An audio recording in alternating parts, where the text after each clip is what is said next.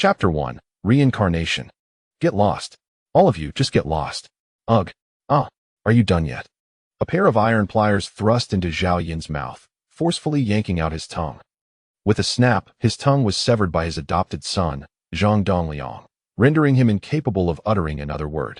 Bloodshot eyes, however, were fixated not on the cruel tormentor, but on the three women before him.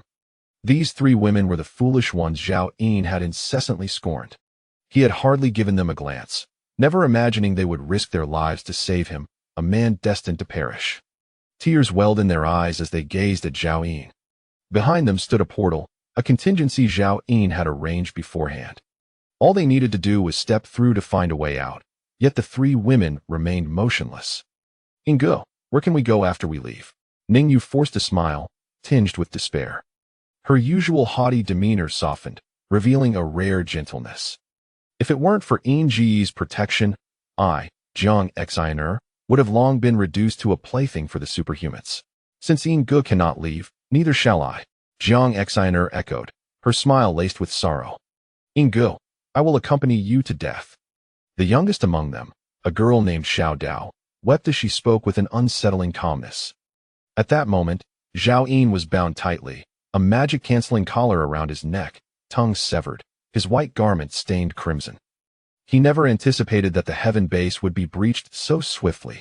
Nor did he foresee that his most trusted son, Zhang Dongliang, would betray him, intoxicating and binding him to the enemy. Zhao Yin was further blindsided by the fact that those within the base had either perished or betrayed him, fleeing in cowardice.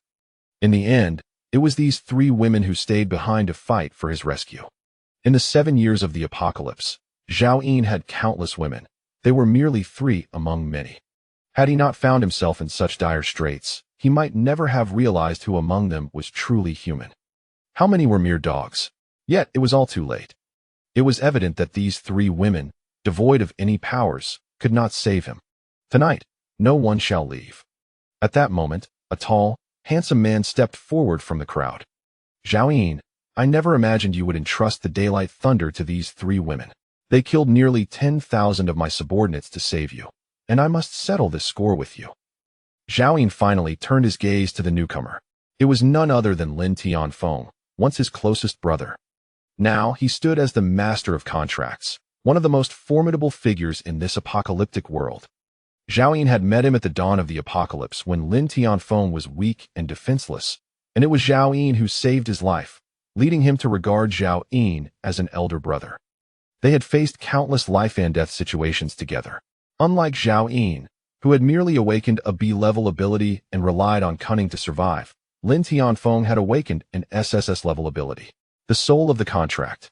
2 years prior, a trivial dispute had driven a wedge between them, yet Zhao Yin understood that even without that incident, Lin Tianfeng had already planned to cast him aside. With Lin Tianfeng's rising power, Zhao Yin had long been unable to keep pace. To outsiders, it was a disgrace for the master of contracts to call a mere B-level ability user brother. 2 years prior, Zhao Yin had led a group away from the base he and Lin Tianfeng had established together, founding a new base on his own. He believed that they would forever remain separate. Little did he know, Lin Tianfeng had already incited his adopted son to such treachery. Zhao Yin, the master of contracts, is known for his benevolence. I just swore fealty to him as my adoptive father, Zhang Dongliang proclaimed. The iron pliers in his hands still gripped Zhao Yin's severed tongue, dripping with blood. Zhao Yin could only manage a bitter smile as he looked upon his once subservient son and the brother he had nurtured with his own hands. In this wretched apocalypse, was there truly any concept of loyalty? The name of Lin Tianfeng's benevolence was one Zhao Yin had crafted for him, a strategy he had devised to secure his place in the world. Without Zhao Yin's guidance, Lin Tianfeng's foolishness would have surely led to his demise. In the early years of the apocalypse, it was Zhao Yin who had sheltered the master of contracts. Yet, alas, no matter how clever one is, facing an SSS-level superhuman who has grown powerful is nothing short of a farce. The matured Lin Tianfeng was impervious to any schemes or machinations. Zhang Dongliang approached Lin Tianfeng, raising Zhao Yin's severed tongue in a display of triumph. Father, you promised that if Zhao Yin surrendered the base, you would spare his life. However, since he has caused you to lose so many subordinates, I took it upon myself to sever his tongue. To deal with 3 useless women, I must dirty my own hands? What purpose do you serve, my adopted son? Lin Tianfeng spoke indifferently. Zhang Dongliang's expression shifted, and just as he began to explain, a man behind him suddenly drew a knife. Thud! The blade pierced through Zhang Dongliang's back, emerging from his chest. He stared in disbelief at the blade protruding from his heart. He had thought that betraying his deeply indebted adoptive father, Zhao Yin, would lead to a more prosperous life. He never anticipated such a fate awaited him. Lin Tianfeng.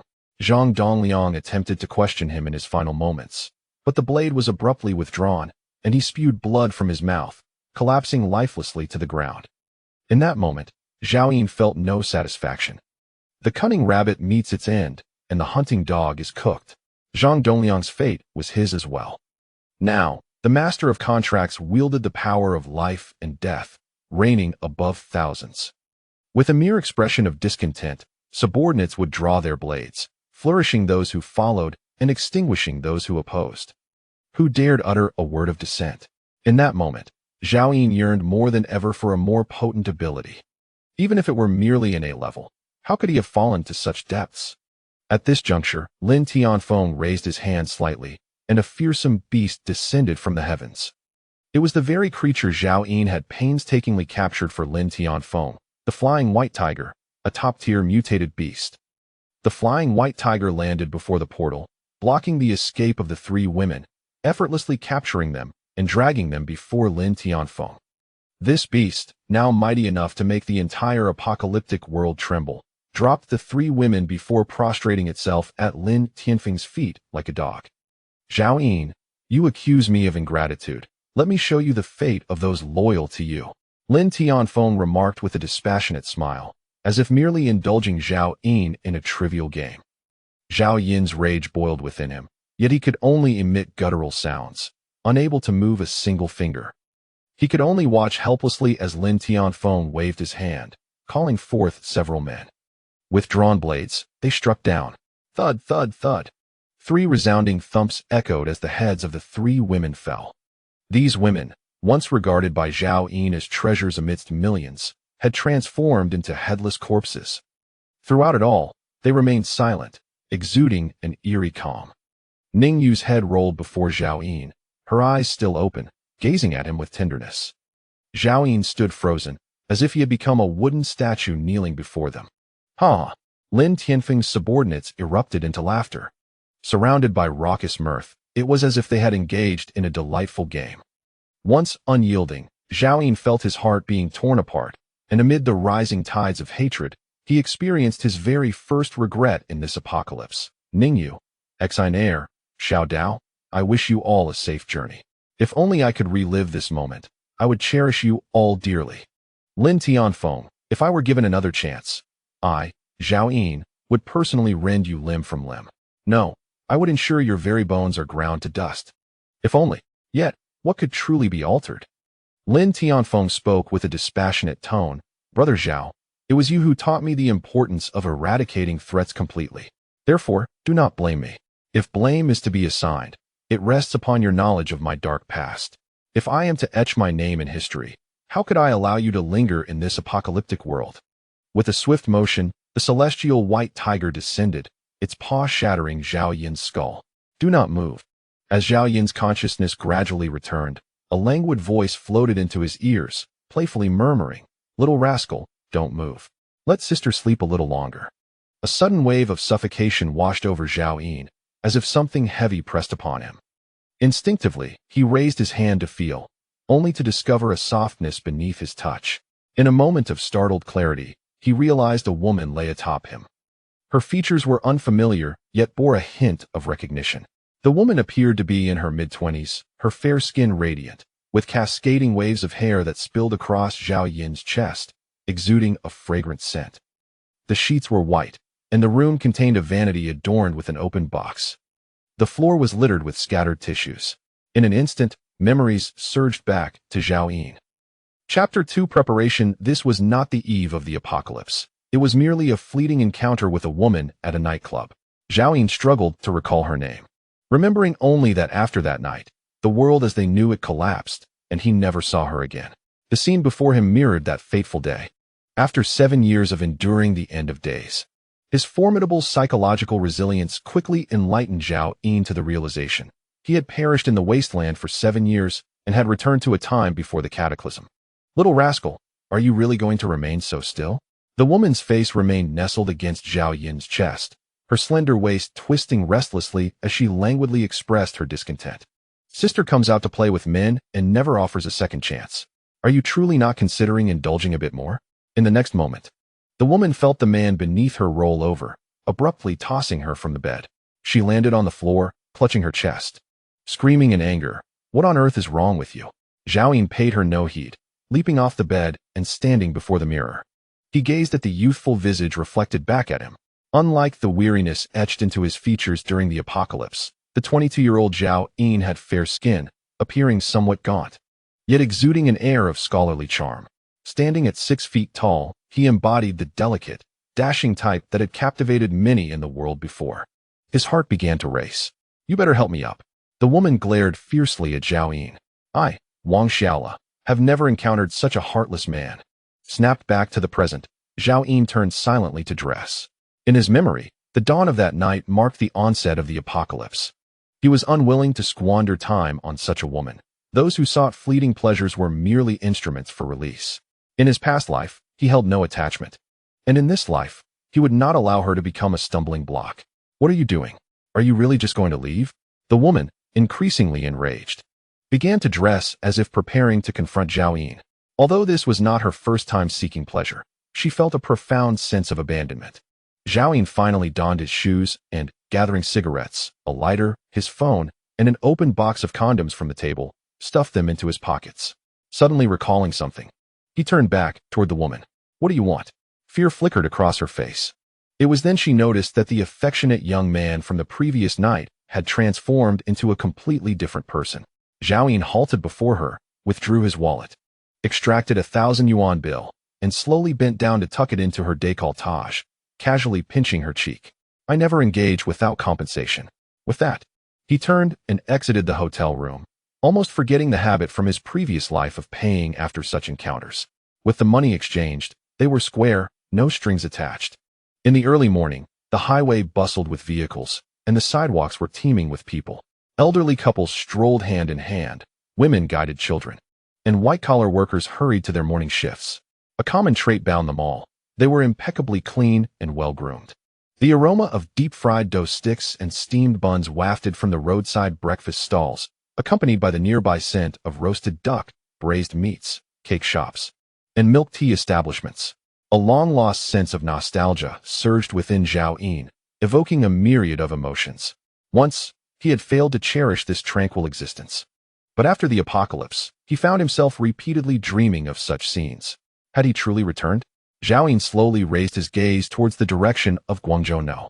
2 High School, where Lin Tianfeng, the future master of contracts, should still be teaching. Yet, the time to confront him was not now. He must wait until the cataclysm unfolds, using Lin Tianfeng's influence to locate the star crystal imbued with SSS-level abilities. In this life, Zhao Yin resolved not to establish any bases. He understood that only personal strength could ensure survival. As for Ningyu, Jiang Xiner, and Xiao Dao, Zhao Yin's acquaintance with them occurred 6 years into the apocalypse, and he had never shown concern for their pasts. Now, amidst the vast sea of humanity, searching for them was futile. Such matters could be addressed later. In this era of peace, only Zhao Yin was aware of the ephemeral nature of fireworks. The current prosperity was but a fleeting brilliance before the impending apocalypse. This very night, a remarkable meteor shower would descend from the heavens, with countless meteors crashing down upon the blue planet, leaving it battered and scarred. The world would transform into a furnace of despair, as most structures would be obliterated by the falling meteors, and the resources essential for human survival would be lost in the ruins, especially food, which would spoil under the intense heat. A month later, unknown radiation would blanket the Earth, turning 98% of humanity into zombies, while the surviving humans, animals, and plants would begin to mutate.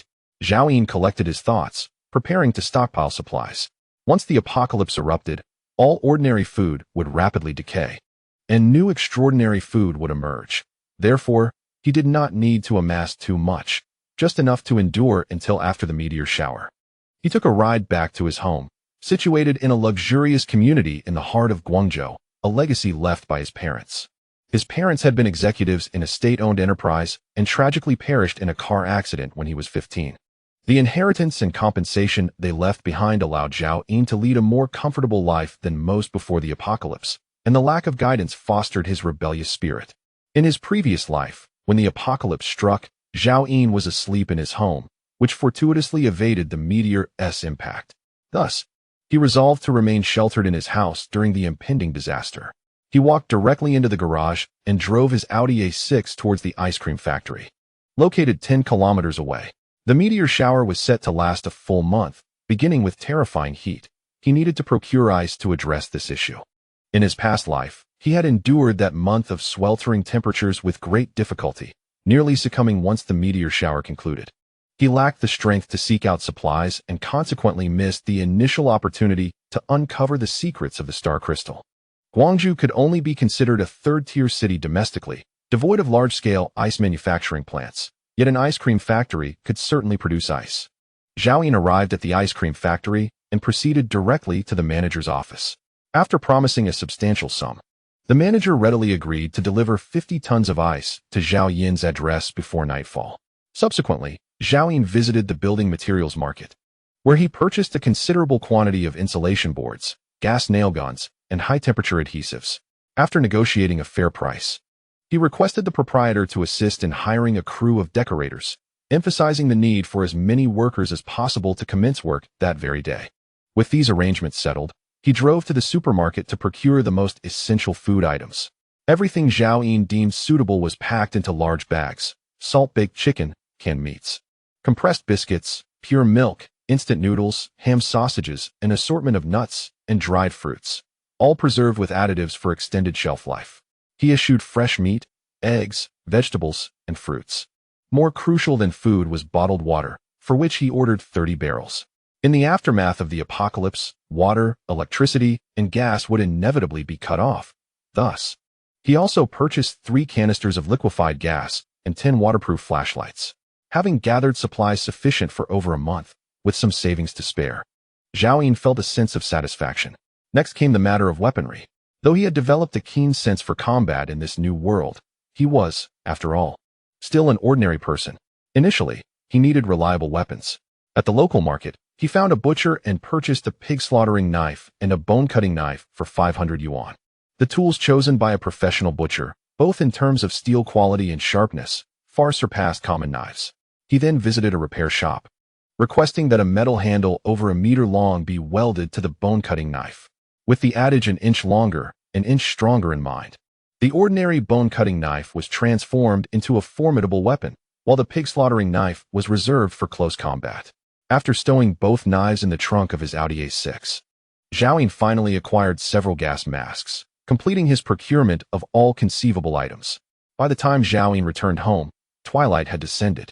The sun hung low in the sky, casting a warm, red glow that enveloped the world in a dreamlike hue, as if the universe itself was bidding farewell in a final, resplendent flourish. Sitting quietly in his car for 2 minutes, he took a moment to bid adieu to the homeland of his dreams. Upon exiting the vehicle, he noticed several trucks parked outside the villa. The decorators he had summoned earlier at the building materials market had arrived, totaling over 30 individuals. Only the ice from the ice cream factory had yet to arrive. Zhao Yin distributed 1,000 yuan red envelope to each of the decorators, enlisting their help to remove all unnecessary furniture from the villa and move in the building materials. For these hard-working individuals, the 1,000 yuan bonus equated to several days' wages, igniting a spirited enthusiasm among them. A group of over 30 skilled decorators worked with remarkable speed, driven by the urgency of time. Zhao Yin's requirements were simple. Aesthetics were inconsequential, professionalism irrelevant. Practicality was all that mattered. By 7:30 in the evening, darkness enveloped the surroundings. The insulation panels had been fully installed, and the ice blocks from the ice cream factory had also been delivered. 50 tons of ice nearly filled the entire living room. After Zhao Yin settled the final payment, it was already 9:30. With the last batch of movers from the ice cream factory sent off, the villa was left with only Zhao Yin. Gazing at the towering blocks of ice and the abundant supplies, he finally felt a sense of relief. Having gone hungry throughout the day, he glanced at his wristwatch and noted there were still 2.5 hours to go. He decided to step outside and indulge in a hearty meal, purchasing 10 soft drinks along the way. Upon returning to the villa, it was already 10:30. Zhao secured all doors and windows, sealing them tightly with the remaining insulation panels, leaving only a small movable window to observe the outside world. As the clock struck 11:30, only half an hour remained before the apocalypse would descend. Zhao sat quietly in the frigid villa, waiting in silence. Time passed slowly. The buzzing of his mobile phone alarm finally pierced the stillness. The end of the world had arrived. Chapter 3. The apocalypse. Countless meteors, trailing long tails of fire, struck the earth like rain, causing the entire villa to tremble. Simultaneously, the chandelier above extinguished, plunging everything into darkness as the power failed. Zhao switched on a flashlight and approached the window, pulling aside the movable insulation panel to peer outside. The apocalyptic scene he had witnessed in a previous life was now unfolding before him. Blinding white light descended from the heavens, flooding the world. A torrential downpour of meteors fell relentlessly, wreaking havoc on the buildings in sight, leaving them battered and broken. The entire city ignited, engulfed in dense smoke and flames. The artificial lake outside the villa bubbled and hissed, emitting plumes of steam. "Help! Who will save me?" Zhao cried out in desperation. "What is happening? Why are there so many meteors falling? I'm going to die. Why didn't the astronomical department provide a warning? Damn it," he lamented. "I don't want to die. The house is collapsing. My leg is broken." Outside the villa, people screamed and wept, some shouting in despair. With a crack, an ancient osmanthus tree in front of the villa was struck by a meteor the size of a bowl, quickly igniting amid the relentless downpour of meteors. A choking smoke filled the air, mingled with a wave of heat that rushed through the open window. Zhao forcefully closed the movable insulation panel and swiftly sealed it with high-temperature adhesive. The brutal reality of the apocalypse could not penetrate Zhao heart, which had long since grown numb. The cries of anguish persisted until dawn, perhaps signaling the demise of all those around the villa. Zhao boiled water and prepared a box of instant noodles, savoring it alongside a salted chicken leg. At this moment, no one was aware that amidst countless meteors lay shards of crimson crystal. After the apocalypse, these came to be known as star crystals. Each star crystal possesses the ability to randomly yield items essential for survival in the aftermath. It may produce extraordinary resources, weapons, or even grant extraordinary powers that allow one to transcend the mundane world. Statistics from the post-apocalyptic era indicated that the majority of star crystals yielded only low-grade supplies, with a rare few offering equipment or evolution potions. The crystals capable of bestowing extraordinary abilities were exceedingly rare. Furthermore, whether it be resources, equipment, or abilities, there existed a hierarchy of strength among them. A classification system was established post-apocalypse, ranging from F-grade to SSS-grade. Zhao shook his head, dismissing such thoughts. After satisfying his hunger and thirst, he retrieved the military coat left by his father. Outside the villa, flames raged, yet the temperature inside, filled with ice, plummeted rapidly. Zhao donned the military coat and swiftly fell into slumber. Moments later, his snores resonated through the air. 7 years into the apocalypse, he had long since adapted to sleep at will. Though the world lay in ruins, what concern was it of Zhao? Suddenly, a series of frantic knocks on the door jolted Zhao awake. "Is anyone there? Open the door, let me in." Zhao frowned, recalling a fragment of his past life. Outside stood security guard Dong Jun, who had managed to endure the initial hours of the apocalypse while on duty in the underground garage, only to witness its collapse moments ago. Zhao villa was the sole structure left standing in the community. Having narrowly escaped the garage, Dong Jun had discovered this refuge. In his previous life, Zhao had allowed Dong Jun entry, who, at first, expressed boundless gratitude. However, as their food supplies dwindled, Dong Jun revealed his true nature, leveraging his robust physique to dominate Zhao. A month after the meteor shower subsided, Zhao, weakened by hunger, found himself inextricably linked to Dong Jun. Had it not been for Dong Jun's excessive consumption of their provisions, Zhao might have unearthed the secret of the star crystals sooner in his past life. Yet, merely days later, after wasting a significant amount of food, Dong Jun met his end at the hands of an enraged Zhao, who seized an opportunity to strike him down in his sleep. Zhao Yin had endured much darkness and bloodshed during the apocalypse, consciously striving to forget those grim memories, which is why he failed to immediately recall this incident. Zhao Yin, are you inside? I saw you return today. Open the door, or I'll break it down. Outside. Dong Jun began to shout impatiently. A cold smile crept across Zhao Yin's face. In this life, he would not repeat the same mistakes. Grasping the bone-slicing knife beside him, he approached the small window. After prying it open, a smile graced his face as he said, "Is that you, Brother Dong? Zhao Yin, you are truly here. Quickly, let me in. I nearly perished." As Dong Jun spoke, a meteor struck the ground near him, causing him to jump in fright, his voice growing increasingly frantic. Brother, as long as you save me, I will do anything you ask." Uncertain of whether the man before him was indeed Brother Dong, Zhao Yin voiced his concern, contemplating the potential encounter with ill-intentioned individuals. How could I possibly be a villain? It is truly me, Dong Jun. You must recall that day when you passed by the security checkpoint and even offered me a cigarette. Have you forgotten, my brother? Brother Dong, come closer. Let me see you, Zhao Yin urged. As he spoke, the sweltering heat had become unbearable for Dong Jun, who approached the small window, revealing a face scorched and reddened by the flames. It is indeed I, he affirmed, my brother. Suddenly, a bone-slicing knife thrust through the window, piercing directly into Dong Jun's eye socket, and when it was withdrawn, a gruesome spray of crimson and white erupted forth. Zhao Yin swiftly retracted the knife and sealed the small window, as if nothing had transpired.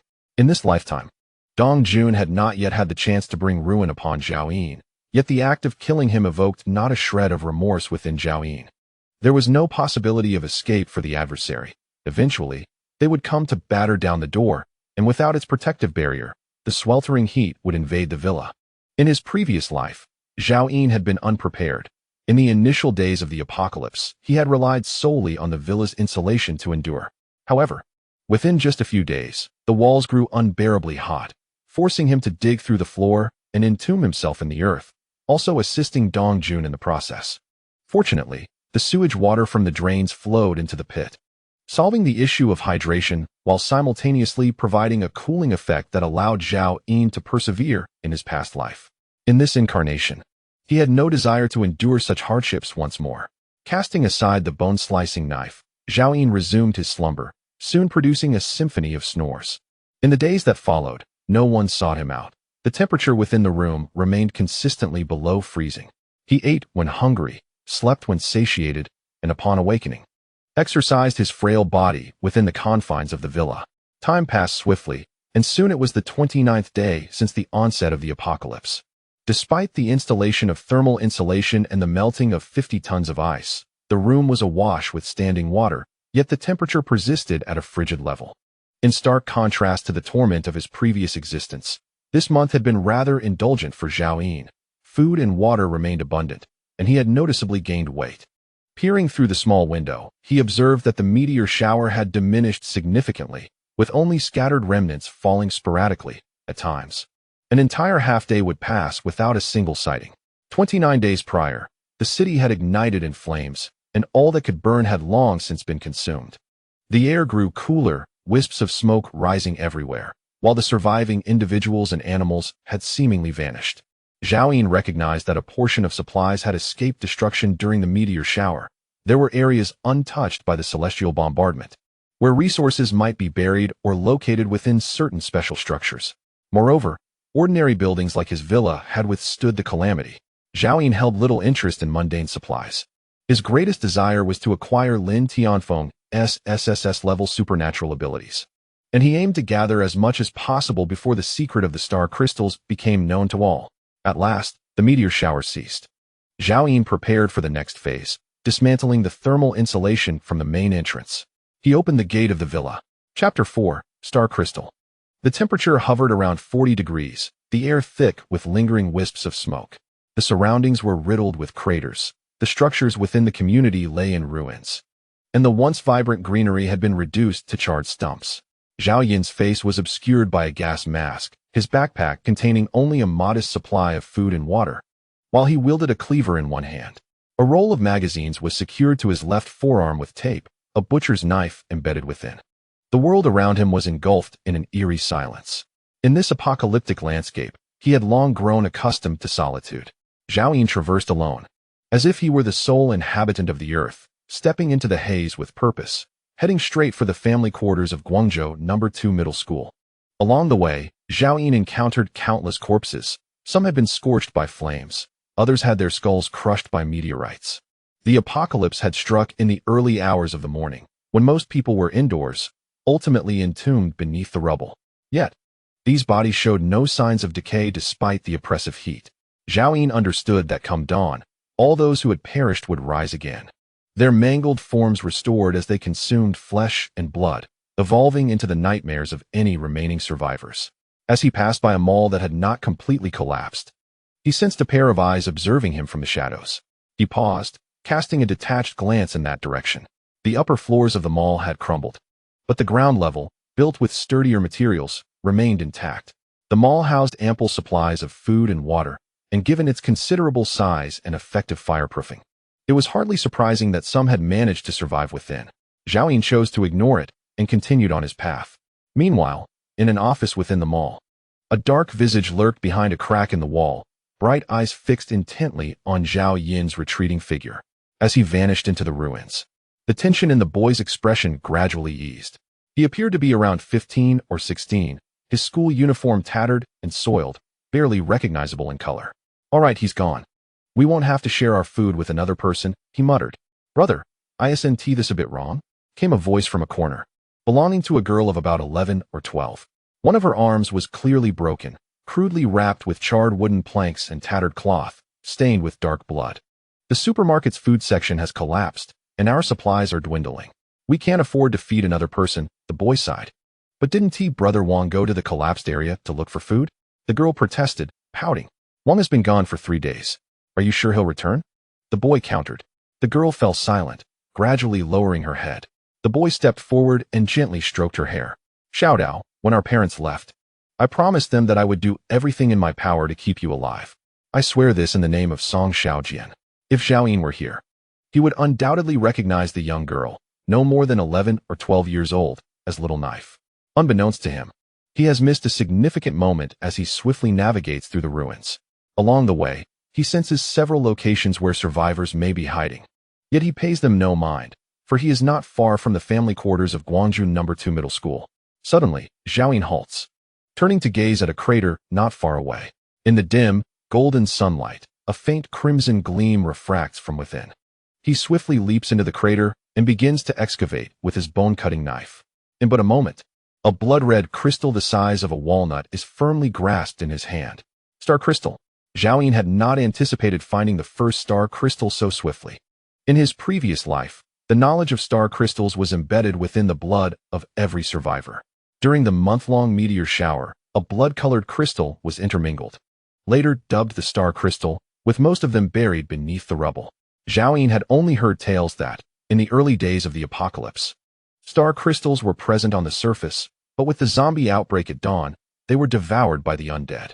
Only a scant few fell into the hands of survivors. Subsequently, to acquire star crystals, survivors either had to slay zombies and extract them from their bodies or rely on sheer luck.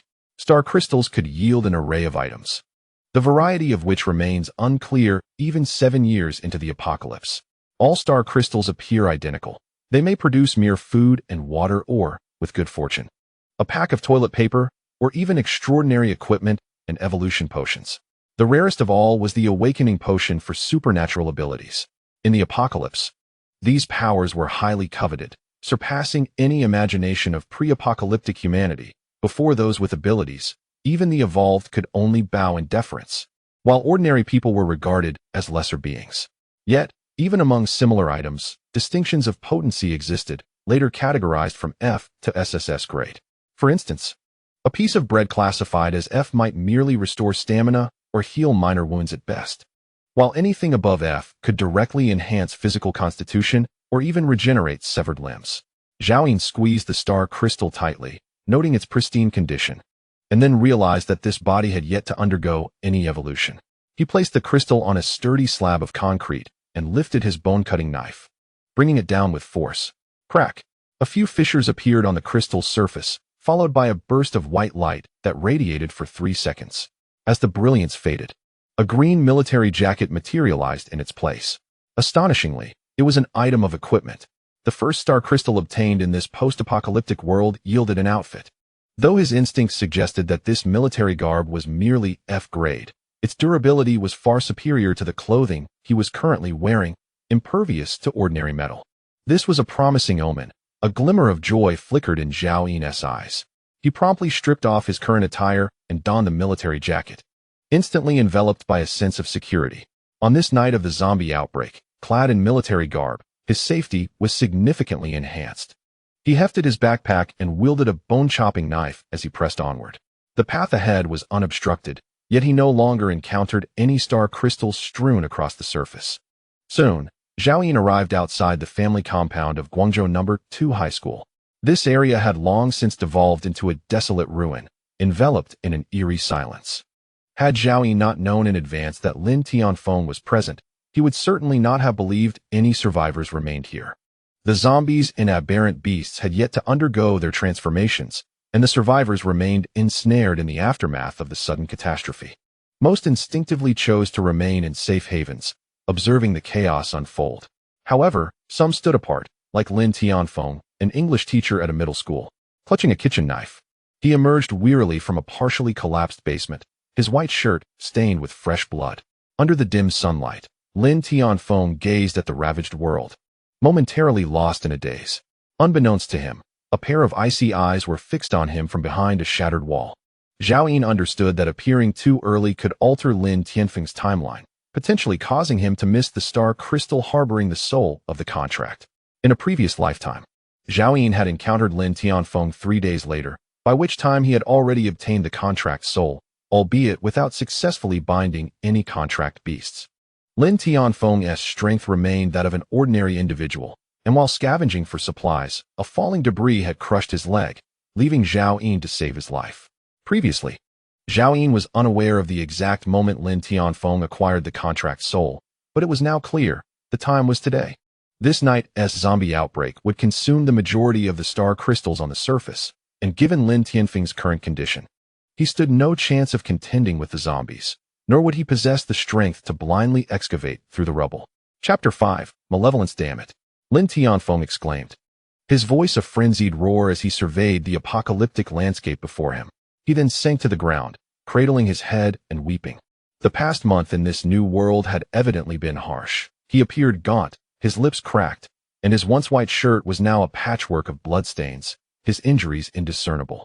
Exhausted from his tears, Lin Tianfeng cautiously rose and trudged forward. His venture beyond the confines of safety was not born from courage, but rather the desperation of impending starvation. Zhao Yin tightened his grip on the bone-chopping knife, stealthily trailing behind. Lin Tianfeng's pace was sluggish as he scoured the desolate surroundings for 3 long hours. Surrounded by blackened ashes, there was nothing edible to be found. Suddenly, he raised the kitchen knife to his throat. Anxiety etched across his face, his eyes bloodshot. From a distance, Zhao Yin realized that the master of the contract had nearly succumbed to despair at the onset of the apocalypse. Yet, Zhao Yin knew he would not perish.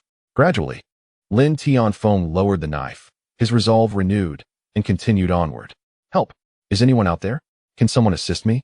A voice suddenly echoed from the nearby ruins. Laced with desperation, Lin Tianfeng's dazed expression sharpened slightly as he stepped forward. Before him lay a collapsed apartment building, and the sounds emanated from the relatively intact debris of the lowest floor. The layers of rubble above had created an insulating barrier, allowing the survivor within to remain alive. Yet unable to escape, Lin Tianfeng rasped, "Are you in need of rescue? Do you have any food? I have consumed all that was edible. Once I am out, I shall treat you to a feast at Feline Building." The woman's voice brimmed with excitement. To dine at Feline Building? A hint of self-mockery surfaced at the corners of Lin Tianfeng's mouth. It was evident that the woman was oblivious to the reality of the apocalypse. Without sustenance, why would he exert himself to save another? He turned to leave. "Where are you going? Why won't you rescue me? Hey!" As the sound of his footsteps faded, the woman grew anxious. "Please, I beg you, save my child." "You have a child?" Lin Tianfeng paused, inquiring how old. "Just 5 months." The woman replied hastily. A smile flickered across Lin Tianfeng's face as he said, "I will come to your aid." The woman's voice was strong, indicating she had not suffered much from hunger. Thus, He began to move the concrete debris, quickly revealing an opening. Inside lay a spacious area, resembling an undamaged kitchen. A dirty woman sat on the ground, cradling an infant. "Thank you, elder brother." Before the woman could finish her sentence, Lin Tianfeng crawled in, disregarding all else as he began to search. In the mangled refrigerator, he found remnants of decayed vegetable leaves, which he seized and stuffed into his mouth without hesitation. Scattered on the floor were snack wrappers and numerous empty water bottles. It was evident the woman had survived on these. Lin Tianfeng twisted open the empty bottles, letting the remaining droplets trickle into his mouth. He then picked up the snack wrappers, licking them clean of any food residue. He was ravenous, and these meager scraps provided little relief. After confirming that no food remained, he turned his bloodshot eyes toward the woman. "Brother." The woman sensed the palpable malice in Lin Tianfeng's gaze and instinctively recoiled, the infant in her arms beginning to wail. "Why did you not leave me any food?" Lin Tianfeng rasped. "Please, brother, do not jest. How was I to know you would be hungry too?" Her voice trembled. "Now that I can escape, I will treat you to whatever you desire." "You will treat me?" Lin Tianfeng scoffed, muttering, "In this apocalypse, you are the only living soul I have encountered. Where do you intend to treat me?" "What do you mean?" The woman was taken aback. Lin Tianfeng remained silent, his gaze growing colder as it suddenly fixed upon the infant in her arms. "Where is the child's formula? Where have you hidden it?" Having heard of the woman's child earlier, he had changed his mind and resolved to save her. Surely, a mother would leave some food for her child, even if she herself went hungry. The baby formula lay in the bedroom, a place that had long since collapsed. The child's survival was solely due to me. The woman, confronted by Lin Tianfeng's gaze, momentarily faltered, instinctively glancing down at her chest. Lin Tianfeng's eyes shifted downward, and he quickly grasped the situation. Swallowing hard before striding toward the woman. "Brother, save me," she cried out in terror. In an instant, Lin Tianfeng snatched the infant from her hands and carelessly cast it to the ground, then violently tore the woman's clothing apart. After a brief interlude, Lin Tianfeng rose, feeling rejuvenated and well-fed. "My child, oh my child." The woman crawled toward the discarded infant, only to discover that the baby's head had struck a steel reinforcement, life extinguished. Zhao Yin, lurking outside the entrance, listened intently to the woman's heart-wrenching wails, his expression devoid of emotion. In the aftermath of the apocalypse, humanity had withered away. Most had devolved into beasts, and countless individuals endured fates far worse than hers. What did it matter to him, Zhao Yin? Lin Tianfeng bellowed, "Stop your wailing. The child's death is, in fact, a form of liberation. You should be grateful to me." The woman trembled, slowly raising her gaze to Lin Tianfeng. It was as if a transformation had taken place within her. Her eyes, once timid, now glistened with a crimson hue, brimming with resentment as she fixed her gaze on him. With a sharp slap, Lin Tianfeng struck her face. "Do you wish to die? How dare you look at me like that?" The woman's head tilted from the force of the blow, but she gradually lowered it. "I declare that you shall be my food supply from this day forth. Rest assured, if I find something to eat, I won't let you starve." After saying this, Lin Tianfeng bent down and completely tore away the woman's garments. He forcefully ripped them into strips, which he then fashioned into a rope. Binding her hands behind her back, he fashioned another rope around her neck, dragging her from the entrance without a word. The woman remained silent, offering no resistance. Numbly following Lin Tianfeng, Zhao Yin glanced at his wristwatch. It was already 1 o'clock in the afternoon, and Lin Tianfeng had yet to locate the SSS-grade star crystal imbued with extraordinary powers. Removing his gas mask, Zhao Yin noted that the lingering smoke in the air had dissipated significantly. He retrieved a pack of dry noodles from his backpack and began to eat, accompanied by a bottle of Dongpeng energy drink. Just as he finished the noodles and prepared to take the last sip of his drink, a sudden expression of realization crossed his face. Lin Tianfeng appeared to have made a discovery, swiftly moving aside a piece of broken concrete to reveal a blood-red crystal beneath. His face was filled with confusion, as though sensing the crystal's uniqueness. "Teacher Lin, is that you?" A deep voice suddenly resonated from behind. Lin Tianfeng turned to see Zhao Yin, clad in military attire and carrying a bone-chopping knife, approaching with a smile. "It truly is you, Teacher Lin." Chapter 6. SSS Class Abilities. Is that you? Lin Tianfeng instinctively glanced at the bone-slicing knife in Zhao Yin's hand, a sheepish smile spreading across his face. "I have a niece who attended the second middle school last year. She was your student." We met during a parent-teacher conference, Zhao Yin remarked with a smile. So it is you, Lin Tianfeng sighed in relief, his smile blossoming. In truth, he could hardly recall who Zhao Yin was. But as long as he was not here to seize his supplies, that was sufficient. Zhao Yin feigned surprise, pointing at the star crystal in Lin Tianfeng's hand. Teacher Lin, what is that? Lin Tianfeng quickly tucked the star crystal into his pocket, chuckling, just a trinket I found, a keepsake. Raising the remaining sip of his Dongpeng energy drink to his lips, Zhao Yin was about to drink when he suddenly remembered, even in the apocalypse. Teacher Lin still finds interest in such artifacts, truly a scholar. Wait. Lin Tianfeng then noticed the drink in Zhao Yin's hand. Though it was nearly empty, it was rich in sugar, precisely what he currently craved. Brother, you don't seem too thirsty. Since you're interested in this artificial gem, how about we trade for that drink? Do you take me for a fool? Zhao Yin's expression hardened abruptly. You would offer me a worthless item in exchange for my drink. Brother, if you give me that sip, you shall be my elder brother from now on. Lin Tianfeng pleaded. Besides, you must have plenty of food in your backpack. A single sip of drink shouldn't matter. Zhao Yin keenly noticed the glimmer of greed in Lin Tianfeng's eyes when they darted towards his backpack. Yet, his smile remained radiant. Indeed, I have many drinks. Since Teacher Lin desires it so, let us make the exchange. At these words, Lin Tianfeng's greed deepened as he readily handed over the artifact. Elder brother, may we travel together? In this apocalypse, safety in numbers is paramount. Lin Tianfeng restrained his gaze, attempting to avoid looking at Zhao Yin's backpack. Zhao Yin calmly placed the star crystal into his pocket and casually tossed the drink to Lin Tianfeng. But his demeanor suddenly turned cold. No, I prefer not to be called elder brother. With that, Zhao Yin turned to leave, a murderous intent flickering in his eyes upon hearing Lin Tianfeng refer to him as elder brother. Lin Tianfeng felt a wave of disappointment but could not force Zhao Yin. He merely concealed the drink close to him and continued searching for supplies with the woman. Once Zhao Yin turned away, a surge of murderous intent welled up within him. He refrained from revealing it, uncertain whether this star crystal was the same as the one from his previous life. If it were not, he would need to keep Lin Tianfeng searching and avoid interfering too much with his timeline, lest it prevent Lin Tianfeng from acquiring that star crystal. Thus, Zhao Yin, in the calmest manner, took the star crystal from a man he despised profoundly. After reaching a corner of a broken wall, he smashed the star crystal open. This time, it emitted golden light instead of white, dazzling in its brilliance. After a full minute had passed, the golden light finally dissipated, revealing a small golden vial in its place.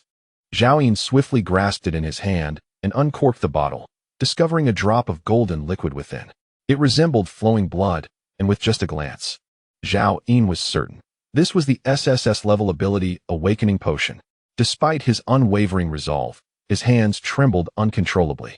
In the entirety of his previous life, there were only a handful of SSS level ability users. Upon opening the vial, Zhao Yin felt his very soul tremble. He had only sensed such a terrifying aura from SSS level ability users in the past.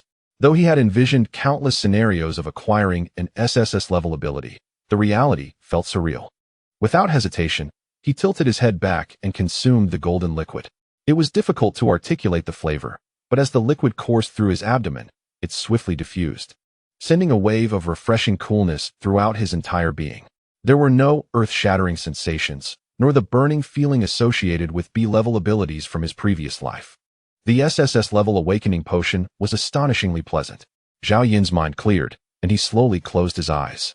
In the depths of his consciousness, he sensed a transformation occurring within him, a sensation that deepened with the passage of time. Half an hour later, Zhao Yin opened his eyes. The entire world had changed.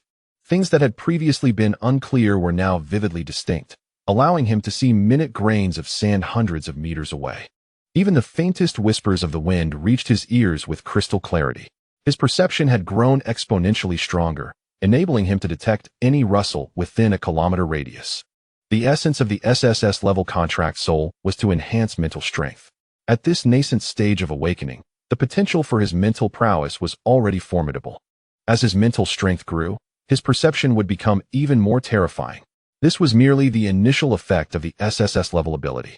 The true power of the contract soul lay in its capacity to enslave any living entity, excluding humans. Even the fearsome anomalies that haunted the post-apocalyptic world 7 years later, creatures regarded as divine beasts, comparable to SSS-level ability users, could be tamed by Zhao Yin, should he have the strength to subdue them, regardless of his current capabilities. The reason the contract soul was rated as SSS level was primarily due to the absence of limitations on the number of contracted subordinates. Theoretically, as long as Zhao Yin's strength was sufficient, he could establish an army of extraordinary beasts, conquering the apocalypse and claiming dominion. Of course, this was contingent upon Zhao Yin's ability to locate and subdue such numerous creatures. Zhao Yin soon regained his composure. He understood that until he contracted these mutated beasts, he remained merely an ordinary person, just like Lin Tianfeng from his past life. Even after becoming an SSS-level ability user, he had narrowly escaped death at the hands of a wall. Zhao Yin's next course of action is to acquire sufficient star crystals to enhance his own strength, and subsequently, to seek out the mutated beasts for the purpose of subjugation contracts. However, there is another matter at hand, the assassination of Lin Tianfeng. He has vowed to dismantle Lin Tianfeng into 1,000 pieces. Nay, not just 1,000, but 9,999. Closing his eyes, Zhao Yin soon discerned voices approximately 500 meters away. Though the distance rendered the words somewhat unclear, it was undoubtedly Lin Tianfeng and that woman, who had not strayed far. Lin Tianfeng sat upon a crumbling slab of concrete, feeling another wave of hunger wash over him. Indeed, baby food was woefully inadequate for an adult's appetite. He cast a glance at the woman beside him and commanded, "You, come here." The woman, her hair disheveled and clad in little more than a bra, had her dark locks cascading down to obscure her face, barely reaching her pale chest. She remained motionless, her expression hidden. With a sudden movement, Lin Tianfeng stood up and delivered a sharp slap, exclaiming, "You've been given a chance. Do you want me to kill you and feast on your flesh?" Yet, the woman stood there like a statue, her head bowed. "Speak. Are you deaf or mute?" Lin Tianfeng struck her again. Before the apocalypse, he had been merely an ordinary teacher, earning a meager salary, living a life of mediocrity. However, in this new reality, he wielded the power of life and death over others, free from any constraints. The oppressive struggle for survival had entirely eroded his humanity. The woman's head snapped to the side from the force of the blow, a drop of blood trickling from the corner of her mouth. Finally, she slowly raised her head, her eyes locked onto Lin Tianfeng with unwavering intensity. He was taken aback for a moment, but fury swiftly took over, and he bellowed, "Wretched woman, I shall see whose bones are tougher, yours or my palm." With that, he unleashed a flurry of slaps across her face. Yet, she remained steadfast, her gaze filled with venomous hatred. If looks could kill, Lin Tianfeng would have perished countless times. Damn it, he cursed, his hand growing weary. He certainly could not kill her outright. Choosing to disregard her expression, Lin Tianfeng yanked the rope from around her neck, hoisting her onto his lap, tearing away her clothing, and leaning down. "Stop eating." Suddenly, a glinting butcher's knife pressed against Lin Tianfeng's neck. Chapter 7. I only want your life. Recognizing Zhao Yin's voice, Lin Tianfeng's body went rigid. He dared not turn to look, hastily calling out, "Brother, brother, I have done you no wrong. What is your intention?" "Kneel." Zhao Yin commanded coldly. "Brother, we harbor no grievances. We are merely old acquaintances. Why must you act thus?" Lin Tianfeng attempted to plead further, but Zhao Yin exerted pressure on the knife, the blade slicing into his neck. With the sting of pain, Lin Tianfeng cried out, "No, no, I will kneel. I shall kneel this very moment." In a frantic gesture, he tossed the woman aside and, with a thud, knelt on the ground. "Brother, is this sufficient?" At this moment, Zhao Yin's mind was once again flooded with memories of his past life, where 3 foolish women met their demise at the hands of Lin Tianfeng, their heads severed from their bodies. When Ning Yu's head rolled to Zhao Yin's feet, her eyes remained wide open. Zhao Yin himself had perished beneath the claws of the celestial white tiger, a creature he had foolishly aided Lin Tianfeng to summon. With 2 swift strikes, Zhao Yin pierced Lin Tianfeng's shoulder blades from behind. As the blade withdrew, it was accompanied by a gushing torrent of blood that splattered across Zhao Yin's face, adding a sinister edge to his once pale visage. "Ah, brother, damn you, Lin Tianfeng." Lin Tianfeng bellowed in fury. His arms could no longer rise, and the searing agony twisted his features into a mask of torment. "Does it hurt?" Zhao Yin stepped forward, gazing down at Lin Tianfeng with cold indifference. "It should. The pain will only escalate from here. What the hell do you want? If you merely desire this woman, Why inflict such harm? Damn it. Lin Tianfeng spat through gritted teeth. I only seek your life. Zhao Yin replied calmly, before thrusting his blade into Lin Tianfeng's jaw. With a brutal twist, he severed Lin Tianfeng's tongue in the most savage manner. Lin Tianfeng's eyes widened in terror, his face a canvas of horror. Still oblivious to the motives behind this gruesome spectacle, he attempted to plead for mercy, but no words emerged, only blood filling his mouth. Thud, thud, thud. The only recourse left to him was to bow his head forcefully against the ground, quickly breaking his forehead open. Lin Tianfeng, I swear to tear you apart. Do you understand? Zhao Yin declared. In that moment, Lin Tianfeng resembled Zhao Yin of his past life, emitting a primal growl, his gaze filled with desperation. Zhao Yin suddenly struck with swift precision, blinding him with a slice to his eyes, followed by successive blows. Only when Zhao Yin had nearly exhausted his strength did he finally relent, panting heavily. He realized then that dismemberment was far from a simple task. The woman nearby observed the brutal execution of the man who had caused her child's death, a look of satisfaction etched across her face. Zhao Yin abruptly turned to her, inquiring, Do you wish to join in? As their eyes met, the woman trembled uncontrollably, then nodded slowly. Yes. Zhao Yin approached, untying her restraints, then turned the blade towards her, stating, Before the 10,000 strikes, he must not die. Can you manage that? She nodded fervently, seizing the cleaver and lunging at Lin Tianfeng, aiming for his throat. Stop! Zhao Yin shouted, but it was too late. The woman had already sliced through Lin Tianfeng's carotid artery, blood gushing forth like a torrent, drenching her from head to toe. Realizing her mistake, she turned back, fear flickering in her eyes as she regarded Zhao Yin. You fool! Zhao Yin roared, his anger boiling over. He had been clear in his instructions. With a swift kick, he knocked the woman to the ground, snatching the cleaver from her grasp and admonishing, Apply pressure. Stop the bleeding immediately.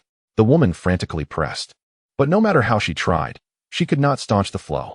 Blood surged through her fingers as Lin Tianfeng convulsed, on the verge of death. Zhao Yin, in a fit of desperation, realized that with the meager supplies at his disposal, he could do nothing to halt Lin Tianfeng's bleeding. He could only watch helplessly as life ebbed away. Damn it! Zhao Yin cursed, wishing he could eliminate the woman before him. Yet she trembled in fear, her body quaking.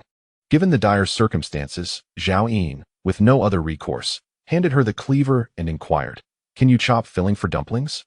I can, she replied hastily. Zhao Yin nodded. Then chop him 1,000 times. The woman took the cleaver, her grimy face gradually revealing a frenzied expression as she charged forward, disheveled and drenched in blood. Appearing more deranged than a madwoman, Zhao Yin, indifferent, settled onto a piece of crumbling concrete, retrieved half a pack of cigarettes, lit one, and watched in silence. Bang, bang, bang. The disheveled woman swung the blade with fervor. Meanwhile, not far from the scene, Xiao Dao doubled over and began to retch. Beside her, Song Xiaojin's complexion turned pale. They had both been flowers of the nation before the apocalypse, sheltered by society, and had never witnessed such a gruesome spectacle. Brother, how can there be such cruel people? Did someone really get killed? After purging her stomach, Xiao Dao's tears cascaded down her cheeks. This isn't a movie, right? Song Xiaojin remained silent, uncertain how to comfort her sister. After a moment, she softly said, Little sister, this is the apocalypse. If one day I am killed like that, you must be strong and survive on your own. Brother, what are you talking about? Xiao Dao quickly covered her brother's mouth, bursting into tears again. I don't want you to die. I want to be with you forever. Song Xiaojin gently patted Xiao Dao's head, ultimately sighing deeply. After all, her sister was still too young to comprehend the reality of the apocalypse. Thank goodness that bad guy didn't come here, Xiao Dao exclaimed. He's too terrifying.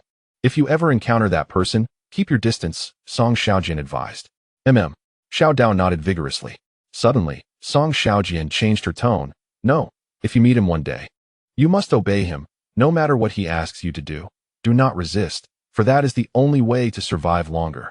Song Xiaojin sensed that Zhao Yin was a perilous individual, calm, numb, and capable of killing without a second thought. Furthermore, he had dared to venture out to seek supplies immediately after the meteor shower had ceased. Such a person might thrive in the apocalypse more than most. Having witnessed Zhao Yin's ruthlessness firsthand, Song Xiaojin understood the harshness of this new world. At just 15, he felt inadequate to protect his younger sister, Xiao Dao.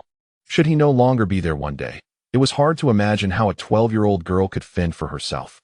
If only she could gain the protection of a formidable figure like Zhao Yin, her chances of survival would significantly increase.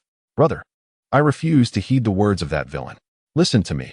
Although that individual is cruel, he has not harmed the woman. Perhaps there are reasons behind his act of killing that man. What we perceive may not necessarily reflect the truth. He might not be a malevolent being. In the direst situation, following his guidance could very well be our optimal choice. If Zhao Yin is not truly a bad person, then heeding his counsel may win his favor and provide us with his protection.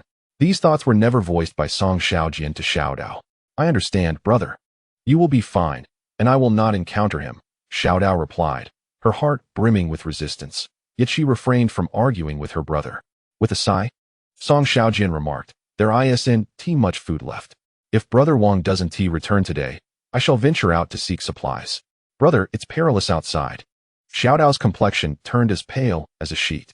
Song Xiaojian affectionately ruffled his sister's hair. Have you not seen others venturing out? It is better to take the risk of seeking food than to starve to death. Chapter 8. Equipment having slain Lin Tianfeng, Zhao Yin felt a sense of vengeance fulfilled, as if a certain shackle had been loosened within him, rendering him considerably lighter. In 2 lifetimes, he had hardened his heart, yet at this moment, memories of the 3 women suddenly flooded back to him. They still existed in this world, though their whereabouts remained unknown. Should fate allow them to cross paths again, he would strive to ensure they led good lives. However, if they were not to meet again, Zhao Yin did not intend to expend excessive effort on the matter. After all, his own survival remained paramount. Without formidable strength, even in encountering them, he would be unable to provide protection, ultimately leading them down the same path as in their previous lives.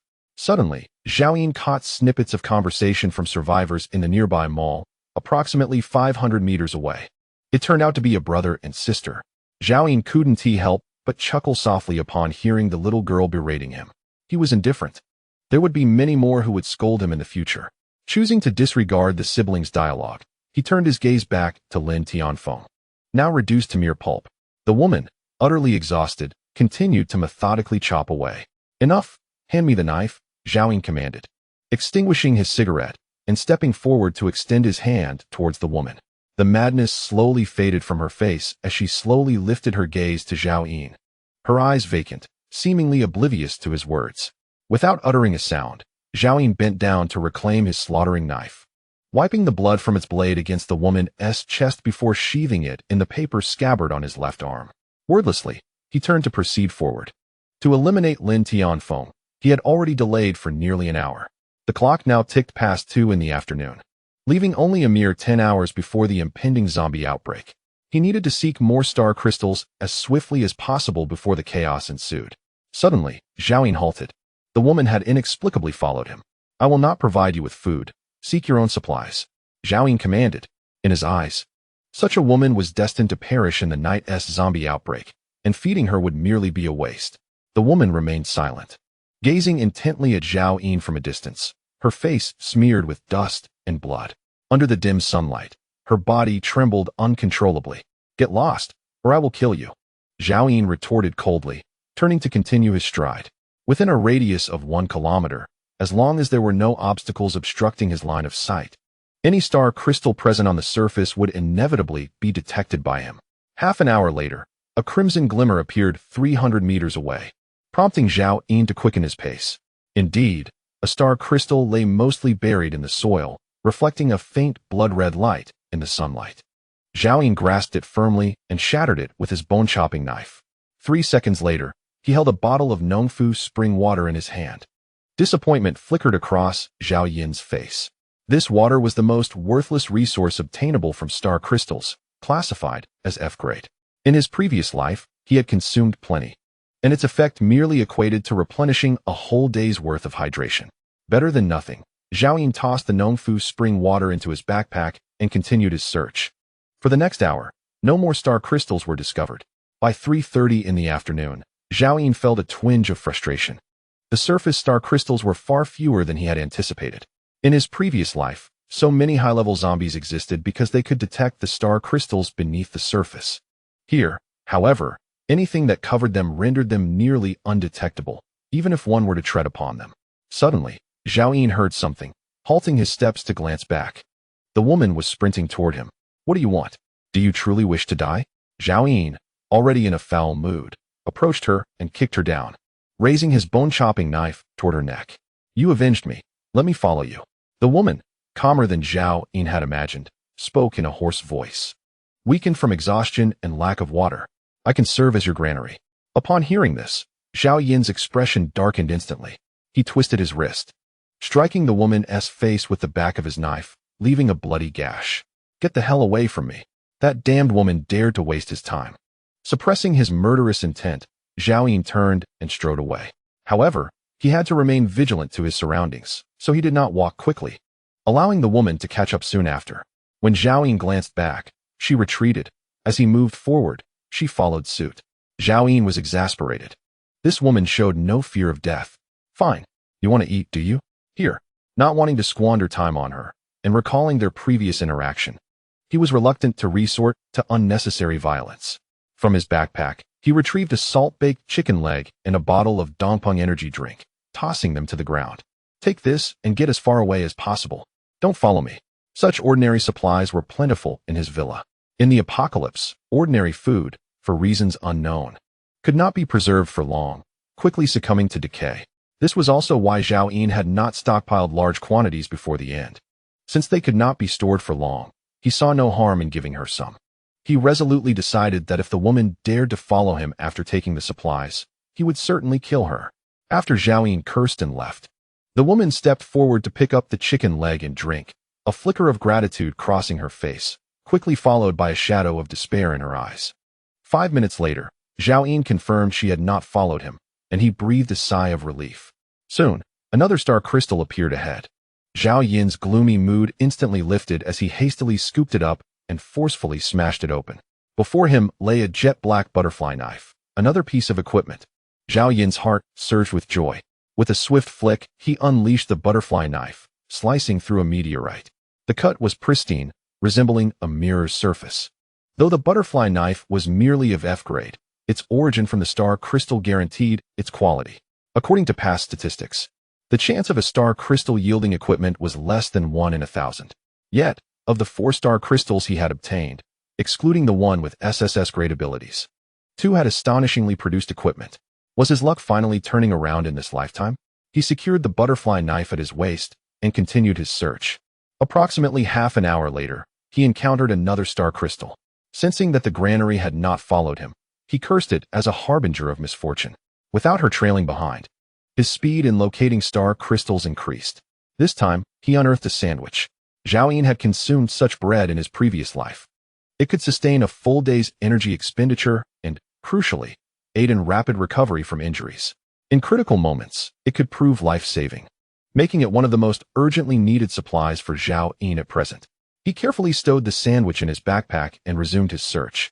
40 minutes later, he obtained yet another star crystal, which yielded a bottle of Nongfu spring water. It seemed that equipment was not so easily acquired. Soon, the crimson sun slowly sank below the horizon, casting the sky into twilight. The smoke in the air had completely dissipated. Without the refraction of sunlight, Zhao Yin's quest for star crystals became increasingly challenging. As night fell, even star crystals appeared indistinguishable from ordinary stones. At this moment, Zhao Yin had 3 star crystals in his pocket, all recently discovered. To save time, he had not opened them immediately. Seizing the opportunity, he decided to crack them all open. The first yielded a packet of instant noodles, sufficient to stave off hunger and provide warmth against the cold. The second star crystal produced yet another bottle of Nongfu spring water. Damn it, not again. Zhao Yin couldn't help but exclaim. This was the 3rd bottle. He dismissed it and turned his attention to the final star crystal. Upon cracking it open, white light surged forth once more. Zhao Yin's breath caught in his throat.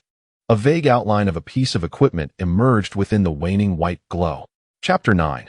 The female thief. Soon, the white light dissipated, and as Zhao Yin discerned the equipment that had been revealed, he was momentarily entranced. A pair of black fishnet stockings. Zhao Yin never anticipated such an item would emerge. At this moment, he found himself lacking proper lower body attire. Would he really don such garments? I, Zhao Yin, a man of stature, would rather face death at the hands of a zombie outside than wear women's stockings. He resolutely made up his mind. Casting the fishnet stockings away with a flick of his wrist, sending them flying several meters. His movements were remarkably graceful, exuding an indomitable masculine spirit. With determined strides, Zhao Yun departed, his silhouette bold and fearless against the night. A true man, even without trousers, would never resort to such apparel. Although those fishnet stockings appeared to possess a quality far exceeding the F grade, they would provide an additional layer of safety. Perhaps just once, it would be worth trying. Coincidentally, Zhao Yun found himself once more before the discarded fishnet stockings. Frowning, he bent down to retrieve them, his expression one of distaste. In a swift motion, he tore off his trousers and slipped the fishnet stockings over his furry legs. Having never encountered such stockings in his past life, and lacking the B-grade ability of true sight, he realized that only by testing them could he ascertain their effects. With a slight exertion of force, Zhao Yun surged forward at an astonishing speed, covering nearly 100 meters in mere seconds. The wind whistled past his ears, and his velocity transcended the limits of human capability. Even the fastest runners from before the apocalypse would find themselves left behind. Coming to a halt, he took a deep breath, a smile spreading across his face. In truth, as long as he did not actively remove the stockings, no one would be the wiser. Zhao Yun mused to himself, how wonderfully comfortable. This truly must be E-grade equipment. Given Zhao Yun's current physical prowess, he had yet to fully harness its potential. Soon, he regained his composure, donned his trousers once more, and lit a cigarette. Taking a deep drag, he quietly calculated his haul thus far. 3 pieces of equipment, an F-grade military jacket, a butterfly knife, and E-grade fishnet stockings. Moreover, he had acquired 3 bottles of Nong-fu spring water, a piece of sandwich bread, and a pack of instant noodles. Continuing to blindly search for star crystals was no longer prudent. He had more pressing matters to attend to. It was time to retrieve the B-grade ability of true sight. He recalled the precise location of the old zoo, approximately 10 kilometers from his current position.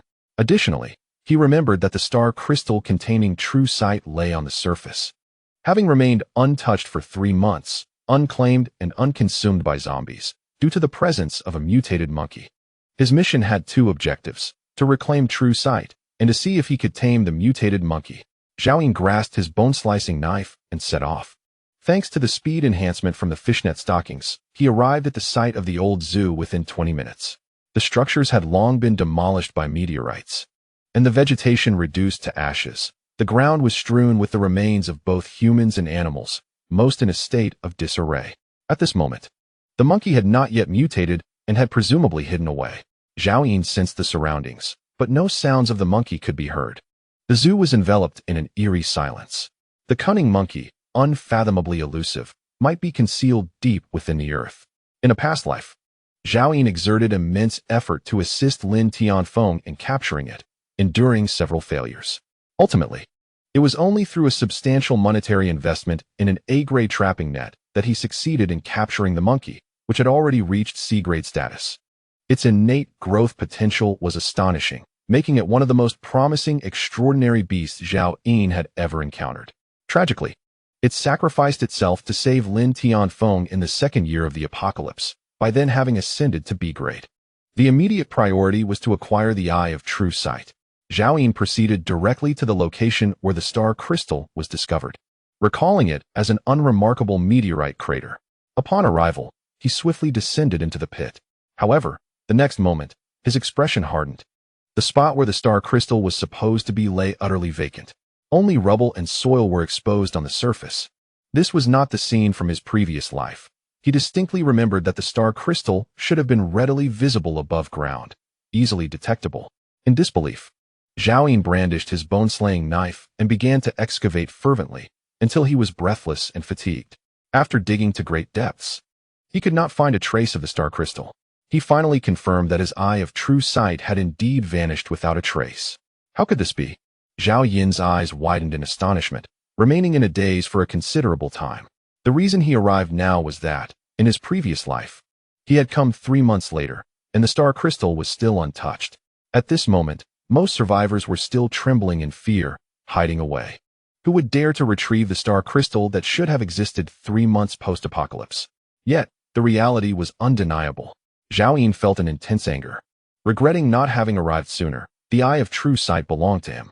From the very beginning, it had been a part of his plans, and he had never anticipated that it could be taken away. It must not be allowed to fall into anyone else's hands. Whoever dared to seize Zhao Yin's belongings would face dire consequences. He seethed through clenched teeth. Soon, he regained his composure, realizing that the thief may not have gone far. He concentrated fully, listening intently. Mere seconds later, Zhao Yin's eyes shot open, his face a mask of fury, as he darted forward. Approximately 1,500 meters away, he detected faint human footsteps, almost imperceptible, yet they were audible to the enraged Zhao Yin. Fueled by murderous intent, he closed the distance to within 100 meters of the figure in less than a minute. But as he discerned the silhouette, his gaze sharpened. A grain store? In that instant, Zhao Yin fixed his eyes on the frail figure, finally comprehending everything. It was no wonder someone could take his possession. It was her. The woman who should have perished at Lin Tianfeng's hands in his previous life had survived due to Zhao Yin's existence, disrupting the timeline he was familiar with, taking what should not have been taken. At this moment, the woman staggered as she traversed the crater-laden path, her body trembling, her steps unsteady and limping. Her filthy face was etched with terror, and each time she stepped upon the gruesome remains at the roadside, she let out a shriek. Is it not sufficient to live well? Why have you not sought refuge elsewhere, but instead come to seize my ability, Star Crystal?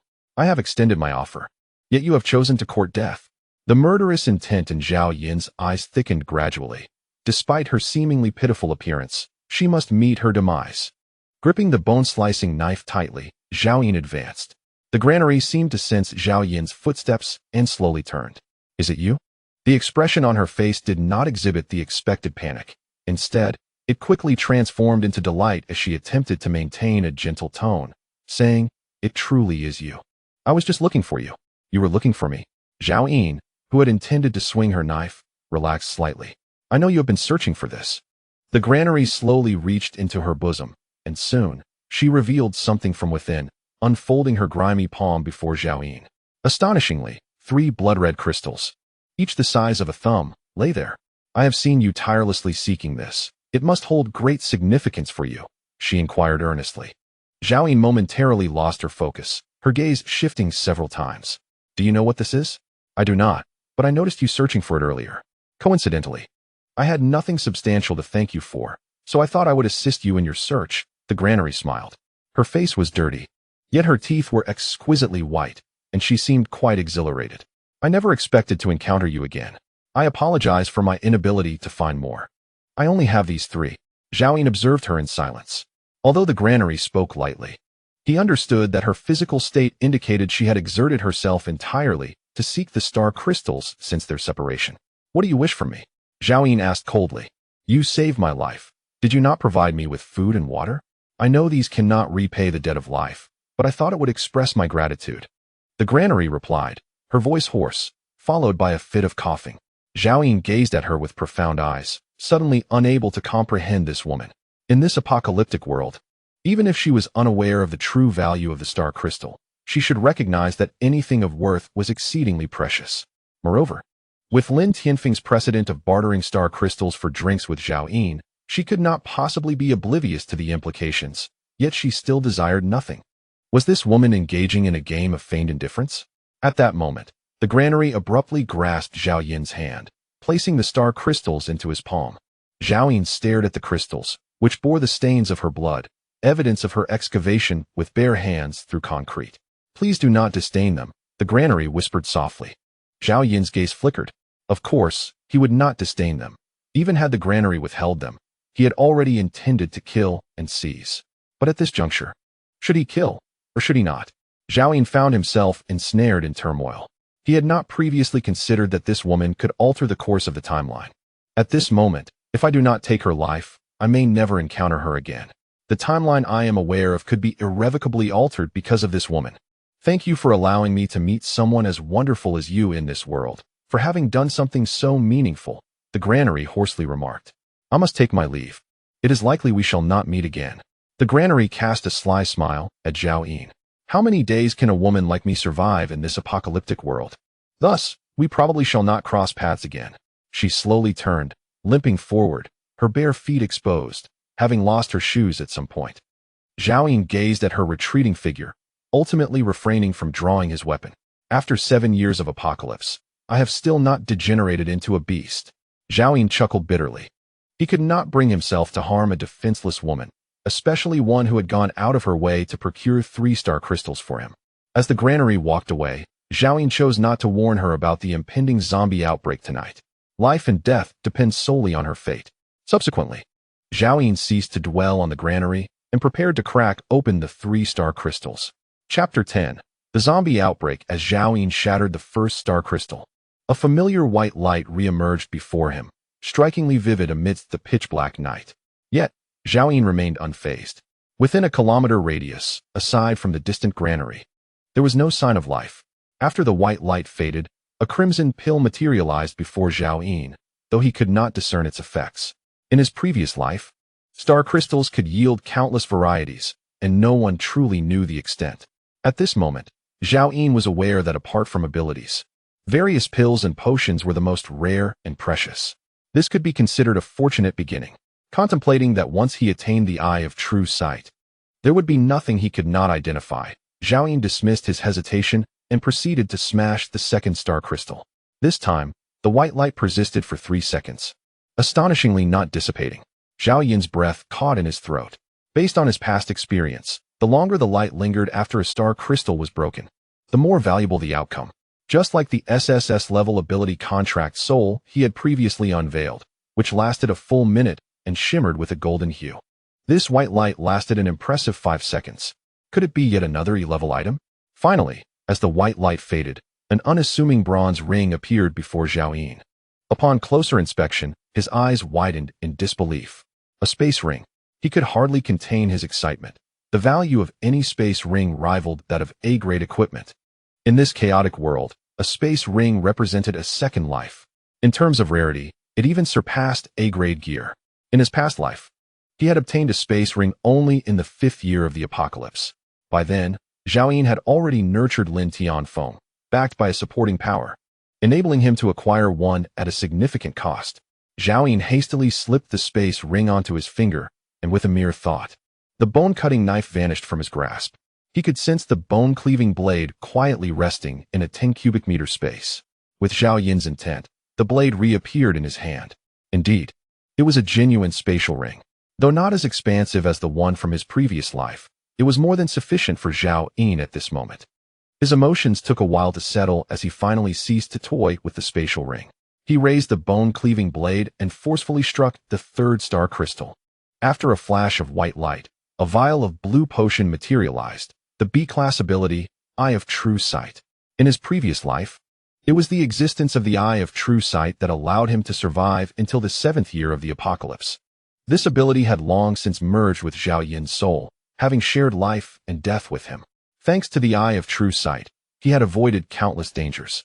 The days and nights felt like they had passed just yesterday, evoking a complex array of emotions within Xiaoyin. Although it was not a combat ability and merely classified as B-class, the power of the Eye of True Sight allowed him to perceive the information of all things.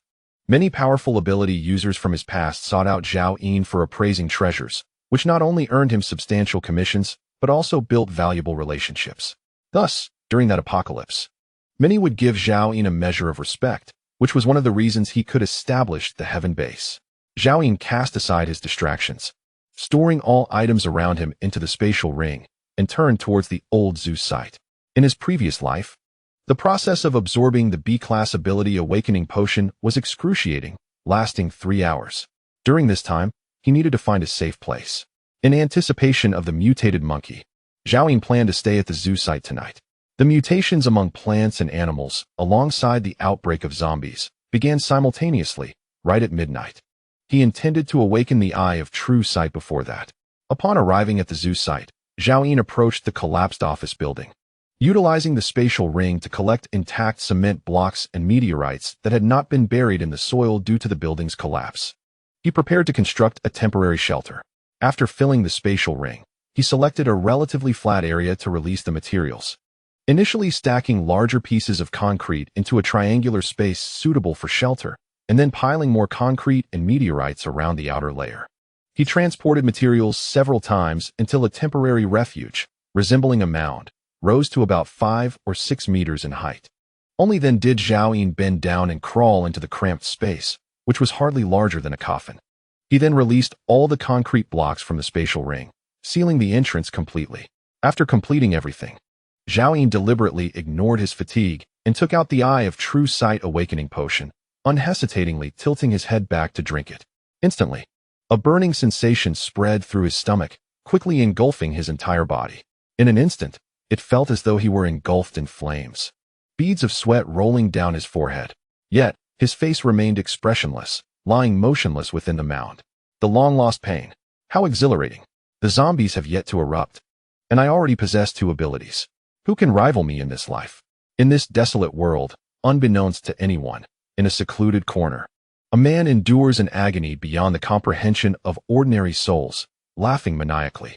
Time passes, second by second, each tick stretching out like a year.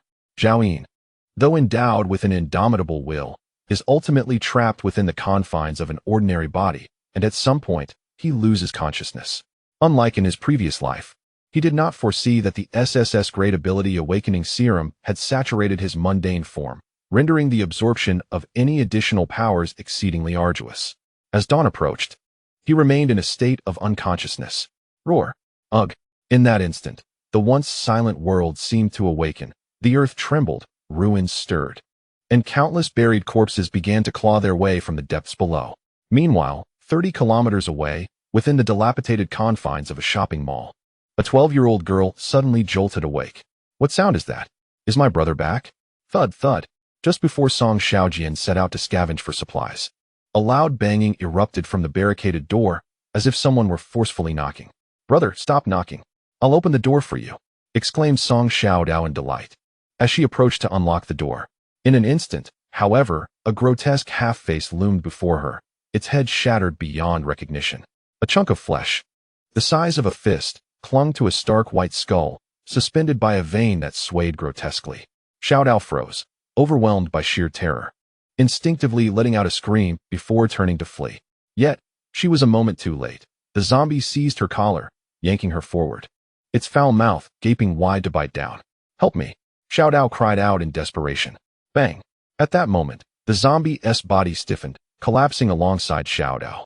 Injured and weary, Song Xiaojian dropped the iron rod and kicked the recently dispatched zombie aside, swiftly scooping up his sister and shutting the door behind them. Are you all right, little sister? He asked, concern etched across his face as he lowered his voice. Upon seeing her brother, Xiaodao burst into tears, only to have Song Xiaojian cover her mouth with his hand. Don't cry. The dead have returned to life. Just moments ago, I witnessed our parents crawling out from the collapsed mall. His eyes bloodshot, his voice trembling. He continued, they've all turned into zombies, just like in those zombie movies. Xiaodao stared blankly at her brother, her complexion paling as she recalled the film she had seen. Fear not, I will protect you from the zombies. Just remember to obey me, he whispered reassuringly. Xiaodao pushed past him to peer through a crack in the wall. Outside, the number of zombies was multiplying, emerging from various hiding places, some from the soil, others from the ruins. Xiaodao even spotted a female zombie entangled within a mangled car, her lower half pinned, thrashing in a grotesque manner. Crack! It seemed as though something had snapped, and a female zombie suddenly crawled out, her lower half still entangled within the vehicle while her upper body moved with alarming speed, intestines trailing behind along with dark blood.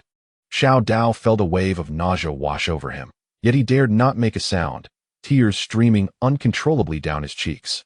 Chapter 11. The spatial ring. Song Xiaojian did not intervene. He understood that his sister would inevitably have to confront this reality. Xiaodao, we are temporarily safe. If we conserve our food, it will last us for 3 days. Perhaps by then, these zombies will perish, he reassured, his words serving more as a comfort to himself than to her. However, no sooner had he spoken than chaos erupted outside the crevice of the wall, followed by a figure rushing towards the mall. Song Xiaojian, Xiaodao, are you still alive? Open the door, the person called out from a distance. Upon recognizing the figure, Xiaodao gasped, Brother, it's Brother Wang returning. Song Xiaojian furrowed his brow, his gaze fixed on the horde of zombies gathering behind Wang Quan, preventing his sister from opening the door. Do not go. Brother, it was Brother Wang who saved us when our parents were killed, Xiaodao insisted. If we don't let him in, he will die? With gritted teeth, beads of sweat appeared on Song Xiaojian's forehead as he wrestled with his dilemma. Song Xiaojian. Xiaodao, I have found a great deal of food. Let me in first, and once the danger has passed, I will take you with me. Wang Quan had already burst into the mall, standing outside the dilapidated office where Song Xiaojian and Xiao Dao were, his voice laced with urgency. Are you truly going to abandon me? If I die, who will ensure your survival?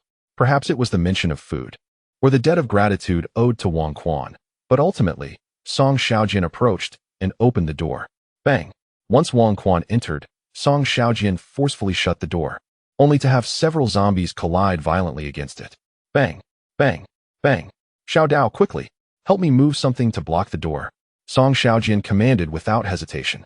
Xiao Dao rushed to assist, and the siblings dragged the only heavy object in the room, an office desk, to barricade the door. The door continued to tremble under the immense strength of the zombies outside. Had it not been for the security door, it would have surely given way by now. Song Xiaojian braced himself against the door alongside his sister, when suddenly he caught sight of Wang Quan collapsed on the ground, gasping for breath. Brother Wang, get up quickly. Wang Quan lifted his head, sensing the authoritative tone in Song Xiaojian's voice, a flicker of displeasure passing through his eyes. Nonetheless, he approached to help block the door. However, he instinctively glanced towards the corner of the room, where a pile of provisions was stacked, enough to sustain a grown man for a day. Zhao Yin slowly regained consciousness, opening his eyes in the darkness as a chorus of roars echoed around him. In an instant, he realized that yet another disaster had unfolded, one that had lasted longer than the time he had previously spent in slumber. Zhao Yin did not rush outside. Instead, he retrieved a flashlight from his spatial ring. With a click, the confined space was illuminated. Zhao Yin's gaze fell upon the spatial ring adorning his hand, and a cascade of information flooded his mind. Spatial ring, grade A, spatial equipment, containing a 10 cubic meter space. Following this, Zhao Yin scrutinized his own physique. Human male, awakener of abilities, strength 7, agility 8, stamina 6. Mentality 12, life countdown, 21, 920 days. The physical constitution of an ordinary human, if considered before the apocalypse, might allow for an additional 60 years of life. Everything remained relatively unchanged from his previous existence. After all, the Eye of True Sight was merely a grade B ability, incapable of perceiving powers beyond its classification. Nevertheless, Zhao Yin felt a profound sense of satisfaction, as true awakeners of abilities surpassing grade B were a rarity. The genuine advantage of the Eye of True Sight lay in its capacity to recognize treasures yielded by star crystals. Recalling the pill he had previously obtained, he promptly retrieved it from the spatial ring. Powerful mesmerizing incense, grade F control-type drug, capable of ensnaring any life form below grade F for a duration of 10 minutes. The succinct description sent a jolt through Zhao Yin's demeanor. Control-type drugs were exceedingly rare among all graded pharmaceuticals, although it was of the lowest tier. It was precisely what Zhao Yin currently required. Remembering the mutated monkey, which had likely undergone transformation by now, he had previously been troubled by how to capture it. With this mesmerizing incense in hand, was it not merely a matter of ease? Suddenly, a thought struck him. The 3-star crystals gifted to him by the granary had all yielded remarkable items. Could she not be a harbinger of fortune? He dismissed this baseless notion and promptly organized his gear. Long-handled bone-cutting knife, no grade, durability 8, sharpness 6, butchering knife, no grade, durability 5. Sharpness 9, butterfly knife, grade F, attack-type equipment, durability 13, sharpness 14, military jacket, grade F, defense-type equipment, durability 16, fishnet stockings, grade E, auxiliary equipment, movement speed 28. Bonus effect charisma 3. Currently, the finest piece of equipment in Zhao Yin's possession was the fishnet stockings. Subsequently, he commanded the spatial ring to absorb the concrete debris blocking the door and bent down to crawl out. Roar! Before Zhao Yin could fully rise, a nearby zombie spotted him and lunged forward with a fierce cry. Zhao Yin's expression hardened as he raised the bone-cutting knife, angling it upward for a thrust. Thud! The bone-cutting knife struck true, piercing through the zombie's mouth and emerging from the back of its head, releasing a torrent of thick black viscous substance. Male zombie, no evolution. Strength 8, agility 6, mentality 0. Zhao Yin scrambled to his feet and cast a glance at the first zombie he had slain. From its tattered clothing, it was evident that it had once been a staff member at a zoo. Aside from the stab he had just delivered, its entire right shoulder was a grotesque mess of flesh and bone, likely crushed by the collapse of a structure. Yet, black fleshy growths had already begun to sprout from that very spot. If it had not been pierced to death by Zhao Yin, its tattered body would soon begin to mend itself with the passage of time, gradually regaining its former completeness. Subsequently, it would commence its evolution. In the apocalyptic world, zombies have always posed the greatest threat to survivors. They are numerous and possess astonishing regenerative capabilities. In comparison to the survivors, the number of zombies is nearly 50 times greater. The only beings capable of dealing with them are the evolved ones, or those endowed with extraordinary abilities. However, in the previous life, the survivors who could become evolved amounted to less than 1%, and those with extraordinary powers were an even rarer 1 in 100,000. This night, the zombies revived, and the mutated beasts awakened. The true apocalypse had officially begun. Roar! Roar! Nearby zombies, hearing the commotion, swiftly surrounded Zhao Yin.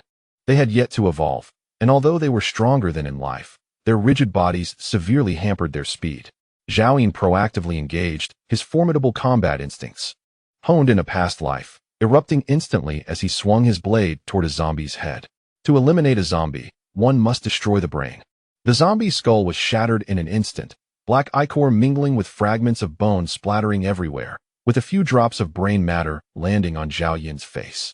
He maintained a stoic expression, swiftly advancing toward the second zombie, delivering a similar blow that crushed its skull. At this juncture, the remaining 6 zombies had all closed in. Zhao Yin pivoted and fled, utilizing the speed enhancement provided by his fishnet stockings to swiftly escape the encirclement, then turning back to slice through the head of the zombie behind him. Following the same method, he quickly dispatched the remaining zombies. With his current stamina, even slaying 8 ordinary zombies left him panting heavily. He dared not linger, drawing in deep breaths as he sprinted towards the area where the monkeys were kept. Chapter 12. The monkeys. Zhao Yin needed to recruit the monkeys swiftly before the zombies evolved, to cultivate them as a means of self-preservation. The zombies seemed to embody the true protagonists of this world. Even in their inactivity, they could evolve at a remarkable pace. Some fortunate zombies in the previous life could devour fresh flesh or even swallow star crystals, accelerating their growth to a terrifying extent. The zombies he had just slain bore no value. They had neither consumed star crystals nor evolved into corpses that could enhance an evolved one's strength. Therefore, Zhao Yin chose not to dissect them. As he continued on his path, he encountered no human zombies, but the animal zombies were plentiful. Zhao Yin skillfully evaded them all. Most animals possessed physical advantages, making them exceedingly troublesome to deal with in their undead forms. Roar! Roar! Roar! Squeak! Squeak! In the distance, Zhao Yin heard a cacophony of tumultuous conflict, prompting him to slow his pace. A small, frail monkey was darting about in a panic, its face etched with fear. Surrounded by dozens of zombie monkeys that were relentlessly attacking it, they could no longer recognize their former kin.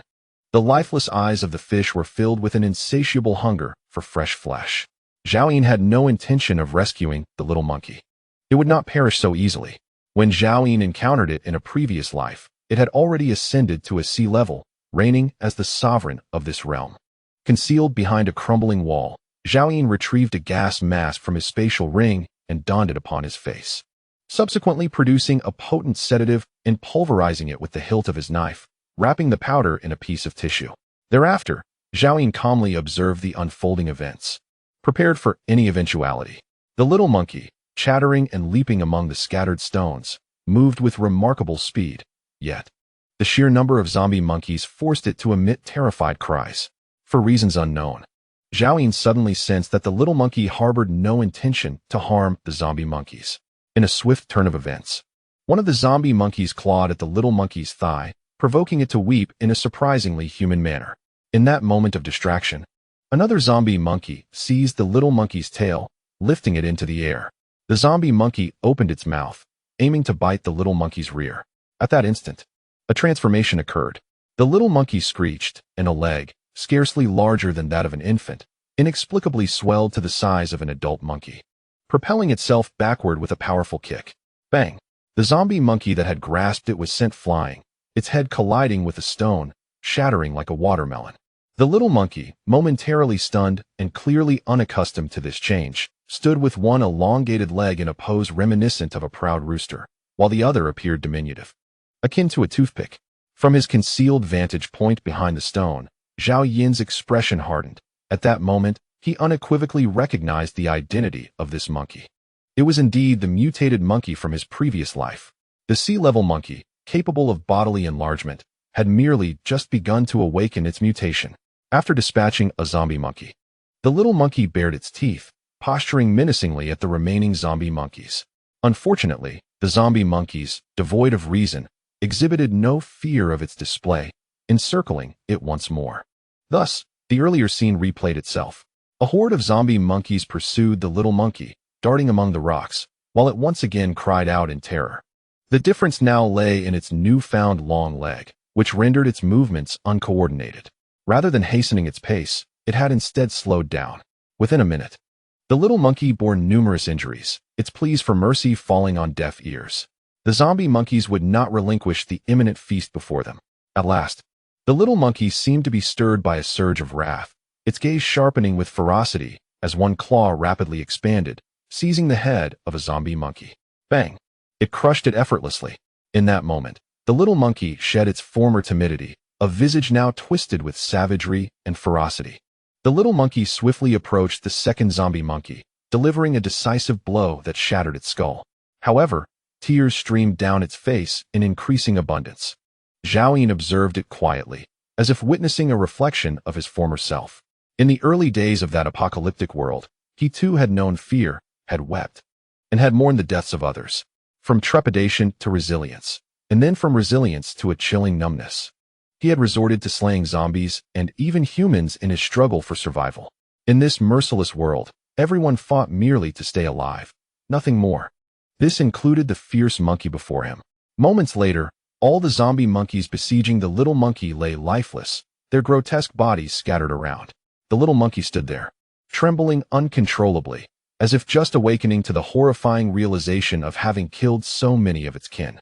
Though it could not comprehend why these kindred spirits had suddenly transformed into such monstrosities, the blood that stained its fur only deepened its sorrow. As it gazed upon the devastation of its clan, it began to weep anew. Unbeknownst to the little monkey, a figure was stealthily approaching from behind. Suddenly, a peculiar fragrance wafted through the air, and the world spun around it before it stumbled and fell. It seemed to sense something amiss. And then it saw a grotesque figure with a pig-like face, smiling as it drew nearer. This creature was none other than Zhao Yin, adorned with a gas mask. In an effort to leave a favorable impression on his first contract beast, he wore an unusually benevolent smile. Growth stage macaque, non-ranked mutated beast, strength 14, agility 17, stamina 9. Spirit 7, bloodline talent, enlargement, frenzy. Zhao Yin grasped the little monkey's tail and lifted it up, striding away. When the little monkey regained consciousness, it found itself in a confined space constructed of concrete debris. As it attempted to move, it realized it was bound tightly. There stood a human, no, the pig-faced creature. The little monkey recognized those eyes, which held a malicious grin. Seeing the little monkey awake, Zhao Yin's smile grew even more amiable as he produced a salted chicken leg, unwrapped it, and took a hearty bite. "Would you like some?" he asked, cheeks bulging with food. The little monkey sniffed the air, fixated on the chicken leg. The mutated beasts of the apocalypse had gone too long without sustenance. Zhao Yin spoke with indifference. "Allow me to introduce myself. I am Zhao Yin, your future master. Soon, I shall forge a contract with you. Of course, you may refuse, but the contract will still succeed. However, as my first contract beast, I hope you will willingly accept. If you comply, you shall enjoy a life of plenty. If you decline, you shall face hunger in the future." After speaking, Zhao Yin stepped forward, placing a hand upon the little monkey's head, and unleashed his psychic ability, the contract soul. An invisible chain slowly emerged from Zhao Yin's palm, forcefully penetrating the little monkey's mind. This exemplifies the formidable prowess of SSS class abilities. Regardless of how powerful a mutated beast may be, even one of royal caliber from a previous life, if given just a minute, Zhao Yin can effortlessly transform it into his contracted beast. The primary drawback of the contracted soul lies in its inability to augment one's combat prowess until a formidable contracted beast is acquired. However, once it matures, its power is unparalleled by any other ability. In a past life, Lin Tianfeng faced near-death experiences upon first acquiring his powers and relied on Zhao Yin for survival. Yet ultimately, once Lin Tianfeng matured, Even SSS class ability wielders would often bow before him. The most elite SSS class abilities can rival royal mutated beasts. In his previous life, Lin Tianfeng managed to nurture 2 royal beasts. At this moment, as the chains of the contracted soul dissipated within the little monkey, Zhao Yin sensed its presence and immediately heard its thoughts. Pig-faced monster, when will you give me a chicken leg? Smack. Zhao Yin struck the monkey on the head, his expression darkening. From now on, I am your master, remember that. The little monkey instinctively covered its head, wanting to glare at the assailant. But when it met Zhao Yin's gaze, its anger evaporated, replaced by a profound respect that arose naturally. At that instant, it felt as though this individual before it was the closest person in its life, someone it would dedicate itself to protect, to fight for, to serve unconditionally. For him, it would not hesitate to face any danger. Master, I'm hungry, the little monkey whimpered. Zhao Yin's expression softened considerably, and he tossed it a chicken leg. Soon, he learned from the monkey's thoughts that during the apocalypse, it had fallen into a reserve well at a zoo. For a month, it had survived on moss and well water. Now, receiving the long-awaited meat, it devoured it with fervor and looked up at Zhao Yin with pleading eyes. After contemplating, Zhao Yin retrieved a piece of filled bread. This was the only food capable of healing injuries. The little monkey bore numerous wounds from its battles with the zombie monkeys. Eat this. Once you're done, come work with me, Zhao Yin instructed, tossing it to the monkey. The little monkey took a bite, its eyes widening in astonishment. The extraordinary food produced by the star crystal was incomparable to any pre-apocalyptic fare, fragrant and delectable, melting in the mouth. It immediately began to gulp it down. Zhao Yin swallowed hard, realizing he had never allowed himself to indulge in food from the star crystal. He silently resolved not to let the monkey act so spoiled in the future. After finishing the bread, the monkey's wounds began to emit glimmers of light, visibly healing. It seemed entirely oblivious to the transformation, continuing to gaze longingly at Zhao Yin. Master, I'm still hungry. For goodness sake, hurry up and get to work. Zhao Yin snapped in irritation. He was quite impoverished now. He could not afford to indulge this little monkey. Upon finishing his words, Zhao Yin activated his spatial ring and began to collect the concrete rubble blocking the door. The food from the world before the apocalypse would soon decay following the zombie outbreak, ultimately vanishing as humanity's sustenance was supplanted by new species. The chicken leg he had just seen was already past its prime. Within the villa, there remained a considerable amount of food. Zhao Yin intended to return home to retrieve it all, taking advantage of the present moment to store it in the spatial ring, ensuring it could still be consumed without issue. He secretly resolved that after gathering the food, he would continue his search for the star crystal. At this moment, dawn had already broken.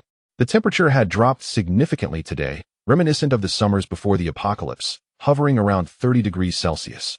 Zhao Yin led the little monkey out of the hastily constructed burial mound, where animals, now zombies, roamed freely throughout the zoo. Several hours had passed since the early hours, and all corpses had succumbed to zombification. Hiss! A zombie snake, as thick as a bowl, immediately detected Zhao Yin and swiftly slithered towards him. Zhao Yin promptly activated his true vision. Zombie snake. No evolution, strength 10, agility 12, spirit 0 go. Eliminate it. Zhao Yin directly retrieved the butcher's knife and tossed it to the little monkey. Following the command, the little monkey stepped forward. However, as it approached the zombie snake, its short monkey legs suddenly began to tremble. Before the zombie snake could close in, the little monkey scurried back in fright, shivering behind Zhao Yin. Master, I'm scared. Scared of what? Its attributes are vastly inferior to yours. Zhao Yin firmly grasped the little monkey by the neck and flung it towards the zombie snake. The little monkey screamed in terror, and before it could comprehend the situation, it saw a gaping maw approaching, hastily sinking its body down to narrowly evade. The zombie snake, driven solely by predatory instincts, immediately coiled around the little monkey after missing its strike. The little monkey performed a roll to evade, squeaking in distress, desperately calling for help. Master, save me. Master, I'm going to die. Master, we're doomed.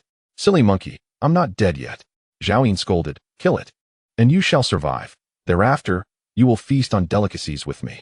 If you cannot slay it, then you shall become its meal. He produced a pack of corn sausages, tore it open, and discovered it had begun to sour. Nevertheless, he took a bite, smacking his lips. Delicious. The little monkey sniffed, suddenly invigorated. Master, eat slowly. I shall deal with this despicable zombie snake right away. Its expression turned fierce, baring its teeth, and one hand suddenly enlarged, viciously grasping the zombie snake by its vital spot. Then, the little monkey raised the butcher's knife and struck down with force. Crack! The blow severed a large chunk of rotten flesh from the zombie snake, spewing black blood. Aim for its head. To kill a zombie, one must strike the head, Zhao Ying instructed from the side. With a determined yank, the little monkey pulled the massive body of the zombie snake closer. With a swift motion of the knife, crack! The head of the zombie snake was severed without a twitch, falling silent immediately. Chapter 14. Steamed bun. After dispatching the zombie snake, the little monkey scampered toward Zhao Ying, its face alight with excitement, exuding an adorably naive charm, a stark contrast to the ferocious beast it had just vanquished. Master, I have slain that foul serpent, it declared. Zhao Ying affectionately patted its head, praising, well done. Remember, you are a formidable mutated beast. The zombies are unworthy to carry your shoes. The little monkey nodded vigorously, understanding that its master was lauding its prowess. Yet, its gaze remained fixated on the corn sausage in Zhao Yin's hand. Go ahead, Zhao Yin said, producing a corn sausage and offering it to the eagerly awaiting little monkey. Without hesitation, it tore open the packaging and devoured it, showing no concern for the food's lack of freshness, finishing it in mere moments before looking back at Zhao Yin with hopeful eyes. Zhao Yin pointed at the butcher knife it had dropped on the ground, instructing, pick it up. From now on, unless I command otherwise, do not set it down. In this apocalypse, a knife represents your life. The little monkey obediently complied, though its expression suggested skepticism. Do you doubt me? Just look behind you, Zhao Yin urged. The little monkey turned to find 3 zombie wolves had mysteriously appeared behind it, one of which lunged for its neck. Instinctively, the little monkey struck out, cleaving half of the attacking zombie wolf's head. However, the remaining 2 zombie wolves had already flanked it, closing in from either side. In that moment, the little monkey could only retaliate against one, bracing for the inevitable bite from the other. Suddenly, a massive blade came crashing down, striking the closer zombie wolf on the head, instantly obliterating it. Seizing the opportunity, the little monkey thrust its knife into the eye socket of the other zombie wolf, twisting it forcefully until it fell silent. The look of terror lingered on its face for quite some time. In the wild, one must remain vigilant of their surroundings. If life is lost, no amount of food can remedy it. Zhao Yin sheathed the bone-cutting knife, but did not offer the remaining corn sausage to the little monkey. With its head lowered, the little monkey felt a sense of longing, yet felt too shy to ask for more. Zhao Yin, wielding the bone-cutting knife, strode forward, deliberately nurturing the little monkey. He did not wish to treat his contracted beast merely as a weapon, as Lin Tianfeng had done in his previous life. Once a contracted beast's mind is confined, it becomes nothing more than a tool for slaughter, making it difficult for them to respond flexibly in times of danger. Zhao Yin aspired for the little monkey to one day assist him with tasks, much like a human would. Morning dew soaked the concrete rebar, shattered glass, twisted metal doors and windows, and broken tiles scattered throughout the ruins. The world lay in desolation and decay. Yet Zhao Yin spotted several newly sprouted green shoots. Overnight, in this devastated world, a new cycle had begun. From this moment onward, everything would transform. Many new species would emerge, along with mutated animals and plants. There exists a monstrous aberration, a creature of carnage. Yet, there are also mutated crops that verge on the extraordinary, sustaining the majority of survivors. The survivors have lost their homes, but they find themselves in a perilous yet boundless new world. Most food has decayed and vanished. Yet mutated flesh and transformed fruits and grains have emerged, along with the potential for star crystals.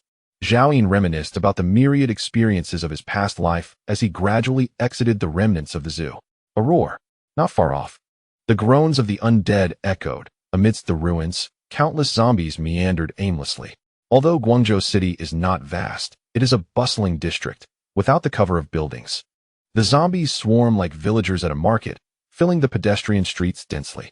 Should Zhao Yin and the little monkey be exposed, they would face a relentless onslaught, swiftly torn to shreds and consumed by the undead. Hush! Zhao Yin gestured for silence towards the little monkey. The monkey's expression sharpened, and it stealthily followed Zhao Yin's lead. The pair navigated away from the throngs of zombies, cautiously utilizing the remnants of walls for concealment as they slowly departed.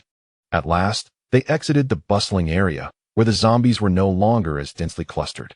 Just as Zhao Yin sighed in relief, he suddenly heard the little monkey's thoughts. Zombies. There's another one ahead. Upon glancing back, he saw the terror in the monkey's eyes, yet also a spark of eagerness, fixated on the path ahead. A female zombie staggered in their way, her tattered clothing swaying as she wandered aimlessly. Master, I want to give it a try. The little monkey licked its lips, eyes gleaming with anticipation.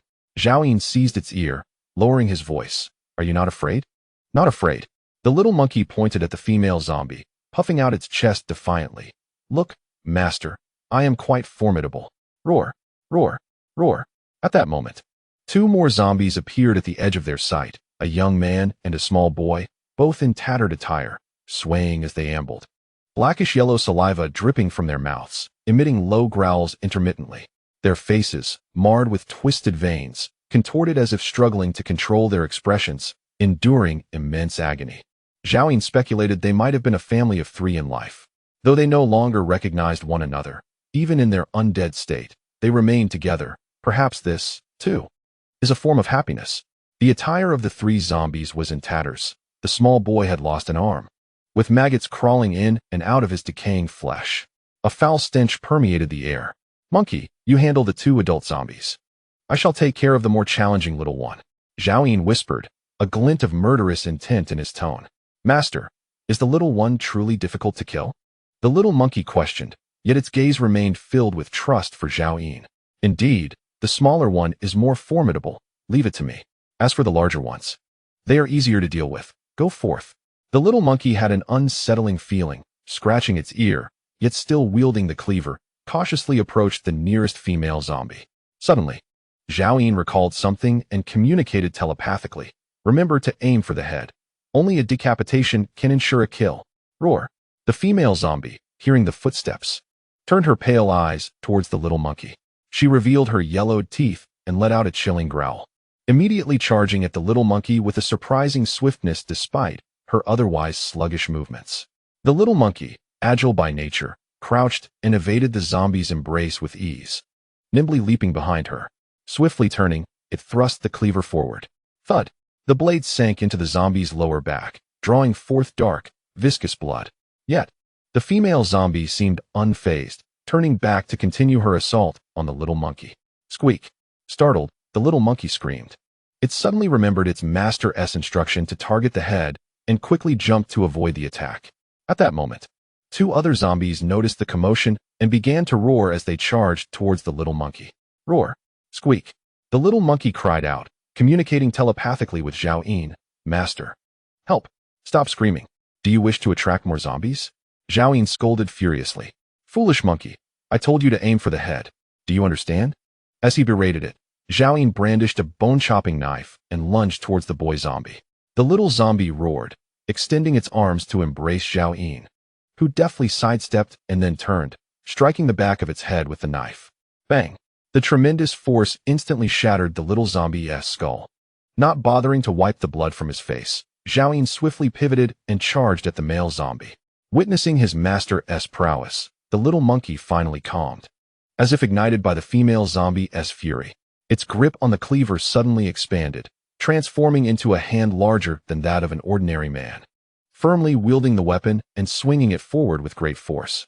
Thud! The blow landed squarely on the female zombie's head, splitting it in two. Immediately afterward, it saw Zhao Yin preparing to dispatch the male zombie.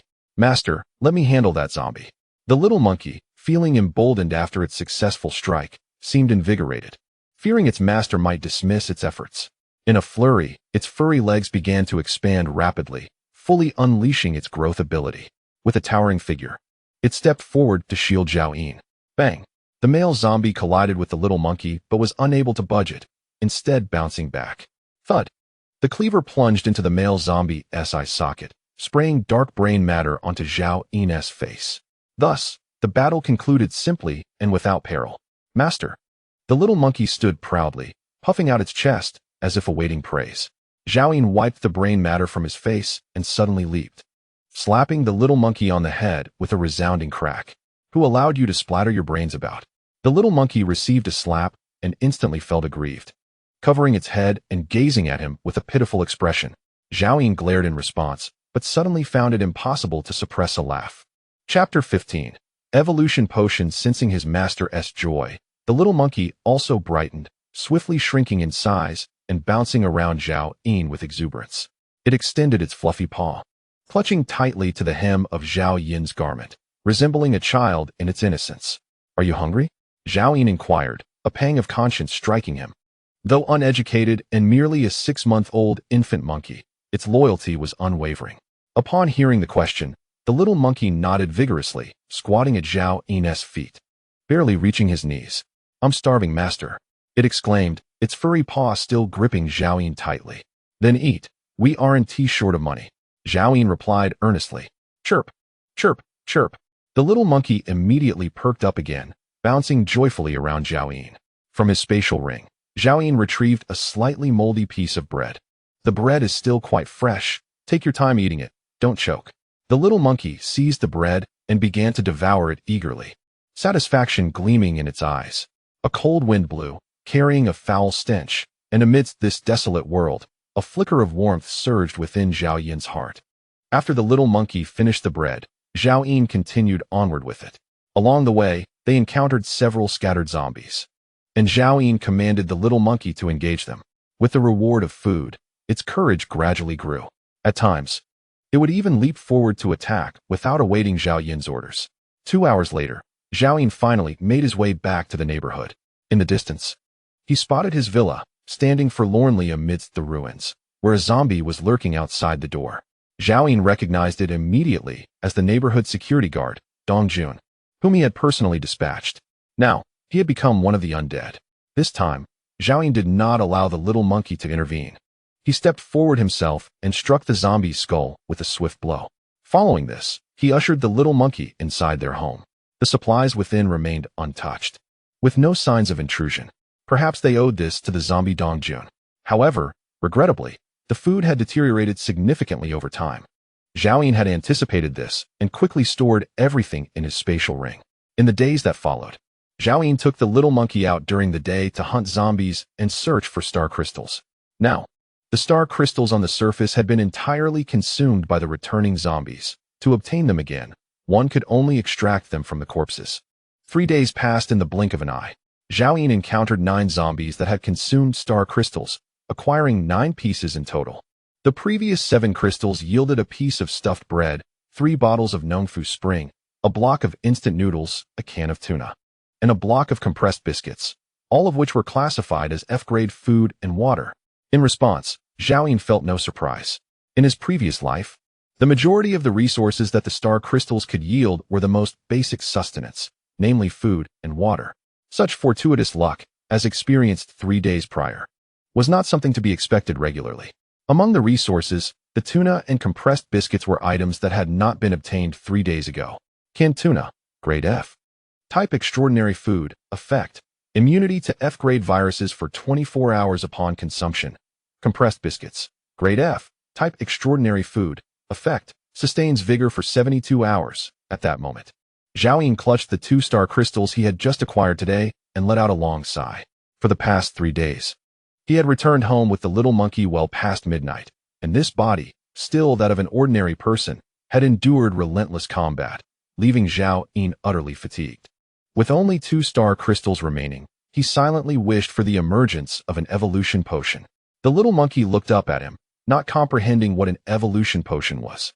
Zhao Yin, disinterested in explaining, struck open one of the star crystals. As the white light dissipated, a bottle of mineral water appeared before his eyes. Indeed, it was yet again the most useless product of the star crystals, Farmer Spring. Zhao Yin found himself speechless and casually cracked open the 2nd star crystal, then turned to the little monkey beside him. "Do you still wish for food?" The little monkey nodded vigorously, completely uninterested in other resources, but fervently obsessed with extraordinary food. Ever since the day it had tasted the cream-filled bread, it had been dreaming about it, drooling in its sleep. "All right, if we manage to obtain food again, you may have a piece," Zhao Yin mused, momentarily reconsidering the wisdom of such promises. The little monkey's breath hitched, its pupils dilating, as it stared excitedly at Zhao Yin. After a brief pause, Zhao Yin declared, "I'll give you a piece of ordinary bread." Upon hearing this, the little monkey immediately deflated. Yet, It had lost the courage to curse Zhao Yin internally, having come to understand that its pig-faced master could hear its thoughts. Zhao Yin chuckled, having had his fun at the little monkey's expense, which uplifted his spirits. He then turned back to see what he had obtained. In the next moment, Zhao Yin's heart skipped a beat. It was a vial of black potion. Evolution potion. Grade F. Type primary potion. Effect. Activates human evolutionary genes upon consumption, transforming the user into a new human. Truly, one attracts what one desires. Could it be that his luck had improved since his rebirth? Even the description from the Eye of True Sight had expanded significantly. Zhao Yin promptly picked it up, exclaiming joyfully, "Monkey, today you shall have not one, but 2 pieces of bread." The little monkey, sensing the fluctuations in its master's heart, chirped weakly. After tossing 2 moldy pieces of bread to the little monkey, Zhao Yin swiftly locked the door behind him and retrieved all the extraordinary food from his spatial ring, excluding the can of tuna that granted immunity to viruses. He laid everything else before him. Under the pitiful gaze of the little monkey, Zhao Yin tore open the packaging of all the extraordinary food and began to consume it voraciously. The little monkey was momentarily stunned, the moldy bread in its hand inadvertently falling to the ground. It drooled profusely, gazing incredulously at its master. Just 2 days prior, the master had mentioned that these extraordinary provisions were reserved for emergencies. Why had they all been consumed? Hadn't the master claimed that these exceptional foods could save both the little monkey and his life in critical moments? It dawned on the monkey that the master had been hoarding them solely for himself, offering not a single morsel to the little creature.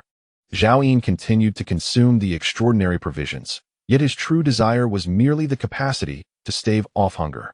In his past life, upon receiving the first vial of the evolution potion, he had been unaware of its side effects. When the effects surged, he had consumed all the food that he and Lin Tianfeng had gathered over 6 months in one sitting, nearly succumbing to starvation. The terrifying sensation of hunger was something Zhao Yin could endure, but the resultant nutritional deficiency inflicted considerable harm upon his body, necessitating over 10 days of recuperation to fully recover. The zombies were due for evolution in the coming days, and Zhao Yin could not afford to waste time. Thus, he chose to devour the majority of the extraordinary food. Outside, apart from those fortunate enough to have ingested star crystals, the ordinary zombies were on the verge of forming corpse crystals within their bodies. These corpse crystals would not only enhance Zhao Yin's evolutionary prowess, but also bolster the little monkey's strength. Once he had consumed the evolution potion, he would finally possess a modicum of self-defense against the zombies. Upon finishing the extraordinary provisions, Zhao Yin retrieved 5 bottles of Nongfu spring water, gulping down 3 bottles until his stomach was round and full. The little monkey watched, swallowing its saliva. Zhao Yin declared, "Once I become an evolved being, tomorrow we shall hunt more zombies, and you shall be the first to partake of the extraordinary provisions." The little monkey regarded him with skeptical eyes. Zhao Yin then produced nearly 100 pounds of spoiled ordinary food from his spatial ring, piling it before him for future use. He then directly opened the evolution potion. With a swift gulp, the potion coursed down his throat, a searing pain rapidly enveloping his entire body, as if every muscle were being ground and reassembled. Simultaneously, Zhao Yin's physique visibly shrank, his once rounded belly gradually diminishing as the extraordinary food was rapidly consumed. 10 minutes later, he was bathed in crimson, sweat pouring forth like a fountain, dark stains oozing from his pores, filling the room with a foul odor. This excruciating pain was unbearable for most, with many in his past life reportedly committing suicide under its weight, while others with feeble wills had perished from the agony. Zhao Yin gritted his teeth, muffled groans escaping his lips. His face contorted in agony. He trembled and reached for the Nongfu spring, draining the remaining water in one breath before tearing into the packaging of the spoiled food. Seeing Zhao Yin's trembling hands, the little monkey hurried over to assist him in tearing the wrappers. Remarkably, it refrained from stealing any morsels, instead feeding all the opened food directly into Zhao Yin's mouth, and then pouring water into him. In that moment, the little monkey resembled a devoted caregiver, tending to a bedridden father. An hour later, Zhao Yin's body finally ceased its tremors, and the agony began to wane. 2 hours after, despite consuming extraordinary food and 50 to 60 gene of ordinary sustenance, his cheeks had sunken in due to emaciation. 3.5 hours later, having devoured over 100 gene of food, Zhao Yin lay prostrate on the bed, succumbing to a deep slumber. Before losing consciousness, he commanded the little monkey, "Guard me well. When I awaken, I shall take you to find extraordinary food." The little monkey clutched Zhao Yin's bone-chopping knife, squatting at the bedside, not daring to stray an inch away, appearing as docile as a child. Chapter 16. The Evolution Speed of Zombies' Roar. Several kilometers away from Zhao Yin's villa, a middle-aged zombie resembling a man clawed through the concrete, seizing a piece of star crystal, and howled while lying on its back. In the next instant, it tilted its head back and swallowed it whole. Surrounding it were a dozen other zombies, all restless, yet none dared to approach and snatch it away. This marked the second piece of star crystal consumed by the middle-aged zombie, which was stronger than any of its counterparts nearby. The injuries on its body had long since healed, and it was now visibly inflating, as if the unknown substances brought by the meteorite were swiftly augmenting its physique. Drawn by the star crystal within, minutes later, the middle-aged zombie had grown to over 2 meters tall. Its suit had long since torn apart, revealing a body of bulging muscles, chest muscles as hard as iron, arms as thick as tree trunks, and legs resembling sturdy branches. A terrifying aura erupted from it. Simultaneously, zombies across various locations began to stir. The first batch of evolved zombies was emerging. Even those that had not consumed star crystals or flesh were gradually restoring their forms, undergoing a slow transformation. At this moment, most survivors continued to hide in their corners, while a small portion ventured out from their shelters, either due to dwindling supplies or a refusal to await doom passively. In any case, they chose to confront the apocalypse with bravery. Mutated beasts began to prey on survivors, while some mutated creatures fed on zombies, and of course, some might become food for either zombies or survivors. In front of Zhao Yin's villa, a green sprout that had emerged 3 days prior had grown to a height of 1 meter. Not far from the artificial lake shore, a dense greenery flourished. Zhao Yin stirred from his slumber. Now it was the following morning. Feeling a surge of strength coursing through him, he sat up, clenching his fist. The sensation of being an evolved being from his past life returned. Chirp, chirp, chirp. The little monkey joyfully leaped around Zhao Yin's bedside, dancing with exuberance. Its inner thoughts echoing, "Master is alive. How wonderful. Master is actually alive. Splendid. There will be food again." Smack. Zhao Yin delivered a sharp slap to the little monkey's head. Initially, he felt a sense of comfort upon hearing the first half of its statement, grateful that at least one creature in this world cared for him. However, upon hearing the latter half, he was filled with a desire to swat the greedy little creature into oblivion. "All you think about is food," Zhao Yin scolded. The little monkey clutched its head, gazing timidly at him. Zhao Yin felt a wave of hunger wash over him, and he retrieved a few ordinary compressed biscuits from his spatial ring, consuming them with some mineral water. Now, the only extraordinary food he possessed was the vital tuna, while among the ordinary provisions, only the severely spoiled biscuits were deemed less concerning. The little monkey looked at him with longing. "Master, I am hungry too." Zhao Yin recalled a moment before his unconsciousness when this little monkey had desperately fed him, not once indulging itself. Hence, he casually tossed it 2 of the most severely spoiled sausages. Ignoring the little monkey, Zhao Yin activated his true sight to observe his evolved self. Human male. Awakened with abilities, F-class evolver, strength 15, agility 17, stamina 13, spirit 24, life countdown 29, 920 days, compared to before his evolution. His overall attributes surpassed those of an ordinary person by 2-fold, with his lifespan extended by over 20 years. If no unforeseen events occurred, Zhao Yin could live to be over 100. His strength and stamina had increased even more than at the onset of his previous evolution, likely a consequence of consuming extraordinary food prior to his metamorphosis. Satisfied, Zhao Yin tossed 2 more sausages to the little monkey. The little monkey was no longer as famished as before, and its appetite had refined. It no longer devoured the spoiled sausages ravenously. It furtively glanced at Zhao Yin, who was munching on compressed biscuits, its eyes full of grievance. "If you don't want to eat, then give it back to me. Do you know how many people are starving right now?" Zhao Yin glared. In truth, had he access to better provisions, he would not have fed the monkey sour sausages and moldy bread. He needed to reserve the less spoiled biscuits for himself, leaving only this for the monkey. Zhao Yin chastised. "Do you know how many mutated beasts envy you? Many of them cannot even find moss to eat. There are far more intelligent and loyal mutated beasts than you, yet they are starving. Do you realize how fortunate you are to have a master like me?" The little monkey's expression shifted to one of terror, nodding repeatedly. Master, I do not disdain the food you grant me. It is delicious, truly delicious. It chewed heartily, striving to appear as though it savored every morsel. It seemed terrified that Zhao Yin might seek out other, more intelligent and loyal mutated beasts, forsaking this seemingly useless little monkey. Finally, Zhao Yin nodded in satisfaction. Once you are full, accompany me to work. He turned and began to tidy his belongings, placing food and water into the spatial ring, along with pots, bowls, clothing, and bedding. Everything he could carry was meticulously packed away. Zhao Yin had no intention of returning. The nearby zombies, which had devoured the star crystals, had essentially been exterminated by him and the little monkey over the past few days. To continue searching for star crystals, he would have to venture farther afield. Returning was no longer practical. The apocalypse. What constitutes a home? As he departed the villa, Zhao Yin glanced back one last time. The villa had been left behind by his parents, sheltering him through 2 lifetimes. Upon returning in the future, this place may have long been ravaged by mutated beasts or zombies, or perhaps occupied by other survivors. Zhao Yin pondered for a moment and ultimately decided to leave the key at the door. It was not out of kindness, but rather a reluctance to allow survivors to damage the door, a cherished memento left by his parents. The nearby zombies had been vanquished by Zhao Yin over the past few days, with only a few stragglers wandering in. Suddenly, several zombies detected Zhao Yin and the little monkey, charging towards them immediately.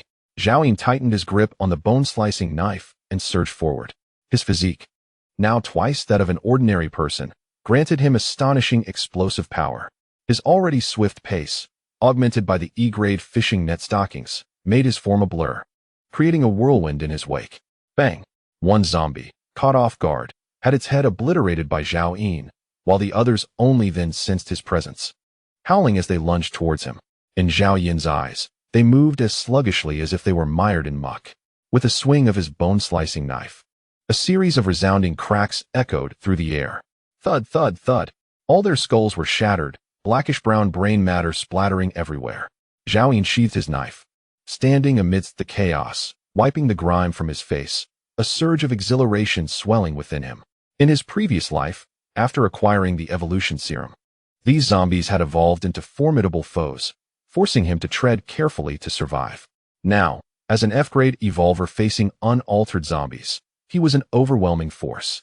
The zombies were pathetically weak. The little monkey trailing behind him, clutching a butcher's knife, scampered forth, only to freeze upon witnessing the scene before it. Its face lit up with admiration for its master, murmuring in thought, "How has my master, who has been so fearful these past few days, suddenly transformed into such a ferocious being?" Realizing its master could hear its thoughts, the little monkey looked up, locking eyes with Zhao Yin's disapproving gaze. Quickly, it clutched its head, internally pleading, "Master, please don't hit me. I didn't mean to speak ill of you." Zhao Yin, unfazed by the chattering monkey, advanced with his bone-slicing knife, prying open the shattered heads of the zombies. Bending down, he retrieved a crystal the size of a peanut from the dark, viscous brain matter. After cleaning it with a cloth from his spatial ring, he held it in his palm. The crystal was pure white and semi-transparent, resembling the jade of yesteryear. Under the dim sunlight, it radiated a beautiful glow. Indeed, some of these zombies had evolved to produce corpse crystals. What level of evolution had those who had consumed star crystals reached now? F-grade or E-grade? Zhao Yin recalled a certain type of zombie from his previous life. Those fortunate enough to have devoured multiple star crystals at the onset of the apocalypse, far beyond the capabilities of any survivor at that time. Survivors referred to them as the Zombie Kings. Until later, when the SSS-class superpowered beings entered the public eye, it required the combined strength of numerous formidable individuals to vanquish the Zombie King. However, in his previous life, this region had never witnessed the emergence of a Zombie King, and he and the little monkey should remain untroubled for the time being. Subsequently, Zhao Yin directly crushed the corpse crystal in his hand. An unfamiliar energy surged through his palm and into his body. In the next moment, all sensation faded away, and Zhao Yin inspected his form. Human male, superpower awakener. F-class evolver, evolution degree 100001, strength 15, agility 17, stamina 13, spirit 24. Life countdown, 29,923 days, chapter 17. Female zombie. The meager increase in evolution degree from a single ordinary corpse crystal was disheartening.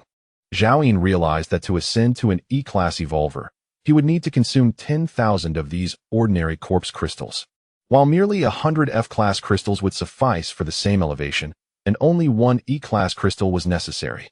With each elevation of the corpse crystal, there was a 100-fold amplification of energy.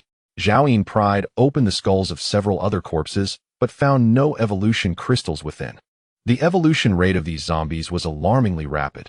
It would not be long before all their heads bore evolution crystals, and perhaps even F-class ones might emerge. He continued forward with the little monkey, wielding the bone-slicing knife, occasionally collecting a corpse crystal, allowing Zhao Yin's strength to grow gradually. Evolution degree 100,002. Evolution degree 100,003. Evolution degree 100,018. Everything proceeded in an orderly fashion. Ahead lay the ruins of a school, swarmed by thousands of zombies. A dark mass that seemed endless. Zhao Yin was taken aback, initially intending to circumvent the area with the little monkey, when suddenly he halted, his gaze fixating on a female zombie clad in a school uniform. Female zombie, no rank, evolution degree 10098, strength 18, agility 11. Spirit 0. It was astonishing to find a zombie on the verge of evolving to F-class. Zhao Yin was certain that this zombie's rapid evolution was due to the presence of a star crystal within. Moreover, there was a crystal poised to reach F-class. Precisely what he required. Little monkey, do you desire to consume extraordinary food? Zhao Yin whispered. The little monkey's eyes sparkled with excitement as he gazed eagerly. Zhao Yin pointed towards the female zombie and lowered his voice. Do you see that? It is a zombie carrying a star crystal. The little monkey turned, staring blankly at the dark horde of zombies. You go distract the other zombies. I will take down that one, and we shall flee with the star crystal. Zhao Yin enticed. If it turns out to be food, I promise to share half with you, provided it does not possess healing or antiviral properties. The little monkey swallowed hard and communicated with Zhao Yin through thought. Master, if I get caught by the zombies, you must save me. Zhao Yin reassured him. Do not fret. As long as I draw breath, I will ensure your survival. For several days, the little monkey had been accompanying Zhao Yin in his endeavor to eradicate zombies, gradually mastering its extraordinary abilities. Its legs rapidly swelled, and in the blink of an eye, transformed into the long limbs familiar to Zhao Yin. With a sharp cry, the little monkey darted out from behind the ruins where Zhao Yin had taken refuge, leaping several meters high and swiftly sprinting along the periphery of the horde of zombies. The once tranquil world erupted into chaos. Akin to a drop of water plunging into a boiling pot of oil, the cacophony of roars deafening. All the zombies, incited by the monkey's audacity, frantically pursued it. From Zhao Yin's perspective, he could only catch glimpses of the monkey's red bottom bouncing as it wildly fled around the school playground, intermittently letting out terrified shrieks. Only one female zombie remained still. Having recently consumed a star crystal, the energy within her was still in a state of saturation. Thus, she did not exhibit the same ravenous thirst for flesh as the other zombies. Zhao Yin understood this, which was why he had sent the little monkey to divert the zombie's attention. Help me, master, help me. The throng of corpses behind the little monkey grew increasingly dense, sending it into a panic as it continued to scream. Occasionally, it would turn back and take down one of the pursuing zombies before dashing away again. Zhao Yin chose to ignore the monkey's cries, waiting for the last few zombies near the female to drift away before propelling himself forward with utmost speed. In truth, Zhao Yin realized he was placing the little monkey in peril. An unranked, mutated beast utilizing its powers could not endure for long. The moment the monkey lost its long legs, it would swiftly become a meal for the zombies. As the wind howled past his ears, Zhao Yin leaped when he was about 7 or 8 meters from the female zombie, raising his bone cleaver high to strike at her head. At that moment, the female zombie seemed to sense something, slowly raising her gaze toward the descending Zhao Yin, her lifeless eyes devoid of emotion. Instinctively, she reached out to grasp the cleaver. With a resounding crack, the blade severed her right hand at the wrist, her body propelled away by the sheer force. As Zhao Yin landed, he immediately sprang back up, the cleaver slicing through the air as he aimed for another devastating blow. The female zombie, oblivious to the concept of evasion, lunged forward with her mouth open. To his astonishment, she bit down on the cleaver, her jagged teeth slicing into the blade, dark blood spilling forth. It was evident that this zombie had evolved. her teeth having reached F rank. Zhao Yin had no intention of withdrawing the weapon. Without hesitation, he released his grip, and a butterfly knife materialized in his palm from his spatial ring. With the swiftness granted by his fishnet stockings, he vanished from sight and appeared behind the female zombie, effortlessly severing her neck as though slicing through tofu. Without delay, Zhao Yin turned and seized the female zombie by the hair, tearing her head from her body while the cleaver remained lodged in her mouth. "Monkey, run! Retreat!" Zhao Yin shouted loudly. In the distance, the little monkey trembled on its hind legs, surrounded by an uncountable horde of zombies. In mere minutes, it had nearly expended all the energy within its small frame. Upon catching sight of the severed head in its master's hand, the monkey let out an excited squeak and promptly dashed towards Zhao Yin. "Master, do not forget the extraordinary food you promised me." It had intended to communicate its thoughts to its master, but suddenly noticed Zhao Yin had already taken off, sprinting at full speed, disappearing from sight in the blink of an eye. The monkey was filled with confusion. Hadn't it been said that as long as he had breath, he would not allow the monkey to perish first? Zhao Yin ran a full 5 kilometers before feeling a semblance of safety, then unceremoniously dropped the female zombie's head to the ground before plopping down on it, gasping for air. The reason for urging the monkey to follow back was that the path they had taken was more familiar. Surely that foolish monkey wouldn't have succumbed, right? Crack, crack. The head beneath him continued to gnaw at the bone-chopping knife with fervor. Zhao Yin grasped the knife handle and withdrew it, discovering that the blade was now encrusted with twisted iron shavings, the once sturdy knife bone having been bitten through. It appeared it was no longer usable. A pang of regret washed over Zhao Yin as he realized finding a suitable long weapon had become urgent. Squeak, squeak. The little monkey had finally caught up. Its once elongated legs now inexplicably reverted to short ones. Blood trickled from its right arm and chest. "Master, master, I have returned." Upon seeing Zhao Yin, the gloom on the monkey's face vanished in an instant, and it joyfully rushed towards him. Zhao Yin coughed lightly, gazing at this trusting creature, and suddenly felt a twinge of guilt. "Little monkey, you've worked hard. I have decided to reward you." Chapter 18. B-class shooting talent. The little monkey looked at Zhao Yin with excitement, showering him with praise. "I knew master would not make me work for nothing." Zhao Yin retrieved the bone-chopping knife he had just stowed away, raised it high, and struck forcefully down upon a piece of meteorite on the ground. As the monkey wondered what its master was up to, a loud clang echoed as the already fractured knife blade fell away from the handle. Zhao Yin, holding the 1.5 meter long steel knife handle, generously handed it to the monkey. "Here, your new weapon." The little monkey leaped with joy, for the pig-slicing knife that had been granted as a reward was already rendered useless after the recent battle. It took the steel rod from Zhao Yin and swung it vigorously, its dark eyes filled with gratitude. "Thank you, master. You are too kind." Zhao Yin allowed the monkey to continue reveling in its excitement while he retrieved the head of the female zombie beneath him. At this moment, the head, on the verge of evolving to F-class, was not yet fully lifeless, its teeth still gnashing at the air. Zhao Yin kicked the head towards the little monkey's feet and commanded, "Try its power, smash it."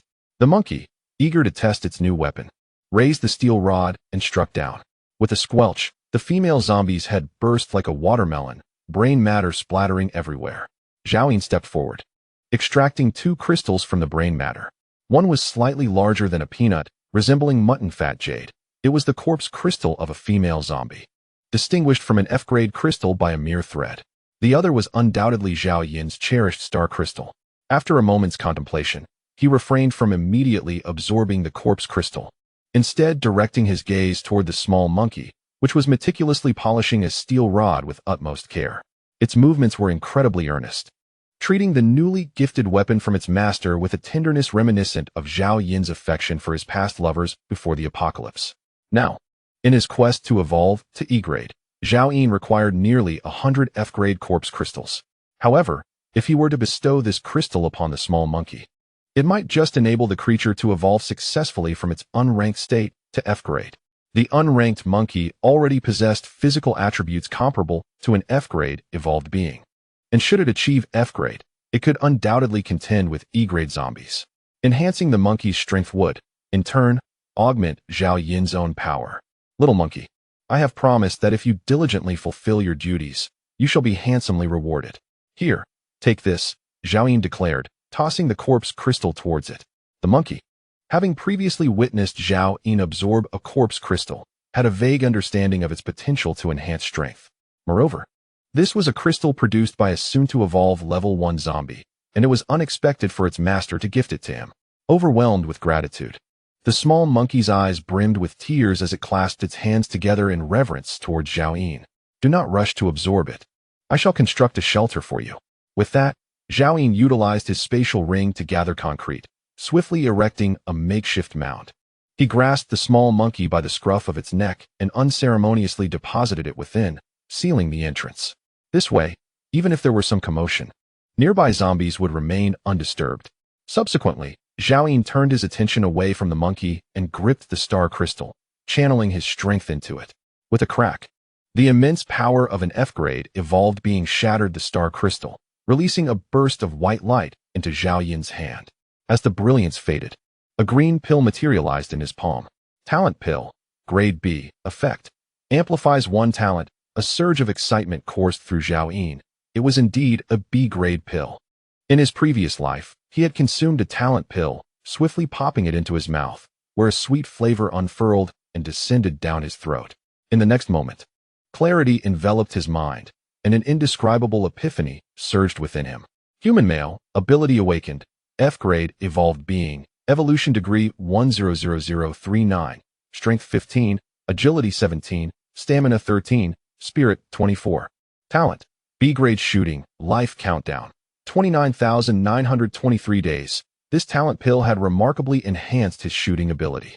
Humans are innately endowed with various talents, differing only in strength. At this moment, Zhao Yin felt an exhilarating sense of proficiency in handling firearms and bows, far surpassing even the most skilled athletes of the pre-apocalyptic era. An overwhelming impulse to acquire a ranged weapon surged within him. However, the prospect of acquiring long-range weapons from the star crystals remains an elusive dream.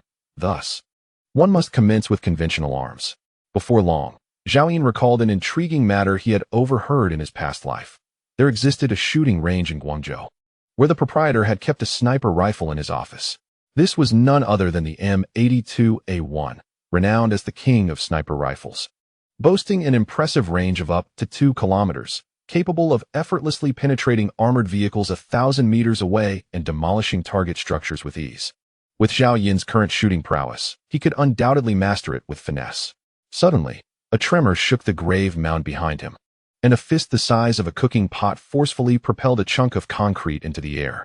Following this, a terrifying figure emerged gradually. Standing at a towering 2 meters, its body was adorned with golden fur, muscles coiling like the roots of ancient trees, with arms as thick as Zhao Yin's waist. Zhao Yin instinctively activated his true sight. Growth stage monkey, F-grade mutated beast, strength 28, agility 36, stamina 24, mentality 9, bloodline talent, gigantism, berserk. Indeed, it did not disappoint. The little monkey had successfully evolved to F-grade. Apart from its mental capacity, all attributes were nearly double Zhao Yin's. Faced with this colossal creature, despite having mentally prepared himself, Zhao Yin could not help but feel a tremor of trepidation. The little monkey had now attained complete gigantism, even with all his equipment. It was uncertain if he could contend with it. With a vigorous shake, the little monkey dislodged the dirt clinging to its fur, showering Zhao Yin in the process. With a swift motion, he leapt up and delivered a smack to the monkey's head. Feeling quite capable, are we? Just evolved, and already disregarding me? The monkey instinctively reverted to its original form, covering its head with its hands as it communicated telepathically. I apologize, master. It was too dark inside, and I was frightened. Thus, it had taken the liberty to emerge. Zhao Yin beckoned with his finger, and the little monkey scampered to his feet, bowing earnestly in a bid for favor. Zhao Yin scrutinized the restored little monkey. It appeared significantly larger than before its evolution. Come, let us venture to slay some zombies and test your newfound abilities. Master, I am hungry again. The little monkey tugged at Zhao Yin's pant leg. After a moment's reflection, Zhao Yin acknowledged that it had indeed eaten very little that day.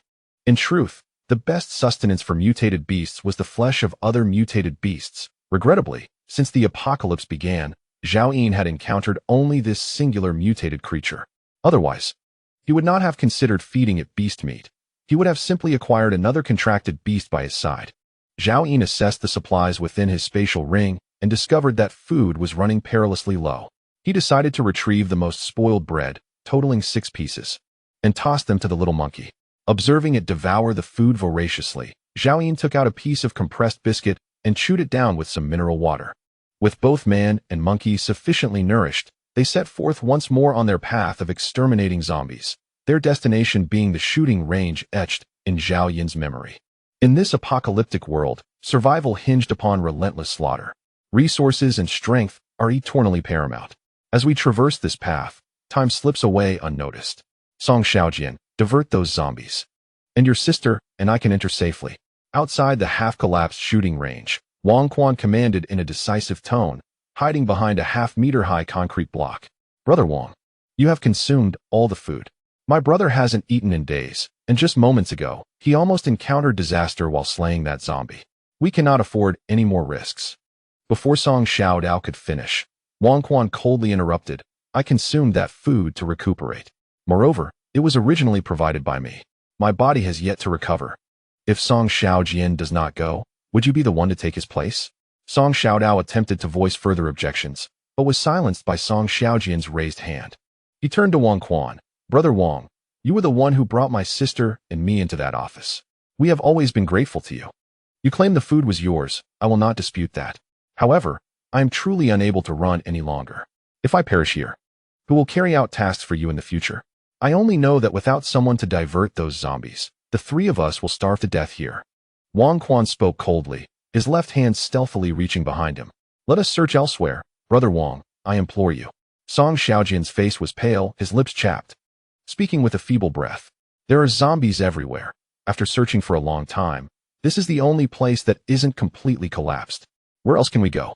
Suddenly, Wang Quan drew a dagger from behind. He swiftly pressed it against Song Xiaodao's neck, stating, if you do not go, I will kill your sister. Chapter 19. The Horde and the Youth Xiaodao. Song Xiaojian gasped in shock. Brother Wang, what are you doing? Let Xiaodao go. Brother, I have no choice. I'm sorry. But if you do not go, we will all perish. This is the only way, Wang Quan said with a sinister tone. Although Wang Quan usually spoke with authority, he was nonetheless the savior of the 2 siblings. They could hardly fathom that he would resort to such measures. Brother Wang, please release me. Song Xiaodao struggled violently. Do not make my brother go. I can run faster than him now. Besides, Brother Wang, your leg isn't injured. Why can't you go instead? Slap. Wang Quan struck Song Xiaodao's face with a heavy hand. The tender flesh of her cheek instantly swelled, blood trickling from her mouth. I did not permit you to speak. Wang Quan glared fiercely. Song Xiaodao was momentarily stunned, seemingly unable to comprehend how someone could turn so quickly. Roar, roar, roar. A few nearby zombies, disturbed by the sound of the slap, began to rush toward them. Wang Quan, realizing he had attracted their attention, paled, trembling as he shouted, Song Xiaojian. If you do not go now, your sister and I will die here. Will it be just you who dies, or both of you siblings? Think clearly. Song Xiaojian's face turned ashen, his options rapidly dwindling. Brother, you cannot go. Song Xiaodao cried, tears streaming down her face. Song Xiaojian let out a sorrowful smile, suddenly at a loss for words to convey to his sister. His heart was laden with countless sentiments, far too many to articulate in a lifetime, and he did not know which to express first. Before our parents passed, I promised them that as long as I drew breath, I would protect you, he declared. Upon uttering these words, Song Xiaojian dared not meet his sister's gaze, instead fixing his stare intently on Wang Quan. Brother Wang, I implore you to treat my sister with kindness. Otherwise, even if I were to become a zombie, I would not let you escape unscathed. Rest assured, little knife is still a child. What harm could I possibly inflict upon her? Wang Quan replied with a disingenuous smile. Out of the corner of his eye, he caught sight of the approaching zombies and urged, hurry. Without hesitation, Song Xiaojian turned and dashed out from behind cover. Brother, Xiaodao wished to cry out, but Wang Quan firmly covered her mouth. She struggled desperately, helplessly watching as her last remaining family member departed without a backward glance in this apocalyptic world.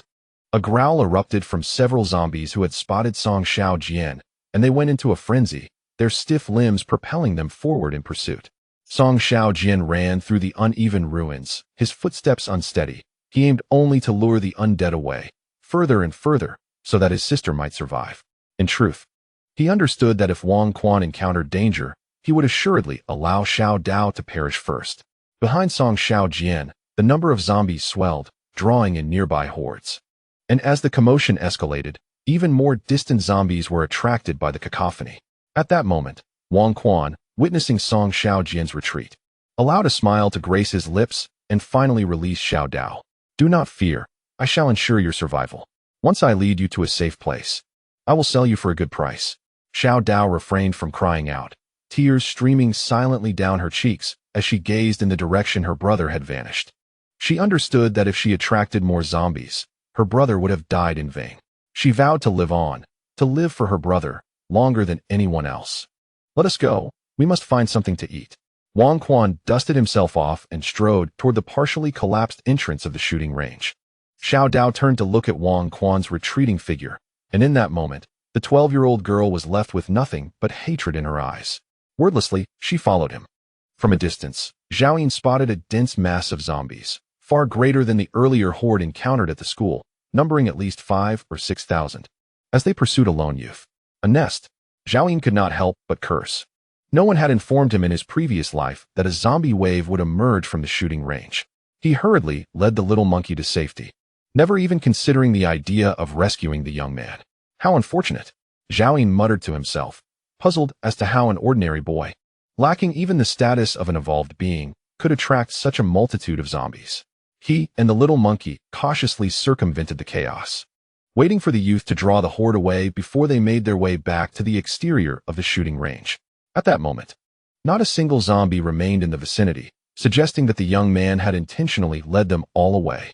Zhao Yin's confusion deepened. Had the youth lost his sanity? However, he soon dismissed such thoughts, for the apocalypse had given rise to all manner of individuals. Perhaps the boy was simply weary of life, seeking one last thrill before the end. Zhao Yin strode into the shooting range, where the remaining structures, riddled with cracks, stood precariously.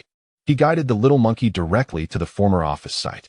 According to information gleaned from his previous life, the proprietor of the range resided there, often accompanied by a petite secretary in the lounge area. When the apocalypse struck, the office building succumbed to a meteorite's impact, and the sniper rifle lay concealed in the basement, a secret place where the owner had indulged in his clandestine affairs. Zhao Yin swiftly located the entrance to the basement. Beneath a massive concrete slab weighing approximately 3 or 4 tons, a corner of a metallic door was exposed, much as it had been described in his former life. For an ordinary person, such an obstacle might require immense effort to remove. But Zhao Yin merely activated his spatial ring, causing the substantial concrete block to vanish instantaneously. He then produced a butterfly knife with a decisive thrust. He pierced the electronic lock, forcefully twisting to sever the spring mechanism. Open, he commanded as he withdrew the knife. The little monkey promptly advanced, its body rapidly expanding, transforming into a formidable creature cloaked in golden fur, exuding an overwhelming presence. With its massive paw, the monkey grasped the doorknob and applied steady pressure. Creak, creak. The jarring sound of metal grinding against metal echoed, and the deformed door was forcibly pulled down. Suddenly, a shadow burst forth from beyond the door. Lunging at the little monkey, Zhao Yin discerned that it was a middle-aged male zombie, yet to evolve, clad in attire that suggested he was the owner of the shooting range. The little monkey swiftly extended one of its enormous palms and struck downward, causing the zombie's head to retract into its chest. Its hands remained clutched to the monkey's dense fur, yet not a single hair was dislodged. Feeling insulted, the little monkey raised the massive metal door panel and brought it crashing down. With a sickening splat, dark brown blood splattered across the floor, transforming the once musty basement into a scene ripe with a foul stench. When the door panel was lifted, the zombie had been reduced to a mere pulp. Look at the state of this room, Zhao Yin scolded, casting a disapproving glance at the monkey. The little monkey, aware that it had exerted excessive force, sheepishly scratched its head. As Zhao Yin pinched his nose and ventured inside, another zombie suddenly emerged from the inner chamber. It appeared to have been a young girl in life, likely in her early 20s, her clothes tattered and torn. Even in her undead state, her former beauty was evident. "Master, is that not a bon?" The little monkey exclaimed, drooling at the sight, completely forgetting its earlier lesson. Zhao Yin brandished his butterfly knife and swiftly cleaved the head of the beautiful zombie in two, turning back to say, "It is not a bon." He bent down with a butterfly knife, probing the brains of 2 zombies. yet found no corpse crystal. Just as he was about to move forward, he caught a glimpse of the little monkey still drooling over the lifeless beauty zombie. Zhao Yun sensed its thoughts. So big, 2 of them. How wonderful it would be if they were steamed buns. Enough of that. Once we find the mutated wheat, I'll steam you a pot of buns every day. Let us go. Zhao Yun sighed. He wondered what the child had grown so big for, seeing how it was so tempted. Reluctantly, the little monkey followed Zhao Yun into the inner room, where a foul stench assailed their senses. The floor was littered with excrement, urine, used condoms, and food wrappers. Chapter 20. The armory. One could only imagine that after the apocalypse struck, the shooting range owner and his little secretary had been eating, drinking, and relieving themselves in this very bedroom. Eventually, their food ran out, and the oppressive heat outside deterred them from venturing out, leading to their demise of starvation, only to rise as zombies 4 days later. Zhao Yun and the little monkey rummaged through the place, finding only 2 packs of cigarettes and no other necessary supplies. The food and water had long since been consumed by that ill-fated couple, and the sniper rifle was nowhere to be found. Zhao Yun was puzzled. In his previous life, he had seen that rifle with his own eyes. Surely there must be a hidden chamber. Zhao Yun began to scrutinize the surrounding walls. His true sight eye was ineffective against ordinary objects, but the enhanced vision granted by his contract soul proved invaluable at this moment. Soon, Zhao Yun noticed a section of the wallpaper that appeared different. A faint seam was barely visible behind it, a detail that would elude the average eye, but not Zhao Yun's. He approached and knocked, and sure enough, a hollow thud echoed in response. Drawing his butterfly knife, he thrust it forward with force, piercing through the wallpaper and the alloy metal door behind it. With a vigorous pull downward, it sliced through as easily as cutting tofu. The immense damage of the extraordinary weapon far surpassing any metal from before the apocalypse. Zhao Yun swiftly carved out a square, sheathed his butterfly knife, and delivered a powerful kick. With a resounding clang, the severed section was sent flying. A square opening, roughly a square meter in size, emerged in the wall. Zhao Yun switched on his flashlight and stepped inside, with the little monkey quickly shrinking its body to follow closely behind its master. The hidden chamber spanned about 50 square meters. Upon entering, Zhao Yun was greeted by a mountain of cash, estimating at least 70 to 80 million yuan in $100 bills. If this had been before the apocalypse, it would have sent most people into a frenzy. However, now it was nothing more than worthless paper. To the shooting range owner during the apocalypse, that stack of cash was less valuable than a piece of moldy bread. Ignoring this pile of refuse, Zhao Yun's gaze scanned the entire chamber. Various antiques and artworks filled 3 entire rows of shelves, and atop the foremost table lay an exquisite long wooden box. Zhao Yun approached and opened the box, revealing all the components of the M82A1 sniper rifle within. Beside it were 60 large-caliber armor-piercing rounds. A smile spread across Zhao Yun's face. It was finally in his grasp. He picked up the components and began assembling them with a series of sharp clicks. With 7 years of experience in firearms from his previous life, Zhao Yun's speed of assembly surpassed that of any special forces soldier. Soon, a formidable sniper rifle was completed, and as Zhao Yun aimed it at an antique face, a surge of murderous intent naturally welled up within him. Such rifles were typically used by the military, often mounted on small vessels or armed helicopters, boasting incredible firepower. With Zhao Yun's current status as an F-class evolved being, he could easily hold the rifle and withstand its recoil, using it as if it were an ordinary firearm. He had no intention of testing the weapon and instead stowed it away in his spatial ring. With only 60 rounds available, he knew better than to waste them unless absolutely necessary. His gaze then fell upon another shelf, where he had previously noticed a Tang Dao. He approached and lifted the sword, which weighed approximately 7 to 8 pounds. Drawing it from its sheath, a cold glimmer emanated from the blade, which was surprisingly sharpened. The blade and spine were thicker than a typical Tang Dao, measuring 1 meter in length, with the cutting edge extending to 1.2 meters. Such a sword would have been wielded by very few before the apocalypse. The shooting range owner likely considered it merely a collectible, now a fortunate find for Zhao Yun. The little monkey glanced at the magnificent Tang Dao in Zhao Yun's hands, then at the steel rod it held, and immediately began fervently searching for a proper weapon of its own. Unfortunately, this hidden chamber was a place where the shooting range owner kept valuable items, and ordinary weapons were unlikely to be found here. After a thorough search, Zhao Yun found nothing else of use in the chamber. Just as he and the little monkey were about to leave the basement, he casually picked up the metal door from the floor. Moments earlier, the enlarged little monkey had wielded the door to crush a zombie into a pulp. In critical moments, entrusting the little monkey with unleashing its powers would undoubtedly clear a wide area. Zhao Yun did not leave the shooting range immediately. He remembered well what this place was.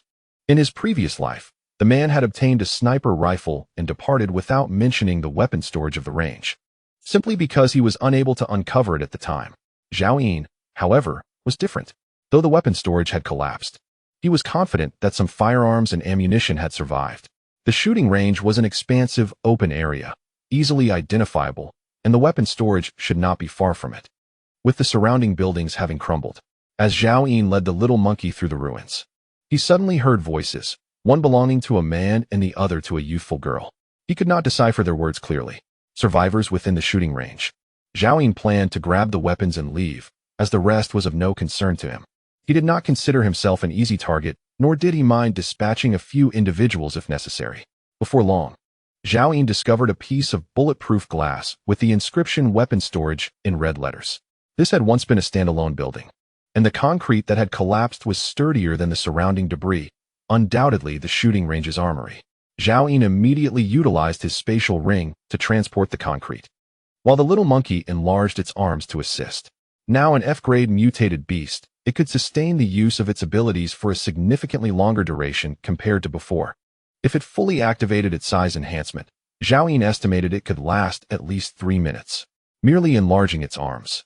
The little monkey could undoubtedly maintain this for half an hour. With fervor, the duo worked tirelessly, and after a span of several minutes, the rubble atop the weapon vault was cleared, revealing crushed tables, twisted metal cabinets, and broken bows. As Zhao Yun and the little monkey continued their cleanup, they discovered several composite bows that had not been entirely ruined. Despite their severe deformation, Zhao Yun managed to salvage numerous usable components, ultimately assembling 3 complete composite bows. Find arrows, and ascertain how many are still usable, Zhao Yun commanded promptly.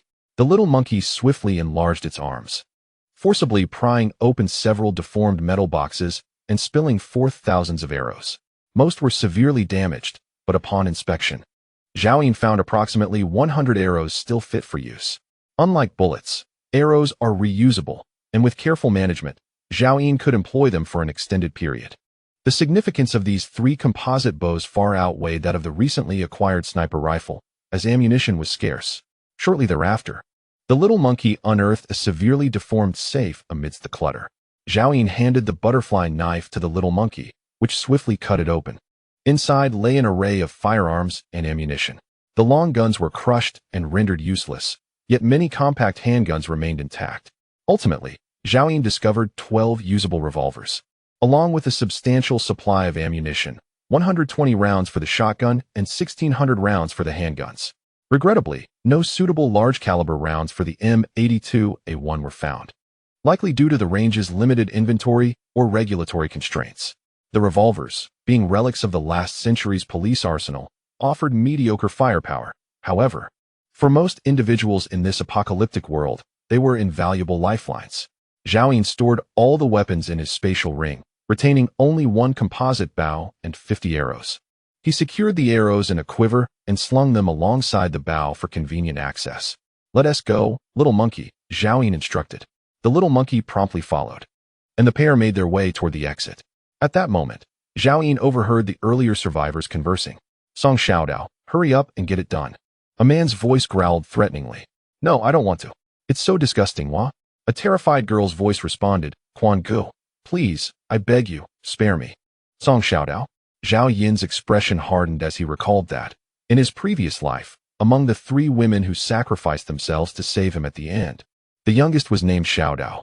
It appears she also bears the surname Song. Chapter 21. A reunion with Song Xiaodao. In this world, countless individuals share the same name and surname. Could it be mere coincidence? Zhao Yun resolutely decided to investigate. In this apocalyptic era, he found himself alone, with few matters or people of significance weighing on his heart. If there were still a handful of individuals who could stir his affections, Song Xiaodao would undoubtedly be one of them. At this moment, within a half-collapsed kitchen, Wang Quan, after drinking foul, stagnant water, sat upon a 3-legged chair. His eyes narrowed as he fixated on Song Xiaodao across from him. Even after more than a month without washing her face, Her beauty was unmistakable. A sinister thought arose within him, causing his breath to grow heavy. Xiao Dao, come here to Brother Wang. Let me show you my prized possession, Wang Quan rasped. Though young, Song Xiao Dao, having grown up in the modern world, was well versed in the implications of Wang Quan's words. Brother Wang, if you have something to say, just say it now.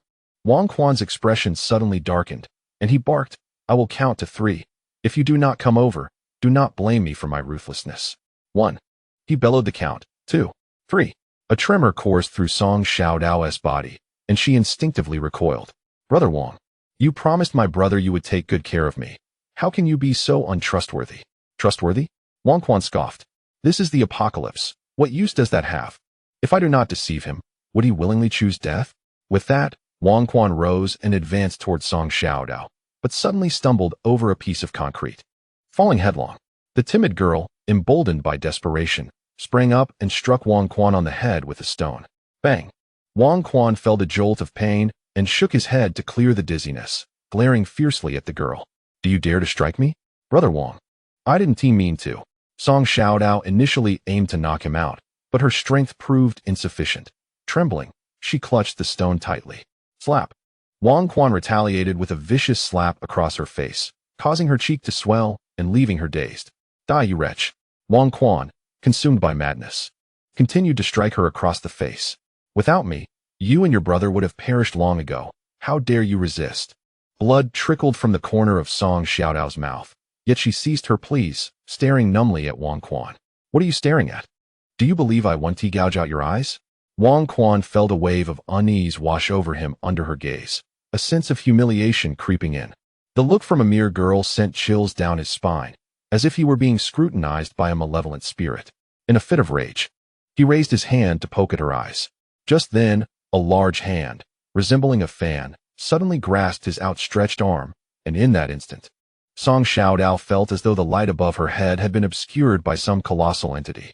An aura of terror pervaded the dilapidated chamber, and the very air seemed to solidify. Wang Quan stiffly turned his head, and his body began to tremble. A terrifying colossal beast stood beside him. Its golden eyes exuded a chilling indifference as it gazed down upon him. With a thunderous roar, the little monkey unleashed a bellow that reverberated through the air, causing Wang Quan's hair to fly and his facial muscles to contort in agony. Song Xiao Dao could only perceive a deafening buzz in her ears. Please, don't kill me. Wang Quan, paralyzed by fear, felt an uncontrollable urge to withdraw his hand. Crack! The little monkey exerted a slight pressure, instantly crushing Wang Quan's forearm bone. Ah! A heart-wrenching scream escaped Wang Quan's lips. Immediately after, the little monkey flung him aside, sending Wang Quan hurtling 5 or 6 meters before crashing into the wall. Blood streaming from his head. Be gentler, don't kill him in one blow, Zhao Yin remarked. The little monkey shifted aside, and Zhao Yin emerged from behind its towering figure, stepping forward to scrutinize Song Xiao Dao closely. Are you Song Xiao Dao? Zhao Yin inquired. Her face was swollen and unrecognizable. Song Xiao Dao lifted her gaze to Zhao Yin, her expression betraying sheer terror. Soon, she recognized him. She had encountered this man twice before, once when he passed by a shopping mall, and the second time when she witnessed him mercilessly slaughtering another man from a distance. At that moment, Zhao Yin exuded an aura of power, mystery, cruelty, and malice. Speak, have you lost your voice? Zhao Yin asked impatiently. Uncle, I am Song Xiao Dao. She finally stammered. Uncle? Zhao Yin was taken aback, touching his unshaven face that hadn't seen a razor in a month. Did he appear that old? Nevertheless, considering the girl's age, it wasn't inappropriate for her to address him as such. Get up. Let me see, Zhao Yin commanded directly. Uncle, what do you want? Please. Song Xiao Dao recoiled in terror. Zhao Yin, growing impatient, reached out and grasped her ponytail, effortlessly lifting her frail body off the ground. Let go of me. In a moment of desperation, Song Xiao Dao bit down on Zhao Yin's wrist. The sharp pain caused Zhao Yin's brow to furrow deeper, yet he did not relent. He was disinclined to explain and simply turned her body over, revealing a butterfly-shaped pink birthmark on her slender waist. It really is you. Zhao Yin finally released his grip, cursing under his breath. She was indeed that Song Xiao Dao. In his previous life, Zhao Yin had never inquired about her background. By the time he met her, she was already an adult. He had overlooked a crucial detail. He had been reborn 7 years into the past, and the current Song Xiaodao was merely 12 years old. The sight of the young girl before him suddenly stirred a sense of irritation within Zhao Yin. Was he meant to raise her like a daughter? Song Xiaodao stared blankly at Zhao Yin, perplexed by his actions. "Uncle, do you know me?" Just then, the little monkey snorted and nudged its large head towards Song Xiaodao. "Ah, help!" In sheer panic, Song Xiaodao turned to flee. Zhao Yin grasped her ponytail with a firm tug, delivering a sharp slap to the little monkey. "Do not frighten her." The little monkey quickly retreated, obediently standing behind Zhao Yin. Song Xiaodao trembled in terror, gazing at the duo, and stammered, What do you want from me, uncle?" Zhao Yin furrowed his brow and replied directly, "To save you." Song Xiaodao was momentarily taken aback, struggling to comprehend his intentions. Noticing her tattered and filthy clothing, caked with grime, he retrieved a white t-shirt from his spatial ring and tossed it to her. "Change into this." Bewildered, Song Xiaodao did not grasp what this formidable figure aimed to do. She quickly lowered her head, accepting the shirt and turning away to change. Standing at just under 1.60 meters, the t-shirt appeared almost like a dress on her. Surprisingly becoming. Zhao Yin turned his gaze towards the still-lying and wailing Wang Quan, inquiring, "Have you ever killed anyone?" After a moment of confusion, Song Xiaodao realized he was addressing her. "No, I have not." The memory of Zhao Yin mercilessly slaughtering Lin Tianfeng flickered in her mind, sending a shiver through her. "Given how he treated you, have you considered how you would deal with him?" Zhao Yin asked. Biting her lip, Song Xiaodao replied, "Uncle, could you help me kill him?" Clang. Zhao Yin swiftly drew his Tang Dao and hurled it forcefully. The blade embedded itself in the ground before Song Xiaodao, the hilt quivering. "Do you lack hands or a blade?" Zhao Yin stated coldly. Chapter 22. Feeding the zombies. Song Xiaodao's face turned pale. For a child newly thrust into the apocalypse, the act of killing, regardless of the circumstances, felt incredibly distant. Zhao Yin's piercing gaze bore into her, filled with pressure. "I will not assist you in killing. If you lack the courage to do so, shall I simply let him go? Would that not leave your vendetta unavenged?" Upon hearing this, Song Xiaodao seemed to steel her resolve. Zhao Yin observed with interest as she gripped the hilt of the knife, summoning all her strength to withdraw it. The young girl, wielding a blade taller than herself, stepped toward Wang Quan. "Brother, I can give you anything you desire. Please, do not let her kill me. I beg you, brother."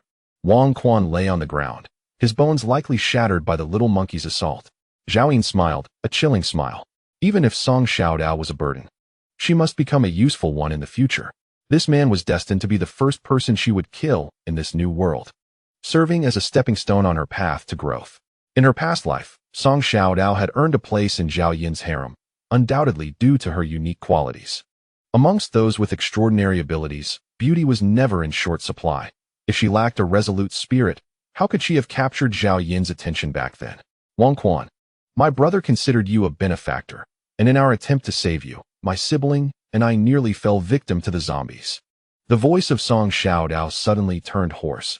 "We acknowledge you as our elder brother and have given you our last morsels of food, yet in the end, you still wish to harm my brother." Xiaodao, Wang Dage was mistaken. The past was merely a moment of confusion. Wang Quan attempted to plead further, but in the next instant, thud, Song Xiaodao struck the base of his thigh with her knife. "Oh!" Wang Quan let out a scream akin to that of a slaughtered pig. "Xiaodao, Xiaodao, listen to me." With both hands gripping the knife's hilt, Song Xiaodao raised it forcefully and plunged it down once more. "Wang Quan, if my brother dies, it will be your doing. Do you understand?" Thud. The blade pierced Wang Quan's abdomen, blood gushing forth as she withdrew it. "Curse you, you little wretch. If you have the guts, finish me off," Wang Quan shouted vehemently. Now aware that he was destined to die today, with no intention of begging for mercy any longer, Song Xiaodao remained silent, raising her knife again to strike. The sound of the blade entering flesh resonating as blood splattered. Yet, her strength was insufficient. Each blow merely inflicted wounds without claiming his life. As the torment continued, Wang Quan's cries grew louder, until his will crumbled, and he began to plead once again. Xiaodao, just kill me, I beg you." Exhausted, Song Xiaodao stood there, panting heavily. To pierce the heart, a single strike can be fatal. Zhao Yin advised her on how to kill. Turning to Zhao Yin, Song Xiaodao suddenly found herself no longer afraid of him. "Uncle, he forced my brother to lure the zombies. I want to feed him to them." Such words were not those one would expect from a 12-year-old girl. Yet, a glimmer of appreciation flickered in Zhao Yin's eyes. Finally, He felt that this burden was not so useless after all. Monkey, take him, we shall depart. Zhao Yun commanded. The little monkey had already retracted its powers, returning to its normal size, and moved forward to seize one of Wang Quan's legs, dragging him out of the shooting range, leaving a long trail of blood behind. Zhao Yun looked into Song Xiaodao's eyes and said earnestly, "You now have two choices. First, come with me, and I promise to do my utmost to keep you safe within my capabilities. However, if we encounter a crisis beyond my means, I will abandon you without hesitation. Second, I will leave you some food and this knife, and after that, I shall not interfere." "Uncle, why are you so kind to me?" Song Xiaodao gazed at Zhao Yun, unconvinced that he was a benevolent soul. "If I were to say that in 7 years, you will be one of my women, would you believe it?" Zhao Yun fixed his gaze upon her, speaking calmly. Song Xiaodao nodded. "I believe." Zhao Yun was taken aback, looking intently at the girl. Soon, he burst into laughter. "What does a 12-year-old girl understand?" "Uncle, I will go with you." Song Xiaodao bit her lip. The response was entirely predictable. Even a fool would know how to choose. Zhao Yun turned and followed the little monkey, saying, "Let us go. Take your enemies to feed the zombies." Outside the shooting range, the horde of zombies that Song Xiaojian had lured away had dispersed, and a few stray zombies began to wander back. A sharp scream from the little monkey instantly caught the attention of 2 zombies in the distance. The pungent scent of blood emanating from Wang Quan drove them into a frenzy, and they charged recklessly forward. After the little monkey's cry, it slowly retreated, hiding behind the gate where Zhao Yun and Xiao Dao stood. Wang Quan, who was already on the brink of death, regained some spirit upon seeing the 2 zombies. "Xiao Dao, please save Brother Wang. I don't want to die. I beg you, don't feed me to the zombies," he cried in desperation. In an instant, the 2 zombies lunged at him, tearing apart his chest cavity and ripping out his heart, lungs, and intestines. Wang Quan's mouth gaped wide open, his eyes still filled with resentment in his final moments. Blood gushed forth, steaming as the 2 zombies voraciously gnawed and devoured him. Zhao Yun glanced back at Song Xiaodao. Unlike other survivors who reacted with horror and nausea upon witnessing a zombie feast, her eyes glistened with tears, yet her lips curled into a faint smile. Such a countenance was quite to Zhao Yun's liking, and he reached out to pat her head, saying, "Let us go." "Uncle, where are we heading?" asked Song Xiaodao. "To survive," Zhao Yun replied with a mere 3 words. To survive, Song Xiaodao resolved, understanding that in this apocalyptic world, the singular goal of all survivors was simply to endure. "Uncle, there's still some food in that kitchen, though it's only rotten meat and moldy rice. With a bit of cooking, it can still be edible," Song Xiaodao reminded him. She and Wang Quan had just consumed porridge made from rotten meat and were on the verge of starvation, so she did not find it too unpalatable. As for the potential harm to their health, it paled in comparison to the threat of starvation. Many survivors were likely consuming such fare, and numerous others longed for food they could not obtain. "I still have some food," Zhao Yun replied without turning back. The rate at which food deteriorated in this post-apocalyptic era was astonishing. The supplies in his space ring were nearly inedible, making it easy to imagine how unappetizing the remnants in the shooting range kitchen would be. He vowed never to degrade himself to such sustenance, and certainly would not allow such refuse to occupy his precious space ring, especially since it only had 10 cubic meters of storage, half of which was already filled. Furrowing his brow, Zhao Yun realized he needed to consider food more seriously, especially with another mouth to feed. "Uncle, there are zombies ahead. Aren't you going to avoid them?" Song Xiaodao reminded him, seeing Zhao Yun head straight towards the zombies. As her words fell, she noticed a composite bow suddenly appear in Zhao Yun's hand. With swift precision, 2 arrows flew forth, and the heads of the 2 zombies feasting on Wang Quan exploded like watermelons. The little monkey immediately dashed forward, skillfully prying open the zombie skulls. "Don't move," Zhao Yun abruptly called out to the little monkey, turning to Xiao Dao and stating, "From now on, such tasks will fall to you." The little monkey shot a discontented glance at Song Xiaodao. Previously, after assisting its master in gathering corpse crystals, it would be greeted with its master's smile. Now, however, that opportunity to please its master had been usurped by another. Zhao Yun, oblivious to the monkey's unspoken feelings, approached and retrieved an arrow. He then pried open the skulls of 2 zombies, extracting 2 unrefined corpse crystals. As the day wore on, the number of evolved corpse crystals produced by the zombies increased significantly, with even the most casual encounter yielding results. This is what we call a corpse crystal. Take note. Every zombie's head will contain one from now on. Your task is to assist me in collecting arrows and excavating corpse crystals, Zhao Yin remarked, holding a crystal smeared with brain matter. Song Xiao Dao's face contorted with distress, despite her mature temperament surpassing that of her peers. The fact that these zombies were once human a mere month ago weighed heavily on her. To rummage through their brain matter? I do not keep useless individuals by my side. If you do not wish to participate, you are free to leave, Zhao Yin replied coldly. With that, he crushed and absorbed the 2 corpse crystals. Lowering her head, Song Xiao Dao said, I will do it. I will comply with whatever you ask, uncle. Trembling, she stepped forward, preparing to sift through the brain matter. There are no more corpse crystals. Each zombie only possesses one, Zhao Yin stated. As she turned back, Zhao Yin finally noticed her once swollen cheeks had turned a ghastly pale, tears streaming down her face. For a 12-year-old girl, Zhao Yin's actions were exceedingly cruel. Yet, this was a post-apocalyptic world where no one could afford the luxury of remaining a princess. There will be many more instances like this in the future. I will compel you to slay zombies, to battle mutated beasts, and perhaps even clash with other humans. The tranquil life of the pre-apocalypse will never return. Death could be lurking at any moment. Zhao Yin's expression was devoid of compassion. Should you wish to continue accompanying me, you will uncover my secrets. And I cannot shield you from everything. Therefore, should you ever desire to leave, I will not hesitate to end your life myself. Chapter 23. Song Xiao Jian has perished upon hearing this. Song Xiao Dao recalled her brother's words from a few days prior. He had said that if anything were to happen to him, and she were to encounter this villain, she should follow him and heed his commands. He also mentioned that only by aligning with such a person could she hope to survive. I will not leave, and I am not afraid, Song Xiao Dao stammered. Suddenly, from the mouth of the recently deceased Wang Quan came a ghastly roar, followed by his back twisting into an unnatural position as he stood upright from the ground. Blood flowed from his hollow abdomen, with intestines trailing on the ground while his lifeless, fish-like eyes immediately spotted Song Xiao Dao not far away. Uncle, it has come back to life, she cried in terror, rushing towards Zhao Yin without a second thought. It has merely transformed into a zombie, Zhao Yin stated, producing a butterfly knife and handing it to Song Xiao Dao. You must kill it. Song Xiao Dao initially intended to hide behind Zhao Yin, but was momentarily stunned by his words. Just moments ago, Zhao Yin had mentioned that he would eventually allow her to personally slay a zombie. She had thought this to be a distant prospect, yet here she was, being urged to act immediately. I am afraid that I cannot kill it.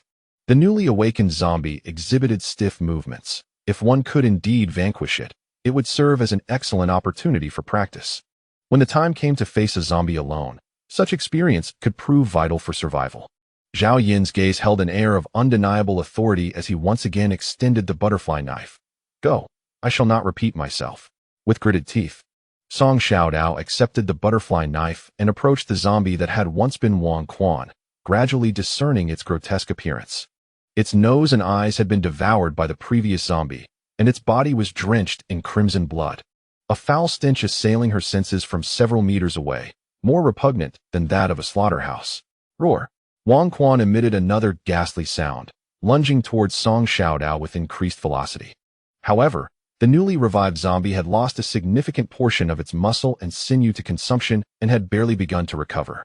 Its speed was scarcely faster than that of a snail. Song Xiao Dao felt her entire body weaken, but she narrowly evaded its attack. Circle around to its back and stab its skull, Zhao Yin commanded. With determination, Song Xiao Dao complied, instinctively heeding Zhao Yin's instructions. Leveraging her slight form, she maneuvered past Wang Quan's armpit, positioning herself behind him to strike. Miraculously, she did not misjudge her aim. Thud! The razor-sharp blade of the butterfly knife plunged into the zombie's skull, and in an instant, Wang Quan collapsed. Trembling uncontrollably, Song Xiao Dao stared at the scene before her, still in disbelief that she had slain a fearsome creature. Had it not been for Zhao Yin's insistence, even against a newly awakened zombie, she would have never mustered the courage to strike, ultimately succumbing to its bite. A flicker of gratitude for Zhao Yin ignited within her heart. She realized that monsters could indeed be vanquished. They were not as terrifying as she had once imagined. Soon, she doubled over and began to retch. Wang Quan's blood was still warm, and a gentle breeze carried the acrid scent of blood, brain matter, and viscera. Not far off, 3 more zombies were meandering about. Zhao Yun knocked an arrow and swiftly dispatched them with a flurry of shots, then frowned at Song Xiaodao. Get to work. The thought of having to sift through brain matter made her nausea intensify, and she stood up, staggering towards the zombies as she continued to heave. The 12-year-old girl, frail in stature, trembled as she extracted 3 pieces of corpse crystals along with the brain matter and presented them before Zhao Yun. Uncle, is this it? Zhao Yun handed her a cloth. Remember, each time you extract corpse crystals, you must clean them thoroughly before presenting them to me. Song Xiaodao looked up at Zhao Yun, realizing that he too found the brain matter repugnant. Oh, she pouted and diligently wiped the 3 pieces of corpse crystals until they gleamed, before extending them to Zhao Yun. Uncle, here. Without hesitation, Zhao Yun crushed the crystals before her eyes and absorbed their essence. Song Xiaodao watched intently, curiosity blooming on her face. Once, that little monkey possessed the extraordinary ability to change size at will. Objects in his grasp would suddenly vanish or materialize. And now, as the corpse crystal was crushed, a faint white light emanated from it. Everything was shrouded in mystery, reminiscent of the miracles from the world before the apocalypse. However, Zhao Yun chose not to elucidate this to her, and Song Xiaodao, being astute, refrained from inquiring further. When Zhao Yun opened his eyes, he assessed his own physique.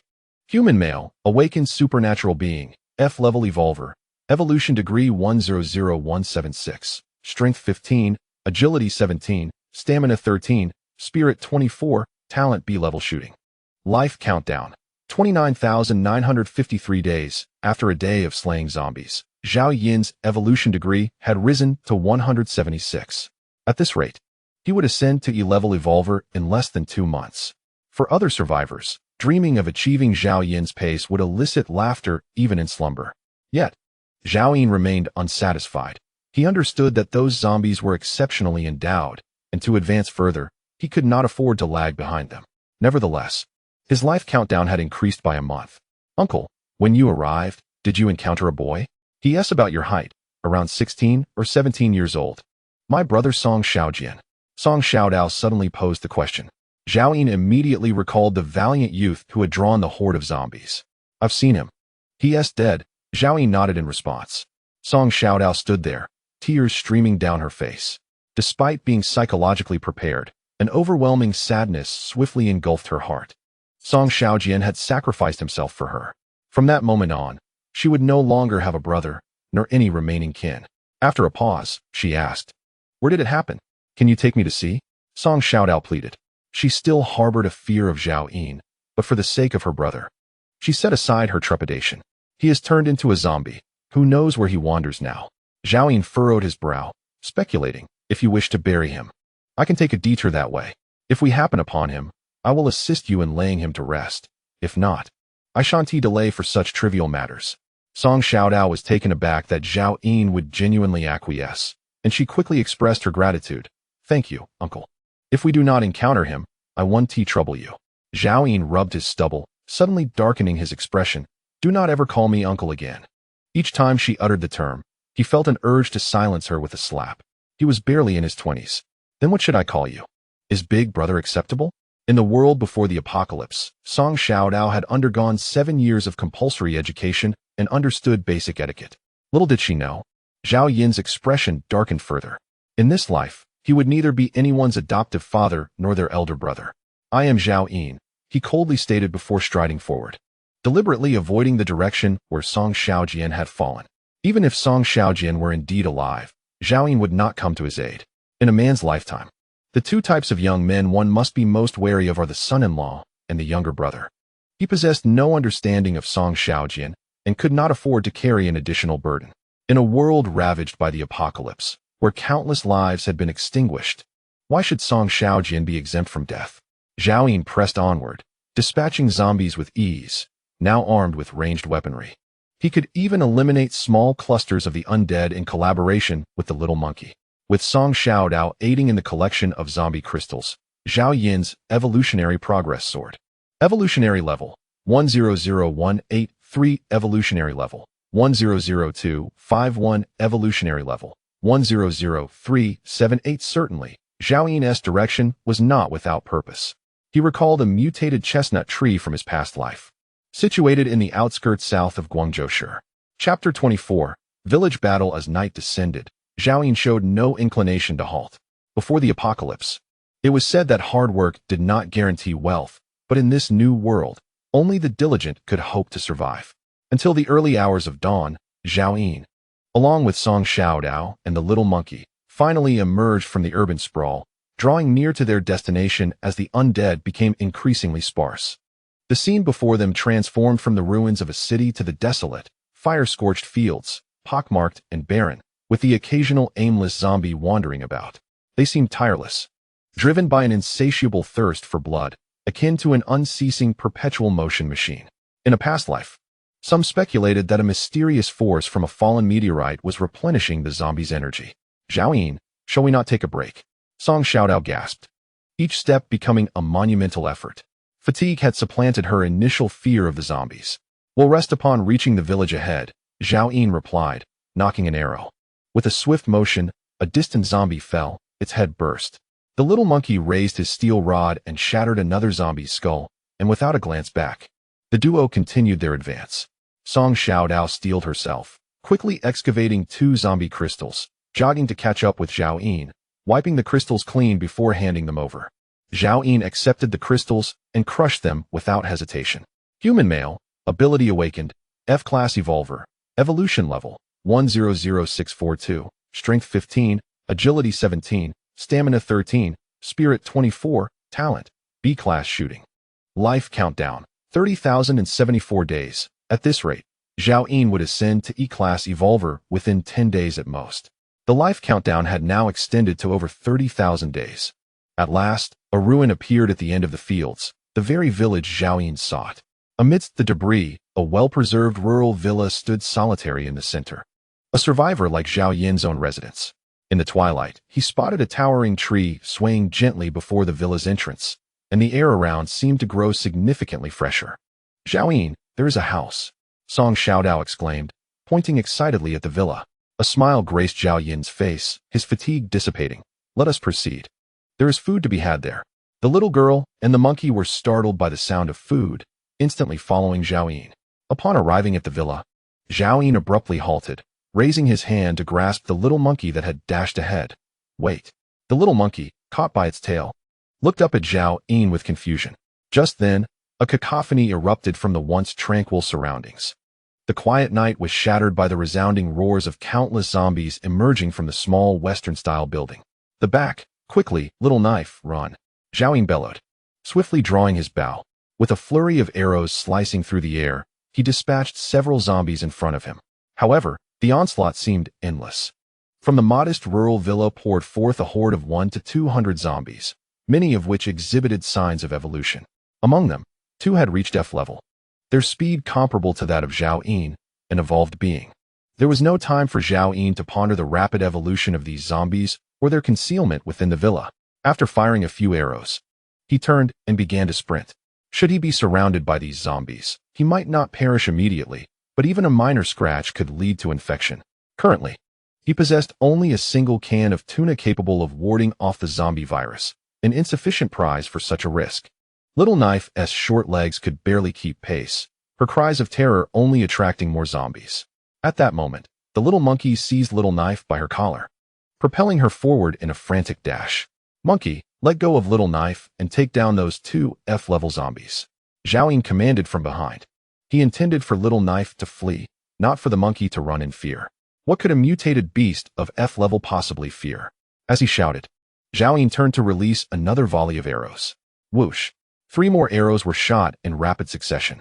The 2 F-level zombies, seemingly recalling some vestiges of their former intelligence, quickly merged into the throng of zombies to evade the shots. Yet, Zhao Yin's arrows did not target them. Instead, they found their mark in the 3 ordinary zombies ahead, exploding their heads with pinpoint accuracy. As the horde closed in within mere meters, Zhao Yin dared not linger, turning to continue his flight. Monkey, what are you hesitating for? Seeing his master battle alone, the monkey cast aside Little Knife and swiftly expanded, transforming into a colossal creature adorned with golden fur. With a snort, the monkey discerned the F-level zombies from Zhao Yin's command and charged forward. The horde, oblivious to the concept of fear, abandoned their pursuit of Zhao Yin, converging instead on the advancing monkey. With a sigh of relief, Zhao Yin turned to see the now massive monkey surrounded by the throng, wielding a steel rod. Each swing sent a zombie crashing to the ground. However, the sheer number of the undead soon surrounded it, leaving no room to escape. Countless hands grasped the thick fur of the little monkey, while others lunged to bite. Before long, the little creature was drenched in blood. The two F-class zombies, seemingly imbued with nascent intelligence, appeared to comprehend the terror of their fellow mutated beasts. They cunningly maneuvered around the other zombies, making a beeline towards Zhao Yin. Zhao Yin narrowed his eyes, pondering whether he was being underestimated. Female zombie, F-class, evolution level 10023, strength 22, agility 15, spirit 2. Male zombie, F-class, evolution level 10052, strength 24, agility 16, spirit 23. It seemed that in their former lives, they were a middle-aged couple, likely farmers from this village. The agility of these two zombies was nearly on par with Zhao Yin, the evolved one, and their strength surpassed his by a considerable margin, with even their spirit having undergone evolution. Whoosh! Zhao Yin released two arrows, one aimed squarely at the female zombie's head, but she skillfully dodged, resulting in the arrow embedding itself in her chest. The arrow directed at the male zombie failed to inflict any harm whatsoever. The two zombies closed the distance. Now within mere meters of Zhao Yin. "Zhao Yin, run!" shouted Song Xiaodao, who had halted, his heart racing as he witnessed the two zombies, evidently faster than the others, advancing towards Zhao Yin.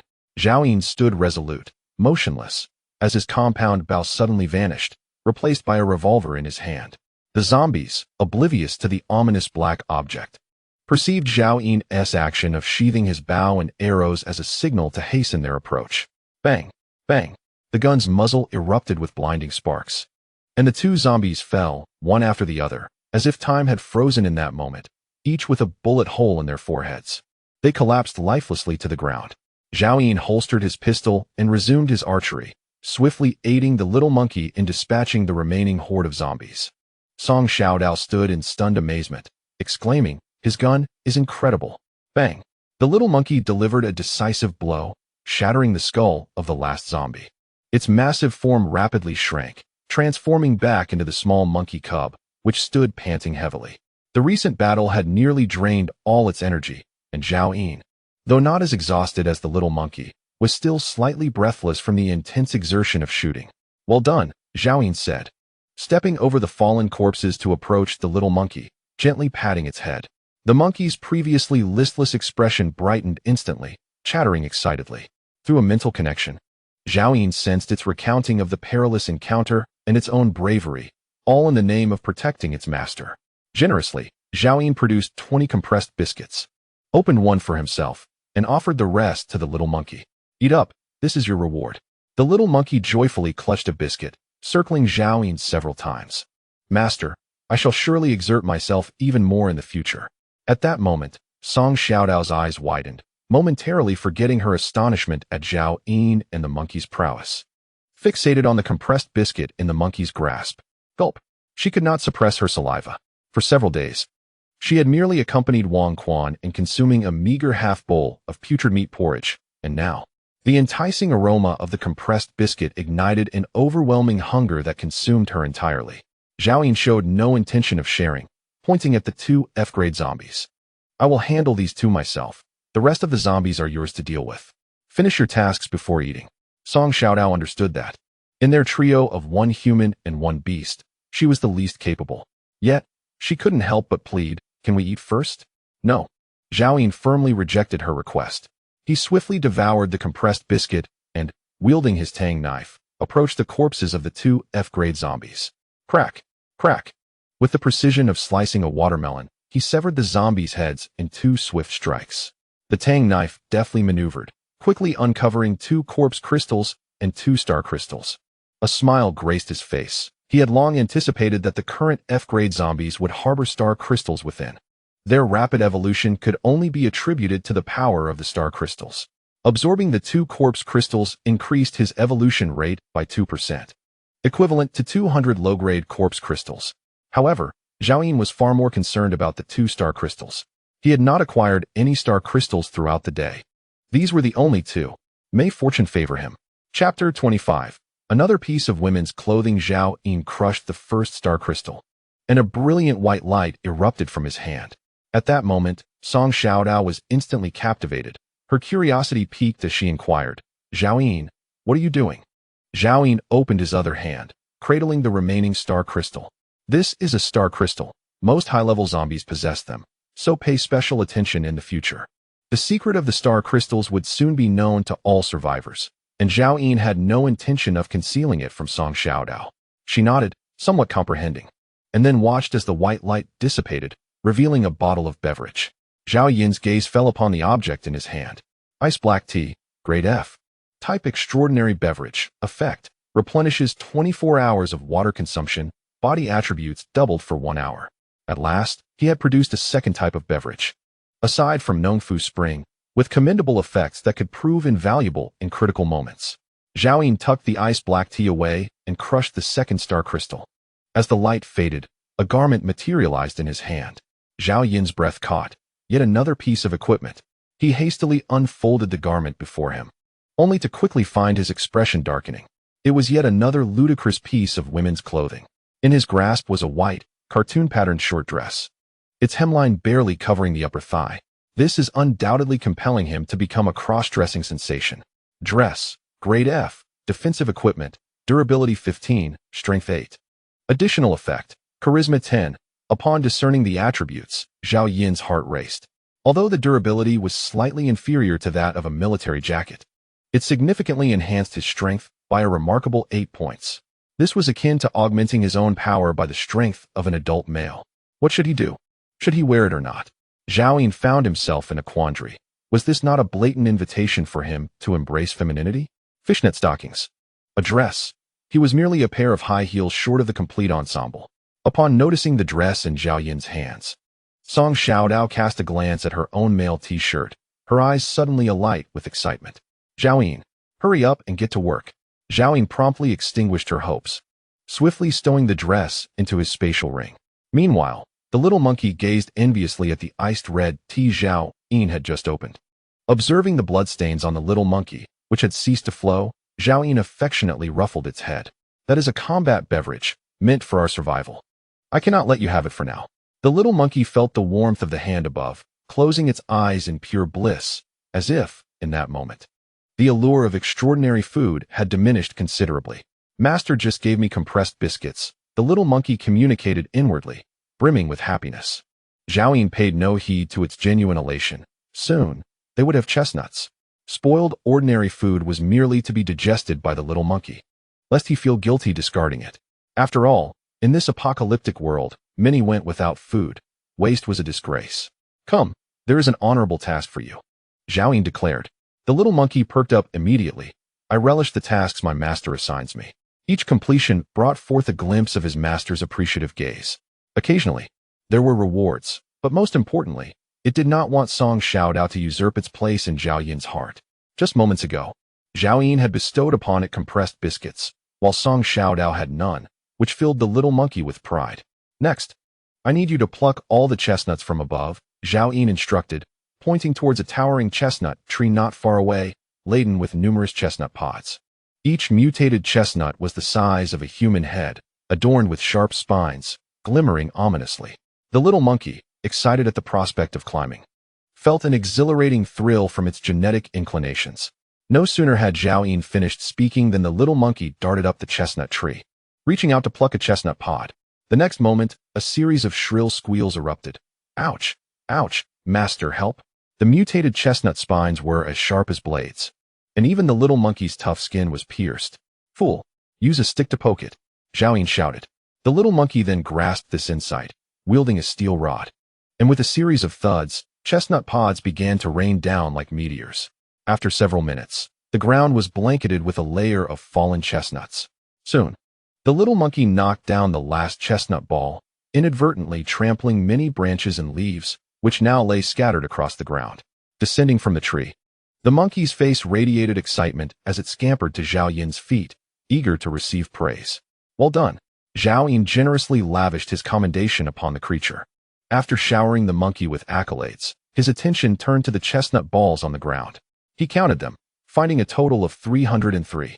conservatively estimating that each could yield 10 pounds of mutated chestnuts. Thus, Zhao stood to gain at least 3,000 pounds of mutated chestnuts from this endeavor. In the post-apocalyptic world, the fruits of mutated plants do not spoil as easily as their pre-apocalyptic counterparts, and the energy they contain surpasses that of the same species before the cataclysm by more than tenfold. If a regular person could be satiated by a pound of ordinary chestnuts, a pound of mutated chestnuts would suffice for 10 meals. Long-term consumption could even gradually enhance one's physical constitution. In his past life, Zhao had an underling who, despite never acquiring powers or evolution potions, fortuitously obtained several hundred pounds of mutated soybeans. After 2 years of consumption, that subordinate strength was sufficient to rival an F-level evolver. Zhao glanced up at the pitifully damaged chestnut tree, feeling a twinge of regret. It was uncertain when it would bear fruit again. He could not afford to linger. Lacking a means to store life or the capability to transport the tree, he decided to disregard its fate. He drew forth his tang knife and commenced to slice the chestnut balls. 2 hours later, after peeling 300 chestnut balls, Zhao contemplated collecting the severed spikes into his spatial ring, thinking they might prove useful in the future. At that moment, Song Xiaodao had finished gathering over 100 unaltered corpse crystals. Zhao, I truly cannot continue, she said, her face slightly less bruised, yet her eyes conveyed her exhaustion. In truth, her endurance to accompany Zhao thus far was fueled solely by sheer willpower. Song Xiaodao presented him with a small package, wrapped in tattered cloth torn from some unknown corpse, containing a small collection of corpse crystals. Here, they are all here. Zhao accepted the corpse crystals, absorbing them immediately. Minutes later, his evolution level reached 100-1009, leaving him just a fraction shy of advancing to E-level. The speed of his strength enhancement now was unimaginable compared to his past life. Yet, he felt a sense of dissatisfaction. There were still numerous tasks at hand. For instance, based on his memories, he needed to hasten to Yang City to find the newly mutated flying white tiger. He also intended to venture to the Dawei mountain range in search of the renowned life-space pendant from his previous existence, an SS-level treasure. Furthermore, he aimed to locate a top-tier powerhouse known from his past life, who would not acquire his fateful star crystal until 6 months later. Zhao could strategize to seize it ahead of time. Of course, sustenance. It must still be consumed bite by bite. These undertakings were not urgent before pursuing them. Zhao primary concern was to ensure his own safety and to secure ample resources for survival. Zhao, did you not promise me compressed biscuits after we finish our tasks? Song Xiaodao inquired boldly. Zhao, pulling back his thoughts, replied calmly. Tonight, we shall feast on chestnuts. With 3,000 pounds of chestnuts at his disposal, he felt confident in his ability to discover the next type of mutated food. For the tainted provisions from the pre-apocalyptic era had become virtually useless. Are we still going to hunt zombies tonight? Song Xiaodao asked. No. We shall remain here and enjoy a good night's sleep, Zhao declared as he strode toward the small Western-style building. You go prepare a room. After dinner, I shall take a bath. A bath? Song Xiaodao was momentarily taken aback. She had not washed in over a month and dared not dream of such luxury. All day, she had subsisted on a bit of rust-laden water found at the shooting range, her throat parched. Zhao, do you have enough water? Could you spare me a little? Zhao paused, suddenly recalling that he had neglected to provide her with water today. In the dim light of evening, he gazed at her swollen face. A peculiar sensation stirring within him, one he hadn't felt in ages, a feeling that could only be described as guilt. There is a well here, drink freely. I will ensure you are well fed shortly, and you may also bathe, Zhao assured her. Having visited this place in his previous life, he remembered the ancient well in the backyard, its waters flowing to an underground river, pure and pristine. Besides bathing, he needed to replenish clean water in his spatial ring as well. Chapter 26. He entered as Zhao stepped into the small building. He was met with the sight of 2 human skeletons. Only dark brown remnants of flesh remained, likely consumed by zombies not long ago. It was no surprise that a handful of zombies had congregated here. It seemed 2 survivors had once inhabited this space, but for reasons unknown, they had attracted the entire village's undead. After their consumption, the zombies had not dispersed. The interior of the small building was a scene of devastation. With nearly all the furniture destroyed, the air thick with the stench of decay. The floor was littered with refuse, remnants of blood, and the bodily fluids of the zombies. After Song Xiaodao quenched her thirst in the backyard, she found a dilapidated broom and prepared to tidy the room. Forget it, you go sweep the rooftop. We shall spend the night there, Zhao Yin instructed.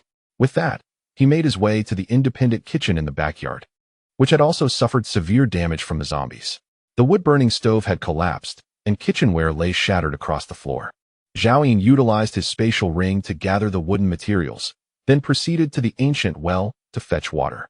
The wooden bucket remained intact, with half a bowl of clean water at the bottom, the very water Song Xiaodao had just drunk. Zhao Yin filled 2 buckets and ascended to the rooftop of the small building. He retrieved the hanging pot he had taken from home before their departure, constructed a simple support frame from wood, and ignited a fire to boil the water. Meanwhile, Song Xiaodao had cleared a patch of ground on the rooftop. Lacking mats or bedding, she and the little monkey lay on their backs, gazing vacantly at the darkened sky. Zhao Yin retrieved a dozen chestnut-sized nuts and tossed them directly into the fire. Soon, a delightful aroma wafted through the air, prompting the little monkey to spring up, chattering excitedly as it approached Zhao Yin. Master, is it time to eat? Song Xiaodao sniffed the air curiously. What is that enticing fragrance? Mutated chestnuts. Zhao Yin used his tang knife to extract the charred, blackened chestnuts from the flames, splitting one open to reveal its golden, succulent flesh. The fragrant scent intensified, captivating both Song Xiaodao and the little monkey. Come over, let us eat together, Zhao Yin invited. The little monkey immediately grabbed a chestnut and began to gnaw at it. Undeterred by the heat, Zhao Yin, respecting the animal's instincts, sliced a chestnut in half and offered a piece to Song Xiaodao. The water in the hanging pot had begun to boil, and Zhao Yin added a pinch of salt, preparing 3 bowls of salted water. He leisurely munched on the chestnuts alongside the salted water, while the little monkey eagerly watched the remaining chestnuts in front of Zhao Yin after finishing its first. In the past, there was never enough food, but in the future, we shall not go hungry, Zhao Yin reassured. Really, master? The little monkey thought, its eyes wide with disbelief. The appetite of mutated beasts and evolved beings had increased several-fold compared to their pre-evolution selves. Since following Zhao Yin, the little monkey had seldom felt satiated. Go ahead and eat, Zhao Yin offered, not feeling the need to elaborate further. He consumed 3 chestnuts in one go, equivalent to 3 or 4 pounds, enough to match the quantity of 30 or 40 pounds prior to the apocalypse, leaving him unable to eat more. The little monkey devoured 7 or 8 chestnuts, its belly round and content, before reclining in a clean patch of ground. Song Xiaodao, however, had only taken a few bites before burping and suddenly set down her chestnut, tears streaming down her face. Why are you crying? Zhao Yin inquired. Zhao Yin, I miss my brother. We haven't encountered him along our journey, Song Xiaodao sobbed, her small nose quivering as large tears fell. He went to lure zombies for me under Wang Quan's coercion. If he has perished, he never even had a full meal in his life, sob. Zhao Yin furrowed his brow and replied, he must have died. As a zombie, he could feast on humans and would no longer suffer from hunger. Though meant as a comforting statement, Song Xiaodao only wept harder upon hearing it. Wah. Zhao Yin, feeling exasperated, ignored her, pouring the remaining water into the pot, boiling it, and then transferring it back to the bucket as he descended from the rooftop. Arriving at the previous well, he stripped off his clothes and retrieved soap and a bath towel from his spatial ring, beginning to wash himself. After more than a month without bathing, only hot water could cleanse him thoroughly.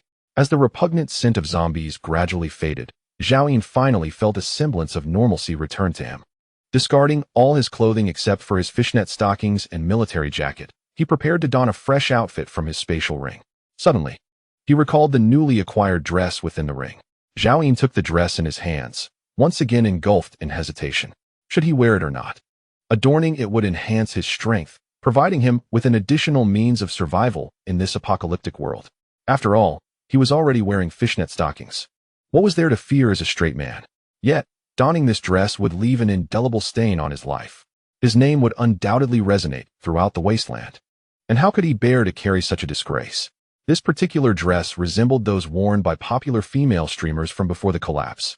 After much contemplation, Zhao Yin made his decision.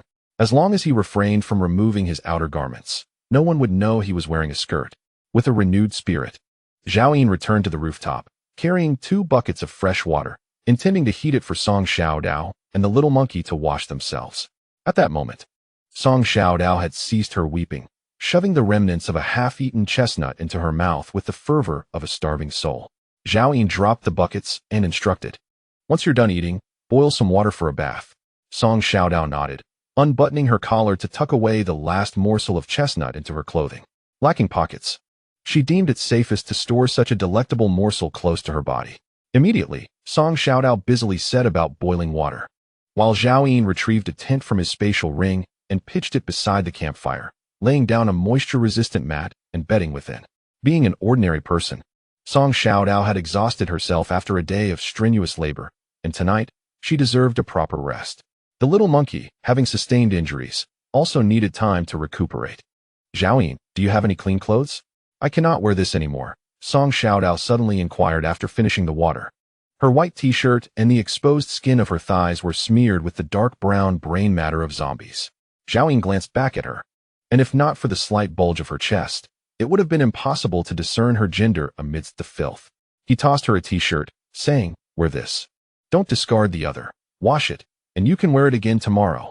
After a moment's consideration, he added, "By the way, my clothes that I just changed out of are by the well. You might as well wash them too. Do you have any laundry detergent?" "No," she replied. "Just use hot water and scrub it well."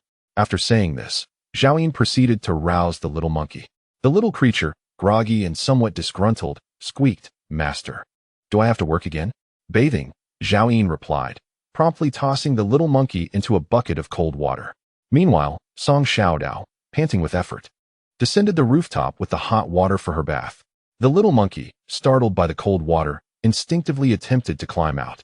But Zhao Yun firmly pressed it back down, declaring, "If you don't wash tonight, you won't get to eat any chestnuts tomorrow." "Master, I don't want to bathe. Tomorrow, while hunting zombies, I'll just get dirty again. Why bother? We'll deal with tomorrow's dirt when it comes. From now on, you must bathe whenever the opportunity arises," Zhao Yun admonished sternly. He understood, well, that no matter how thoroughly they washed tonight, they would still reek of corpses come morning, and it was likely they would find no spring water. Regardless of whether in a past life or the present, Zhao Yun yearned to remember that he was, after all, a normal person. Whenever the opportunity arose, he would cleanse himself, even if it meant being a normal individual for merely a fleeting second. That was enough for him. Having washed himself, it was only fitting that the lazy little monkey should also be cleansed. Under Zhao Yun's insistence, the water in the bucket quickly turned murky. When Zhao Yun deemed the monkey sufficiently cleansed, he roughly pulled it from the bucket. At that moment, a thought struck Zhao Yun. He had been bound by contract to this monkey for some time, yet remained oblivious to its gender. He seized the little monkey by its legs and forcibly spread them apart. Immediately, familiar physiological features were laid bare before him, an insignificant appendage accompanied by two small orbs. At that instant, a sense of relief washed over Zhao Yun for reasons unbeknownst to him. The little monkey, lacking any concept of shame, seeing its master's interest, eagerly spread its legs further. "Master, continue watching. Do you not enjoy it?" "Enjoy it? How absurd," Zhao Yun retorted with a sharp slap. The monkey, bewildered by the sudden reprimand, quickly scurried aside, squeaking for mercy. Just then, a piercing scream echoed from downstairs. It was the voice of Song Xiaodao. Startled, Zhao Yun dashed down the stairs.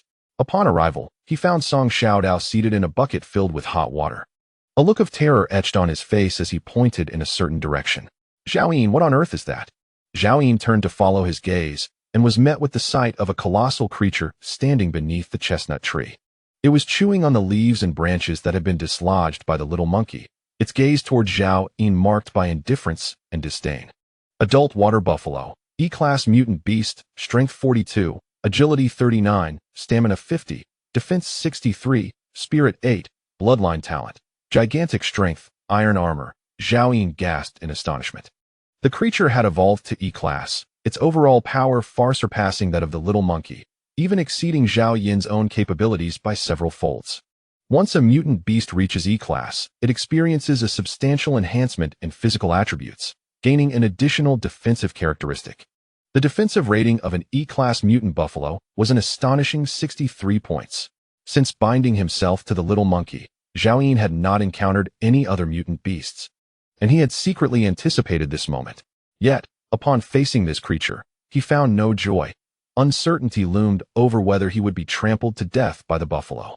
Zhao Yun could not comprehend how this buffalo had evolved so rapidly, reaching E-class in just a few short days. Paralyzed by trepidation, he discreetly gestured with one hand for Song Xiaodao to hurry upstairs and fetch the little monkey, while his other hand gripped the hilt of his knife tightly. Without a moment to spare, Song Xiaodao dashed upstairs, oblivious to the need for clothing. Zhao Yin managed a strained smile toward the buffalo from a distance. "Brother Buffalo." Haha. The buffalo snorted dismissively, retracting its gaze from Zhao Yin as if regarding him with contempt before lowering its head to resume its feast of leaves. Zhao Yin let out a sigh of relief, quickly regaining his composure. He realized that, with his current abilities, no method would be overwhelmingly effective against this formidable water buffalo. Fortunately, the creature showed no inclination to attack him at the moment. Soon, the little monkey descended from the upper floor. Upon spotting the water buffalo, its golden fur bristled with intensity, and its body rapidly swelled as it activated its power of gigantism. It, too, sensed the threat posed by the buffalo. The little monkey refrained from launching an assault, instead gripping a steel rod and positioning itself protectively in front of Zhao Yin, shielding its master from view. "Master, where did this buffalo come from?" The monkey communicated, its inner trepidation palpable to Zhao Yin. "Heaven knows how an E-class mutated beast appeared. Let me contemplate how to deal with it," Zhao Yin conveyed silently, still unprepared for a desperate confrontation. At that moment, the water buffalo, seemingly satiated, lifted its head to observe Zhao Yin, and the little monkey flicked its tail and slowly turned to depart. Its size exceeded that of an ordinary buffalo by more than fivefold, its four legs traversing the ruins with an ease that belied its bulk. Cold sweat dripped from Zhao Yin's forehead as he distinctly sensed the profound disdain reflected in the creature's gaze. Just as the buffalo was about to vanish from sight, Zhao Yin instructed mentally, "Monkey, follow it stealthily and ascertain its destination." The monkey's massive frame instantly shrank, tiptoeing after the buffalo. "Wait," Zhao Yin called out, swiftly removing his trousers and pulling off his fishnet stockings. "Its speed surpasses yours. Donning these will allow you to outpace it. Remember, avoid any confrontation." The buffalo's abilities included immense strength and ironclad armor. While these powers were not particularly rare among human enhancers, they became exceedingly daunting in the form of a buffalo. The little monkey obediently slipped the fishnet stockings over its legs, its golden fur neatly confined, presenting a more slender appearance as it hurried in the direction the buffalo had disappeared. Zhao Yin donned his trousers and turned to ascend the stairs, only to be met with a peculiar expression from Song Xiaodao. "Those fishnet stockings are equipment bestowed by the star crystal, not what you might think," Zhao Yin explained, his expression impassive. "And that cartoon-printed dress, you wore it too?" Song Xiaodao inquired, having anticipated the moment when Zhao Yin would present her with the dress, only to be taken aback by his choice to wear it himself. "The equipment from the star crystal comes with powerful attributes that enhance my combat abilities," Zhao Yin clarified earnestly. "I absolutely do not possess that kind of inclination." "Oh, I see," Song Xiaodao nodded in understanding. Suddenly, she turned and rummaged through the pocket of the trousers Zhao Yin had just changed out of, producing an item. "Zhao Yin, what is this?" Zhao Yin, initially satisfied with his explanation, was taken aback upon seeing what Song Xiaodao held. It was half a box of unused condoms. He vaguely recalled that he had inadvertently taken them from a hotel upon his rebirth. For over a month, he had completely overlooked their presence. Zhao Yin swiftly stepped forward and seized the item, placing it directly into his spatial ring, asserting, "Such possessions are not for children to handle." With that, he turned and ascended to the rooftop. Song Xiaodao regarded him with a peculiar expression. Modern girls often engage with the internet and grasp many concepts quite early. Only when Zhao Yin's silhouette faded from view did she return her attention to the laundry, a triumphant smile lingering at the corners of her lips. At that moment, Zhao Yin felt a slight warmth flush his face. He chose not to dwell on it further. Instead, he stoked the campfire with a handful of kindling and sat silently beside the flames, awaiting the return of the little monkey. He had no intention of risking his life for a contracted beast at present, yet he needed to ascertain the water buffalo's roaming territory. In due course, when his strength had grown or he had crafted a means to capture beasts, he could return to seek it out. Half an hour later, Song Xiaodao returned, hanging the freshly washed clothes by the fire before crawling into the tent for a deep slumber. The little monkey did not return until 3 hours later, wielding a steel rod smeared with the blood and brain matter of zombies, its lower half clad in fishnet stockings and adorned with numerous wounds. After inquiring, Zhao learned that these injuries were not the result of a confrontation with the water buffalo. The creature had inexplicably gone mad, bolting from their location to the western suburbs of Guangzhou City South Industrial Park. This area had become densely populated with zombies since the outbreak, and Zhao had refrained from venturing there recently. The water buffalo rampaged through the industrial park like a wild beast, colliding with countless zombies along the way, even managing to crush 5 or 6 of the F-grade zombies. Ultimately, a particularly terrifying zombie emerged, the level of which was unknown to the little monkey. Yet it possessed the strength to overpower the water buffalo. A fierce battle ensued between the beast and the creature, culminating in the water buffalo's defeat as it fled, injured. The little monkey, having followed the water buffalo deep into the industrial park, found itself engulfed by the horde of zombies and narrowly escaped by unleashing its abilities. Chapter 28.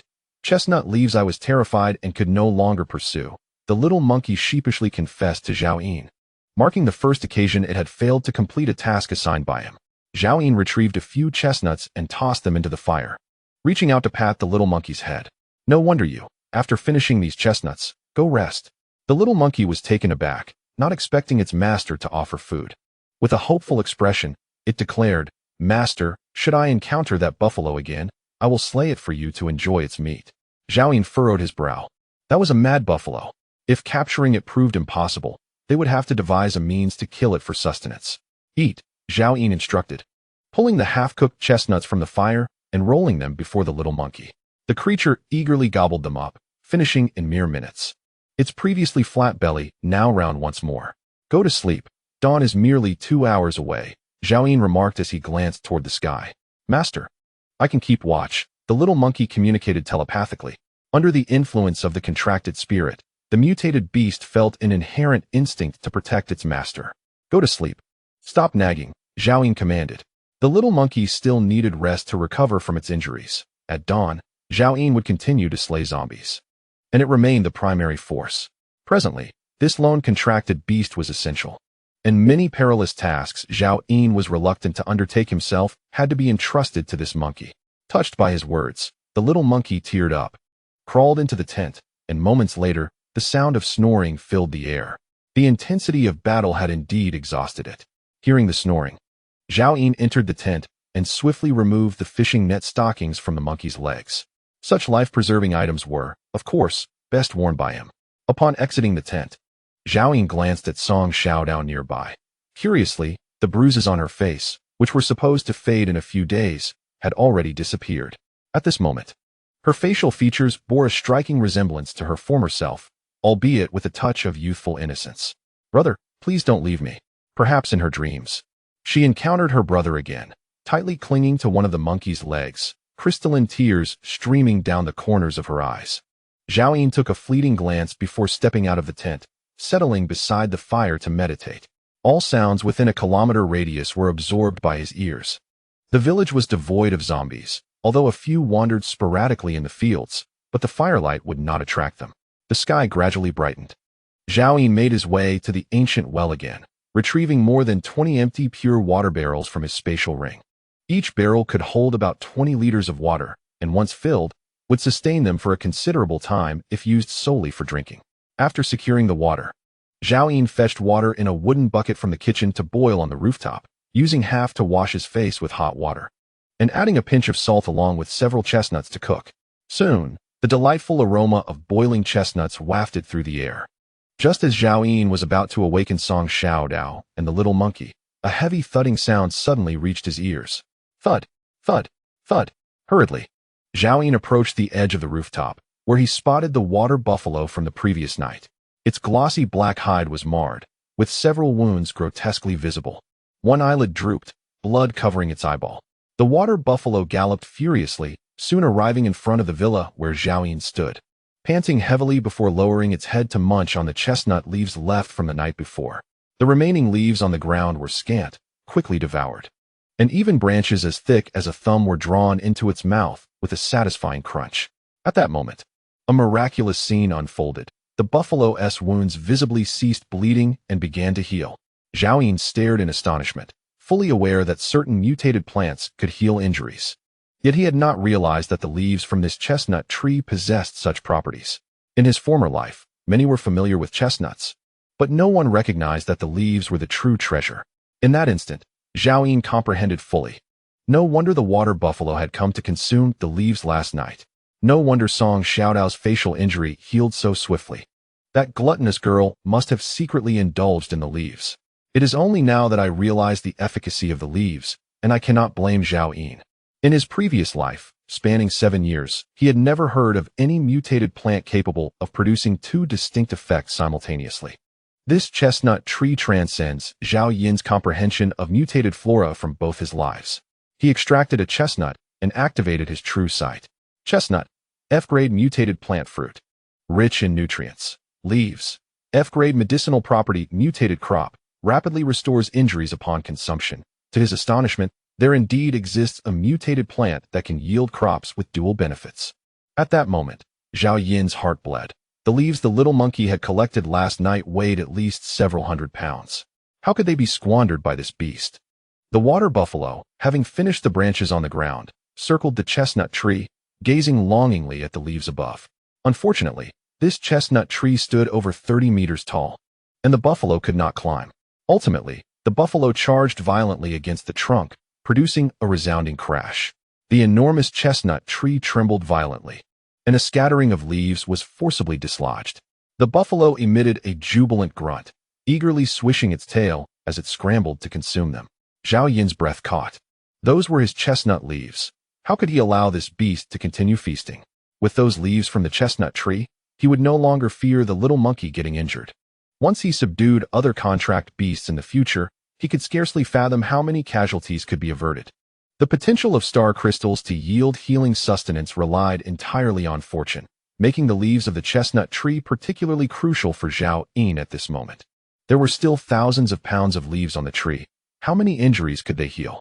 Zhao Yin resolved immediately. No matter what, he must protect this chestnut tree. Just then, the buffalo charged once more, shaking down a large swath of leaves. Unable to endure any longer, Zhao Yin drew his sniper rifle from his spatial ring. Disregarding the conservation of ammunition, he chambered a round and aimed directly at the buffalo. Bang! Without hesitation, Zhao Yin pulled the trigger. He did not expect to slay this armored mutated beast, but merely sought to drive it away. The buffalo swiftly reacted, tilting its head. The armor-piercing round, which could easily penetrate armor, struck its horn, sparking upon impact. The bullet shattered into fragments, yet the buffalo remained unscathed. The buffalo's single eye glared back, incited by anger, and it bellowed, charging towards the villa with ferocious intent. Zhao Yin continued to squeeze the trigger. Bang! Bang! Bang! He no longer aimed for the buffalo's head, but targeted the vulnerable neck instead. The first bullet penetrated the buffalo's neck, spraying blood. However, such an injury was far from sufficient to incapacitate an E-grade mutated beast. The buffalo, in pain, grew even more enraged. In the next moment, a layer of fish scale-like armor rapidly manifested upon its hide, enveloping its body in an instant. Its ability, iron armor. Its terrifying muscles suddenly swelled. Its already formidable physique becoming even more robust, radiating an aura of sheer explosive power.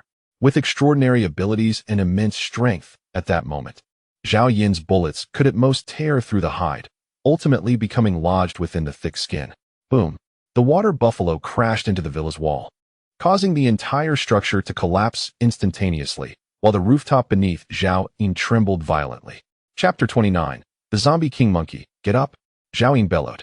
In fact, without Zhao Yin's call, the little monkey had already emerged from the tent, brandishing an iron rod, its eyes bulging in anticipation as it stared at the water buffalo below.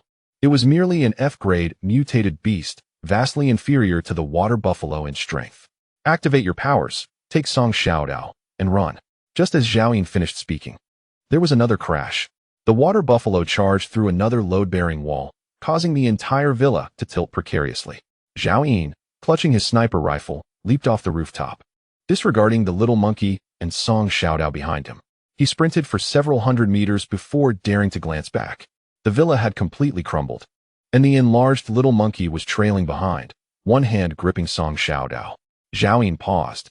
His agility was rated at 17 points, and with the enhancement from the fishnet stockings, he could outpace the water buffalo. He swiftly turned his rifle towards the beast. Hey, you stubborn bull, come here. Bang! A shot struck the buffalo's front shoulder, inflicting minimal damage but serving as a profound insult. The buffalo, with one eye blazing crimson, charged furiously towards him. The poor little monkey, despite activating its enlargement ability, was still slower than the water buffalo, and even more so than Zhao Yin. Its furry legs left behind mere afterimages as the buffalo continued its relentless pursuit. "Master, it's going to ram me." The little monkey squeaked in alarm. "Didn't you say last night to help me kill this water buffalo for some meat?" Zhao Yin scolded irritably. Apart from its enlargement ability, the monkey also possessed a frenzied ability, which could only be activated upon reaching E-grade. However, the energy consumption was too great for its juvenile body to withstand at present. In truth, the little monkey's potential was not any less than that of the water buffalo. "Why is the bull back?" The little monkey remained bewildered, entirely unaware of the unfolding situation. "Get away from that chestnut tree," Zhao Yin commanded. Bang! Zhao Yin fired another shot, momentarily halting the buffalo, before turning to flee once more. Fortunately, the little monkey was more agile than the buffalo, although its speed did not match that of the beast. It managed to evade each impending collision with a nimble twist of its rear. Meanwhile, the unfortunate Song Xiaodao jostled about, succumbed to nausea and vomited bile all over the little monkey. 10 minutes later, the collapsed villa and chestnut tree were no longer in sight. Zhao Yin fired several shots to keep the buffalo at bay and communicated silently with the little monkey. "Monkey, I will hold it off. You take Xiaodao and run. Remember to take a detour back to the chestnut tree. Once I shake off the buffalo, I'll retrieve the chestnut leaves. Master, please be careful," the little monkey conveyed telepathically. And without waiting for Zhao Yin's further instructions, it turned and dashed away, clutching Song Xiaodao. Just then, they heard a deafening roar. The deafening roar of the undead echoed relentlessly. Zhao Yin abruptly turned around and beheld a colossal zombie, towering over 2 meters, charging towards him from a distance of 1,000 meters, closely followed by over 20 ordinary-sized zombies. Male zombie, E-rank, evolution level 10079, strength 61, agility 36, defense 72. Spirit 7, male zombie, F-rank, evolution level 1005, strength 23, agility 15, spirit 27. Female zombie, F-rank, evolution level 10071, strength 26, agility 17, spirit 33. Male zombie, F-rank, evolution level 10019, strength 25, agility 16, spirit 28. Male zombie, F-rank. In total, there were 27 zombies, the weakest being F-rank. The towering zombie at the forefront reached E-rank. "Master, it's that zombie," the little monkey exclaimed, its fur bristling in terror. No longer concerned for its own escape, it swiftly positioned itself protectively behind Zhao Yin. Even the water buffalo pursuing them halted its chase, its single eye glowing crimson as it let out a fearsome roar and charged at the towering zombie. In an instant, Zhao Yin understood. This was the very zombie he had battled against the previous night alongside the water buffalo. In his past life, he had only encountered such a massive zombie 6 months into the apocalypse. He had never heard of such a terrifying creature appearing so early in Guang City. If the abilities of mutated beasts corresponded to those of the survivors with supernatural powers, then the abilities of zombies aligned with those of the evolved. This towering zombie evidently surpassed the ordinary evolved beings, even capable of overpowering similarly ranked mutated beasts. Thus, there was only one possibility. The title Zombie King emerged in Zhao Yin's mind, a name that instilled fear in everyone during the early days of the apocalypse. A zombie king that had already consumed several star crystals. Zhao Yin had no time for further contemplation. He raised his sniper rifle and attempted to fire a shot in that direction. The armor-piercing round struck the zombie king's chest, merely grazing the skin before being deflected away. The horrifying defense of 72 points was a challenge even for higher-ranked D-rank zombies. This exemplified the terrifying nature of the zombie king. Each zombie king typically dominated any peers. Not to mention this one was a level above Zhao Yin, rendering him utterly defenseless. Zhao Yin promptly stowed away his sniper rifle and shouted loudly to the monkey, "Let us gather some leaves and leave Guang City." The presence of an unexpected water buffalo had already posed a significant challenge, and now, a more formidable zombie king had emerged. The only option left for Zhao Yin was to evade its might. The soul contract offered him little assistance at present. After all, he was merely an F-rank evolved being. Even with the little monkey by his side, they would merely serve as fodder for that zombie. A zombie king with over 60 points in strength and 70 points in defense likely possessed abilities beyond the scope of even the true sight. Unless he had lost his wits, there was no reason for him to linger. Taking advantage of the water buffalo's entanglement with the horde of zombies, Zhao Yin, accompanied by the little monkey and Zhao Xiaodao, returned to the chestnut tree. He directly entrusted the tang knife to the little monkey, instructing it to sever all the leaves along with the slender branches. The little monkey toiled diligently, causing large branches to tumble to the ground, while Song Xiaodao gathered the leaves, and Zhao Yin utilized his spatial ring to collect them. By the time Zhao Yin had gathered a significant portion of the leaves, the spatial ring had reached its capacity. Resolutely, he discarded all his clothing and bedding to continue collecting leaves. The spatial ring, with a mere 10 cubic meters, had already accommodated over 3,000 pounds of chestnuts, hundreds of pounds of spiny shells, along with weapons, food, and other supplies. Yet it still could not contain nearly 2,000 pounds of leaves. Ultimately, Zhao Yin disposed of all the spoiled food and toiletries from the pre-apocalyptic era that held little value, including 10 barrels of well water. You've thrown away all the food. What will we eat in the future? Song Xiaodao exclaimed, hastily attempting to retrieve some of the discarded provisions. We'll sustain ourselves on chestnuts. The remaining water is sufficient for us to drink for over 10 days, Zhao Yin replied. But what if we run out of chestnuts in the future? What use are these leaves then? Song Xiaodao still found it hard to part with the most precious food in this post-apocalyptic world. Clutching in both hands the sour ham sausages and the salt-baked chicken that had begun to rot. I won't let you go hungry, Zhao Yin reassured, offering no further explanations. After collecting all the leaves, the space within the ring was now nearly exhausted. He glanced up at the bare trunk. Chestnut tree, F-class mutated plant, was the simple introduction, devoid of any useful information. This also contributed to Zhao Yin's oversight in examining the leaves the previous night. The trunk held no extraordinary properties, so he had no intention of cutting it down. He would leave it here, anticipating the future acquisition of a life space from which he could later extract this precious chestnut tree. At that moment, a commotion erupted behind him. The water buffalo was in a worse state, its armor in tatters, blood streaming down, with one horn broken in half, racing toward him. Meanwhile, the zombie king, accompanied by the remaining 12 F-class zombies, relentlessly pursued. Run! Zhao Yin shouted at the top of his lungs as he took off. The little monkey swiftly activated its growth ability, scooping up Song Xiaodao and swiftly bounding away. By now, the little monkey had grown accustomed to the principle that its master always fled at the first sign of danger. My food! Song Xiaodao shrieked.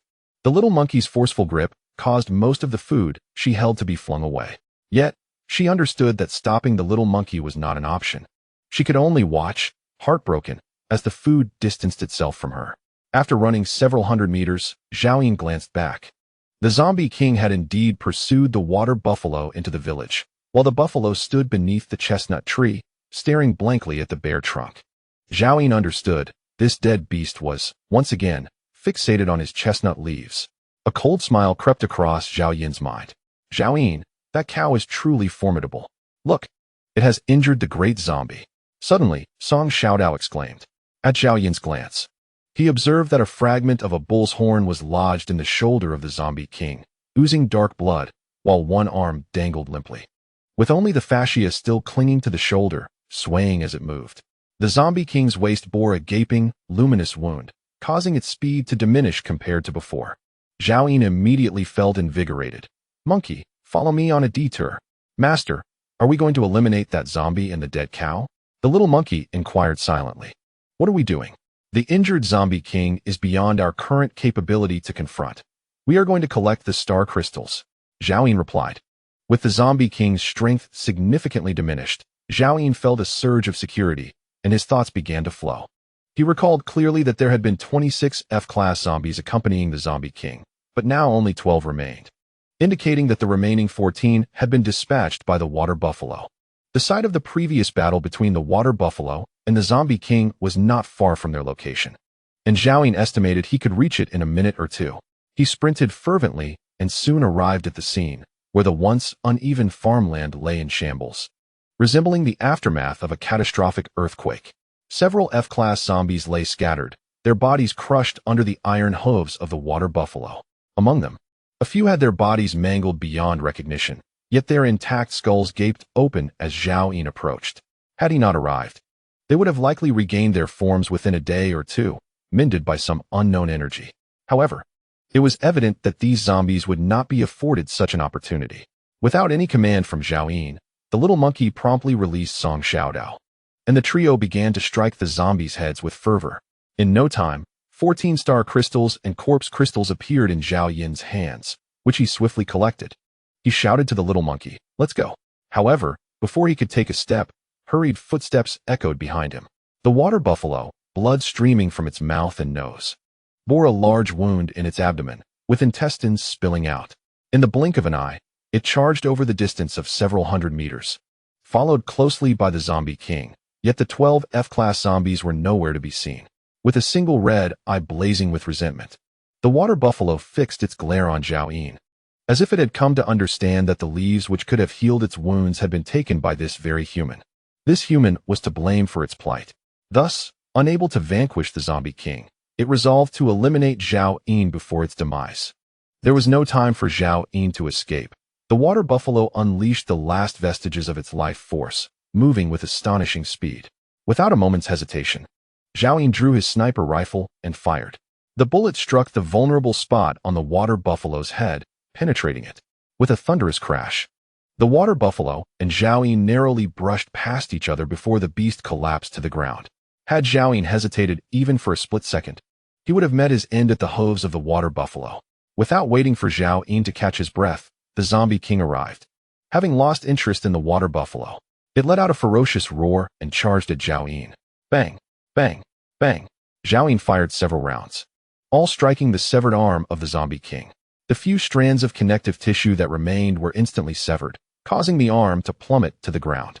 The zombie king's massive form stumbled momentarily. "Run!" Zhao Yin bellowed, stowing his sniper rifle and fleeing. However, the zombie king was thoroughly enraged, and the worst fears materialized. Its already formidable physique suddenly swelled even further, and its speed surged.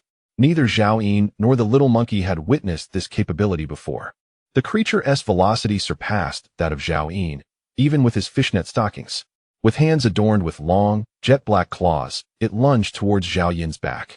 In an instant, cold sweat trickled down Zhao Yin's brow, as he felt an unprecedented sense of life-or-death crisis in this post-apocalyptic world. Bang! Zhao Yin was sent flying by a single slap, hurtling forward, while the zombie king's claws tore through the F-grade military uniform on his back. He crashed into the muck, rolling several times before finally coming to a halt, spitting out a mouthful of blood, his insides feeling as though they had been rearranged, his complexion turning ashen. Had it not been for his extraordinary gear absorbing the blow, the zombie king would have impaled him. Gritting his teeth against the excruciating pain, he raised his gun and continued firing. Bang! Bang! Bang! The armor-piercing rounds struck the zombie king, creating showers of sparks, but they merely slowed its advance. Soon, the zombie king, undeterred by the impact of the bullets, closed the distance to Zhao Yin in a few strides, raising its foot to stomp down on his head. Anticipating this, Zhao Yin rolled aside, shooting to decelerate the creature's speed while desperately trying to create distance. Yet, the disparity in their strengths was overwhelmingly vast. The fishnet stockings only enhanced Zhao Yin's speed. In terms of agility, the zombie king boasted a staggering 36 points, over double that of Zhao Yin. In a swift motion, it seized Zhao Yin's collar, lifting him effortlessly. Roaring, the zombie king glared at Zhao Yin, seemingly accusing this insignificant ant of daring to sever its arm. Suspended in midair, Zhao Yin never imagined he would one day be held aloft by a zombie king like a mere chick. The foul stench of its gaping maw assaulting his senses, revealing a mouthful of decayed teeth.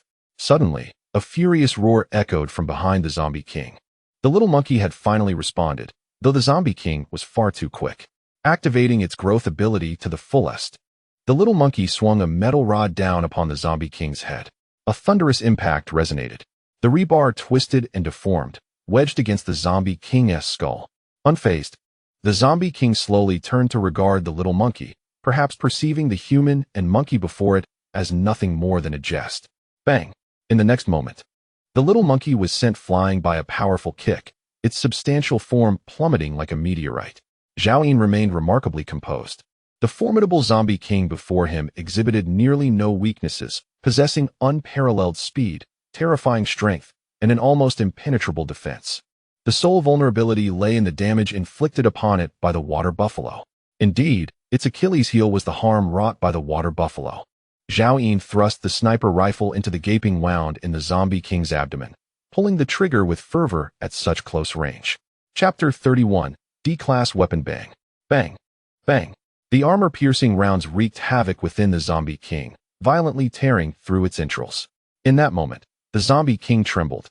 Torrents of black blood mixed with fragments of its innards gushing forth from the gaping hole. Nevertheless, it did not succumb. With a fierce grip, the zombie king hurled Zhao Yin away as if he were a mere rag doll. Zhao Yin felt as though his chest had been struck by a sledgehammer. While still airborne, he coughed up blood and spun several times before crashing heavily to the ground. He yearned to rise immediately, but found himself utterly drained of strength. Each breath sent sharp pangs of pain through his chest. Clatter. The sniper rifle slipped from the zombie king's abdomen, falling to the ground. Roaring in fury, it charged at Zhao Yin, intent on vanquishing this tiny ant that had caused it harm. At that moment, the little monkey was unable to intervene. Zhao Yin, get up. The youthful face of Song Xiaodao was etched with terror as she clung to the zombie king's leg, thrusting her butterfly knife with all her might. Clang. Even with an extraordinary weapon, she could only graze the zombie king's leg. Song Xiaodao's strength was far too feeble against the zombie king's formidable defense. She could not inflict any real injury. The zombie king, incensed by this smaller ant's audacity, turned and delivered a kick. Zhao Yin. Song Xiaodao's petite form spun through the air, propelled 20 to 30 meters away, landing in the distant mire, motionless and unresponsive, her fate uncertain. It was precisely this interruption that allowed the little monkey to charge once more, its steel rod lost to the chaos. The enlarged little monkey leapt onto the zombie king's head, perching upon its shoulder, its long claws digging into the sockets of the zombie king's eyes. Bang! The zombie king swung its remaining arm, delivering a resounding slap to the little monkey's head. One side of the monkey's face immediately contorted, yet it clung tenaciously to the zombie king's head, desperately attempting to excavate the eyeballs. Bang! Bang! Bang! The zombie king struck the little monkey again and again, each blow spraying blood. The thick monkey hide could not withstand the onslaught, tearing apart to reveal sinews and bones.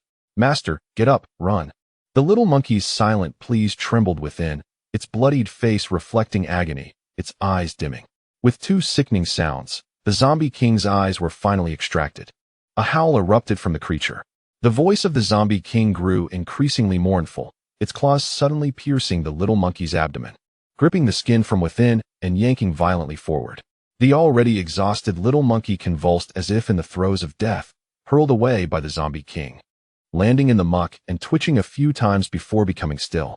At this moment, Zhao Yin staggered to his feet, stuffing a handful of chestnut leaves into his mouth. Feeling somewhat better, he gazed at the little monkey, whose fate hung in the balance, and Song Xiaodao, his mind remaining eerily calm as he pondered where a path to survival might lie. The E-level zombie king loomed before him like an insurmountable mountain, immovable and unassailable. The frailty of the human body was laid bare. After enduring just 2 strikes, Zhao Yin found himself unable to even lift his Tang Dao. The little monkey had fallen. The sniper rifle lay at the feet of the zombie king. He had lost his 2 greatest supports. What could he possibly use to contend with this monstrous creature?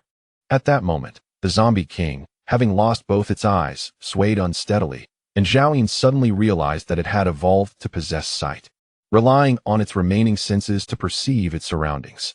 The eyeless zombie king stumbled toward Zhao Yin like a blind survivor. Even if the zombie king were blind, even if it stood there motionless, he currently lacked the strength to kill it. A flurry of thoughts raced through Zhao Yin's mind, contemplating every possible turn of fate. Ultimately, the only thing he could conceive of was those 14 star crystals. Although the chance was minuscule, it was Zhao Yin's only hope at this moment.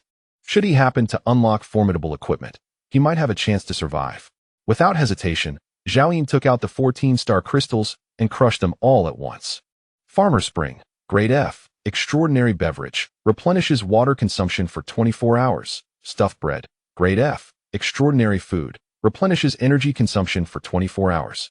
With healing properties, Famer Spring, compressed biscuits, Grade F, extraordinary food, replenishes energy consumption for 24 hours, with invigorating effects lasting 24 hours. Instant noodles, grade F.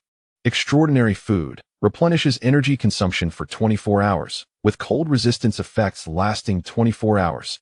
Tuna kin, grade F. Extraordinary food, replenishes energy consumption for 24 hours, with immunity to B-grade viruses lasting 24 hours. Iced red tea, grade F. Extraordinary beverage, replenishes water consumption for 24 hours, with effects that double physical attributes for 1 hour. Wolf Fang Club, grade D. Extraordinary weapon, durability 54, attack 52, with strength effect of 20. Women's suit, grade E.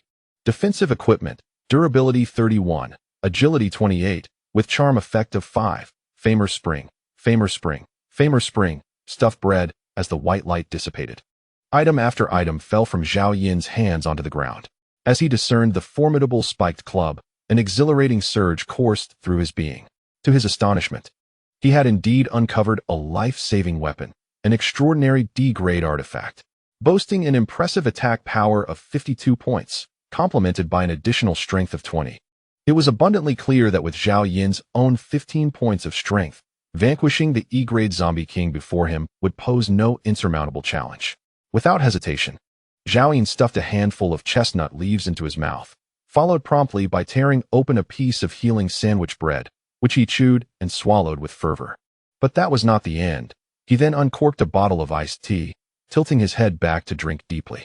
The sandwich, far more potent in its healing properties than the chestnut leaves, released a wave of warmth that enveloped him entirely. The numbness and excruciating pain in his limbs began to dissipate rapidly. Simultaneously, the attribute doubling effect of the iced tea surged within him, igniting a torrent of formidable strength that coursed through Zhao Yin's body. In that moment, a smile graced his lips, his eyes glinting with a blood-red fervor. He bent down, grasping the spiked club, lifting it with determination. The zombie king was indeed a formidable foe. Today, he resolved to slay the undead creature and prove his might. He had narrowly escaped death, teetering on the edge, and now he commanded, "You shall meet your end." At that instant, the zombie king approached with heavy strides. Its single arm clenched into a fist, ready to strike Zhao Yin. This time, Zhao Yin did not evade. Instead, he propelled himself into the air, the spiked club swinging with lethal intent towards the zombie king. A thunderous clash resounded as fist met weapon, the air crackling with the force of the impact. In the aftermath, the sound of shattering bones echoed forth. The zombie king's fist was grotesquely deformed by the blow, its terrifying visage momentarily devoid of expression as it faltered. Zhao Yin landed firmly, his body rebounding for another devastating strike. With a resounding crack, the zombie king instinctively raised its lone arm to defend, only to have its forearm shattered by the force of the blow.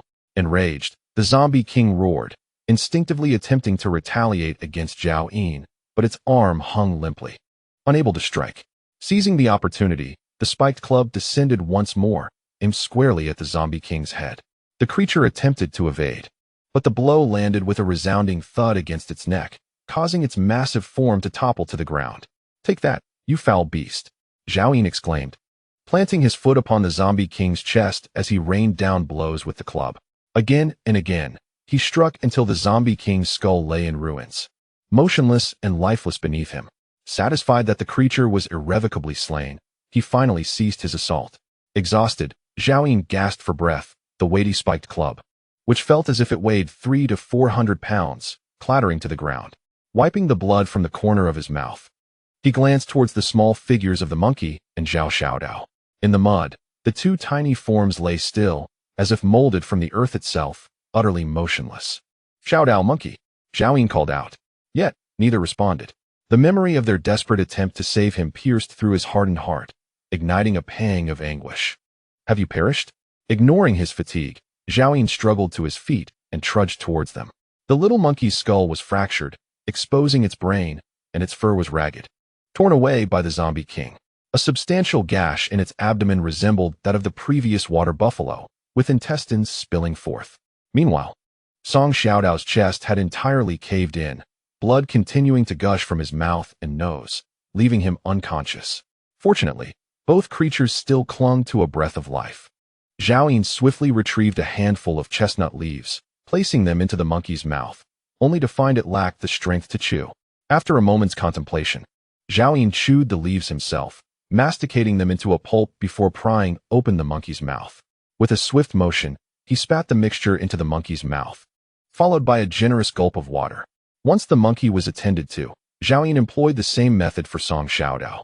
After consuming the chestnut leaves, their wounds quickly ceased bleeding and began to heal, their life force steadily revitalizing. However, the injuries were too grave for a mere handful of leaves to suffice. Thus, Zhao Yin extracted 10 kilograms, diligently chewing and feeding them. In fact, a remaining piece of the stuffed bread he had procured earlier lingered, but its healing properties were superior to that of the leaves, making it a more valuable resource during combat, prompting Zhao Yin to refrain from using it. His jaw ached from the exertion, yet the little monkey's skull and abdomen gradually healed, sprouting golden fur. Song Xiaodao's sunken chest began to swell, the bleeding from his mouth and nose finally ceasing. After consuming a few more leaves, the little monkey was the first to awaken. "Master, what of the great zombie?" It sprang to its feet the moment its eyes opened, only to be rendered speechless upon witnessing the corpse of the zombie king. "Is it dead? How did it die?" Zhao Yin continued to chew the leaves, opening Song Xiaodao's mouth and expertly spitting the mixture inside before administering water. He then calmly replied, "Of course. It was my life on the line to save you both that allowed me to vanquish it." The little monkey's eyes widened in astonishment, and it immediately leaped to Zhao Yin's feet, embracing his leg. "Master, you are too good to me and Xiaodao. You are the greatest master in the world. The most formidable master, truly remarkable." Zhao Yin reveled in the monkey's flattery, shoving another handful of leaves into his mouth as he chewed and remarked, "To heal you, I have expended 10 kilograms of precious chestnut leaves, to the point of wearing down my teeth." Tears welled in the little monkey's eyes, unbothered by the manner of treatment, as it pressed its face against Zhao Yin's thigh in a display of affection, expressing heartfelt remorse. "Master, it is my inadequacy that has left me unable to protect you." Zhao Yin gently ruffled the little monkey's head. "Your performance today was not particularly commendable, but it sufficed, so I have decided to reward you." The little monkey abruptly lifted its head, gazing at Zhao Yin with eager anticipation. "Is it extraordinary food?" Zhao Yin produced the last bottle of iced tea and handed it to the monkey. "This is an extraordinary beverage, capable of doubling your attributes within an hour. However, it cannot be consumed now. Only when you encounter a similar peril in the future may you indulge." The little monkey excitedly took hold of the extraordinary delicacy it had long yearned for. In fact, Zhao Yin had already contemplated the necessity of promptly equipping both the little monkey and Song Xiaodao. Such a crisis must never be allowed to recur. The habits cultivated in his previous life made him perpetually concerned for his own safety, leading him to overlook the overall combat capability. As the master of contracts, he ought to remain hidden while his subordinates fought valiantly. If the little monkey and Song Xiaodao were easily defeated, he would find himself in the unenviable position of a mere figurehead. "Go, there are still 12 F-grade zombies by the chestnut tree, which should have been dispatched by the water buffalo. Bring their severed heads back here." Zhao Yin handed a saber to the little monkey. "I understand, master." "Thank you, master." The little monkey continued to express gratitude for the iced tea. After receiving the saber, it bounced away with glee. As Zhao Yin prepared to clear the battlefield, Song Xiaodao suddenly opened his eyes. "Zhao Yin, are we dead?" "Indeed, we are in the realm of the underworld," Zhao Yin replied.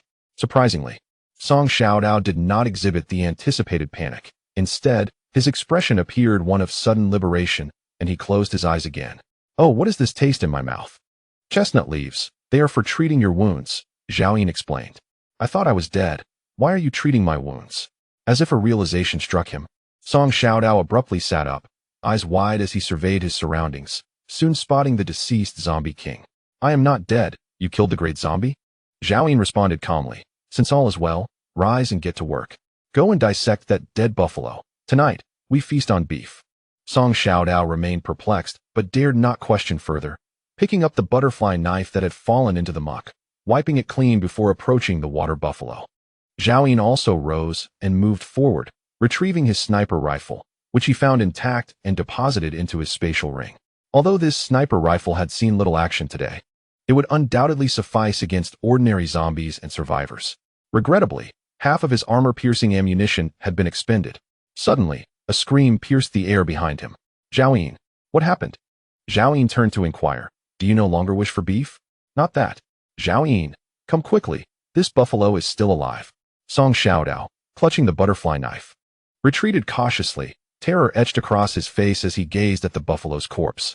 The strength of this buffalo still haunted her. Zhao Yin felt a jolt of disbelief as he approached, and, indeed, saw the buffalo's eyelids fluttering slightly, glaring at him with palpable hatred. Wasn't it devoid of breath? How can it be alive? Zhao Yin marveled at the creature's resilience. It had sustained such grievous wounds yet remained unyielding. Perhaps we should kill it from a distance, suggested Song Xiaodao. Zhao Yin quickly retrieved some chestnut leaves, placing them before the buffalo. Zhao Yin, what are you doing? Are you wasting chestnut leaves to treat it? Song Xiaodao exclaimed in shock. Had it not been for the revenge of this buffalo, they would not have fought desperately against the zombie king, nearly losing their lives. Zhao Yin remained silent. Of course, he intended to heal it. The strength of this water buffalo was beyond question, and he was in dire need of such a formidable contract beast. No more beef? Song Xiaodao lamented softly. What good will it do to heal it? Aren't you afraid it will seek vengeance on you? In her perception, Zhao Yin, while not malevolent, was certainly not the overly compassionate type. Zhao Yin felt beads of cold sweat forming on his forehead, aware that the water buffalo could perish at any moment. He hastily grabbed a handful of leaves and began to chew them before prying open the buffalo's mouth and spitting the chewed mass inside. Beside him, Song Xiaodao's eyes widened in disbelief as she watched him. He had already opened a bucket of water, pouring it into the buffalo's mouth, while continuing to chew the chestnut leaves, green juice trickling from the corner of Zhao Yin's mouth. She felt a wave of nausea rising in her stomach and bent over to vomit. Consequently, Song Xiaodao saw that what she expelled was merely clear water mixed with the chewed remnants of the chestnut leaves, prompting her to retch even more violently. Zhao Yin, how could you? Ugh, Song Xiaodao questioned, her eyes reddened. Zhao Yin seemed oblivious, continuing to chew the leaves. After consuming approximately 2 kilograms of leaves, the life force within the buffalo significantly surged. Its eyes slowly widened, glaring at Zhao Yin with palpable hatred. Chapter 33, The Second Contract, Beast Bang. Zhao Yin decisively kicked the buffalo's head, causing it to tilt slightly. I saved your life, and you dare to glare at me? Zhao Yin scolded. The buffalo emitted a weak croak from its throat, still glaring at Zhao Yin with ungrateful defiance. Zhao Yin raised his foot again, but ultimately refrained from kicking it further. What was the point of quarreling with a stubborn beast? As long as he could contract it, the essence of the contract would naturally alter its mindset. He ceased feeding the leaves, wary of being counterattacked by the buffalo. Placing one hand on its head, he summoned the essence of the contract from his mind. Invoking the power of the contract, a faint golden light gradually formed into a chain-like shape, entering the buffalo's brow from Zhao Yin's palm. Immediately, the buffalo began to tremble violently, as if it comprehended something, and struggled fiercely. Unlike the initial little monkey, the buffalo was an E-grade mutated beast, one level higher than Zhao Yin himself, its spiritual power crashing against the chains formed by the essence of the contract. Yet, all was in vain. Zhao Yin mounted the buffalo's head, pressing it firmly to the ground. Against the essence of the contract, all the buffalo's resistance proved futile. The chain vanished from its mind in an instant, and soon, its massive form collapsed, slowly closing its eyes. Zhao Yin stood up and turned to look at Song Xiaodao. What is wrong with you?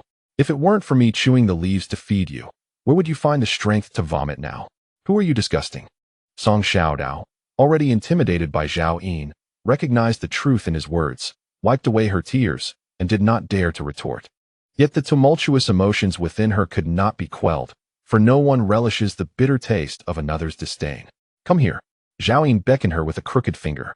Slowly, Song Xiaodao shuffled her feet until she stood before him. What is it? With a sharp slap, Zhao Yin delivered a playful tap atop Song Xiaodao's head. Are you intent on wreaking havoc? Clutching her head with both hands, she looked up at Zhao Yin, tears of grievance welling in her eyes. Did you brush your teeth this morning? Brush my teeth? In this post-apocalyptic world, clean water was an invaluable treasure. Had it not been for this moment, Zhao Yin wouldn't have even considered washing up last night. He had left without even bringing a toothbrush. What could he use to brush? The last time he had brushed was amidst a meteor shower, and since then, he had forsaken the practice entirely. You haven't brushed either. I did so last week. And I dare say my mouth is cleaner than yours. Zhao Yin retorted, grasping at straws. Song Xiaodao fell momentarily silent. It had been over a month since she last brushed her teeth. Given that even taking a sip of water was a challenge, She had completely forgotten about it. Why should she be reproached? Any issues left? Zhao Yin inquired. If not, come chew on some leaves with me. These leaves possess antibacterial properties. Consider it a substitute for brushing. Oh, and you can rinse with water. The mouthwash can be given to the deceased cow. Chewing leaves is really akin to brushing? Song Xiaodao asked innocently. Why not give it a try? Zhao Yin responded, turning to seize a handful of leaves and began to chew them. Then, Song Xiaodao observed him expertly prying open the mouth of the water buffalo. Pooh! She hurried forward, grabbing a handful of leaves and stuffing them into her mouth. Her cheeks bulging. The bitterness made her frown in distaste.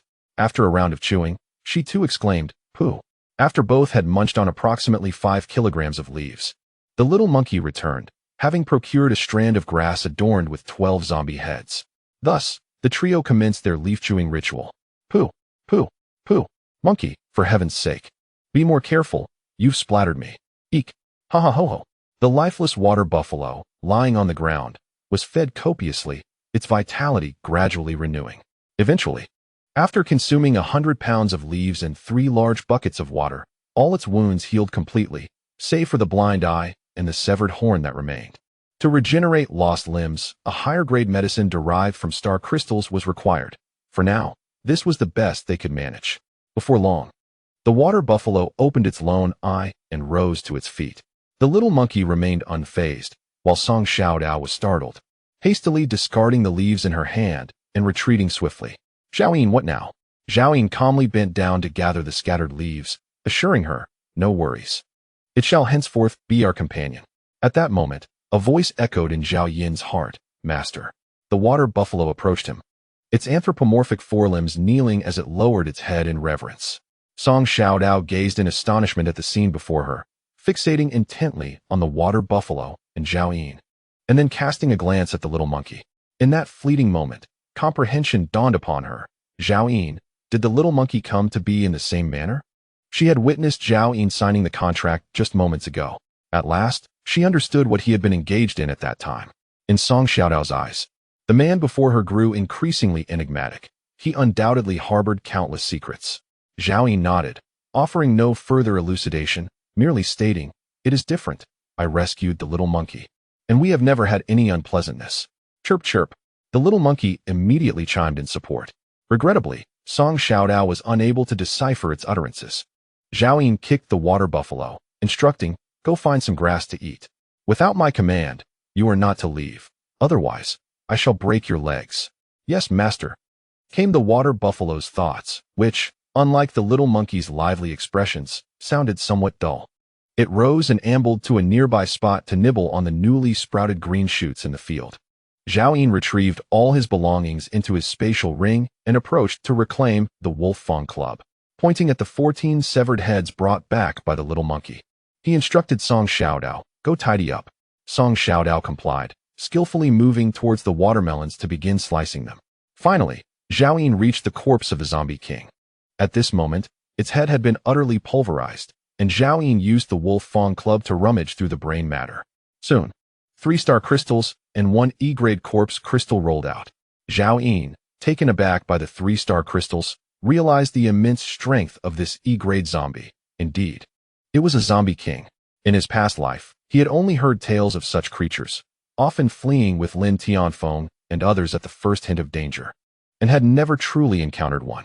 Had this zombie king not come across Zhao Yin, it would have swiftly evolved to D-grade, rapidly dominating Guangzhou, controlling all zombies within its territory, and even seizing Jiangnanzhou, becoming unstoppable. Alas, that possibility was no more. Zhao Yin pondered whether his alteration of the timeline had precipitated the emergence of this previously unreported zombie king, or if it had existed in his past life but had migrated elsewhere, rendering him unaware of its existence. Nevertheless, this was not the moment for such reflections. Zhao Yin's gaze fixed upon the E-grade corpse crystal was even more fervent than when he had first seen the star crystals. Chapter 34, A-grade item. Invisibility tint. Zhao Yin promptly crushed the E-grade corpse crystal, a surge of pure energy flooding into his body, and the familiar sensation of evolution enveloped him once more. Human male, ability awakened, E-grade evolver, evolution degree 100016, strength 31, agility 35, stamina 25, spirit 48, Talent B-grade shooting, life countdown. 59,963 days. All attributes had doubled. And even his lifespan had increased by 30,000 days. This indicated that, barring unforeseen circumstances, Zhao Yin was destined to live for another 160 years. In that instant, the aura surrounding Zhao Yin transformed, radiating vitality and vigor. Zhao Yin Yu. Zhao Xiaodao held a heap of corpse crystals and star crystals. Staring blankly at Zhao Yin. "What's wrong?" Zhao Yin inquired, glancing back. "And nothing." Song Xiaodao quickly shook her head, snapping out of her reverie. She merely sensed that Zhao Yin had changed in some intangible way, yet she could not articulate what it was. "Here, the corpse crystals and star crystals are all here." Zhao Yin accepted the corpse crystals, storing them in his spatial ring, and then arranged all the star crystals before him. Among them were 3 from the Zombie King and 12 from F-grade zombies, totaling 15 crystals, piled into a small mound. At this moment, Zhao Yin's vision and hearing extended to a radius of 2 kilometers. Aside from a few scattered zombies, there were no other signs of life. Zhao Yin sat on the muddy ground, methodically opening each star crystal. Farmer Spring, grade F, type extraordinary beverage, replenishes 24 hours of water consumption upon consumption, as expected. It started with Farmer Spring again. Stuffed bread, grade F, type extraordinary food, replenishes 24 hours of energy consumption upon consumption. With the added effect of healing injuries, compressed biscuits, grade F, type extraordinary food, replenishes 24 hours of energy consumption upon consumption. With the added effect of invigorating energy for 24 hours, Farmer Spring, instant noodles, Zhao Yin consecutively opened 11 star crystals, yielding 3 bottles of Farmer Spring, 2 pieces of stuffed bread, 3 compressed biscuits, 1 bottle of iced tea, 1 serving of instant noodles, and 1 military jacket. Only a single piece of F-grade equipment emerged, while the rest were one-time consumable extraordinary food and beverages. Coincidentally, the military jacket he wore had been torn apart by the Zombie King. So this new one was perfectly timed.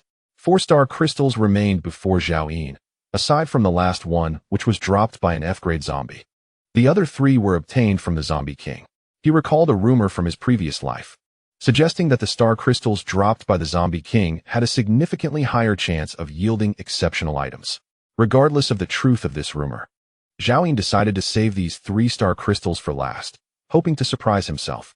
Grasping the final F-grade zombie's star crystal, Zhao Yin applied a slight pressure with his fingers, and with a crack, the star crystal transformed into a radiant white light.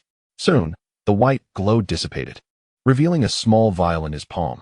Evolution agent, grade F, type primary potion, upon consumption, activates human evolutionary genes, transforming the user into a new human. The evolution agent was a potion that unlocked the potential of evolutionists, but Zhao Yin had already outgrown the F-grade. Only an E-grade evolution agent could further enhance his E-grade evolutionary potential. Of course, should Zhao Yin fail to procure an E-grade evolution agent, he could still ascend to D-grade through corpse crystals. However, without developing the E-grade potential, he would lose half of his evolutionary attributes. Zhao Yin instinctively glanced at Song Xiaodao beside him. As a mutated beast, the little monkey would inevitably benefit this little girl. At that moment, Song Xiaodao sensed Zhao Yin's gaze and looked at the small vial in his hand with a puzzled expression. Although Zhao Yin had not provided Song Xiaodao with a detailed explanation of the knowledge pertaining to the post-apocalyptic world, over the past 2 days, she had come to understand, through Zhao Yin's actions, that star crystals could yield exceedingly precious resources and equipment, space rings could store items, and corpse crystals could enhance Zhao Yin's strength. Additionally, Zhao Yin possessed an extraordinary ability to form contracts with mutated beasts. "Zhao Yin, what is this? Is it for me?" Song Xiaodao inquired eagerly. Zhao Yin raised a hand and tossed the evolution potion to her. "Take it. You may only use it when I grant you permission." Song Xiaodao caught the vial with delight, cradling it in her palm as though it were a treasure. "Thank you, Zhao Yin," though she was unaware of the potion's contents. The expression on Zhao Yin's face suggested it was something of immense value. In fact, Song Xiaodao did not realize that a single vial of evolution potion could be worth the lives of hundreds or even thousands in this desolate era. Zhao Yin paid no further attention to Song Xiaodao and, clutching 3-star crystals obtained from a zombie king, took several deep breaths before crushing them all at once. Mountain Cleaver, grade D, type extraordinary weapon, durability 50, attack 54, Additional effect blade speed 15, heavy armor, grade D, type extraordinary defensive equipment, durability 60, attack 39. Additional effect stamina 20, invisibility tent, grade A, type extraordinary mobile shelter, durability 430, attack 0. Additional effect invisibility. As 3 clusters of white light dissipated, Zhao Yin's breathing quickened. All 3-star crystals had produced excellent items, 2 pieces of grade D weaponry and defensive equipment, along with 1 grade A mobile shelter. The rumors from the previous world proved true. Star crystals birthed zombie kings, and the unknown energy within these kings enhanced the quality of the items contained within the crystals. If an E-grade zombie king could yield an A-grade item, what might the star crystals from an even more formidable zombie king produce? S-grade? SS-grade? Quickly, Zhao Yin dismissed the thought. Encountering a zombie king had nearly cost him his life. Who could fathom the capabilities of an even more powerful zombie king? As long as he was alive, Zhao Yin firmly believed that with the memories of his past life and the SSS-grade ability he had already acquired, he would eventually attain everything he desired. Subsequently, Zhao Yin collected all his belongings and was about to depart when he suddenly noticed a glimmering bull horn in the nearby mire. Glancing at the remaining single-horned water buffalo, he stealthily retrieved the broken horn. While this horn was not an extraordinary weapon produced by a star crystal, it was nonetheless comparably hard and sharp, capable of puncturing a significant hole in a zombie king's abdomen. Although Zhao Yin had no immediate use for it, such a valuable item could not be wasted in this place. Zhao Yin, where do we go next? Our house is gone. Song Xiaodao pointed towards the village in the distance, where the small Western-style house they had occupied the previous night had collapsed, her eyes filled with reluctance. Do not worry. I have a place for us to stay, Zhao Yin reassured her. He looked up at the sky. After the battle, it was already noon. Having just consumed a piece of filled bread and an extraordinary iced tea, he did not feel hungry, but Song Xiaodao and the little monkey must surely be famished. Zhao Yin did not stop to start a fire for roasting chestnuts. Instead, he took the little monkey and Song Xiaodao, summoned the water buffalo, and returned to the village. With a swift motion, Zhao Yin drew the newly acquired D-grade weapon, the mountain cutting knife, and with a single stroke, he severed the chestnut tree at its base. The bare trunk crashed to the ground. Zhao Yin, why did you cut it down? Song Xiaodao inquired in shock. Dig up the roots. Zhao Yin commanded. Monkey, activate your abilities. Previously, due to insufficient space in the spatial ring, Zhao Yin had not considered transporting this chestnut tree, but now, having formed a bond with the water buffalo, its massive size resembled that of a living truck. The little monkey quickly activated its giant transformation ability, its large hands swiftly excavating the earth at a speed comparable to an excavator from the pre-apocalyptic era. Within minutes, it unearthed a large root with a diameter of over 3 meters. Laboriously, the little monkey extracted the root from the pit. Zhao Yin snapped his fingers. Old buffalo. The water buffalo hurried over, its single eye gazing affectionately at Zhao Yin. From now on, this root must accompany us wherever we go. It shall not be set down without my command, Zhao Yin stated solemnly. The water buffalo nodded obediently, communicating in a deep, resonant voice. Understood, master. Zhao Yin used the mountain cutting knife to chop off a useless section of the chestnut tree trunk, shaping one side to fit the buffalo's shoulder and leveling the other side, which he then secured to the buffalo's shoulder. He then scavenged tattered clothing from a zombie, tearing it into strips to fashion a rope, which he used to stabilize the trunk at the buffalo's front elbow, creating a sturdy support. Finally, Zhao Yin instructed the little monkey to place the root onto the support and further secured it with the rope. Henceforth, every 2 to 3 days, he would water the root with a bottle of extraordinary spring water, ensuring its vitality for 6 months. By the time he attained a space for living things, he would be able to plant it. After completing all tasks, Zhao Yin found an open area and took out the invisibility tent. Gazing at this newly acquired A-grade item, anticipation flickered in his eyes. He could hardly wait to test its efficacy. In Zhao Yin's hands, the invisibility tent resembled a palm-sized veil. With a thought, the tent swiftly levitated and rapidly expanded until it enveloped an area of 300 square meters, gradually descending. In an instant, it shrouded Zhao Yin, Song Xiaodao, and the 2 mutated beasts within its confines. Chapter 35. Abundance. Both mutated beasts and Song Xiaodao gazed at Zhao Yin's actions in astonishment. At that moment, Zhao Yin felt as though he were inside a magnificent yurt, adorned with exquisite fabrics, a cerulean ceiling embroidered with celestial bodies, and circular fabric walls depicting mountains, rivers, flowers, birds, and fish. Even the uneven, ruined ground transformed into a smooth woolen carpet. Zhao Yin, is this what you just conjured? Song Xiaodao couldn't help but ask. Zhao Yin nodded, stating, this is an invisibility tent, boasting over 400 points of defense. In this apocalyptic world, there is currently nothing that can breach it. Thus our safety is further assured. With a buoyant spirit, Zhao Yin stepped outside the tent.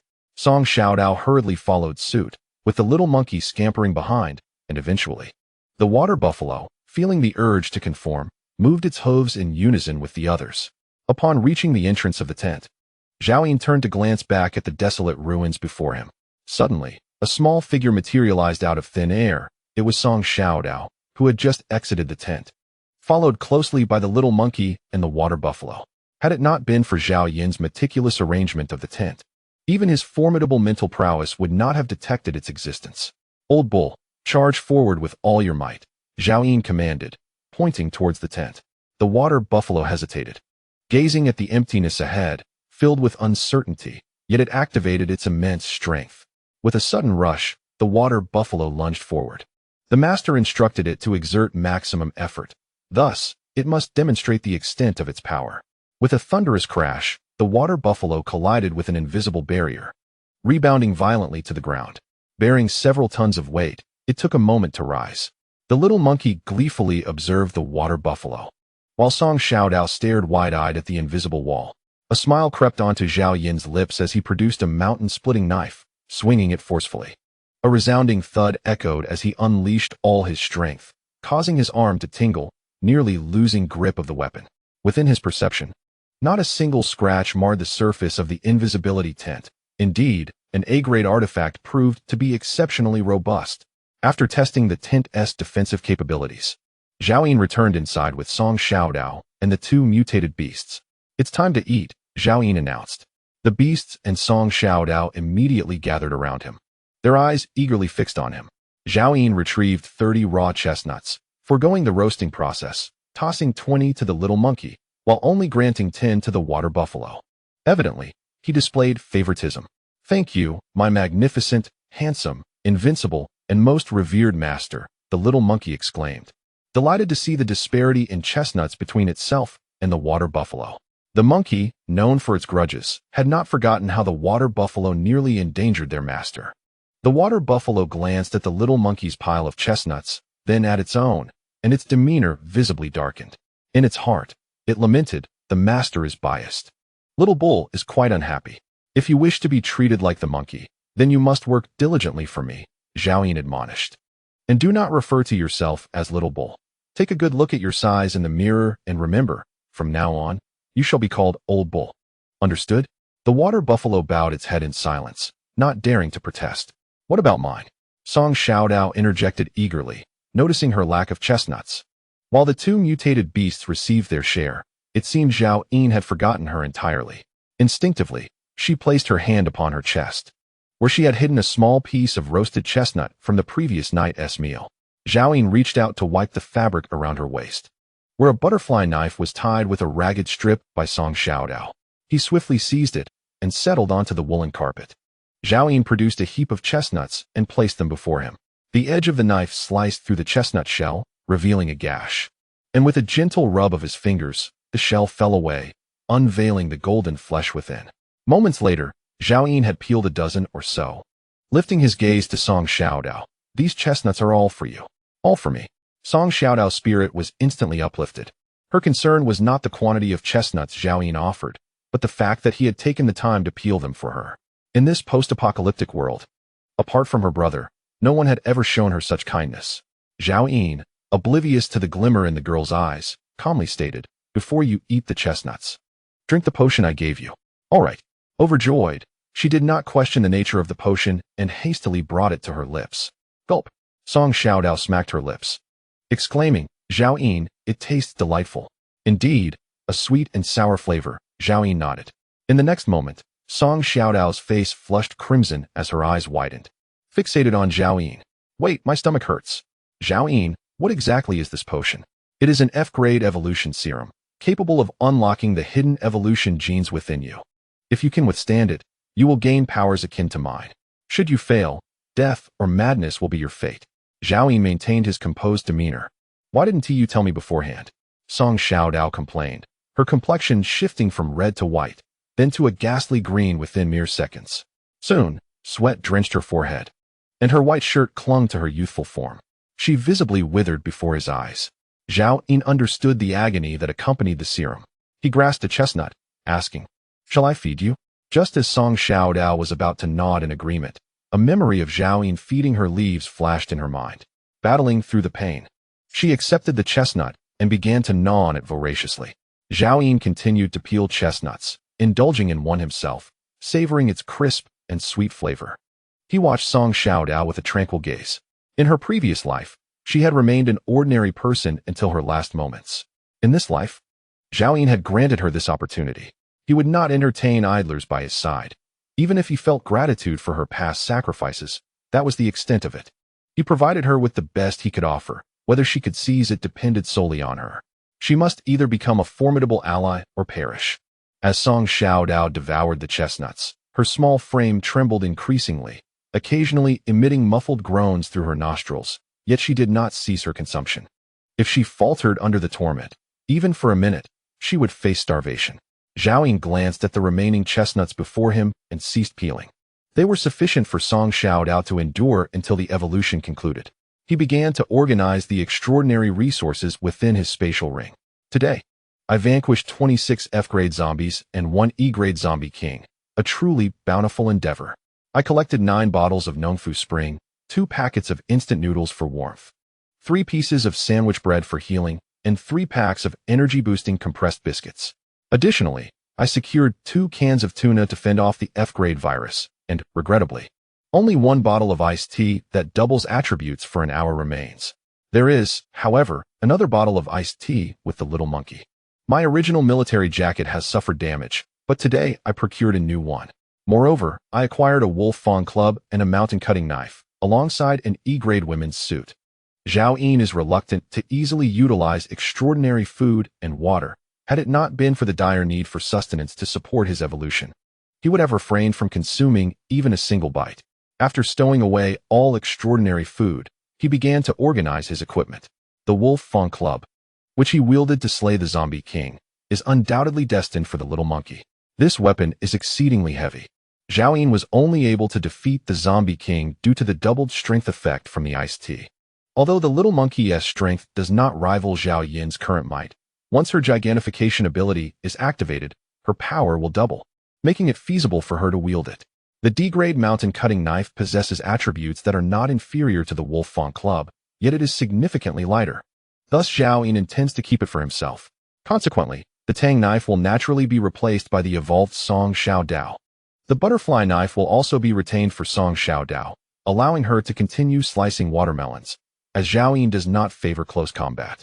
As for firearms and bows, Zhao Yun selected the best-maintained handgun, complete with 100 rounds of ammunition, also intended for Song Xiaodao, while he stored away the remainder. The next items for allocation include D-grade heavy armor, an E-grade women's suit, an F-grade military jacket, and an F-grade dress. As for the fishnet stockings, Zhao Yun did not even consider distributing them. They are an essential artifact for his escape and survival, and cannot be shared with others. The heavy armor presents an appearance reminiscent of the Qin and Han dynasties, crafted from a pitch-black extraordinary metal, which Zhao Yun estimates weighs at least 200 pounds. He could wear it, but it would severely hinder his combat effectiveness.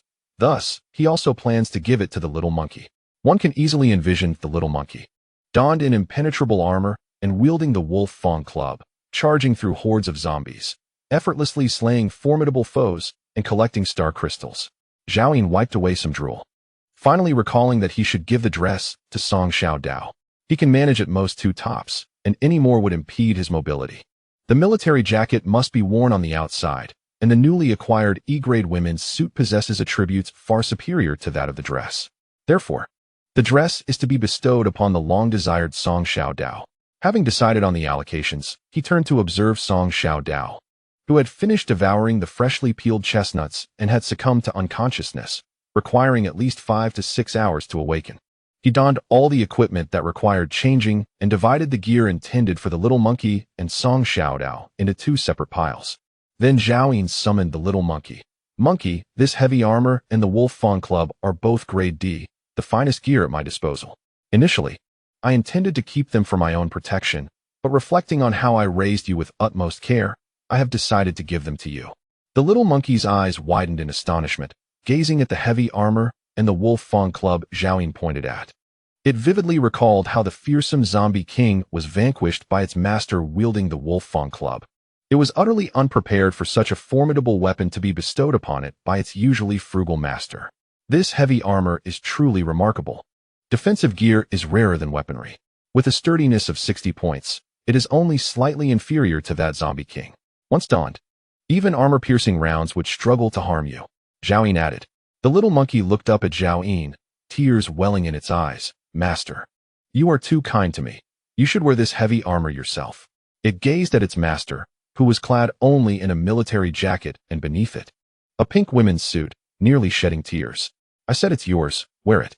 Go out and slay zombies. Do not return until after dark. Zhao Yin's face took on an air of authority, resolute and righteous. Bring back all the star crystals and corpse crystals. Before Song Xiaodao awoke, how could he allow the little monkey to rest? With this grade D equipment, every moment for the little monkey would yield star crystals and corpse crystals. As the little monkey prepared to leave, Zhao pondered for a moment and handed it 30 chestnuts, a bottle of Nongfu Spring, and a piece of filled bread. Zhao instructed, you may eat the chestnuts if you grow hungry. This bottle of Nongfu Spring will suffice for your daily hydration, and there is no need to carry additional supplies. However, the filled bread and the bottle of iced black tea I have given you are vital for survival. Do not consume them frivolously unless absolutely necessary. The little monkey nodded vigorously, though tempted by extraordinary food. It had also been influenced by Zhao and understood the value of such delicacies, opting to conserve them. Extraordinary defensive gear can adapt in size according to the wearer's physique. After donning the heavy armor, the little monkey, still without its special abilities, found it quite burdensome as it struggled to drag the Wolf Fawn Club out of the tent. Inside the concealed tent, silence enveloped, leaving only Zhao, the unconscious Song Xiaodao, and the old ox nearby. Master, I too wish to achieve merit. The old ox rumbled internally, as Zhao Yin's contracted beast. The little monkey had the Wolf Fawn Club, heavy armor, as well as extraordinary food and water. The old ox felt an insatiable envy. You wish to earn star crystals and corpse crystals for me as well? Zhao turned to inquire. The old ox lowered its gaze to its front hooves. It could certainly slay zombies, but even if it succeeded, it lacked hands to excavate the corpse crystals and star crystals. Master, the old ox is willing to slay zombies for you, but I have a significant secret to share, the water buffalo's thoughts conveyed. Zhao raised an eyebrow in surprise. A significant secret? Within the imposing figure of this water buffalo lies an enigmatic secret. Merely days have elapsed since the time of mass animal mutations, and this creature has ascended to level E, surpassing even the agile monkey that accompanies Zhao, which undoubtedly raises suspicions. The prior incident where the old bull nearly caused harm to its master is intricately linked to this secret, and the tale begins with my bitter enmity towards that horde of zombies. This water buffalo is not the agricultural beast Zhao envisioned, nor did it originate from this village prior to the apocalypse. It was merely a meat cow procured from a slaughterhouse in Guangzhou, having been unnaturally accelerated in growth through technological means, reaching merely a year of age. In the slaughterhouse, it witnessed its companions being mercilessly slain, their hides brutally cut open and water injected into their muscles, ultimately transformed into various beef products. Such gruesome scenes instilled a perpetual terror within it, fostering an intense hatred for humanity, yet it remained powerless. Then, one fateful night over a month ago, it was led into the production workshop, believing its demise was imminent. However, the arrival of a meteor shower changed its fate. The workshop collapsed, burying the water buffalo beneath the rubble. Fortuitously, it was supported by the slaughter frame, allowing it a sliver of survival space, while remnants of grass and moisture lingered in the stomachs of several slaughtered companions nearby. The buffalo endured for an arduous month, and just a few days ago, in a moment of desperation, it inexplicably regained strength and broke through the workshop's ceiling, stepping into this post-apocalyptic realm.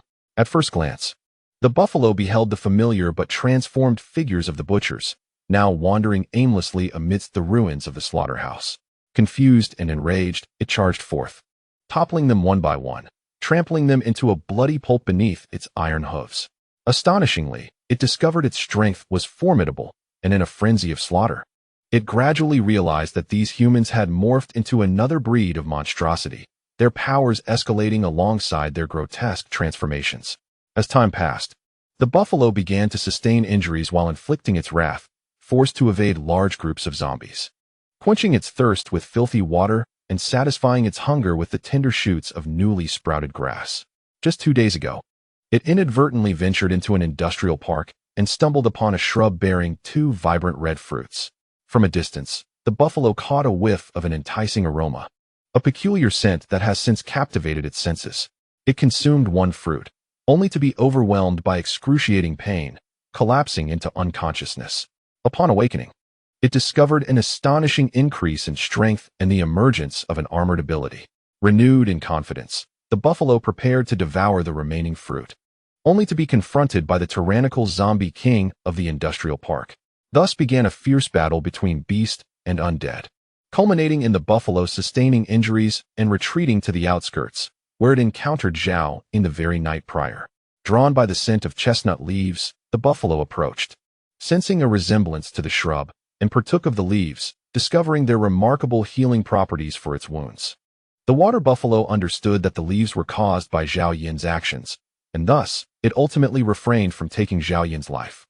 After recovering from its injuries, it departed, intending to return to the industrial park to seize the remaining fruit. The subsequent events were witnessed by the little monkey, who shared them with Zhao Yin. Is that shrub's foliage needle-like, with branches of vibrant colors, and covered in a layer of golden fuzz, while the fruit is a vivid red, subtly intertwined with golden threads? Zhao Yin inquired. The old buffalo's eyes revealed astonishment. Master, how do you know this? Zhao Yin's breath became slightly labored as he suddenly comprehended.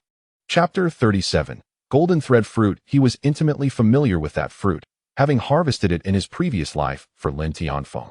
However, that was 3 years into the apocalypse. Lin Tianfeng's rise during the apocalypse, surpassing other SSS class ability users, was inextricably linked to those 3 fruits. In his past life, when Zhao Yin first obtained such fruit, Lin Tianfeng gratefully asked him to name it, to which Zhao Yin bestowed the title of Golden Thread Fruit.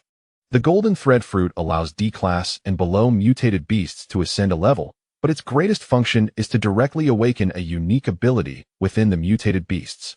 It is important to note that most mutated beasts possess only one ability, and Zhao Yin was particularly impressed by the little monkey due to its possession of 2 abilities.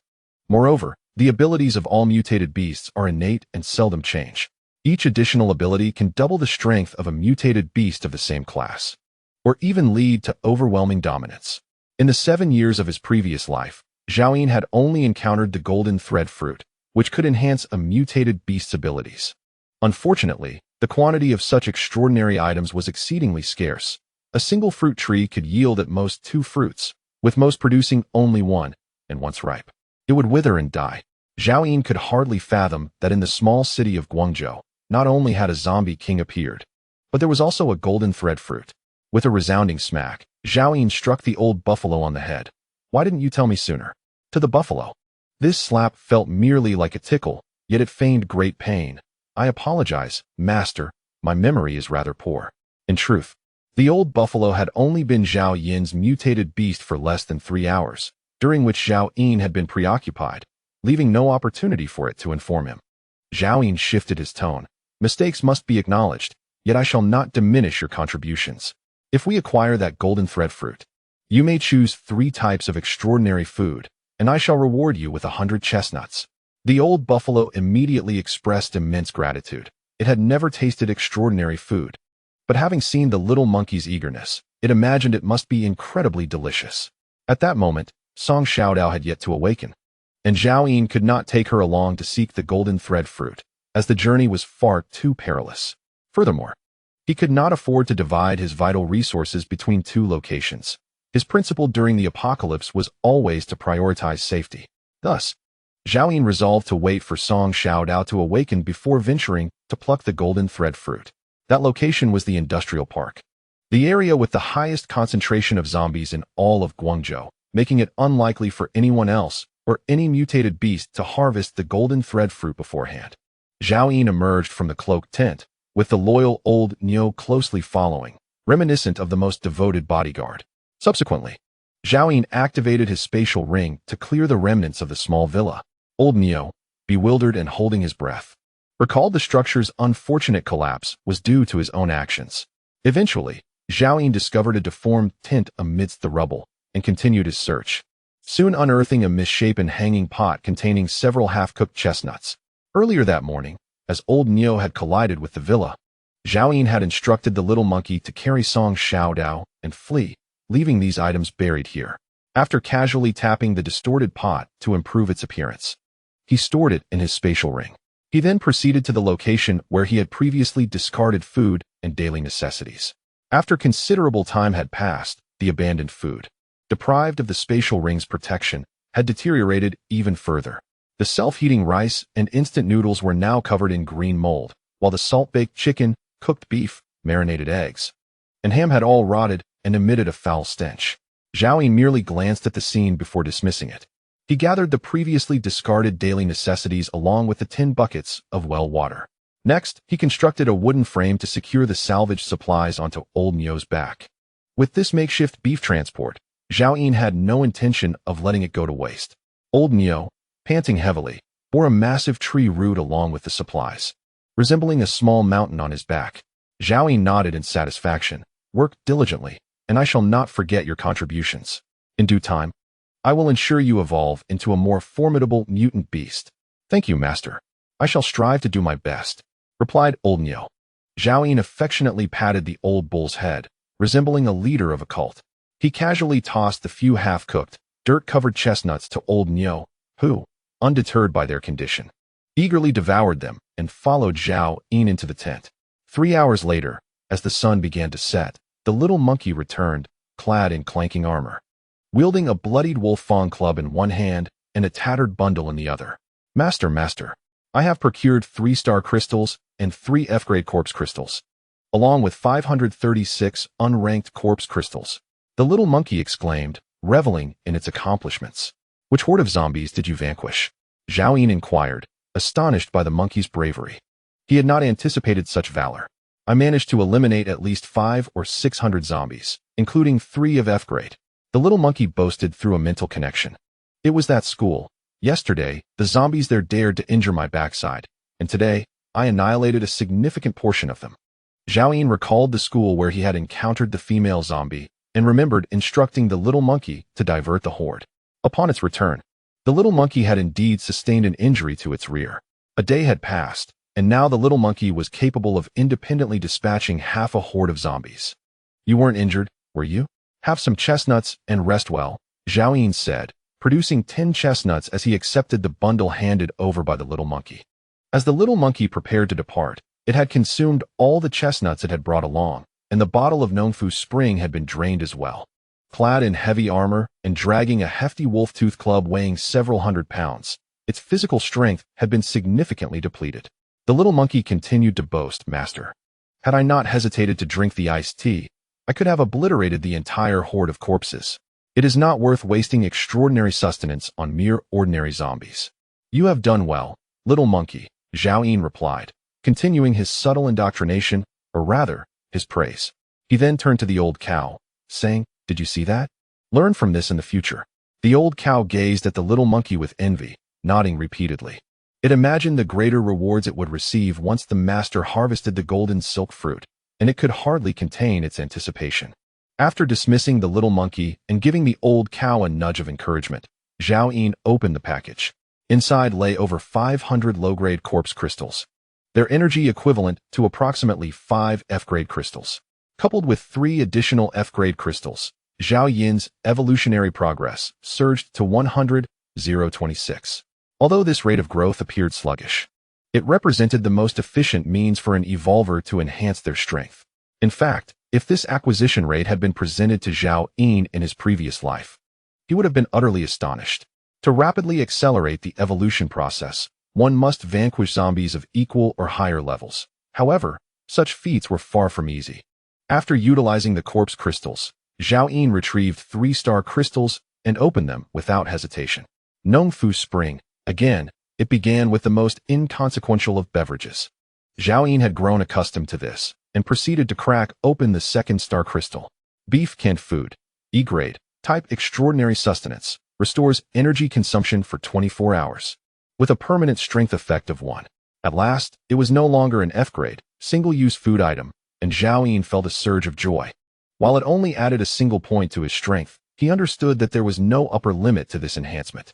In his past life, Lin Tianfeng had consumed over 1,000 cans of such food, allowing him to overpower fellow evolvers solely through strength. Zhao Yin resolved to consume it in solitude. Maintaining his image of frugality and setting an example for his subordinates, he could not allow the gluttons to witness it. He then cracked open the 3rd-star crystal. Glutinous rice wine. F-grade. Type extraordinary alcoholic beverage. Grants an increase of 80 strength within 10 minutes, with a side effect of confusion for 3 hours. Zhao Yin gazed at the transparent glass bottle in his hand with a complex expression. The liquid inside shimmered with an alluring amber hue. Within 10 minutes, it would grant a substantial boost of 80 points to his strength. Coupled with his inherent strength attributes and the attack bonuses from his equipment, he felt confident enough to confront D-grade zombies. Yet, the side effects were daunting. 3 hours of mental disarray. In the pre-apocalyptic world, this might have seemed trivial, but in this current wasteland, even 3 minutes of confusion could spell disaster. Uncertain of how he would utilize this potion in the future, he stowed it away in his spatial ring. At that moment, Song Xiaodao finally opened his eyes. Zhao Yin. The young girl remained somewhat bewildered. Calling out his name, Zhao Yin turned to look, activating his true vision. Human female, F-class evolver, evolution level 1000, strength 16, agility 17, stamina 12, spirit 11. Life countdown, 31,057 days. Her attributes were not dissimilar to Zhao Yin's at the F-class level, yet she had not awakened any abilities. Her mental strength diminished by more than half. Zhao Yin, I'm hungry, Song Xiaodao reminded him as he seemed lost in thought. She clambered up from the ground and crouched beside Zhao Yin, wrapping her arms around her shoulders in a playful manner, asking, Is there anything to eat? Zhao Yin produced 3 chestnuts and offered them to her, gesturing towards the array of equipment nearby. A dress, a tang knife, a butterfly knife, a handgun, and 100 rounds of ammunition. These items belong to you. From today onward, you shall accompany me in battling zombies. With that, Zhao Yin fixed his gaze intently on Song Xiaodao's expression. Upon hearing that she was also to engage in the slaughter of zombies, she immediately shook her head vigorously, hesitating to accept even the chestnuts Zhao Yin had proffered. Zhao Yin, I would rather assist you in decapitating them. After all, you will need someone to handle the star crystals and corpse crystals. Those violent skirmishes should be left to the little monkey. In a world ravaged by apocalypse, violence became the very essence of survival. What if I were to perish in the future? How would you manage to survive? Zhao Yin interrupted Song Xiaodao with a righteous tone. Young ones ought to learn more. Relying on others is ultimately inferior. Only that which you have mastered belongs to you, thus equipping you to confront every crisis. It was then that Song Xiaodao realized Zhao Yin's intentions were rooted in concern for her. At that moment, his figure appeared increasingly formidable, gradually overlapping with the image of her elder brother in her heart. Her eyes grew warm, and she accepted the chestnuts from Zhao Yin, whispering, I understand, Zhao Yin. With a sigh, Zhao Yin silently turned and exited the concealed tent, his voice slightly hoarse. Xiaodao, I will endeavor to handle the decapitations myself from now on. My priority is to cultivate your skills before discussing anything else. As his towering silhouette faded from view outside the tent, his voice continued, I have given you the dress you like. Put it on, for a girl should look lovely. He was the master of the contract, destined to remain behind the scenes while his subordinates engaged in the fray. Walking along the riverbank, who could remain unscathed? Today's encounter with the Zombie King had reminded Zhao Yin to avoid confronting danger head-on whenever possible. Song Xiaodao's eyes brimmed with tears, her mind momentarily lost in thought.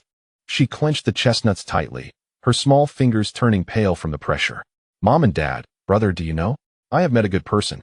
Song Xiaodao donned the dress, mirroring Zhao Yin by strapping the butterfly knife to her arm, with the tang knife and handgun secured at her waist. The extra ammunition wrapped in tattered cloth and tucked into her bosom. She quickly devoured the 3 chestnuts, and suddenly the light before her brightened. It was Zhao Yin who had dismantled the concealed tent. Zhao Yin, where shall we venture next? In this moment, Song Xiaodao felt that as long as this man was by her side, any place in this apocalyptic world could be considered her home. Back to Guangzhou, to slay the undead. Unbeknownst to her, a wind stirred in the desolate world, tousling Zhao Yin's short hair even further. He was observing Song Xiaodao as well. The little girl seemed to have grown slightly taller since her evolution, and that dress, when adorned by her, accentuated her graceful curves. Yet she remained barefoot, standing in the mire. Zhao Yin glanced down at his own sports shoes, which revealed his toes, and sighed inwardly. There were quite a few pieces of equipment that had emerged from the star crystal, yet why were there no trousers or shoes? Monkey, old bull, have you both had your fill? Once you're full, it's time to get to work. After speaking, Zhao Yin pointed towards Guangzhou City. Our target is the industrial park. Monkey will lead the way, Xiaodao will provide cover. An old bull will stay by my side for protection. Squeak. Whoosh. Both the little monkey and old bull perked up. Even Song Xiaodao's face bore an expression of solemnity. Without delay, the little monkey, wielding his wolf fang club, charged ahead, with Song Xiaodao hurriedly following suit, and Zhao Yin bringing up the rear alongside old bull. The 2 humans and 2 beasts gradually receded into the distance, as the howling wind surged, and the stars and moon ascended, shrouding the world in a twilight gloom. Suddenly, Zhao Yin recalled a saying from a survivor in his past life, uttered on their deathbed. This world was meant to be the domain of humanity during the day and the realm of other creatures by night. Yet humanity has claimed both day and night, thus inviting punishment upon the world. People transformed into zombies, endlessly wandering without respite. Now, free from the constraints of societal frameworks and the hardships of survival that plagued his previous life, Zhao Yin found himself contemplating that perhaps the apocalypse was not so bad after all. At least Song Xiaodao was free from the relentless grind of academic pressures, ceaseless memorization, homework, research, and extra classes. Ordinary people no longer toiled under the burden of mortgage or car loans, nor did they face cutthroat competition in the workplace, forced to feign smiles or shed tears for anyone. The little monkey was no longer confined to a zoo, waiting to perish in idleness. Old bull would not be reduced to beef products. Lost in thought, they soon arrived in the urban district of Guangzhou. The landscape was marred by collapsed ruins, dilapidated roads, wrecked vehicles, and aimlessly wandering zombies. This time, Zhao Yin chose not to traverse the ruins for cover, but instead commanded the little monkey to lead them down the battered road. Roar. A zombie instantly detected Zhao Yin and his companions, staggering toward the little monkey at the forefront. In the blink of an eye, dozens of undead howls echoed around them, as zombies surged from all directions. Squeak, squeak, roar. The little monkey activated his abilities, his frail form rapidly expanding. His face contorted into a fearsome visage, and as he grew in size, his squeaks transformed into terrifying roars. In an instant, the little monkey morphed into a towering beast, reaching 2 meters in height, brandishing the wolf fang club with wild abandon. Bang, bang, bang. The 3 zombies charging forward were instantly obliterated, their skulls shattered. Immediately, the little monkey charged into the horde of zombies, each swing of its club sending multiple undead creatures sprawling to the ground. The heavy armor that clung to the little monkey's frame was barely affected by the grasping hands of the zombies. At that moment, it resembled a meat grinder, leaving a trail of dark blood in its wake. The old bull, panting heavily, exclaimed, "Master, I wish to join. Go ahead. Compete with the monkey and see who can slay more." Zhao Yin encouraged, tapping the bull's rear. The old bull, invigorated, was determined not to be outdone by a mere monkey. It unleashed both of its extraordinary abilities, its already impressive stature swelling even further as powerful muscles rippled across its form. A layer of armor, resembling fish scales, enveloped its body before it charged forth. In the next instant, the old bull collided with the area where the zombies were most densely clustered, scattering them into oblivion. Among the debris was a severed arm, the origin of which was unknown, that thudded down at Zhao Yin's feet. He glanced down, wiping a droplet of black blood from his face. In terms of battle instinct, the old bull surpassed the little monkey, having roamed the industrial park since its mutation and undoubtedly having dispatched numerous zombies.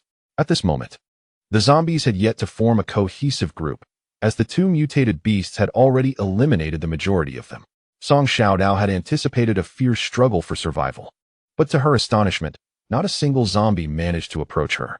She stood there, momentarily mesmerized by the imposing figures of the two mutated beasts. Go assist. If you do not kill at least 10 zombies today, you shall forego your evening snack. Zhao Yin's voice rang out from behind her. 10. Song Xiaodao turned to Zhao Yin, pouting, but I'm still a child. Can I kill fewer? As she hesitated, her mind raced with ideas on how to dispatch just one zombie to appease Zhao Yin and conclude the task. In this apocalyptic world, there were no children. Only the struggle between life and death. Those lacking strength would perish, while only the strong would survive. Zhao Yin declared, "You are now an evolved being, stronger than most survivors. I give you 1 minute to kill your first zombie. If you fail, you will take the monkey's place as the vanguard tonight." Song Xiaodao's legs turned to jelly at the thought of becoming the vanguard. Wasn't he that a guaranteed death sentence? Drawing her tang sword, she steeled herself and took her short legs closer to the swarm of zombies engaged with the little monkey. Initially, she planned to launch a sneak attack on an unsuspecting zombie, but as she approached, the creature abandoned its assault on the little monkey and lunged directly at her. Panic-stricken, she swung her tang sword.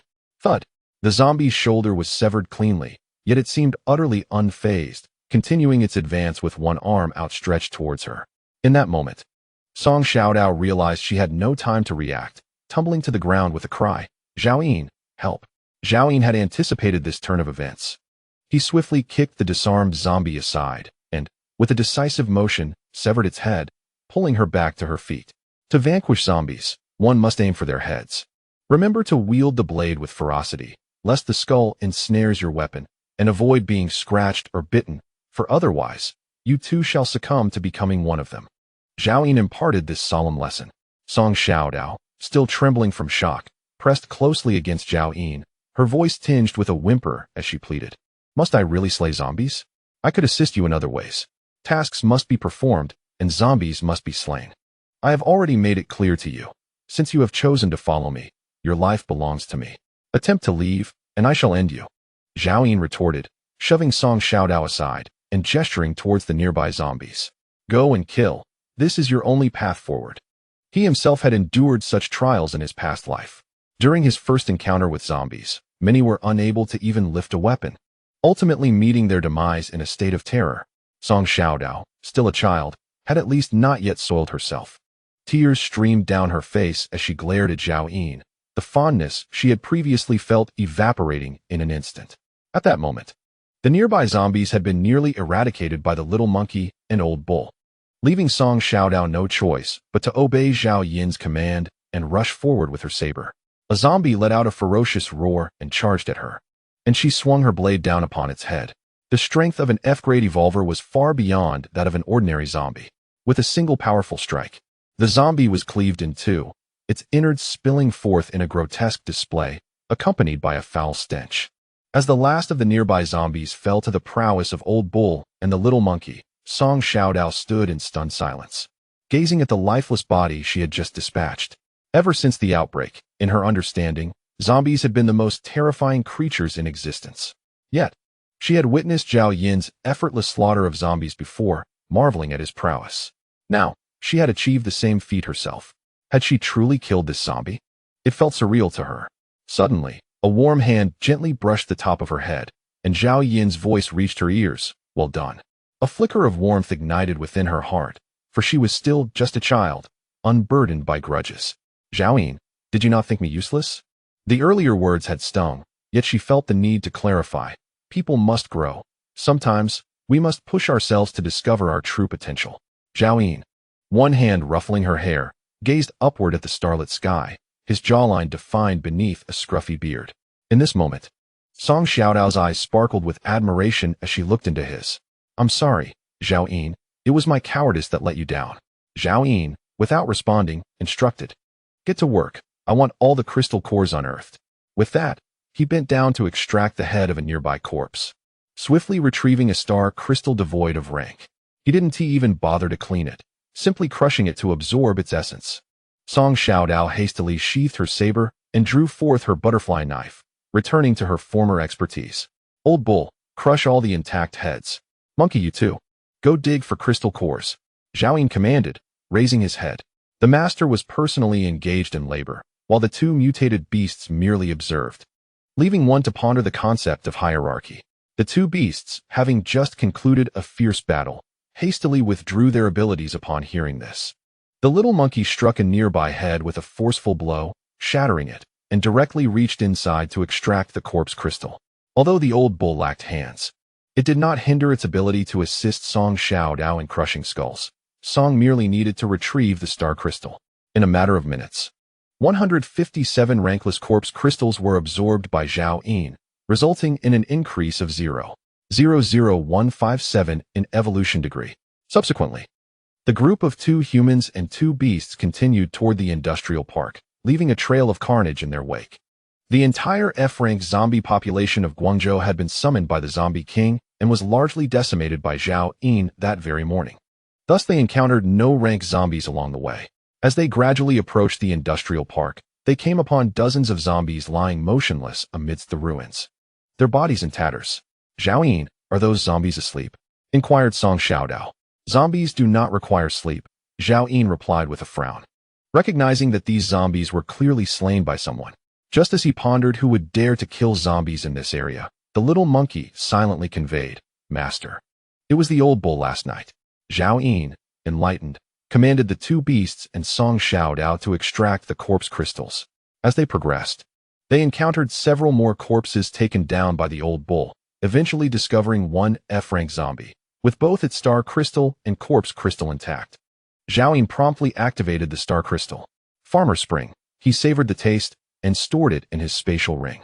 At that moment, the evolution degree rose to 10003215. Ahead, the density of zombies increased, occasionally revealing hordes of over 1,000. After several hours of intense combat, the little monkey and old bull were left panting. Zhao Yin had no choice but to allow them to rest and regain their strength before continuing forward. However, he refrained from allowing them to actively hunt zombies. Should they be surrounded by a large horde, even the old bull and little monkey would face certain demise. As they ventured deeper into the industrial park, the zombies became increasingly concentrated, nearly rendering movement impossible. Zhao Yin dared not make a sound. Upon consulting the old bull, he learned that since the emergence of the Zombie King, the number of zombies in this area had surged, and it had not ventured deeply here in a long time. Although the industrial park was not vast, approximately 10,000 zombies had been summoned by the Zombie King, making it exceedingly difficult for even D-rank mutated beasts to escape if encircled. Mutated beasts are mere flesh and blood. Once their abilities are depleted, they would succumb to the overwhelming horde. As they delved further into the industrial park, zombies roamed in abundance, creating a sight that seemed never-ending, reminiscent of a pre-apocalyptic fair. Zhao Yin and his companions paused beneath a dilapidated thermal tile. "Old bull, how much farther?" Zhao Yin inquired silently. "Just beyond that concrete pile," the old bull responded. Chapter 40. Unexpected at this moment, Zhao Yin could clearly discern the location of the golden silk fruit. This area was not the most densely populated by zombies, and there was an abundance of vegetation nearby. In the post-apocalyptic world, wild grasses and shrubs had taken root in the concrete, and with his physique and agility, it was not particularly challenging for Zhao Yin to navigate through the gaps in the ruins and the cover of greenery to pluck the golden silk fruit. "I will go to pick the golden silk fruit. You all stay here and wait for me," Zhao Yin said in a hushed voice. "Zhao Yin." Song Xiaodao grasped the hem of Zhao Yin's clothing, her small face etched with worry, her lips pursed. "I want to go with you." "Absolutely not. If we attract the zombies here, I won't be able to protect you," Zhao Yin replied sternly. He believed that he could escape if discovered by the zombies, but taking Song Xiaodao along would be tantamount to signing her death warrant. "Old Neo, monkey, should danger arise, I will escape alone first. You two must hide with Xiaodao here and wait until the horde calms down before returning the way we came. Once outside, we will regroup at the previous village." Zhao Yin, ever prudent, made these arrangements as a precaution. Having said this, he retrieved all the energy-boosting compressed biscuits he had, 3 in total. For the sake of that golden silk fruit, he had indeed made a significant sacrifice. 2 for the monkey, 1 for old Neo. If you encounter zombies and exhaust your abilities, eat 1 to replenish your energy. Remember, you must protect Xiaodao. The 2 mutated beasts nodded, sensing the gravity of Zhao Yin's command, which left no room for discussion. Once he had imparted all his instructions, Zhao Yun turned and advanced. In truth, all of these arrangements stemmed from Zhao Yun's cautious nature, a safeguard against unforeseen circumstances. He was confident he could easily retrieve the golden silk fruit, as traversing this distance posed no difficulty, especially with the cover of vegetation. Zhao Yun chose his path carefully, moving silently through the crevices of the concrete. When there was no cover, he would crouch and crawl through the underbrush. After several minutes, Zhao Yun successfully crossed the concrete pile that old Niu had mentioned. In front of him lay a wide-open space, and he immediately spotted a small bush swaying in the night breeze 30 meters away, adorned with a single fruit. Its bright red skin shimmered with a hint of golden threads. The golden silk fruit. Zhao Yun paused to catch his breath. The nearby zombies appeared indifferent to the fruit. Even when they wandered close to the tree, they ignored it entirely. Zhao Yun nestled into the grass, cautiously crawling forward. 20 meters, 15 meters, 10 meters, 8 meters, 5 meters. Suddenly, a zombie sluggishly drifted toward Zhao Yun. From within the underbrush, he could see that it had once been a young man. Its tattered clothing faintly bearing the logo of a tire factory. This zombie's body had nearly returned to its former state. It would not be long before it evolved to F level. Beneath its pallid skin, the veins were a grotesque shade of blackish purple, crawling like worms across its visage, while viscous, murky liquid dripped from its mouth. Drip, drip. As the zombie approached, a drop of saliva fell onto Zhao Yun's eyelid, rendering him utterly motionless. Fortunately, having bathed the previous night, the odor of sweat on his body was not overly pungent, and with the strong wind diluting the scent, the zombie failed to detect him. The creature ambled past Zhao Yun, gradually distancing itself. Zhao Yun wiped the drool from his eyelids and continued to crawl forward, soon arriving beneath the golden silk fruit tree. He refrained from immediately plucking the fruit, instead choosing to conceal himself within the underbrush, cautiously surveying his surroundings. Until within a 10-meter radius, all the zombies had their backs turned. In that fleeting moment, Zhao Yun sprang into action, deftly grasping a golden silk fruit and, as he descended, yanked it from the tree. He then swiftly retreated back into the thicket. The entire operation took him no more than 2 seconds, and not a single zombie noticed his presence. Gazing at the golden silk fruit in his hand, he had yet to revel in his success when a sudden cry pierced the air. "Help! There's someone! Save me!" Zhao Yun cursed under his breath. Discerning a middle-aged balding man clad in a filthy suit, cradling a small boy of about 5 or 6 years old, emerging from a fissure that was once a sewer opening. "Finally, someone has come. Please, save my son," the man shouted, hastening towards Zhao Yun. The nearby zombies erupted into a frenzy. From an aerial view, the once desolate industrial park resembled a swarming ant nest, with countless zombies converging frantically towards the man and Zhao Yun. In that instant, Zhao Yun felt no hesitation. He sprang to his feet and fled. If he were to be encircled, even with his current enhanced abilities, he would undoubtedly meet his demise. Once the zombies gathered, the underbrush would no longer conceal him, making escape exceedingly difficult. The only option then would be to deploy his cloaking tent for refuge. While the ordinary zombies could not breach its defenses, such an action would only attract more of them, ultimately leading to his entrapment. Brother, you are the first person I've encountered in over a month. I beg you, please don't run. Save my son." The man's voice trembled increasingly as he called from behind. Zhao Yun felt a surge of frustration. He had not anticipated encountering anyone still fighting for survival in this barren industrial wasteland. This father and son had somehow eluded his senses, undoubtedly employing similar tactics to evade the zombies. Zhao Yun had no time to decipher how they managed it. The man's cries grew more desperate as the horde closed in, and Zhao Yun himself became an unwitting target for the zombies. He swiftly retrieved the last bottle of iced red tea from his spatial ring and gulped it down. Without uttering a word, his speed surged considerably as he selected the weakest point in the zombie throng and sprinted with all his might, his pants nearly slipping off in the process. "You scoundrel! How can you stand idly by while others perish? I could die. Why did you not save my son?" The horde of corpses had already encircled the man and the young boy, countless hands reaching out towards the two. The boy wailed in terror. In the next moment, the horde swiftly engulfed them, hands gripping and feet clawing, all vying to tear them apart. The man desperately tried to shield the boy in his arms, but suddenly, with a sickening snap, a zombie yanked the boy's head off, blood gushing forth, sending the surrounding undead into a frenzied excitement. "Son, my son, The man cried out in heart-wrenching anguish. Ultimately, he too was pinned to the ground by the horde, his flesh and blood mercilessly devoured. Yet he clung tightly to the headless body of his child amidst the crimson pool. "Son, our food is gone, there is no water left. And I do not know how to save you." Soon, the man was torn to shreds, leaving not even a bone behind. Until the very end, he never witnessed that creature turn back. Throughout it all, Zhao Yin uttered not a single word nor cast a glance, solely focused on his own escape. Yet, Zhao Yin too found himself surrounded by the horde. Despite exerting every ounce of strength to flee, he had only reached the outskirts of the industrial park. Ahead, the zombies had formed an impenetrable wall, leaving no gap to slip through. With a swift motion, Zhao Yin unsheathed his machete, cleaving down 4 or 5 zombies before they could close in, quickly stepping forward, and with another swing of his blade, he continued to advance. This intense onslaught allowed him to gradually move towards the outskirts of the industrial area. Countless zombies' sharp claws scraped against his body. Although the ordinary zombies could not penetrate the defenses of his military attire and fishnet stockings, Zhao Yin's exposed skin was already marred with numerous wounds. He dispatched the nearby zombies and swiftly retrieved a can of tuna, designed to combat the virus, prying it open and hastily shoving the contents into his mouth. During this delay, several zombies had bitten into his arms, thighs, and chest. While they could not tear through his clothing, their bites were agonizing. Had he not evaded in time, his neck would have been pierced by one of the undead. Enraged, Zhao Yin swung his machete fiercely.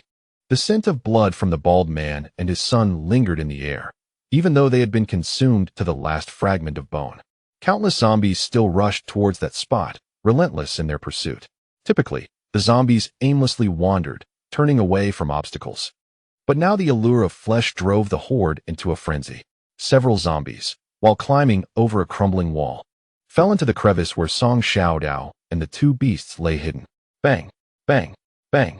The little monkey brandished a spiked club, swiftly dispatching the zombies, inadvertently drawing the attention of other nearby undead. Roar, roar, roar. In an instant, a chain reaction unfolded as countless zombies lunged towards the crevice. Song Xiaodao's face turned pale, his grip on the tang knife trembling uncontrollably. Chapter 41. Surrounded, the small monkey deeply recalled Zhao Yin's instructions before departing, promptly consuming a piece of compressed biscuit. Its energy swiftly replenished. With a piercing shriek, it activated its ability to grow in size, effortlessly tossing Song Xiaodao onto its shoulder and leaping out from the crevice. Before it lay an endless horde of zombies. Zombie wall scarcely sufficed as a description. It was more akin to a mountain of the undead. The small monkey plunged into the throng of zombies, instantly engulfed by countless of them. Its heavy armor sparked as the zombie's sharp claws scraped against it, while the spiked mace it wielded struck down with relentless force, obliterating several zombies with each swing. Boom! A thunderous crash resonated beside it as Old Bull charged forth, scattering the cluster of zombies adjacent to the small monkey, providing a momentary respite from the overwhelming pressure. In that fleeting instant, the 2 beasts appeared formidable, transforming the horde into mere mush through their coordinated efforts. Within mere minutes, they had felled thousands of zombies. Yet, the sheer number of the undead was staggering, and the 2 beasts scarcely moved from their original position. As time wore on, their stamina rapidly dwindled. First, it was the small monkey. Its swings with the mace slowed noticeably. Suddenly, a limping zombie crawled at its feet, sinking its teeth into the unprotected flesh of its lower leg. At that moment, the small monkey was preoccupied with smashing the zombies before it, slightly delayed in its reaction, resulting in a sizable chunk of flesh being ripped away.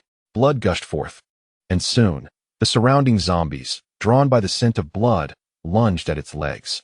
They acted purely on instinct, fortuitously targeting the weak points in its heavy armor. In the blink of an eye, the small monkey found its legs besieged by zombies, bloodied and battered, with exposed bones laid bare, struggling to maintain its footing. Roar! Pain coursed through the small monkey's twisted visage, yet overshadowing it was an overwhelming fury. With a mighty swing, it crushed the zombies beneath its feet. In the next moment, disregarding everything else, it retrieved the iced red tea, sandwich, and a second piece of compressed biscuit that Zhao Yin had previously given it. "I'm here to help you," exclaimed Song Xiaodao, perched upon the small monkey's neck. The small monkey immediately handed her the supplies, resuming its assault on the advancing horde. Song Xiaodao swiftly tore open the sandwich, stuffing it into the small monkey's gaping mouth, followed closely by the compressed biscuit and iced red tea. The small monkey swallowed the food in haste, unable to savor the taste, and in the next instant, the wounds on its legs visibly stopped bleeding and began to heal, sprouting new flesh. Its energy surged back to full capacity, followed by an overwhelming power emanating from within, doubling its attributes.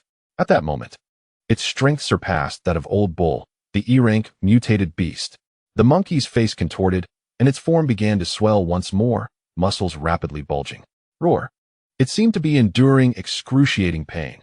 After several agonizing howls, its form had grown over 3 meters tall, with an arm as thick as a barrel. Its golden fur erupted wildly, soon reaching half a foot in length, dancing frantically in the night breeze. A surge of extraordinary power. It had finally awakened its second ability for the very first time.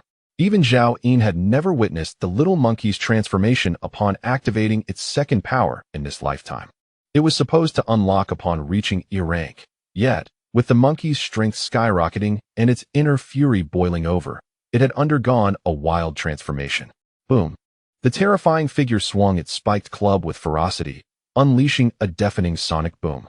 The wall of corpses before it was instantly blown away, sending bodies flying and crushing numerous zombies beneath them, their bones shattering upon impact. The fearsome monkey, clad in heavy armor, advanced with purpose, covering 30 to 40 meters in the blink of an eye, relentlessly smashing its club forward. Mangled corpses soared through the air, creating a bloody path. Behind it, the Old Bull was invigorated, astonished to discover that the monkey possessed a second ability that seemed even more formidable than his own iron armor. Realizing this, the Old Bull quickly matched the monkey's pace. Zhao Yin lay trapped amidst the rubble, his face a gruesome mess, features unrecognizable. The back of his left hand displayed stark white bones, and a gaping wound on his neck oozed blood. He gasped for air, struggling to retrieve a piece of filled bread and swallowing it down before closing his eyes. After several minutes, his wounds began to mend. Yet the loss of blood left his complexion pallid. He opened a bottle of spring water, draining more than half in one go, then stuffed a handful of chestnut leaves into his mouth, chewing as he crawled out from the crevice of debris. Zhao Yin climbed atop the highest piece of broken wall nearby, gazing towards the industrial park. There, a tide of corpses surged chaotically, suggesting that the little monkey and its companions had fallen into dire straits. The monkey still had a bottle of iced tea, and both it and the Old Bull possessed compressed biscuits, which should aid their escape. The Old Bull's single horn rivaled a D-rank weapon, and its overall strength surpassed mine, also of E-rank. After consuming the iced tea, the little monkey would exceed my capabilities. If they could not break free, my attempt to rescue them would merely cost me my own life. In this apocalyptic world, who could ever feel secure? To survive, one often had to fight desperately. They had to, and so did I. Zhao Yin could only console himself with these thoughts. Thus, he swiftly cast aside the guilt that lingered in his heart. After orienting himself and realizing he had strayed from his intended path, he grasped his mountain-cutting knife and headed southward. At dawn, Zhao Yin finally returned to the ruins of the village in the southern suburbs. He did not erect a concealment tent. Instead, he ignited a bonfire amidst the rubble, setting up a pot to boil several chestnuts he had sliced open. He tossed another 70 or 80 chestnuts into the fire. Gradually, the enticing aroma of cooking food wafted through the air, the roasted chestnuts proving irresistibly delectable. Yet, Zhao Yin did not take a single bite. He himself was uncertain whether to await the return of Xiao Dao and the two beasts. Suddenly, Zhao Yin felt an overwhelming sense of emptiness and solitude. It was the first time since his rebirth that he experienced regret. He should not have been greedy for that golden silk fruit and ventured into the industrial park with them. An hour passed without their return. 2 hours later, still no sign of them. The flickering flames cast shadows upon Zhao Yin's face, illuminating it briefly before plunging it back into darkness. A gust of wind swept past him, carrying embers away, leaving his pale visage devoid of expression. They had not returned. Were they dead? He told himself that he had already done his best for Song Xiao Dao. If they had perished, it was merely her misfortune. Yet, the monkey and the cow, those rare dual-ability mutated beasts, were invaluable. Without them, he, as their master, would be left with nothing. In his thoughts, Zhao Yin began to ponder where to find his next contract beast. Just then, distant footsteps echoed. The old cow, still burdened with the supplies tied to its back, bore cuts and bruises, blood trickling from its wounds, accompanied by a diminutive figure. Song Xiao Dao's hair was disheveled like a bird's nest in the wind, though she seemed relatively unscathed, tears still glistening on her cheeks. "You're back. Are you all right?" Zhao Yin rose, a smile breaking across his face. Glancing behind the old cow and Song Xiao Dao, he inquired, "Where is the monkey?" "Woo woo." Before Zhao Yin could finish, Song Xiao Dao's lips quivered as she began to cry. "The little monkey. It's dead, woo woo." The old cow stood nearby, its expression heavy with sorrow, a pall of silence enveloping its spirit. Chapter 42. Time stands still, you're alive. How could the monkey be dead? Zhao Yin's voice rang out, harsh yet a reflection of his most genuine thoughts. "Woo woo. The little monkey protected me, woo woo." Song Xiao Dao, seeing Zhao Yin, seemed to find solace in him, sobbing uncontrollably. "Master, there were too many zombies. We nearly didn't make it back. It was the monkey who activated its berserk ability, leading us to the outskirts of the industrial park, but it exhausted itself, drawing the horde away from us." The old cow's thoughts resonated with deep dejection. Zhao Yin had not anticipated the monkey's self-sacrificial spirit. "Did you see it die?" "And no." Song Xiao Dao quickly shook her head. "Master, though I did not witness it. At that time the monkey had run out of supplies. Alone, it faced the horde. It would be exceedingly difficult for it to survive." Zhao Yin calmed himself, suddenly recollecting something. He closed his eyes, reaching out to sense the contract spirit within his mind. After a moment, he opened his eyes, affirmatively stating, "The monkey is not dead." The essence that belonged to the little monkey still lingered in his consciousness. In his previous life, Lin Tianfeng had mentioned to Zhao Yin that a master and their contracted beast could sense each other's life and death. It had been so long since he had thought of this, and he had not paid attention to such matters recently. "Really?" Song Xiao Dao immediately ceased her weeping, lifting her tear-streaked face in hope. The old cow was jolted awake, raising its head to gaze at Zhao Yin. Although their time with the little monkey had been brief, they had shared the trials of life and death together. Nothing strengthens bonds quite like the experience of surviving together. "Everyone, let us partake in some nourishment. Once the old cow's wounds have healed, we shall seek out the monkey," Zhao Yin declared. Several hours passed, and since the little monkey had not perished, it must have departed from the horde of corpses. Currently, the only formidable ally by Zhao Yin's side was the old cow, which had yet to recover from its injuries. Approaching the horde recklessly would be perilous. Zhao Yin retrieved some chestnut leaves and placed them before the old cow, which immediately bowed its head to feast. The chestnuts in the pot had turned to a mushy consistency. Zhao Yin rummaged through the old cow's back and found 2 large bowls, filling one for Song Xiao Dao. "Eat up," he urged. Wiping tears from his eyes, Song Xiao Dao accepted the bowl but stared vacantly at the fire, unable to take a single bite. Zhao Yin filled another bowl for himself, leaving the remaining chestnut mush for the old cow. The 70 or 80 roasted chestnuts were thoroughly cooked. Zhao Yin offered 3 to Song Xiao Dao, kept 5 for himself, and divided the remainder into 2 portions, one half for the old cow and the other reserved for the little monkey. The E-grade mutated beast has a substantial appetite. I wonder if that monkey is hungry, Zhao Yin mused. Shaking his head, he bent down to eat. Zhao Yin, I can't eat. Song Xiao Dao finally spoke after a long silence. If you cannot eat, then do not. Later, if we are besieged by the horde and you lack the strength to flee, do not expect me to save you, Zhao Yin replied, speaking through a mouthful of chestnut mush. When danger reappears, will you abandon us once more and flee alone?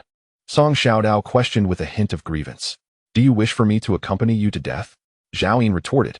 Song Xiao Dao fell silent, lowering his head to consume the chestnut mush. After their meal, the old cow's injuries had mostly healed. While the effect of chestnut leaves was not as potent as that of sandwich bread, the old cow's wounds were not fatal. Zhao Yin still had a piece of sandwich bread, but he intended to save it for the little monkey. Let us depart for the industrial park, Zhao Yin decided, unwilling to rest despite having gone 2 days and nights without sleep. 3 hours earlier, amidst the endless tide of corpses, the little monkey watched the old cow carrying Song Xiao Dao fade into the distance, a touch of human-like sorrow crossing its simian visage. A zombie latched onto the little monkey's neck, tearing away a large chunk of flesh. It howled in agony, summoning the last remnants of its potential to sustain its frenzied power, swinging its club to send the nearby zombies flying. In the deluge of black blood rain, the enormous monkey trembled violently. After a brief moment of respite, the horde surrounded it once more, with the scent of blood emanating from the monkey. The zombies grew increasingly frenzied. At this juncture, the remaining energy within the little monkey could only support a few more swings of its wolf-toothed club. With a thunderous crash, the surrounding horde was once again sent flying. Yet the little monkey trembled even more violently, no longer hoping to escape, merely wishing to endure for a few more minutes. It was merely an F-level mutated beast, its frenzied powers exceeding the limits of endurance, devouring its internal organs and steadily draining its life force.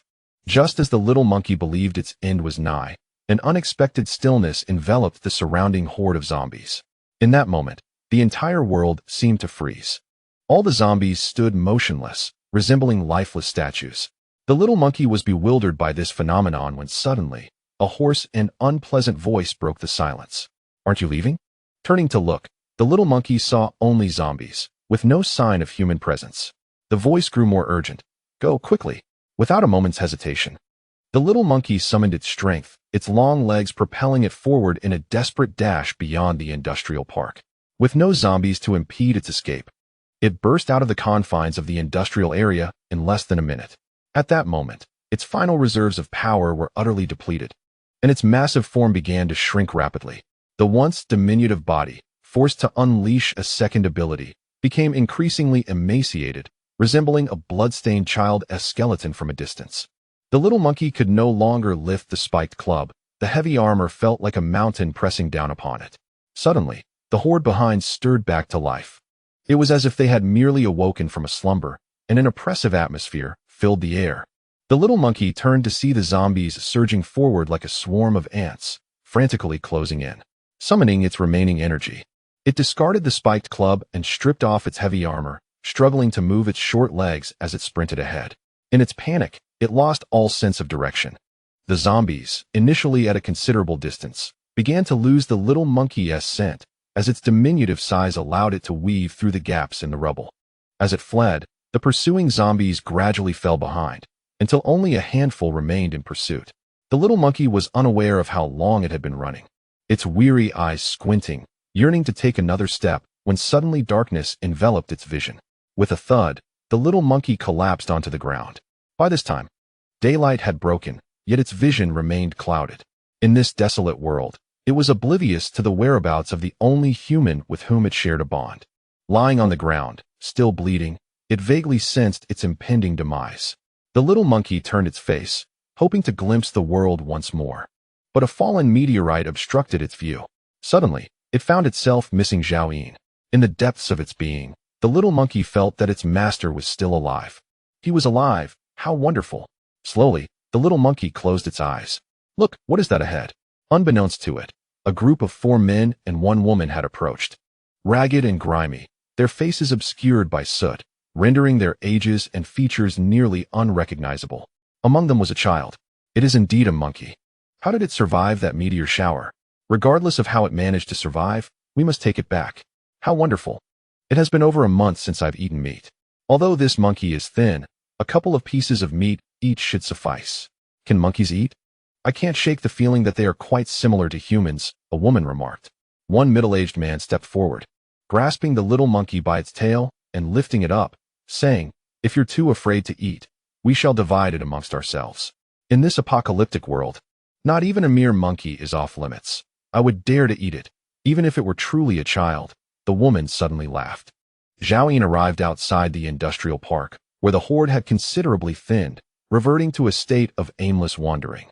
"Old Nyo, was this where you parted ways with the monkey?" Xiaoyin pondered internally. "Master, it is within the industrial park ahead," Old Nyo replied mentally.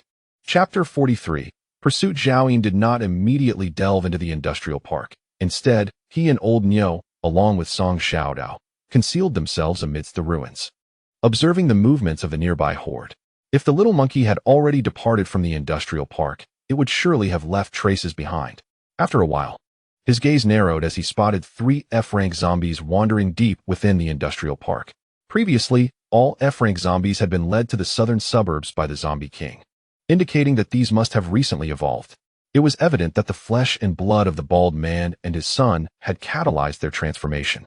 Xiaoyin quickly shifted his focus and continued to observe. After several minutes, he finally discerned that the horde was particularly dense to the north of the industrial park. This would likely be where the little monkey had drawn them just before its departure. Let us proceed to the northernmost part of the industrial park, Zhao declared, leading the way with hurried steps. Zhao, why are we heading north? We parted ways in the southeast, Song Xiaodao whispered. I did not ask for your input. Silence. Zhao snapped, evidently agitated. After circling the industrial park, Zhao finally arrived at the northern perimeter, where the density of zombies within 500 meters was nearly on par with that within the industrial park itself. The entire horde resembled a tail extending from the industrial park, concealing their figures amidst the ruins. Zhao, along with Song Xiaodao and Old Neo, advanced towards the tip of this tail. Half an hour later, the horde began to thin out. Zhao drew his machete and charged directly into the horde. With a swift strike, he cleaved an unsuspecting zombie in half. Before the surrounding zombies could react, he swiftly dispatched 7 or 8 of them. Brandishing the machete stained with black blood, he strode forward with determination. Old Neo and Song Xiaodao gaped in astonishment. They had rarely witnessed such ferocity from Zhao. He did not even allow Old Neo to clear a path, nor did he instruct Song Xiaodao to slice watermelons. In that moment, it seemed as though the zombies held no value in Zhao Yin's eyes. The dark, viscous blood stained his head, face, military uniform, trousers, and shoes. He appeared utterly enshrouded in gore, resembling a relentless machine of slaughter. When Lao Nio and Song Xiaodao caught up, Zhao had already obliterated the last of the zombies with his blade, standing resolutely amidst the howling wind, a grimy smile adorning his filthy visage. Monkeys may strike you, but I shall repay the blow. At that moment, Song Xiaodao and Lao Nio realized that he merely sought to avenge the little monkey. Song Xiaodao stared blankly at Zhao, finding him perplexingly enigmatic at times. Zhao, take a moment to rest. I will retrieve the corpse crystals for you, he said, gazing at the multitude of fallen bodies. Zhao waved his hand dismissively. The monkey is paramount. He had gone 2 days and nights without sleep, and the relentless battles had left him utterly exhausted as he forged ahead with his mountain-splitting blade. Suddenly, Zhao quickened his pace, arriving at a pile of sticky remnants. Song Xiaodao hastily followed, discovering it to be a suit of heavy armor and a spiked club. These items had become burdens during the zombie onslaught. Understanding the implications, Zhao swiftly stowed the equipment in his spatial ring, his expression darkening further. The little monkey had lost both its armor and weapon. One could only imagine the peril it had faced. From this point, a vivid trail of blood emerged, stretching northward into the distance. A dark crimson hue indicative of a living being's passage mere hours prior. Zhao led Lao Nio and Song Xiaodao along the blood trail. They traversed a road reminiscent of the pre-apocalyptic world, flanked by the ruins of collapsed buildings. Soon, Zhao spotted a small pool of blood amid the rubble. The previously scattered droplets abruptly ceased at this location. Where is the monkey? Where has it gone? Zhao demanded impatiently, his irritation directed at Song Xiaodao. A sudden wave of fear surged within her as she gazed into the bloodshot eyes of Zhao, stammering, I don't know. It must have fallen here. Without aid, where else could it possibly go? Zhao glared at her, barking, hurry and search. All right, I will look, Song Xiaodao replied, not daring to argue, and began rummaging nearby. Meanwhile, Zhao remained motionless, for with his formidable perception, he would have sensed the little monkey's presence if it were nearby. The absence of the monkey suggested a grim possibility. It could have fallen prey to a zombie, a mutated beast, or been taken by another human. The likelihood of it being devoured by zombies was minimal. There would be no trace left otherwise, leaving only the possibility of a mutated beast or a human. Zhao, come quickly, Song Xiaodao suddenly called out. Zhao hurried over, and in her hand, she held something familiar to him, a piece of corn husk. Fresh corn could only be produced by mutated plants in the post-apocalyptic world. Mutated beasts would consume corn but would not carry it. Thus, it was humans who must have brought this corn husk here. Someone has taken the monkey. Zhao clenched his fists. This is wonderful. Someone has rescued the little monkey. Song Xiaodao exclaimed, a joyful smile illuminating her face. Zhao cast a glance at her that was akin to that of a fool, prompting Song Xiaodao to immediately cover her mouth. She subtly grasped that she had misspoken. Zhao gradually closed his eyes, fully attuning his hearing. Within a 2-kilometer radius, amidst the howling winds, the sound of numerous footsteps permeated the air, most of which bore a hollow quality, likely indicating the presence of zombies. There were no heartbeats, nor any sounds of breathing. They had taken the monkey far away. In this moment, Zhao found a peculiar calmness, furrowing his brow as he remarked. They should still be within 10 kilometers, unlikely to have traveled too far. In this apocalyptic world, evolved beings had begun to emerge, and perhaps even supernatural entities were rising. However, given that the meteor shower had ceased only a few days ago, Zhao Yun did not believe that anyone besides himself could have attained E-level power. Even if there were, such individuals would be exceedingly rare, and it was nearly impossible for the little monkey to encounter them. As long as the opponent had not reached E-level strength, traversing a considerable distance in this zombie-infested world within just a few hours was simply unfeasible. Zhao Yun leaped into the crevice, meticulously discerning any trace left behind. The previous night had witnessed fierce winds, and the desolate landscape was filled with dust, erasing all footprints. Yet, any passage would invariably leave behind some evidence. Soon, Zhao Yun discovered a drop of blood, fallen upon a broken wall not far from the crevice. Undisturbed by the wind and sand due to the wall's verticality, they had headed north. Zhao Yun lifted his gaze towards the north, his eyes glinting with murderous intent. One could envision that someone had confined the little monkey within a sack or some other container, stifling the blood's descent, yet a single drop had managed to seep out. The captors exhibited no concern for the monkey's survival.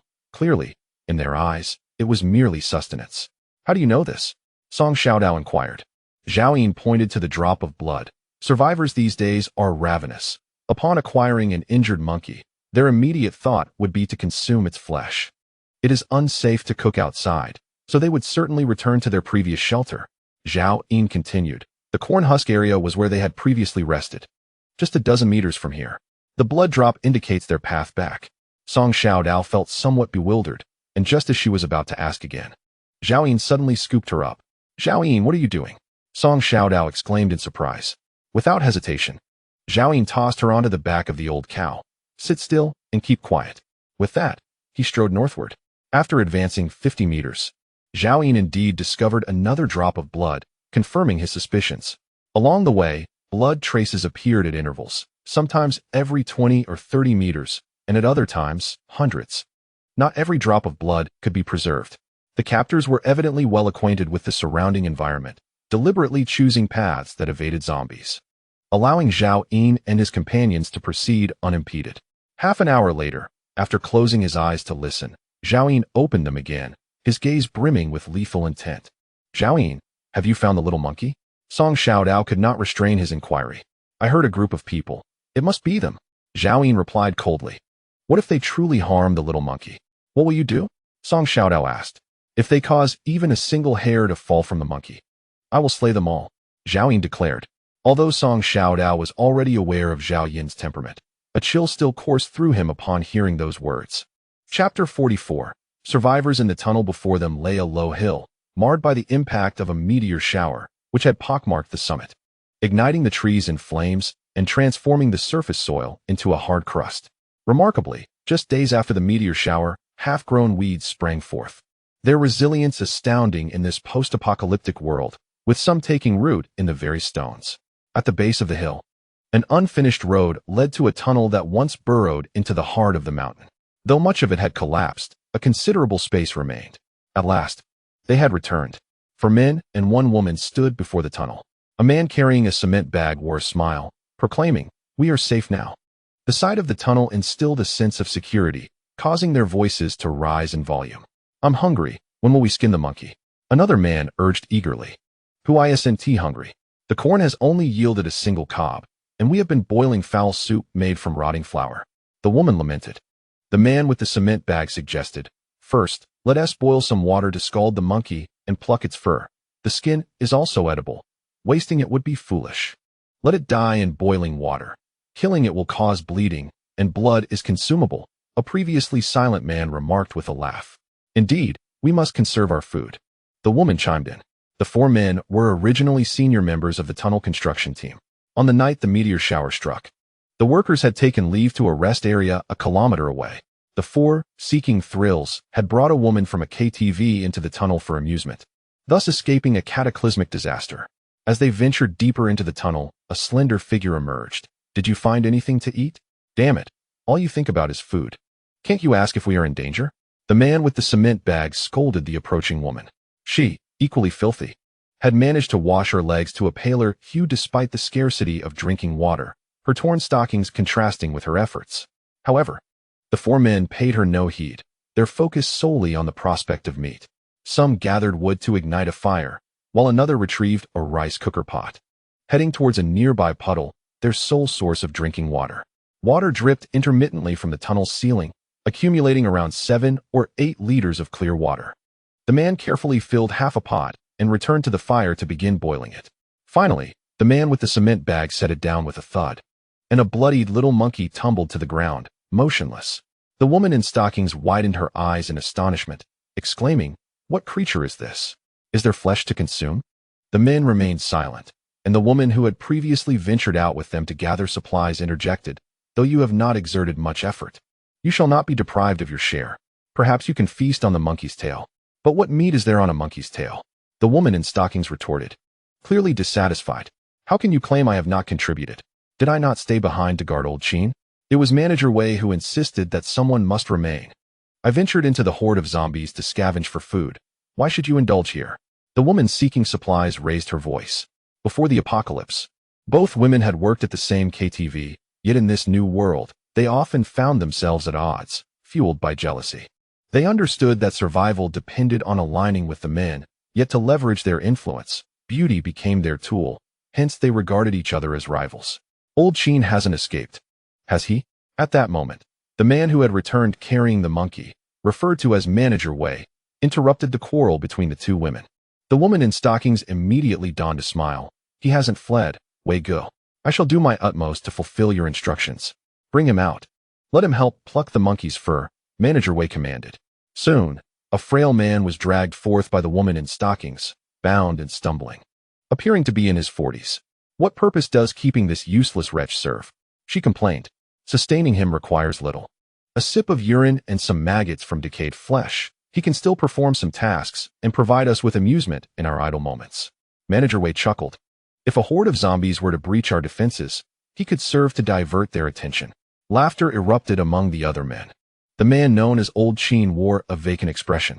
Upon noticing the small monkey on the ground still drawing breath, a flicker of compassion crossed his eyes. He and the monkey shared a similar fate, both mere meat on another's chopping block. Before the apocalypse, Old Sheen had been a cook at a construction site, waking early to prepare breakfast for the workers residing within the tunnel. When the meteor shower struck, the unfinished tunnel became an ideal refuge. He possessed a substantial stockpile of provisions, which inevitably drew the attention of Manager Wei and his associates, who typically overlooked him. Initially, they believed it to be a common natural disaster, convinced that once it passed, normalcy would resume. They shared laughter, and Manager Wei promised Old Sheen a raise once the rescue team arrived. To this end, Old Sheen endeavored to please them with delectable meals. However, just a few days prior, the meteor shower ceased, and circumstances shifted dramatically. The stored food spoilt overnight. Only a few bags of flour, resistant to decay yet moldy and foul-smelling, remained. When cooked, they could barely be swallowed.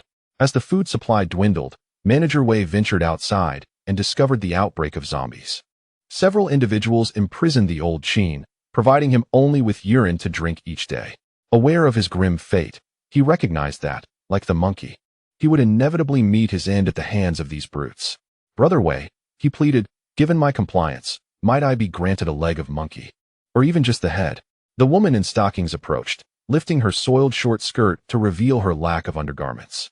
Slowly, she lifted one leg, rubbing her thigh against the zipper of Manager Wei's trousers. "Brother Wei, if a girl becomes too thin from hunger, it is not an appealing sight. Get away." Manager Wei forcefully shoved her aside. "Having not eaten a decent meal in days, I lack the energy for such distractions." The smile on the woman's face froze, her eyes glimmering with resentment. Another woman burst into laughter. "Is the water ready?" Manager Wei turned to inquire of another man. "It is steaming. It will be ready shortly," he replied, eyeing the pot over the fire while licking his cracked lips. "Water that has boiled monkey fur can be filtered and consumed. Let us not waste it." Manager Wei instructed, a warning to prevent any man from surreptitiously drinking the water. With that, Manager Wei ventured deeper into the tunnel. "Leave Old Sheen and you Donghai here to pluck monkey fur. The rest of you, follow me to inspect the corn." Yu Donghai, the man responsible for boiling the water, nodded, and the others trailed behind Manager Wei into the depths of the tunnel. Before the apocalypse, Manager Wei held the highest position among them. And even after the collapse of civilization, he commanded respect due to his fair dealings and transparency. By taking everyone to see the corn, he implicitly assured them that he would not hoard it, allowing for mutual oversight. 2 days prior, they had intended to locate additional water sources in the collapsed sections of the tunnel when they stumbled upon the unexpectedly sprouted corn. This corn towered 5 stories high, bearing 49 ears. That morning, before they set out in search of supplies, they discovered one ear had ripened, and upon harvesting it, they realized that a few kernels could satiate their hunger and invigorate their spirits. They began to understand that this was a mutated crop of the post-apocalyptic world, rich in nutrients far surpassing those of the pre-apocalyptic era. Therefore, upon returning to arrange matters regarding the monkey meat, Manager Wei prioritized inspecting the corn. At that moment, Zhao Yin had already spotted the tunnel beneath the low hill. Chapter 45. The aroma of meat. The water is boiling. Fetch a large basin, instructed the survivor known as Yu Donghai, as he watched the bubbling water in the pot. Old Qin numbly shuffled to the side, using his bound hands to grasp the large iron basin typically used for kneading dough, and with a clang, he tossed it beside the fire. Yu Donghai seized the tail of the small monkey and unceremoniously tossed it into the basin, then commanded, "Now, pour the boiling water over the monkey." "How can I lift the pot with these hands?" Old Qin finally spoke, his voice dry and hoarse. Yu Donghai glanced at the ropes binding his wrists, a cold smirk forming on his lips. "Do you expect me to untie you?" Old Qin observed him in silence. "Do not presume that I am unaware. You are a retired soldier, having trained for 7 years at Shaolin Temple.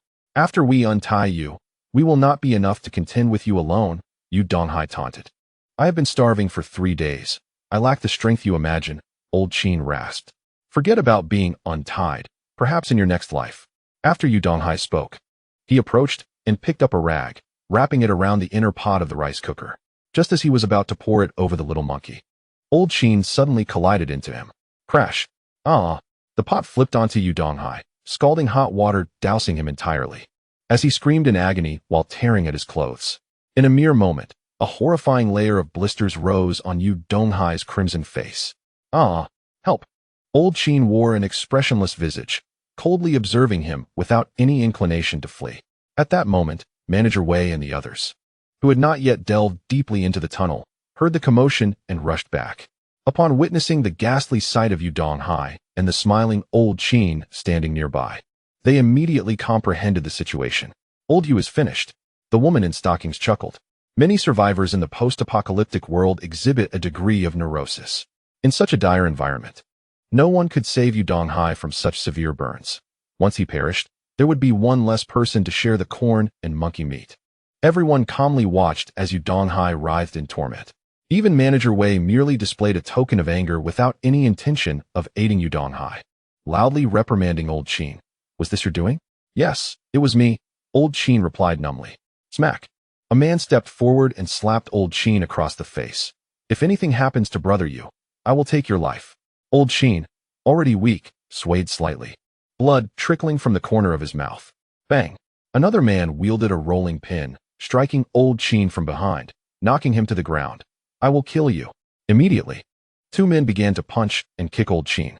At that moment, Manager Wei suddenly spoke. "Stop hitting him. Yu Donghai is beyond saving, and we will need Old Qin to dig a grave later." His tone was devoid of emotion, as though he were commenting on the fate of a mere acquaintance. The 2 men ceased their assault and looked up at him. One spoke. "Manager Wei is right." The other quickly concurred. "Exactly, he is still of use." "Ha ha!" Old Qin, bloodied and bruised on the ground, suddenly laughed. "What are you laughing at?" Manager Wei said coldly. "I laugh at your decision to keep me alive. Sooner or later, I will take another life, and then there will be one less person to share the corn," Old Qin replied. Everyone understood Manager Wei's intentions, yet Old Qin's words drew their attention to him. "Are you seeking death?" Manager Wei's fury ignited. With a swift kick, the assailant sent the struggling Lao Qin crashing back to the ground. Following this, he drew a dagger from his waist and plunged it violently into Lao Qin's thigh. Remarkably, Lao Qin continued to smile, as if the injury bore no significance to him. "Wei Gu, kill him," urged the woman in stockings. Another woman, unusually in agreement, nodded and added, "Wei Gu, Let Shaoli dig a grave shortly. It seems Lao Qin cannot be allowed to live. They understood well that, in the face of Lao Qin, a ticking time bomb, they were the most vulnerable. If anyone was destined to fall victim to Lao Qin, it would undoubtedly be them. Exposed, Manager Wei, compelled to prove his innocence to everyone, had no choice but to act and eliminate Lao Qin. It appeared this was what Lao Qin had anticipated all along. Death is inevitable. I merely seek a swift end. Go on, kill me. Otherwise, should the opportunity arise, I will assuredly end you, Lao Qin declared. Manager Wei withdrew the dagger, a fierce glint igniting in his eyes, and aimed for Lao Qin's neck. Just then, a gunshot echoed through the tunnel. A young girl, clutching a handgun, stepped in from outside, smoke still wafting from the barrel. All eyes turned to Song Xiaodao, their expressions filled with astonishment. In this apocalyptic world, were there truly other survivors capable of reaching this place? Gradually, tension eased as they realized the girl was merely 11 or 12 years old. Even with a gun, could she truly muster the courage to kill? Manager Wei discreetly tucked his dagger behind him, a smile adorning his face. Little sister, that toy in your hand isn't amusing at all. Do put it down. As expected, Song Xiaodao complied, and at that moment, a tall man strode in behind her, followed by an immensely robust water buffalo. You all see it, right? Zhao Yin remarked. I'm sorry, Zhao Yin. I will heed your words from now on, Song Xiaodao whispered. She previously believed not everyone here deserved death. So upon Zhao Yin's arrival and confirming that little monkey would not perish just yet, she had opted to observe from outside. Children must always grow. At this point, everyone in the tunnel scrutinized Zhao Yin. Noticing he bore no weapons, they collectively relaxed, only to fix their gaze upon the water buffalo with insatiable hunger. How many meals could one possibly get from such a large beast? Manager Wei instinctively inquired. Brother, are you selling that buffalo? Zhao Yin retorted, can you afford it? I cannot. Manager Wei was at a loss as to what he could offer in this desolate world for such a grand animal. He then chuckled awkwardly. Attempting to ease the tension, brother, you must be here seeking refuge. Since you've come, you're one of us. Zhao Yin didn't spare him a glance and walked straight towards Little Monkey. Manager Wei's smile faltered, and he discreetly signaled the woman in stockings beside him. The woman in stockings approached Song Xiaodao silently, her peripheral vision fixated on the gun in his hand. Little sister, may I see your toy? She inquired. Get lost. Song Xiaodao retorted, glaring at her. I don't converse with the dead. To him, they were all mere phantoms, for they intended to harm the little monkey. As Zhao Yin had warned, threatening to eliminate everyone present. Dead. The woman in stockings paused, a flicker of resentment crossing her gaze before she laughed. You truly have a sense of humor, little sister. With that, she swiftly seized the hand that held the gun, attempting to wrest it away. You're overstepping your bounds. In that instant, Manager Wei and the others collectively held their breath. The very next moment, they were astonished to witness the little girl struggle fiercely, her slender arms striking the woman in stockings squarely in the chest. The latter let out a harrowing scream as she was propelled backward, landing directly into the nearby fire. What should have been a scene of rolling and shrieking transformed into an eerie stillness. The woman lay motionless within the flames, as if nestled in the softest bed of the apocalypse. She was dead. She had succumbed before even hitting the fire. Everyone was rendered speechless, the silence so profound that a pin could be heard dropping. Soon, the tunnel filled with the acrid scent of charred flesh. Ugh! Song Xiaodao was the first to bend over and retch. Manager Wei and the others felt a chill run down their spines, bewildered by the little girl's unexpected strength. They hadn't even caught a clear glimpse of what had transpired. Chapter 46. All dead, brother. My woman was merely curious about that gun. There was no other intention. Manager Wei stammered as he explained to Zhao Yin, who had already positioned himself before the little monkey, not sparing a glance towards Song Xiaodao. He bent down, cautiously lifting the bloodied little monkey from the basin, cradling it in his arms. Gazing at the monkey's closed eyes, Zhao Yin felt an unexpected pang in his once cold heart. In his past life, he had placed his trust in Lin Tianfeng, in Zhang Dongliang, and in many so-called close friends, only to face a tragic downfall. In this life, since the meteor shower ceased, he had remained alongside this little monkey. Though not particularly bright and quite gluttonous, the monkey was a truly trustworthy companion. This time, Zhao Yin generously produced a bottle of Nongfu spring water and the last piece of filled bread. He carefully tore the bread into pieces, soaked them in the water, and fed them to the little monkey. Old Qin stood up, observing Zhao Yin, who held the monkey with an intensity. He sensed that this man was far stronger than the little girl, and he could feel the man's deep concern for the monkey they had nearly consumed. Old Qin waited quietly, anticipating the fate of Manager Wei and the others. Brother, this monkey is yours, right? We rescued it, Manager Wei remarked. Perspiration trickling down his forehead as he realized the implications of the situation. Is that so? Zhao Yin finally spoke. Weren't you just preparing to boil water and pluck feathers? Manager Wei forced a smile, saying, how could we? Monkeys are primates. We would never dare to consume them. He stealthily approached Zhao Yin, coming up behind him, and suddenly brandished a dagger that he had concealed in his right hand, thrusting it violently towards Zhao Yin's neck. At that moment, Manager Wei seemed to envision the scenario. If he were to seize this man, the terrifyingly strong little girl would immediately capitulate, allowing them to toy with her. At that moment, Zhao Yin remained crouched, cradling the small monkey, seemingly oblivious to the unfolding events. It was only when the dagger pressed against his neck that he slowly raised his head, calmly gazing at Manager Wei. Do you wish to kill me? Zhao Yin inquired. Don't move. Quickly make that girl surrender her handgun. Manager Wei commanded, excitement evident on his face as he shouted. Zhao Yin's gaze turned ever colder. And in the next instant, a flash of steel appeared. Neither Manager Wei nor his companions could discern how a blade had materialized in Zhao Yin's hand or how he had struck. With a sharp sound, Manager Wei's right arm fell to the ground, severed at the shoulder, the dagger rolling to rest at his feet. Everything transpired so swiftly that blood erupted like a fountain before a scream escaped Manager Wei's lips. Zhao Yin coldly uttered 3 words. Kill them all. The remaining individuals turned and fled.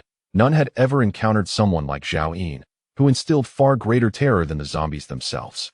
In the next moment, the water buffalo they had been eyeing suddenly stirred, its massive form blocking the tunnel entrance. With a swift thrust of its horn, it impaled the man running at the front through the abdomen. Ah, save me, the man shrieked, as the horn protruded from his back, his body dangling helplessly as he reached out to his companions. But who could save him? The old buffalo flicked its head, and with a sharp jab of its horn, it cleaved the man in 2, sending his severed body parts flying. The next instant, the buffalo charged at another man. Bang! Song Xiaodao dispatched a nearby man with a gunshot, prompting Zhao Yin to abandon his previous pretentious demeanor and urgently shout, Conserve ammunition. Conserve ammunition. Their lives are not worth my bullets. Oh, Song Xiaodao, who had intended to emulate a fierce heroine from a crime film, saw her aspirations extinguished by Zhao Yin and could only draw her tang sword, slicing at a fleeing woman. Moments later, all 4 men and 2 women lay dead, including Yu Donghai, who had been scalded by boiling water, now crushed beneath the buffalo's hoof. Only Old Qin remained standing, his eyes wide with astonishment, witnessing the spectacle before him. After a while, when neither the buffalo nor the little girl approached to kill him, Old Qin questioned, Aren't you going to kill me? Yet no one paid him any mind. Even the old buffalo cast a disdainful glance in his direction, seemingly questioning his worthiness. Earlier, when Yu Donghai intended to scald the little monkey with boiling water, it was Old Qin who intervened, a fact witnessed by both Song Xiaodao and the buffalo. Thus, Zhao Yin remained silent, and they refrained from attacking Old Qin. At that moment, Zhao Yin fed an entire piece of sandwich to the little monkey. Soon, countless wounds on the little monkey began to emit a soft, white light, gradually stopping the bleeding and healing. When the little monkey opened its eyes, the first face it beheld was that of Zhao Yin. Its dark, expressive eyes revealed a flicker of confusion, which quickly transformed into joy. Master, I thought I would never see you again. It chattered excitedly, leaping from Zhao Yin's arms to dance around him in exuberance. Suddenly, it tumbled to the ground with a thud. Zhao Yin swiftly scooped the little monkey up, admonishing, Your wounds are not fully healed. You should rest here. As he cradled the monkey like a child, a smile graced his face. He retrieved several roasted chestnuts he had set aside earlier, skillfully peeling them and feeding them to the little monkey. The monkey had never experienced such warmth before. As it chewed on the chestnuts, tears welled up in its eyes. Master, you are too kind to me. Look at you, nearly a zombie yourself. It's a miracle you survived, and those wretched beings nearly devoured you. Zhao Yin remarked with disdain. Wretched beings? The little monkey's eyes shimmered with confusion. It soon discovered several corpses within the tunnel and vaguely recalled hearing human voices before losing consciousness. At that moment, It had believed that the person who had immobilized the zombies and rescued it from the industrial park was the same individual. Thus, the little monkey conveyed everything that had transpired in the industrial park through its thoughts to Zhao Yin. All the zombies became immobile? Zhao Yin inquired, astonished. The little monkey nodded, expressing, not only did the zombies cease to move, but even the wind fell still.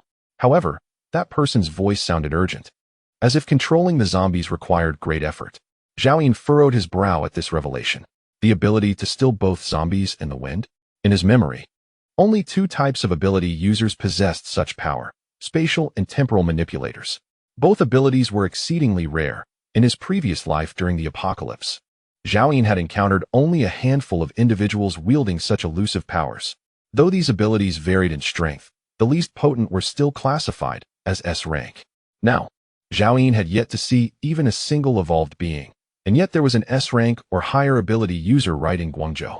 Everything that transpired in that industrial park felt like an enigma, unlike anything he had known in his previous life. Did you manage to discern what the person looked like? Zhao Yin asked. The little monkey shook its head. I didn't see. There were zombies everywhere, and I had no time to observe. Surely you know if it was a man or woman. Zhao Yin pressed. The little monkey shook its head again. I couldn't tell. Zhao Yin raised his hand as if to strike, but withdrew it after a moment's thought, muttering, fool. He was perplexed as to why that person had chosen to assist the monkey. Was it mere coincidence, or had they sought it out? If the latter were true, what could their intentions possibly be? The industrial park had unleashed an E-rank water buffalo, a zombie king that had consumed 3-star crystals, and the unfortunate father and son who had been devoured by zombies. Although they lacked abilities and were not even evolved beings, they had somehow eluded Zhao Yin's keen hearing. In retrospect, everything appeared far more intricate than it seemed. In the future, when the opportunity arises, I shall revisit that industrial park. Zhao Yin lowered his head, resolutely making up his mind. Soon, he had finished feeding the last of the chestnuts, and the little monkey's wounds, tended to by the sandwich, were nearly healed. Zhao Yin turned to approach the lifeless body of Manager Wei. Old Qin, standing nearby, gazed at Zhao Yin in bewilderment, feeling as though he had been conversing with a mere monkey. Yet oddly, the creature seemed to engage with him. The enigma surrounding this man piqued Old Qin's curiosity. Bending down, Zhao Yin removed the sneakers from Manager Wei's feet, only to discover they were a limited edition pair of Jordans, once valued at 5,000 to 6,000 before the apocalypse. The grandson is indeed affluent. Zhao Yin kicked the corpse in disdain. Then, Old Qin observed as Zhao Yin took off his own tattered shoes, revealing feet soiled with grime, and slipped into the new sneakers. Zhao Yin grinned. They are a bit snug, but after a few days of wear, they should loosen up. Nearby, Song Xiaodao imitated him and removed a pair of sneakers from a female corpse. Having walked barefoot for days, her small feet were covered in blisters. Yet upon putting on the shoes, her face mirrored Zhao Yin's joy. Go on, strip them of their trousers, all of them. Zhao Yin commanded the little monkey, which had just finished its chestnuts. The monkey, unabashed and eager, set to work with gusto. In no time, the lower halves of several male corpses lay bare. Chapter 47. The corn tree. Old Qin stood in shock, pondering the nature of these individuals. They even desecrate the deadest trousers? His gaze shifted back to the little girl, who had stripped 2 female corpses bare as well. Old Qin's eyes widened in disbelief. Bandits. This was undoubtedly a gang of bandits, he thought immediately. At that moment, Song Xiaodao held up 2 bras, furrowing her brow at Zhao Yin. They are too large. I can't wear them now. Why do they have to be so big? They're not too big.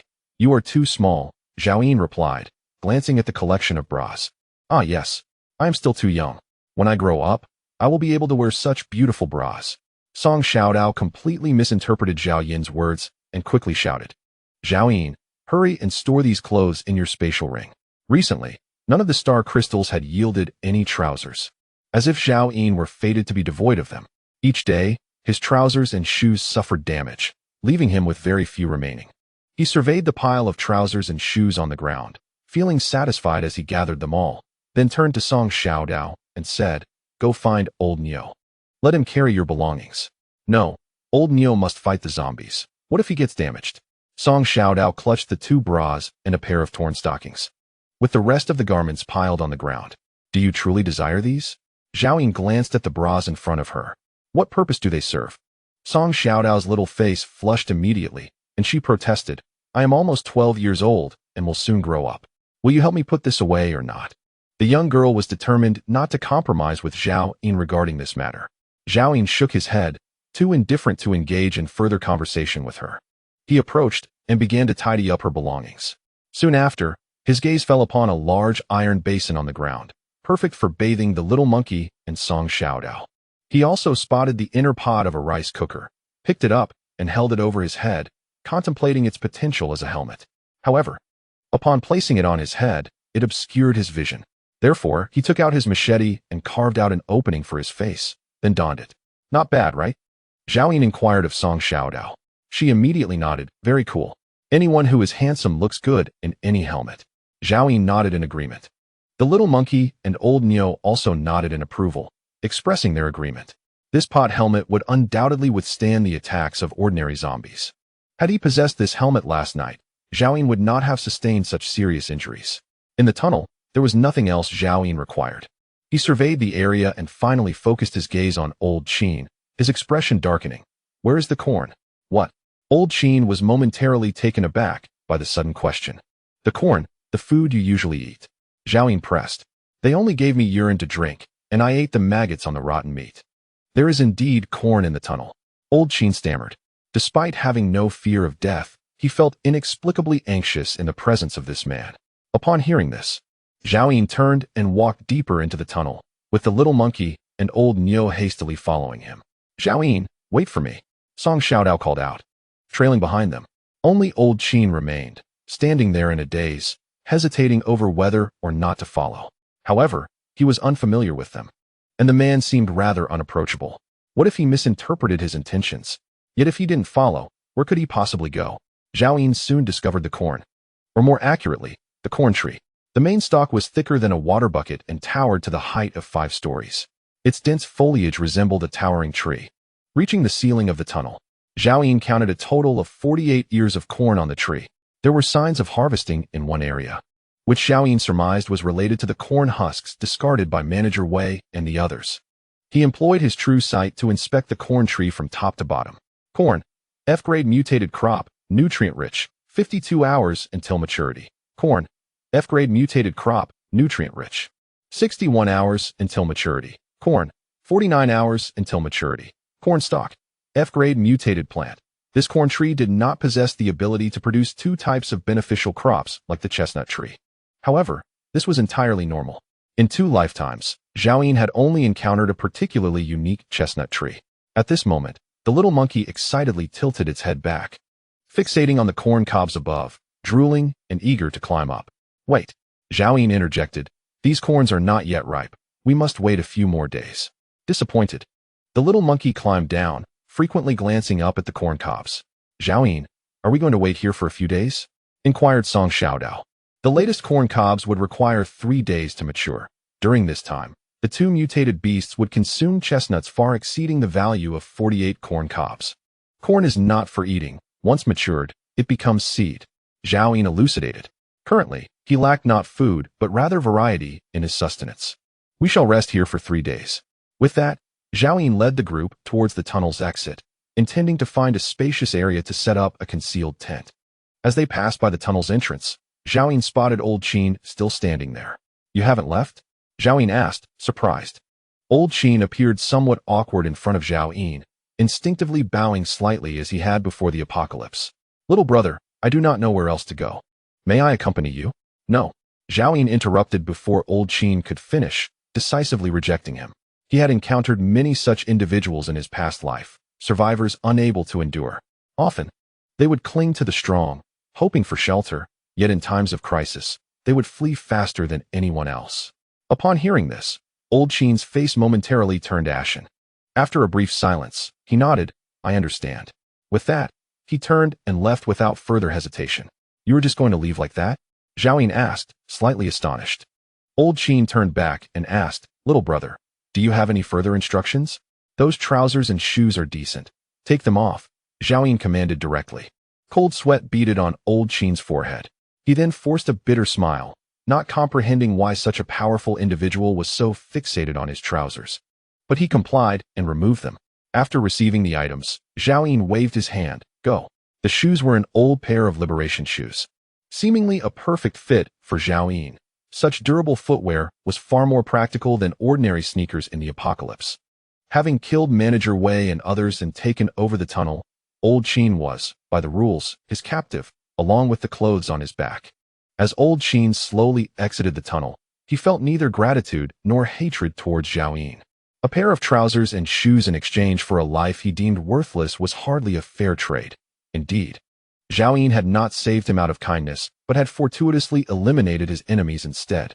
Upon reaching the tunnel's mouth, Old Qin spotted the place where they used to cook and pointed to a kitchen knife. "May I take this with me?"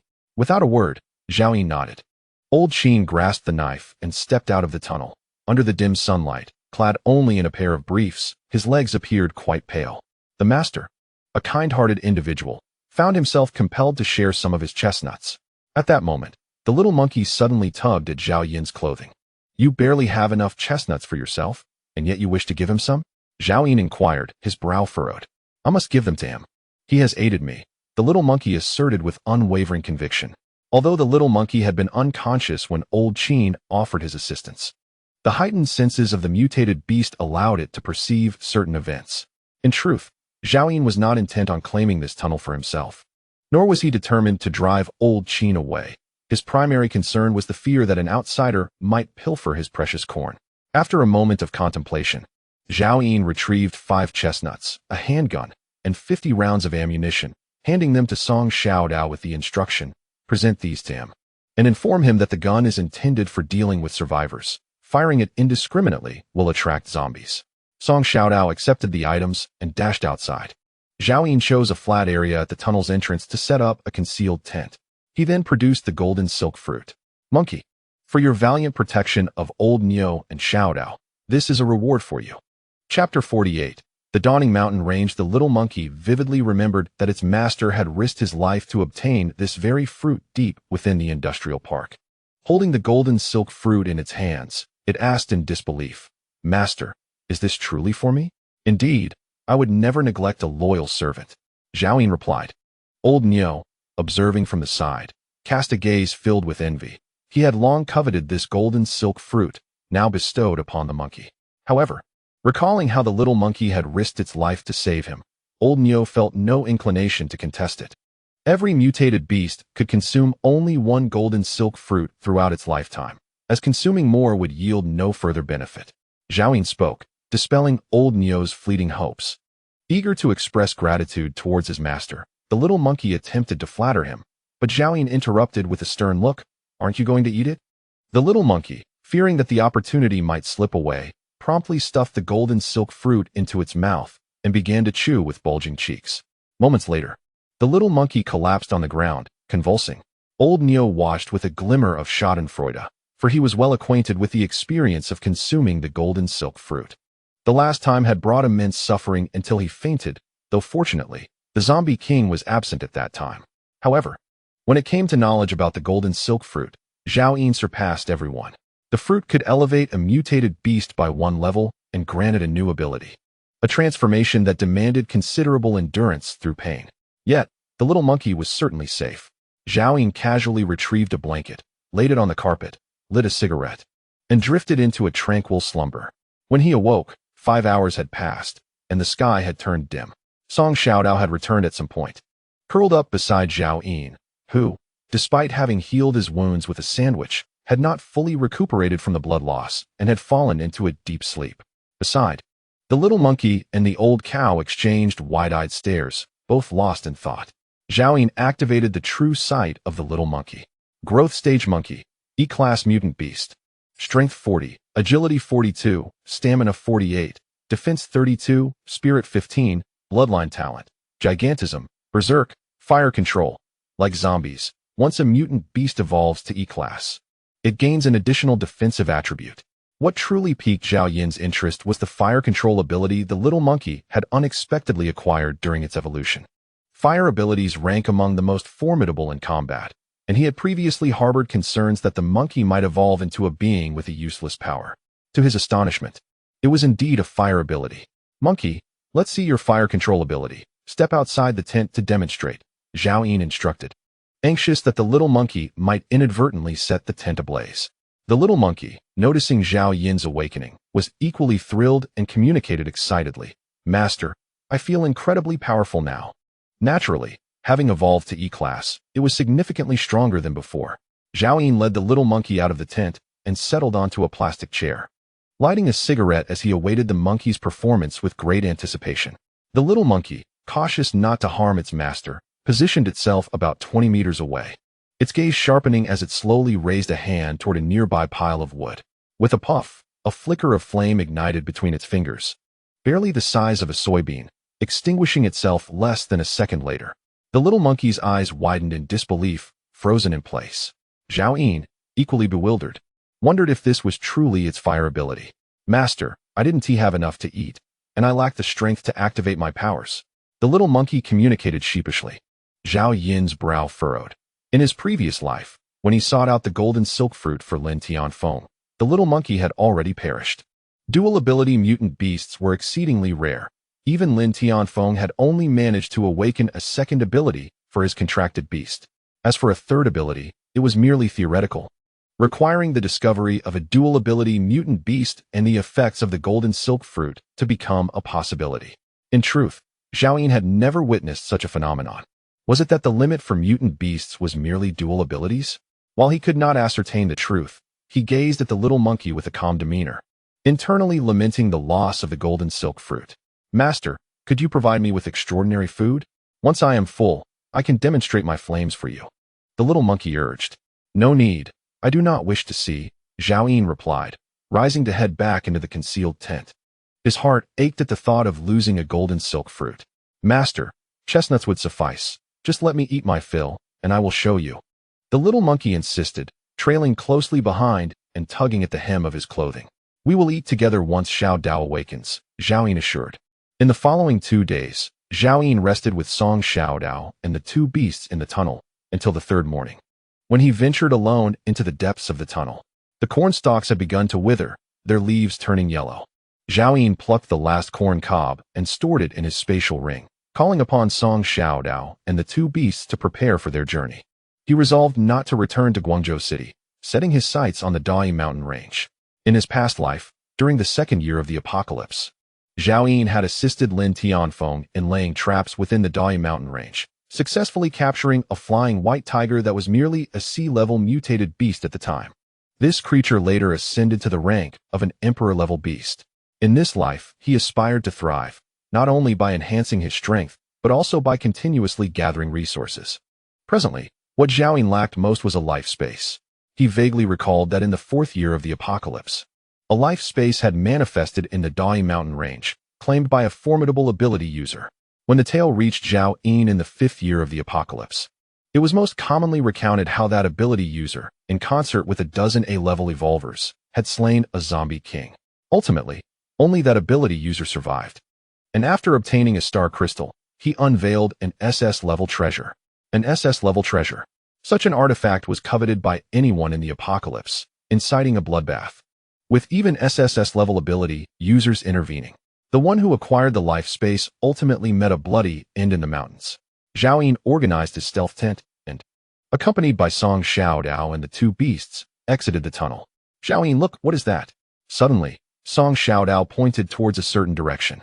Huffing and puffing, Lao Qin sprinted, his lungs working like a bellows, while a dozen zombies relentlessly pursued him. As he fled in a panic, the horde of zombies grew ever larger, soon numbering in the hundreds, trailing closely behind him. "Oh heavens, since you have allowed me to survive, why must you treat me this way?" Lao Qin lamented inwardly. He realized that if this continued, his demise was imminent. In that moment, memories flooded back to him, those of old friends and stories, all that was lost, leaving him alone in a desolate world, struggling for survival. In truth, it was rather meaningless. Death might even be a relief. Orphaned since childhood, he had never known his parents. A veteran of the war had taken him in. As he grew, Lao Qin answered the call of duty and enlisted, spending a decade in the military.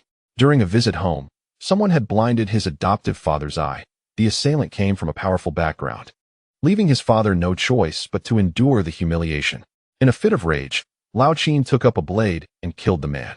Thus, He squandered his future in the military and spent 15 years in reform through labor. Upon his release, only a desolate grave remained of his adoptive father. Life had slipped away, and he never married. Now, in his middle years, burdened by the stigma of being a former convict, he found it impossible to secure decent employment, ultimately resorting to working as a cook on this construction site. Little did he know that the apocalypse was upon them. Chapter 49. Who is apologizing?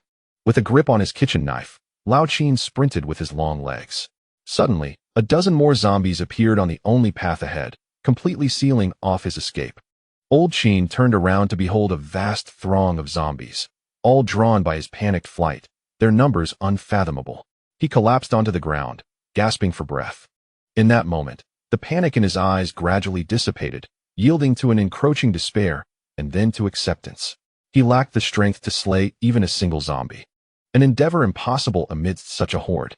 Perhaps it was best to meet his end in silence. Ideally, he would be consumed entirely, without a trace left behind.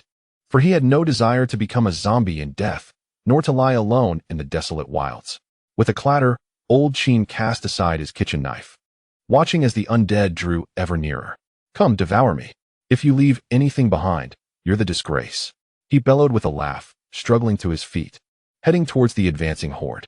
He limped forward, only to be swiftly engulfed by the mass of corpses, the air thick with the stench of decay. Countless hands reaching out for him. The nearest zombie opened its maw, lunging for his neck. In that instant, Old Qin closed his eyes, an anxious tension returning. He wished to die with some semblance of dignity, yet he could not suppress his terror. It turned out, he still feared death. However, he felt no pain at his throat.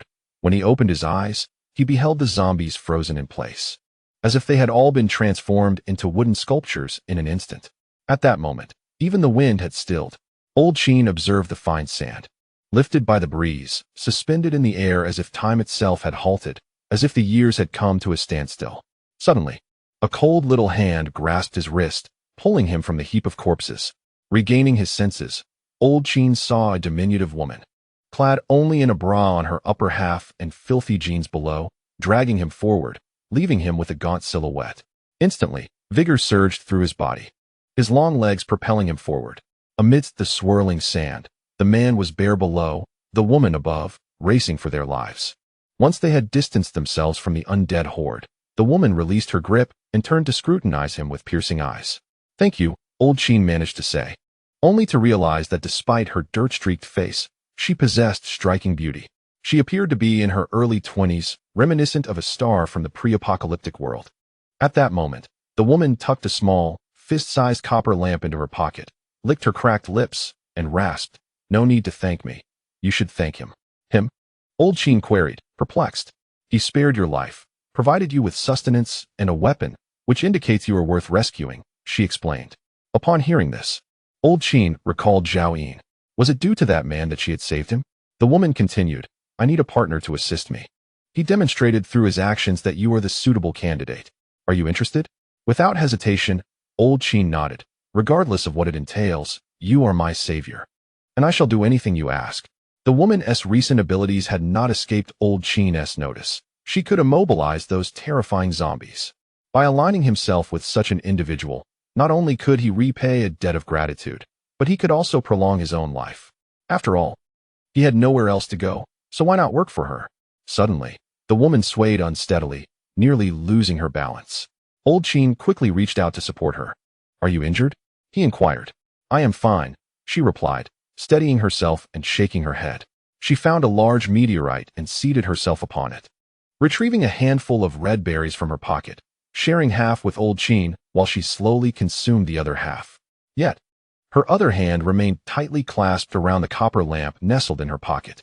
Old Qin was unaware that her hand bore only 4 fingers, with droplets of blood slowly seeping into the lampshade. Zhao Yin turned his gaze in the direction pointed out by Song Xiaodao. Under the dim sunlight, a vial of potion lay steadily upon a meteorite. Healing potion, grade D, effect, heals injuries, can regenerate severed limbs for any life form below grade D, instantaneously upon consumption. Zhao Yin was momentarily entranced. How could a vial of grade D healing potion exist here? Since the apocalypse began, he had never encountered such a genuine life-saving treasure. In his past life, Any potion capable of limb regeneration commanded astronomical prices, rivaling even the cost of evolution potions of the same grade. Zhao Ying pondered. As few knew the secrets of star crystals today, even if someone discovered a treasure, they would surely keep it for themselves. Who would carelessly abandon it here? Could it be that a zombie, having lost its nature, chose not to devour the star crystal, instead using it as a marble, inadvertently shattering it, and producing this vial of evolution potion? How absurd. Zhao Ying, look, there are words here, Song Xiaodao remarked, pointing to a certain spot on the meteorite. Zhao Ying, having been focused on the healing potion, had not noticed before. There, in uneven charcoal markings, 3 words were scrawled. I'm sorry. It was clearly written by a human. What unspeakable deeds had this person committed? Zhao Ying murmured. Who knows? Perhaps there are other survivors here. Song Xiaodao replied, equally perplexed. Previously occupied with husking corn, Zhao Ying had not paid attention to the surroundings, but now, with heightened awareness, he realized the wind was louder today, rendering it impossible to discern any breaths or footsteps of living beings within a 2-kilometer radius. Since he could not ascertain the cause, Zhao Ying decided not to dwell on it further. Even if there were survivors, anything within his spatial ring could no longer be retrieved. Let us go, Zhao Ying declared. With that, he hastily departed, as if in flight. Song Xiaodao and the 2 beasts quickly followed. After running for 2 kilometers, Zhao Ying finally slowed his pace. Song Xiaodao, his short legs struggling to keep up, gasped for breath. Zhao Ying, could it be that someone is apologizing to you? Impossible, aside from you. I do not know any other survivor, Zhao Ying stated firmly. Seeing Zhao Yin's conviction, Song Xiaodao refrained from speaking further. Zhao Ying observed that the vegetation flanking the dilapidated highway had grown even more luxuriant than it had 2 days prior. Though these ordinary plants could hardly be classified as mutated flora, they exhibited a vitality that surpassed that of the pre-apocalyptic era. Amongst the ruins, weeds and vines thrived, taking root directly in the concrete, while countless chunks of cement began to show signs of cracking. Zhao Ying realized that it would not be long before these ruins vanished entirely, decomposed by the encroaching plant life. In several years, people might scarcely remember the visage of their former homes. The world at that juncture would resemble a reboot, entering a cycle that harkens back to primitive times. Once, Zhao Ying had read an article wherein someone boldly hypothesized that prior to humanity's dominion over this world, there had been countless civilizations that had risen and fallen. No one knows the reasons behind their demise or the timing of their rebirth. Perhaps that article was not merely a hypothesis, but a reflection of reality. The current apocalypse was witnessing the annihilation of technological civilization and the ascendance of extraordinary ones. Unbeknownst to Zhao Ying, what role the last remnants of humanity would ultimately play remained a mystery. Would the zombies evolve into sentient beings, usurping human governance? Or would humanity eradicate all the zombies in the end? Yet, none of this concerned Zhao Ying. His present focus was on amassing as many resources as possible to strengthen himself. He had no intention of establishing any encampments or becoming ensnared in the pursuit of power. All he desired was to possess sufficient provisions to ensure his own strength, and to live well alongside those he cherished most, both human and beast. At that moment, a fierce wind swept toward him, howling and wailing. It tousled Song Xiaodao's long hair and clung her dress tightly to her form, accentuating her youthful silhouette. Guangzhou City lay approximately 500 kilometers from the Dai Mountains, necessitating a journey northward. Zhao Ying opted for a shortcut, gradually venturing into the once familiar woodlands. As they distanced themselves from Guangzhou, the scattered zombies that had roamed the roads became increasingly scarce. In the aftermath of the apocalypse, all forests had been ravaged. Save for a few mutated trees that had surged forth overnight, most areas remained choked with weeds. The post-apocalyptic world had not seen rain, and dust storms were prevalent. Zhao Ying produced 2 gas masks, donning one himself and offering the other to Song Xiaodao. As for the old cow and the little monkey, they would have to endure the elements. 3 days later, Zhao Ying and his companions had gradually penetrated the Dai Mountains. Zhao Ying, we can't go any further. Zombies are blocking the way. Song Xiaodao pointed ahead. They had arrived at what was once a tourist area, where zombies finally came into view. Monkey, take care of them, Zhao Ying commanded decisively. Before them, a toppled minibus obstructed the path, surrounded by 20 wandering zombies. Among them, 3 were remarkably classified as F-level. Chapter 50. F-level ordinary zombies. Upon hearing Zhao Yin's command, Excitement sparkled in the monkey's eyes. It was no longer the timid, zero-level mutated beast it once was. Recently, the little monkey had not slain many zombies and was growing anxious about losing its significance in front of its master. With a wolf's fawn club in hand, it charged towards a horde of over 20 zombies. The moment the zombies noticed the little monkey, they surged toward it with fervor. 2 F-class zombies, swift in their approach, quickly outpaced the ordinary zombies trailing behind. Unfortunately for them, they encountered an E-class mutated beast. With a resounding roar, the little monkey, in mid-run, expanded its form, its heavy armor clanging as its speed doubled, transforming its massive silhouette into a whirlwind. With a resounding thud, the first F-class zombie fell victim to a powerful strike before it could close the distance, its shattered body spraying dark brown blood as it was sent flying. The second F-class zombie had reached the little monkey, intent on biting, but the monkey swiftly pivoted. With a sharp crack, the edge of its heavy armor struck the zombie's face, leaving it dazed. Then, with a fierce swing of the wolf's fawn club, it dispatched the creature. In mere seconds, 2 F-class zombies lay defeated. The ensuing battle was a mere formality, as the remaining ordinary zombies could not even approach the little monkey. They were swiftly annihilated. The little monkey stowed away its club, its form shrinking back to a normal size, and scampered back to Zhao Yin, clinging to his knee, exclaiming, "Master, I have finished the task." "Well done," Zhao Yin praised, patting the monkey's head and offering a chestnut. Reflecting on days past, Zhao Yin recalled how he had struggled to defeat those 2 F-class zombies upon his arrival at Nanjiao village, resorting even to the use of a handgun. "Zhao Yin, I will go slice some watermelons," Song Xiaodao volunteered. In truth, even had she not spoken up, Zhao Yin would have commanded her to do so. With such a trivial task, why should he exert himself? She retrieved a butterfly knife and approached the nearest F-class zombie's carcass, probing the foul, darkened brain matter until she uncovered an F-class zombie crystal. With practiced ease, Song Xiaodao cleaned it and continued her search for Zhao Yin's favored star crystal. However, after an exhaustive search, meticulously examining every drop of brain matter and fragment of skull, she found no trace of the coveted star crystal. "Zhao Yin, something is amiss. The star crystal from this zombie has been stolen," she exclaimed urgently. Zhao Yin approached, inquiring, "What has happened?" "I cannot find the star crystal," Song Xiaodao lamented. Feeling inadequate over such a trivial failure, Zhao Yin unsheathed his machete and, with a few deft strokes, proceeded to another F-class zombie's remains. He, too, searched with diligence. Yet the outcome was the same. Only 2 F-class zombie crystals, devoid of any star crystals. "Little monkey, could it be that your strength was so great that you sent the star crystal flying?" Song Xiaodao complained, eyeing the little monkey with confusion. The little monkey, equally perplexed, thought back to how it had always dispatched zombies in this manner. How could the crystal have vanished? Both Song Xiaodao and the little monkey resumed their search nearby. "There is no need to continue looking," Zhao Yin spoke, sheathing his mountain-cutting blade. "Do you not want the star crystal?" Song Xiaodao inquired anxiously. "This is merely an ordinary F-level zombie, which has never consumed a star crystal," Zhao Yin replied.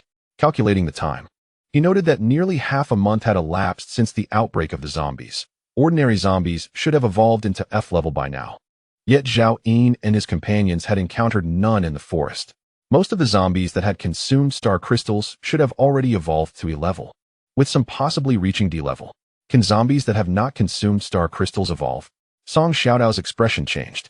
Zhao Yin responded, "Not only can they evolve, but they will continue to do so." Although Song Xiaodao was unaware of how Zhao Yin knew this, she trusted his words implicitly. Despite having become an evolved being alongside Zhao Yin, the thought of facing an F-level zombie alone still frightened her.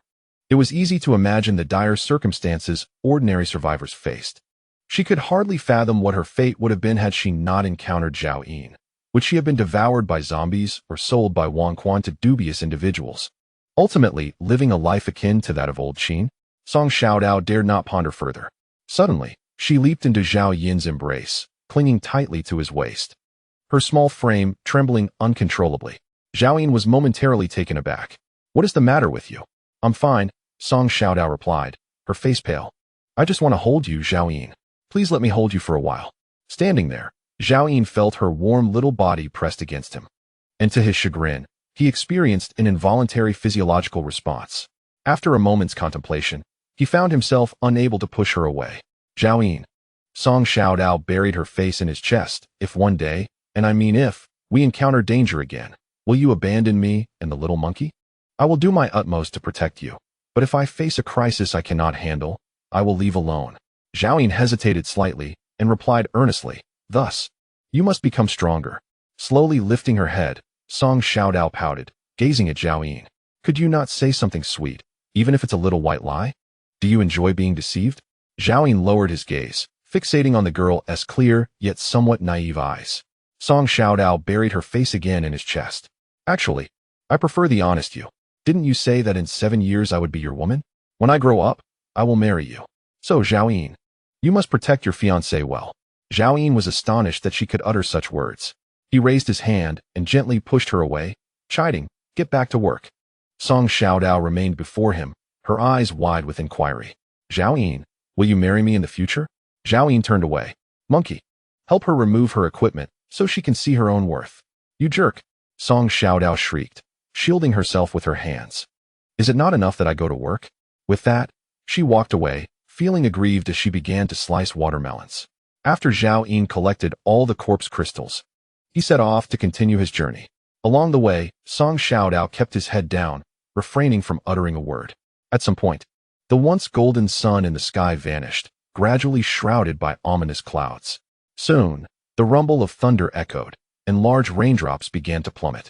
The wind intensified, whipping the rain against Zhao Yin's face with a sharp sting. The chill was palpable.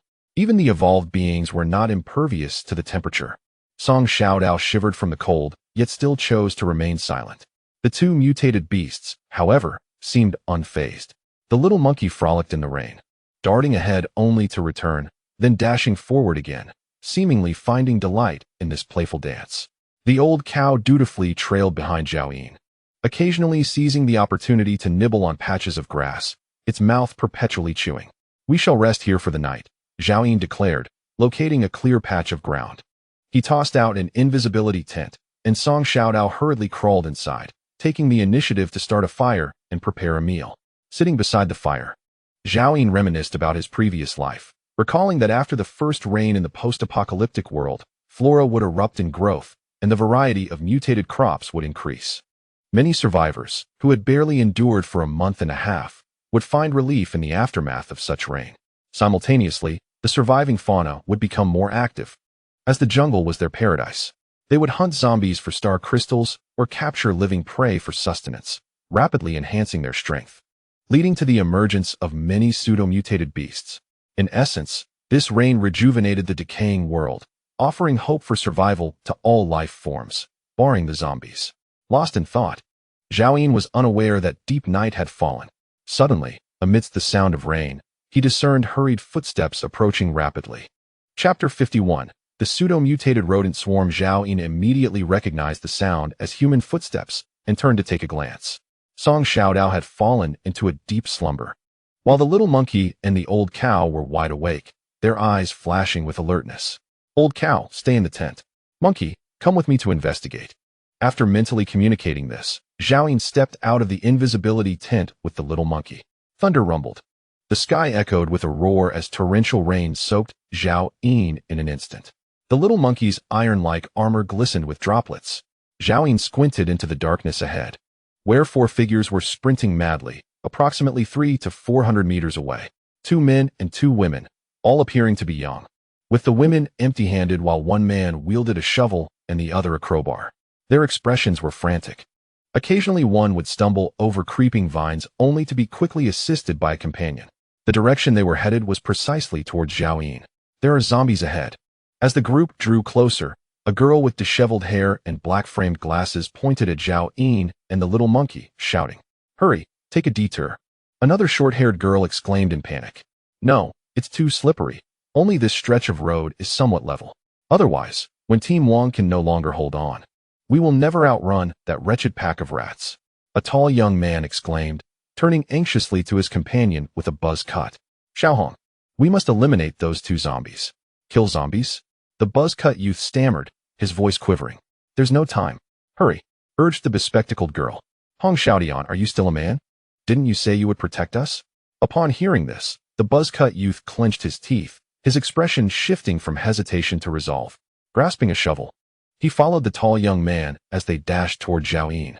As they neared, Zhao Yin could discern their pallid faces, their tattered clothing soaked and clinging to their bodies. Squeak! The little monkey, sensing the impending threat, became agitated. Zhao Yin reached out and gently patted its head. Calm down. The two youths halted, momentarily taken aback. Why, you're human? The buzz-cut youth inquired, their faces obscured by the dark, rainy night. What has you so frightened? Is it zombies? Zhao Yin asked. Realizing Zhao Yin was not one of the undead, they visibly relaxed. Hong Xiaodian lowered his shovel, speaking urgently. Brother, we need to run. A horde of rats is chasing us. Rats? Zhao Yin's eyes gleamed. Brother, these are no ordinary rats. They are the size of dogs. Before Hong Xiaodian could finish, a thunderous roar erupted behind them, drowning out even the sound of the rain, as if 1,000 steeds were galloping forth. Xiao Hong, stop talking and run. The tall young man urged, pulling Hong Xiaodian along. The two girls had already sprinted ahead of them. The group failed to notice Zhao Yin's cloaked presence. After running several meters, Hong Xiaodian glanced back, seeing the figure still standing in place, accompanied by the oddly dressed child. At that moment, Zhao Yin focused his gaze, finally spotting the horde of rats, an overwhelming mass of 300 to 400, each the size of a medium dog, flattening every wild grass and vine in their wake. Brother, run. What are you doing standing there? Hong Xiaodian shouted from a few hundred meters away. Why should he care? If he wants to die, so be it. The bespectacled girl replied dismissively. Team Wang has likely perished. Without anyone to slow the rat swarm, we cannot escape back to the shelter. Let him delay them for a moment, the tall young man suggested. The short-haired girl furrowed her brow but quickened her pace, silently following the others. Soon, the four of them vanished into the curtain of rain. Mouse, rank F, strength 25, agility 36, stamina 12, spirit 2, mutated due to zombie virus infection. Mouse, rank F, strength 24, agility 35, stamina 13, spirit 1, mutated due to zombie virus infection. Mouse, rank F. Zhao Yin activated the Eye of True Sight and discovered that it was indeed a horde of pseudo-mutated beasts. The distinction between pseudo-mutated beasts and true mutated beasts lies in the fact that true mutated beasts undergo natural mutations and possess extraordinary abilities, whereas pseudo-mutated beasts are transformed by the zombie virus and lack such powers. Pseudo-mutated beasts are still living entities, and Zhao Yin could forge a contract with them. Without hesitation, Zhao Yin dashed into the cloaked tent and swiftly roused the slumbering Song Xiaodao. What are you doing? Song Xiaodao inquired. In the next moment, Zhao Yin burst out of the tent, the rain instantly awakening Song Xiaodao. Lao Niu followed suit, looking up at the approaching horde of mice. At this point, the mouse swarm was less than 300 meters away, startling both Song Xiaodao and Lao Niu. Master, should we flee? Lao Niu's thoughts betrayed a hint of fear. These were hundreds of F-rank pseudo-mutated beasts, not mere zombies. Aside from their lack of extraordinary abilities, they were not significantly different from mutated beasts. Zhao Yin remained silent, directly retrieving all the chestnut spiked balls from his spatial ring and commanding loudly, "Let us move together and spread out the spiked balls." Song Xiaodao immediately grasped Zhao Yin's intention. Set a trap? Quick! Zhao Yin brandished the mountain-cleaving blade, forcefully sweeping it across the pile of spiked balls, causing countless balls to fly forth and land on the path of the approaching mice. When the little monkey had gathered chestnuts earlier, a mere brush against one had resulted in a painful injury, showcasing the formidable power of this mutated plant. Otherwise, Zhao Yin would not have allowed them to occupy his space. Song Xiaodao retrieved his Tang Dao, mimicking Zhao Yin's actions to strike the spiked balls nearby. However, the swiftest among them was still the little monkey, which, upon activating its growth ability, sent out hundreds of pounds of spiked balls with each swing of its wolf fang club. Lao Niu utilized its horns and hooves, wincing as the spiked balls punctured its hide, causing it to huff in pain. Moments later, Zhao Yin shouted, "Retreat!" The spiked balls were fully deployed, and the mouse horde had arrived. Zhao Yin led Song Xiaodao and the two beasts back to the side of the cloaked tent. 300 to 400 mice, each the size of a dog, filled the landscape, their eyes blood-red with madness, claws trampling through the mud as they charged forward. The first mouse at the forefront suddenly stepped onto the spiked balls Zhao Yin had laid out, letting out a sharp cry of pain as it instinctively leaped high to evade, only to land on additional spiked balls moments later, its body convulsing. Following that, Every mouse in the lead stepped onto the spiked balls, the earlier scene repeating itself. In an instant, the sounds of squeaking filled the air, piercing Zhao Yin's eardrums painfully. Prepare yourselves. After the rat swarm surges through the trap, incapacitate as many as you can. If necessary, eliminate them. Zhao Yin commanded loudly amidst the torrential rain. Thousands of spiked balls were scattered, nearly ensuring that each rat bore several of them. Though not fatal, their agility was significantly hampered, and their speed gradually diminished. At last, the first rat burst forth from the trap, its body riddled with over a dozen spikes. Blood streaming from its wounds, its eyes filled with rage as it charged towards Zhao Yin's team. Following closely were the second and third rats, seemingly aware that the spikes had been laid by the very beings before them. Their crimson eyes glinted with hatred. Zhao Yin drew his compound bow and released an arrow. Thud! The nearest rat was instantly pierced through one of its hind legs, its body twisting as it limped forward, only to be met by Zhao Yin's second arrow, which penetrated its other hind leg, rendering it no longer a threat to his team.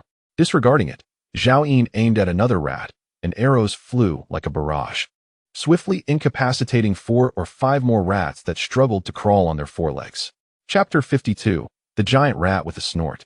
The old bull activated its special abilities before the little monkey, its muscles bulging as scales rapidly covered its hide. The bull trampled through the mud, charging directly into the swarm of rats, sending one flying upon impact. Upon hitting the ground, the rat's innards spilled forth.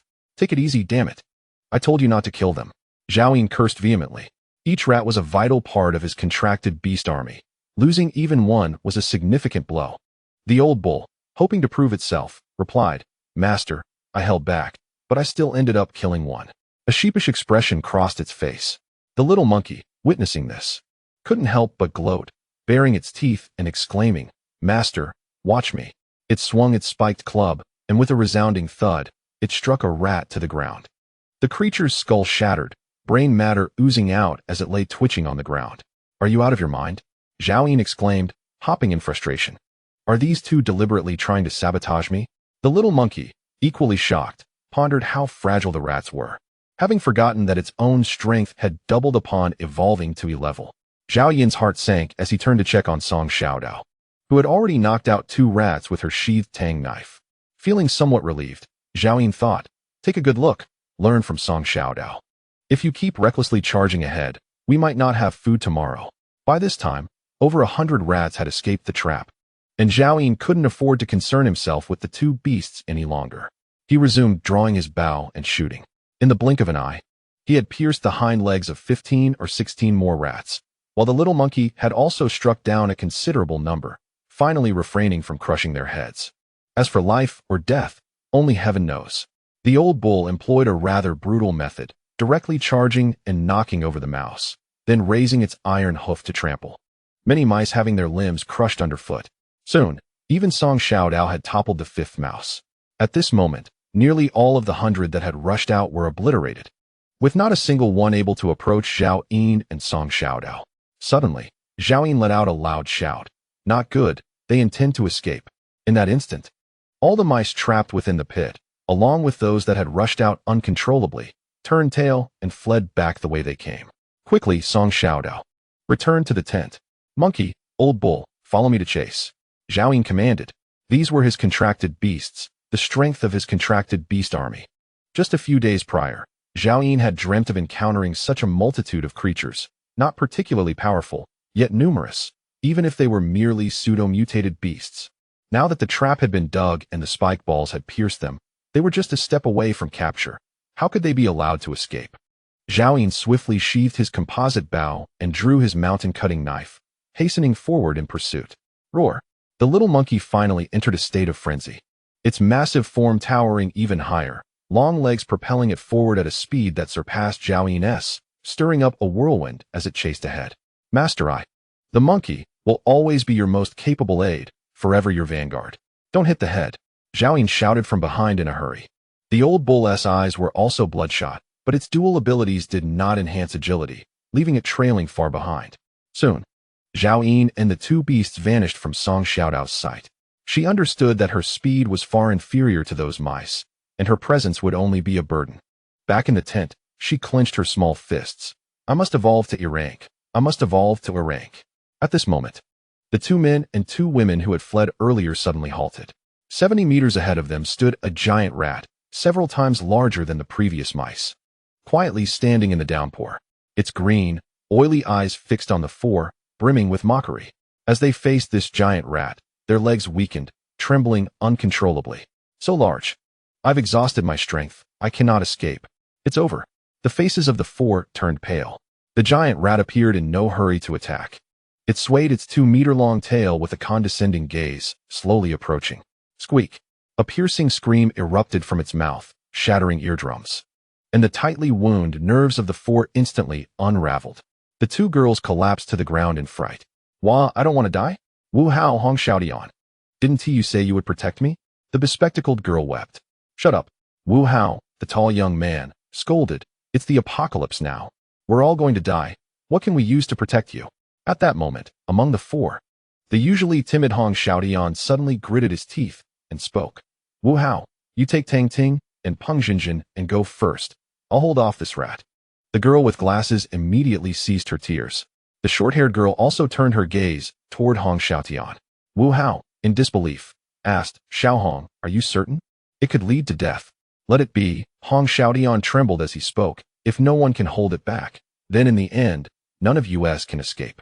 One person dying is far better than all of us perishing. He suddenly looked at the girl with glasses, his eyes gradually softening. Jinjin, do you know? Back in high school, I fell for you, but I was aware that I wasn't your type. I come from a rural background. My parents divorced when I was young, and I couldn't compare to most of my classmates in terms of family circumstances. I am introverted, my grades are poor, and I am unworthy of you. I had planned to keep this secret forever, but now that I am about to die, I wish to know if, over the years, you ever had feelings for me or if you regarded me as a friend. The girl with glasses wiped her tears and promptly stood up, exclaiming without a moment's hesitation. Xiaohong, how could you be so foolish? Why didn't you tell me earlier? In fact, before I dated those 6 boyfriends, I had feelings for you. Is that true? Hong Xiaodian smiled. We have been classmates for so many years, from elementary school to university, and even during our internship, we worked at the same company. Would I lie to you? The girl with glasses replied. Hearing this, Hong Xiaotian's smile grew ever brighter, as if he had just heard the happiest news in the world. On that rainy night, he revealed a set of pristine white teeth. Thank you. With a heart full of contentment, he turned calmly to face the giant rat, stepping forward with grace and composure. It was as if he had never been the timid Hong Xiaotian. He was a hero, ready to sacrifice himself for the girl he cherished and for his closest companions. Quickly go. The girl with glasses pulled the short-haired girl up and changed direction, sprinting away. Wu Hao, casting a final glance at Hong Xiaotian's back, called out, Xiao Hong, take care of yourself. With that, he turned and ran. Hong Xiaotian slowly extended his arms, his face adorned with a smile, although the moisture at the corners of his eyes was indistinguishable as either rain or tears. Jinjin, thank you for still being willing to deceive me in the end, he murmured softly. In the next moment, facing the giant rat, Hong Xiaotian shouted, Come on. Come and devour me. His voice echoed through the curtain of rain. In the distance, Peng Jinjin heard him but did not turn back. The giant rat's green, oily eyes suddenly expressed a human-like fury, as if irritated that this human had disrupted its game. It abruptly accelerated, sinking its teeth into Hong Xiaotian's shoulder.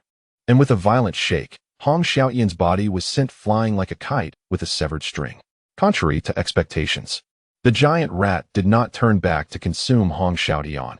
Instead, it surged forward with alarming speed, transforming into a streak of black lightning as it pursued the fleeing trio. Moments later, from a nearby hollow in the mountains, the sounds of a woman's cries and a man's screams echoed. At that moment, 2 shadowy figures swiftly emerged from the nearby grass, approaching the spot where Hong Xiaotian lay.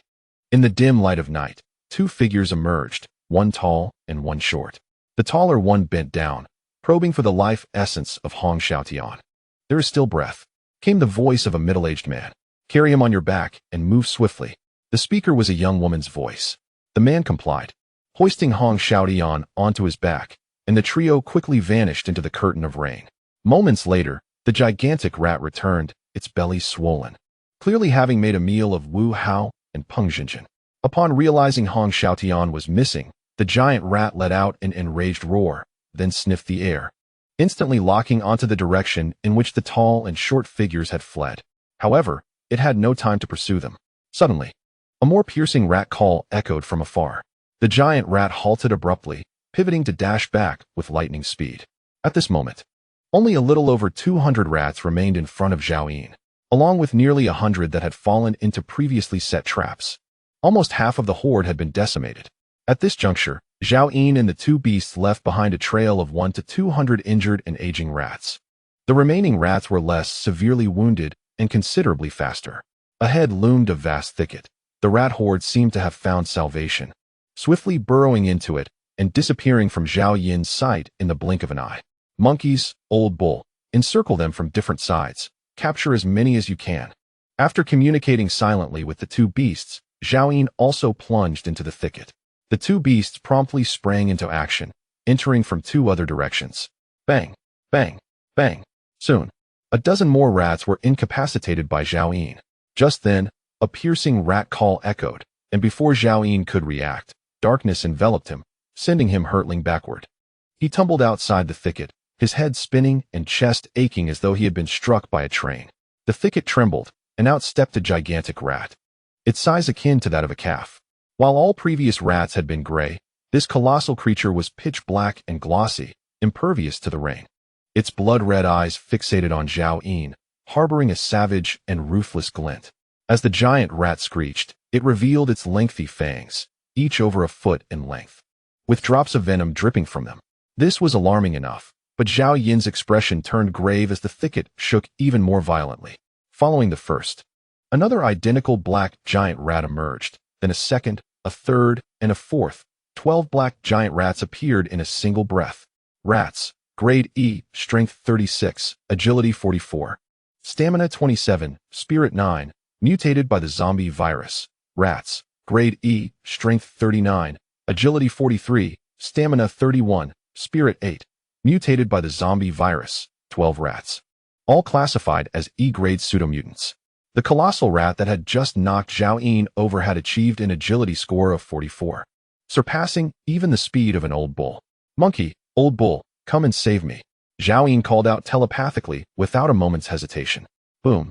The old bull, drawing closer, was the first to emerge from the underbrush, crashing into the giant rat advancing towards Zhao Yin and creating a gaping wound in its abdomen with its horn.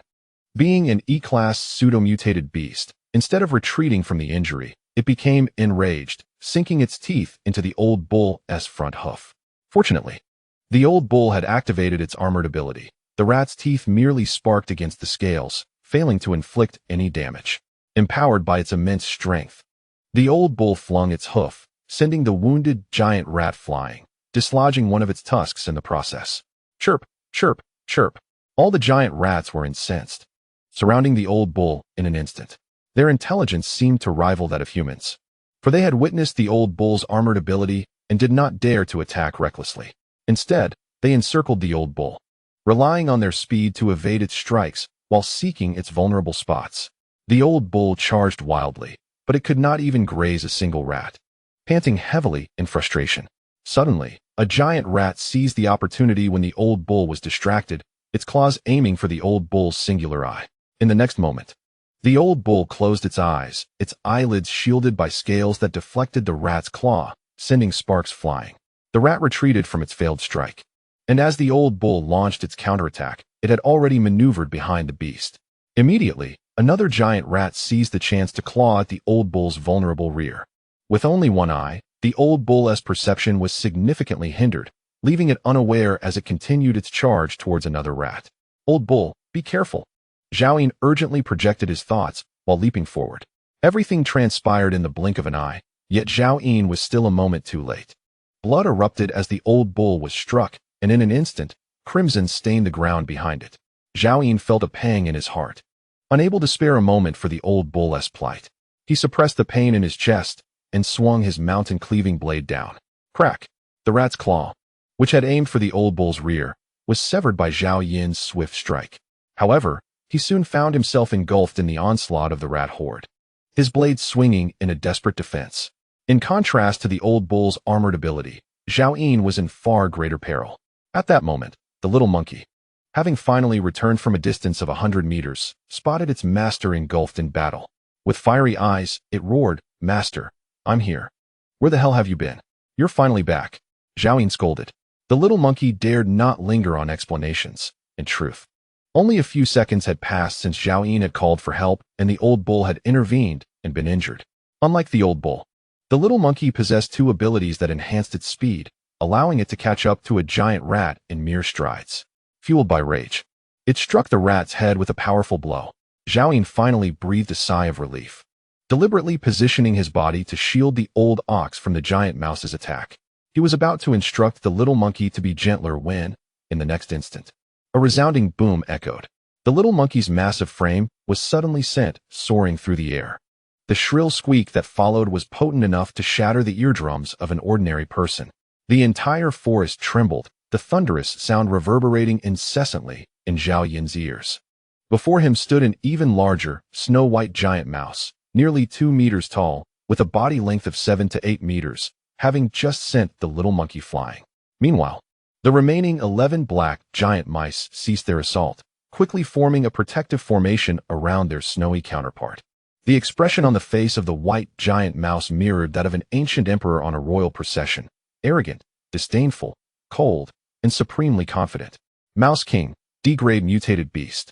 Strength 74, Agility 89, Stamina 57, Defense 82, Spirit 12, Bloodline talent, Speed. Upon discerning the attributes of the Mouse King, Zhao Yin's complexion turned ashen. How could one possibly survive against such a creature? This Mouse King was no mere pseudo-mutated beast. It was an authentic D-grade mutated beast endowed with extraordinary powers. Even disregarding its abilities, with a defense of 82 points, Zhao Yin could barely hope to inflict any damage with his mountain-splitting knife. After being hurled through the air, the little monkey quickly regained its footing, shaking off the heavy armor, its eyes ablaze with fury. "Master," it launched a sneak attack. The little monkey silently complained to Zhao Yin, "I want to smash it." "Do not act rashly. This is a D-grade Mouse King," Zhao Yin cautioned urgently.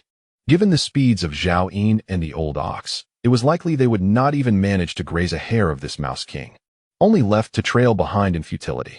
Currently, the only one capable of confronting the Mouse King was the little monkey. But that was only under the condition that the Mouse King did not activate its speed-enhancing abilities. Once it unleashed its powers, Zhao Yin surmised that even the little monkey, with its dual abilities, would be at a disadvantage. What should he do now? Zhao Yin's mind raced with urgency. If only he had a bottle of iced tea. The little monkey would be able to contend with the Mouse King.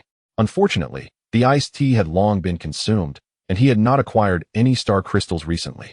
Among the extraordinary food and drinks remaining in his spatial ring, only a bottle of glutinous rice wine could enhance strength. Yet, that was a double-edged sword, capable of boosting strength by 80 points for 10 minutes, but causing mental disarray for the subsequent 3 hours. Moreover, against the Mouse King, what they lacked was not strength, but speed. Was he destined to perish today after having been granted a second chance at life? At that moment, the Mouse King's gaze shifted towards the direction from which Zhao Yin had arrived. Upon noticing the fallen mice, incapacitated by Zhao Yin and the two beasts, some missing limbs, it let out an enraged roar. The 11 black, giant mice beside the Mouse King charged forth in an instant, and with a series of thuds, the dozen or so gray mice that Zhao Yin had just incapacitated had their skulls crushed by sharp claws.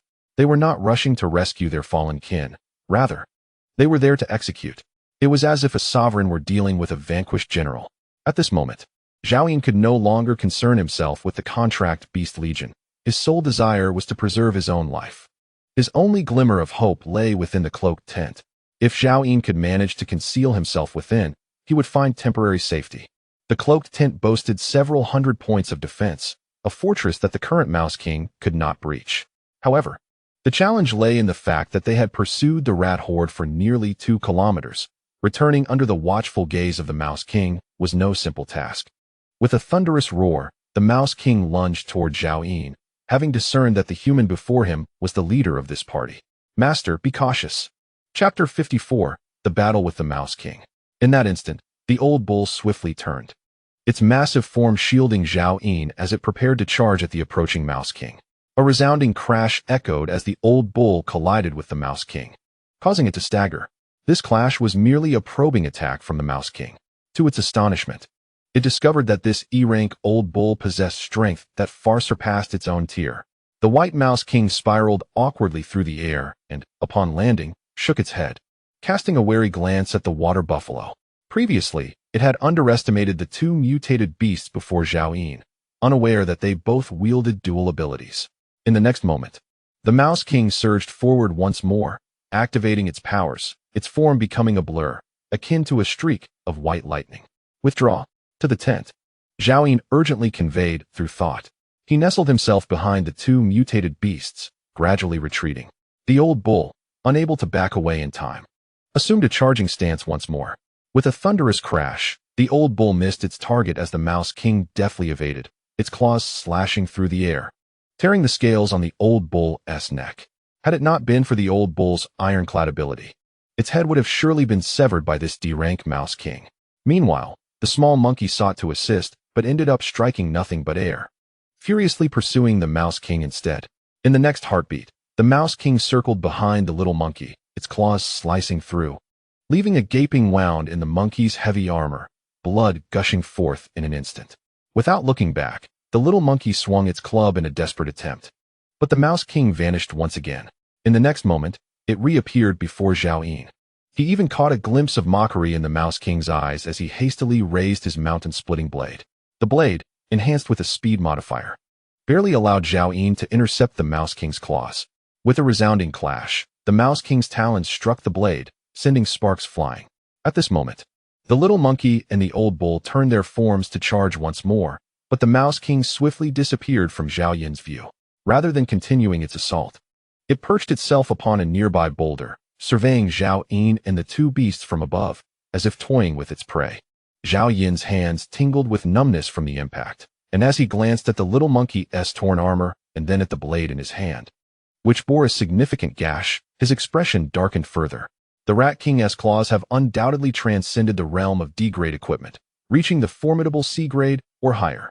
It wields such an extraordinary weapon, boasting an impressive strength of 74 points. Zhao Yin realized that the power he had painstakingly cultivated over the past half-month was utterly pitiful. He swiftly arranged a triangular formation and advanced toward the tent. With the monkey, whose dual abilities both enhanced strength, positioned at the rear, while the old bull stood to his right. Quickly, Zhao Yin conveyed telepathically. The two contracted beasts, in perfect synchrony with his thoughts, instantly grasped Zhao Yin's intentions and reacted promptly. In an instant, a triangular battle array was established. The Rat King on the boulder was momentarily taken aback, clearly unprepared for Zhao Yin's clever maneuver, feeling an overwhelming sense of vulnerability. No matter from where it attacked, it had to confront either a mutated beast or Zhao Yin, making a stealthy ambush impossible. Following this realization, its eyes gleamed with fierce determination as it vanished in a flash, reappearing before the battle formation once more. The monkey's spiked club swung violently towards the approaching Rat King. Bang! The clash between the claws and the club resonated, sending the Rat King reeling back, its left forelimb trembling, clearly suffering considerable damage. Zhao Yin, accompanied by his two contracted beasts, swiftly moved towards the distant concealed tent.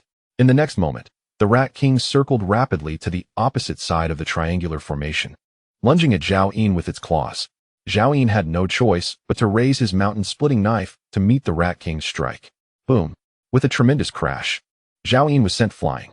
The small monkey caught him midair. Steadying himself, Zhao Yin felt an explosive pain in his chest. Damn it! He cursed. In the next heartbeat, he retrieved a bottle of glutinous rice wine and tilted it back, gulping it down. 10 minutes. I only have 10 minutes. I must return to the concealed tent. Zhao Yin said, his face flushed. Monkey, soon I will be engulfed in confusion. Remember to bind me. I promise I won't harm you. The small monkey nodded vigorously as Zhao Yin raised the mountain-splitting knife once more. In an instant, the pain in his chest dissipated, replaced by a searing sensation akin to flames, and the knife in his hand felt as light as a feather. At that moment, emboldened by its previous success, the Rat King charged at Zhao Yin again, its claws aimed menacingly at his chest. Zhao Yin let out a fierce shout, and with a powerful swing of his knife, he struck forward. Bang! After a violent collision, the Rat King was sent tumbling away. At last, Zhao Yin could repel the Rat King with sheer force. Yet, with his keen eyesight, he discerned that the creature had not sustained any serious injuries. "Let us go," Zhao Yun shouted. The triangular formation advanced immediately, with the old bull and Zhao Yun leading the way on either side, while the small monkey retreated, guarding their rear. The blood of the old bull and the small monkey dripped along their path, quickly washed away by the rain. It took the Rat King some time to rise from the ground, its once pristine white fur now caked in mud, and its forelimb trembling more violently than ever. Yet it remained remarkably composed, gazing at Zhao Yun with a look of confusion, seemingly unable to comprehend how this human strength had suddenly surged. The Rat King swiftly reached a decision and hurriedly pursued the triangular formation once more. This time, it chose the slowest among them, the aged cow, as its target. The agility of bovine creatures pales in comparison to that of primates, and constrained by the formation, the cow charged forward, attempting to ram as it had done before. However, the Rat King effortlessly evaded its horns.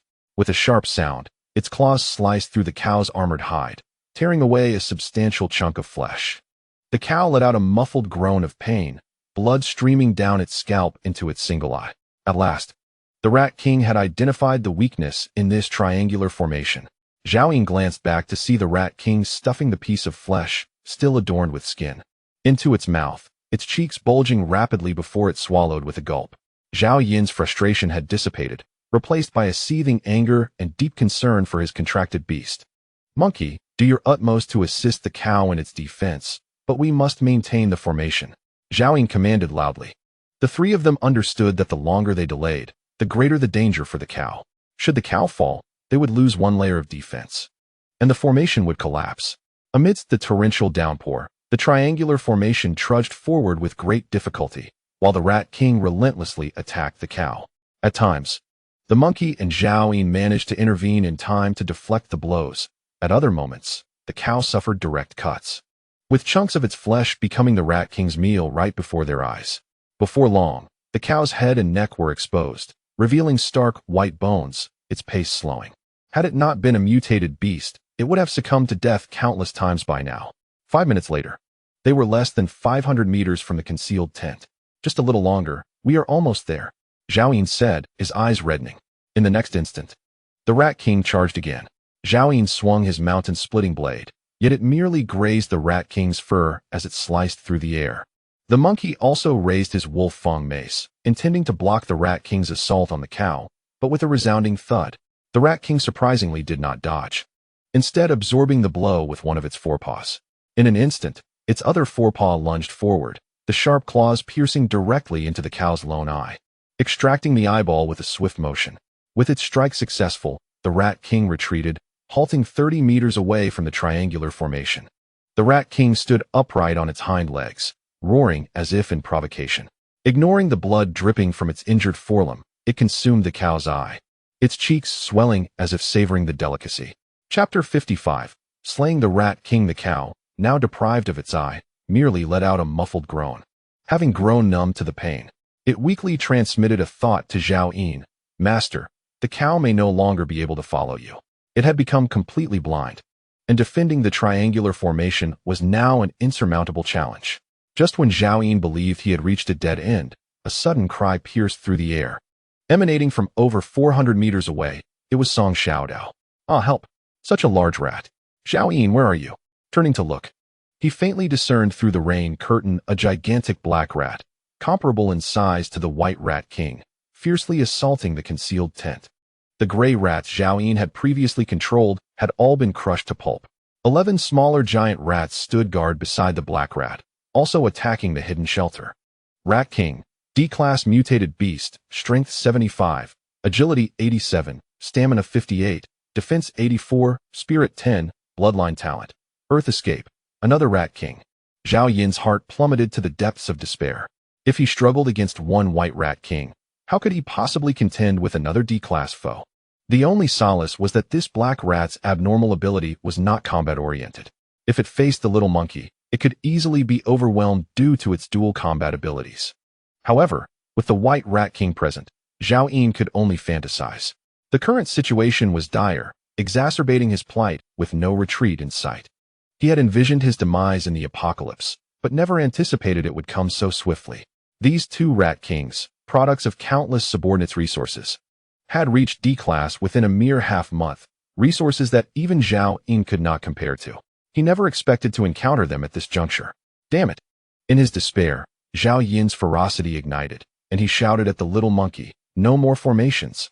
Go and kill that black rat king. Since the white rat king wants us dead, I shall take down its husband before I perish." With that, Zhao Yin brandished his mountain-splitting knife and charged towards the white rat king.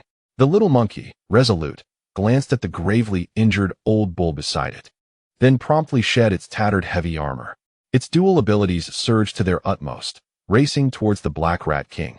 The white rat king, taken aback by Zhao Yin's audacity, hesitated. Did this human truly seek death? Suddenly, upon witnessing the little monkey's actions, it comprehended the situation. Panic flickered in its rat-like eyes. Having just experienced the power of this E-class monkey, it knew that the opponent's dual combat abilities far surpassed those of the black rat king. With a screech, the white rat king immediately alerted the black rat king, swiftly deciding to abandon Zhao Yin and pursue the little monkey instead. Damn it! Why are you running away? Zhao Yin hurled his mountain-splitting knife with all his might. Whoosh! The knife sliced through the air, but alas, it could not match the speed of the white rat king. Embedding itself in a massive boulder nearly 100 meters away, the white rat king did not look back, instantly appearing behind the little monkey, its claws poised to strike at its back. The little monkey, realizing it could not evade this blow, simply braced itself, allowing the claws to tear into its form, ripping away both its heavy armor and a patch of monkey skin. The little monkey propelled itself forward with remarkable speed, utilizing the force of the impact. And in the blink of an eye, it traversed 300 meters, drawing close to the black rat king. Zhao Yin hesitated momentarily before promptly turning around, once again abandoning the little monkey, and began to sprint with fervor. By departing from this place, he would ensure his own survival. The fate of the little monkey, and whether Song Xiaodao in the tent would eventually be cornered by the rats were thoughts Zhao Yin dared not entertain. In this apocalyptic world, each individual possessed but a singular objective. Survival was paramount. As Zhao Yin raced onward, a myriad of thoughts flickered through his mind. He felt guilt and reluctance, yet these emotions were swiftly cast aside. The priority was solely his own survival. However, he pondered, does such survival truly hold any significance? His pace faltered for a moment, but soon he arrived at his own conclusion. Of course, it holds meaning. As long as the Green Mountains remain, there is no fear of firewood running out. He would have more contract beasts and more women in the future. He was the master of contracts and would undoubtedly return to avenge the little monkey against the Rat King. Unbeknownst to him, 8 minutes had already elapsed, and the side effects of the glutinous rice wine began to manifest, clouding Zhao Yin's chaotic thoughts. His head grew heavy, and the resolve he had just established began to waver. Zhao Yin recalled the little monkey from his previous life, who perished for Lin Tianfeng. In this life, the little monkey was once again destined to die for him. Was this not an unfortunate fate? He also thought of Song Xiaodao, whom he had failed to protect in his past life, and now allowed to die in this one. And then there was old Niu, who had never received his nurturing and, in his final moments, felt remorse for failing to safeguard his master. Zhao Yin's eyes gradually reddened, and something long extinguished, perhaps called conscience, began to awaken within him. His murderous intent surged, the intoxication coursing through his chest. In that moment, Zhao Yin seemed unafraid of anything. If death awaited, so be it. Zhao Yin roared. When humans die, the nests of birds will flourish. Those who do not perish will endure for eons. He suddenly turned back, charging towards his previous path. The once ordinary gray rat swarm had discarded their quills and now gathered outside the thicket, awaiting the Rat King's command. Upon sighting Zhao Yin's approach, the gray rats began to chatter excitedly. The two Rat Kings were entirely preoccupied with the little monkey, completely oblivious to the presence of these gray rats. A sniper rifle materialized in Zhao Yin's hands, his eyes blazing as he fired frantically, reloaded, and fired again, each shot claiming the life of a gray rat. The discipline exhibited by the gray rats was beyond imagination, even witnessing their comrades fall. They remained rooted in place, awaiting the Rat King's orders. Before long, Zhao Yin had exhausted all the sniper rifle ammunition, leaving only 30 or so gray rats, anxiously chattering in disarray. You pests, perish. At that moment, the little monkey's skin was entirely shredded, its left arm broken, yet it valiantly swung its wolf-fang club, forcing the Black Rat King to remain at bay. Only the White Rat King could attack with speed, each strike causing the little monkey to lose considerable flesh and blood. In truth, the White Mouse King had long possessed the capacity to slay the little monkey. Yet, it relished in the gradual torment, a reflection of its cruel and malevolent nature. At last, the White Mouse King spotted Zhao Yin, who was currently wielding a bullhorn. Having decimated the gray mouse population to a mere handful, the White Mouse King was instantly consumed by rage. Those gray mice were the source of sustenance for its two rodent kings, and now, so few remained. It forsook the monkey and charged toward Zhao Yin, whose previous actions had incited its fury, rendering it utterly irrational. Unbeknownst to Zhao Yin, the effects of the glutinous rice wine had dwindled to a mere minute. His thoughts a chaotic tangle. Bloodlust enveloped his being. With a swift motion, he plunged the bullhorn into the skull of the last gray mouse, extracting it to reveal its brain matter. Like a machine, he continued his relentless pursuit, only to discover that not a single gray mouse remained. The White Mouse King advanced towards Zhao Yin, poised to strike with its claws, when suddenly, Zhao Yin turned, his eyes blood-red, fixating on the White Mouse King. The rodent momentarily froze. This human displayed no fear, instead regarding it as prey. An inexplicable trepidation gripped the White Mouse King, causing its claws to hesitate slightly. It tore a large swath of flesh from Zhao Yin's shoulder, yet he instinctively seized its forelimb. The White Mouse King, sensing Zhao Yin's astonishing strength, attempted to withdraw its claw, but Zhao Yin's grip was unyielding. With a sudden thrust of the bullhorn, he pierced the rodent king's forelimb with tremendous force. For the first time since the cataclysm, the White Mouse King experienced such severe injury, emitting a wretched cry akin to that of an ordinary mouse. In a fit of rage, it retaliated, piercing Zhao Yin's chest with a claw, slicing through bone and exposing his heart, which throbbed wildly. Yet, Zhao Yin felt nothing. The bullhorn remained embedded in the White Mouse King's forelimb, tightly restraining its form. With one hand grasping the rodent's scalp, he pressed it down, and in the next instant, withdrew the horn only to plunge it back, piercing the White Mouse King's neck. At this moment, the Black Mouse King was not far from Zhao Yin. Upon witnessing the grievous injury inflicted upon the White Mouse King, it let out a mournful cry. Its form transformed into a streak of black lightning, swiftly reaching the rear of Zhao Yin and the White Mouse King. However, the White Mouse King had completely lost its wits. Sensing its life threatened by Zhao Yin, it unleashed its rapid abilities and surged forward. In a desperate bid to shake Zhao Yin off, the latter clung to its neck, mounting it. With a thrust of the bullhorn, it once again pierced the White Mouse King's neck, creating a second gaping wound. Blood gushed forth like a fountain, intensifying its pain and speed. "Ha, perish!" Zhao Yin laughed maniacally. The pitiful Black Rat King roared in desperation, yet could only trail behind in futility. He yearned to assist the White Rat King, but alas, the latter's self-destructive tendencies rendered him helpless. At that moment, the little monkey arrived, once again witnessing his master's valiant side. "Squeak! Master is incredible," he exclaimed, dragging his wolf-toothed club.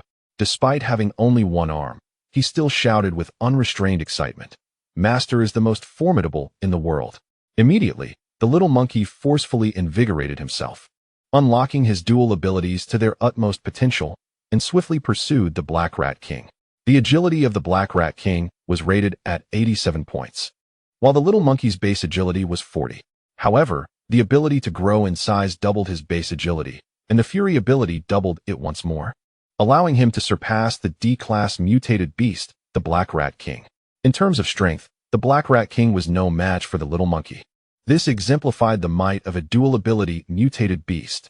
Had it not been for the White Rat King, whose abilities countered the little monkey's, Zhao Yin and his companions would never have found themselves in such disarray. Upon noticing the little monkey closing in, the Black Rat King was instantly gripped by fear. He could have escaped using his earth-dodging ability, leaving no one behind, but his concern for the White Rat King prevented him from doing so. Ignoring the approaching little monkey, he desperately continued to chase after the White Rat King. At that moment, Zhao Yin stabilized himself on the White Rat King's body and once again pulled the horn from the Black Rat King's neck, blindly thrusting it repeatedly. Thud, thud, thud. The sound echoed in his mind, consumed by the singular intent of slaughter. When the final bone-crushing sound resonated, Zhao Yin plunged the horn directly into the White Rat King's brain. The White Rat King's form continued to surge forward, yet it became rigid and then tumbled, crashing into a thicket of bushes. Boom. Simultaneously, Zhao Yin was flung away, landing in the underbrush. Ha! Blood continued to pour from Zhao Yin's chest. Yet he lay on the ground laughing heartily.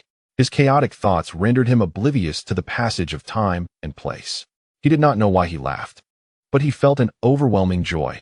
As Zhao Yin chuckled foolishly, the Black Rat King abruptly halted, gazing at the lifeless body of the White Rat King.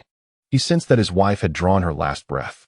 The Black Rat King was momentarily stunned, and the next instant, bang! A wolf-toothed club struck his head, plunging him into darkness. After defeating the Black Rat King, the little monkey intended to check on his master's injuries, but hesitated. The battle was not yet over. The remaining 11 giant rats, sensing the loss of the White Rat King's life force, abandoned their assault on the hidden tent and charged wildly toward this direction. Roar! The little monkey, drenched in blood, threw back his head and howled at the sky, venting the pent-up fury within. With his one arm clutching the wolf-toothed club, he transformed into a tempest, charging into the horde of giant rats.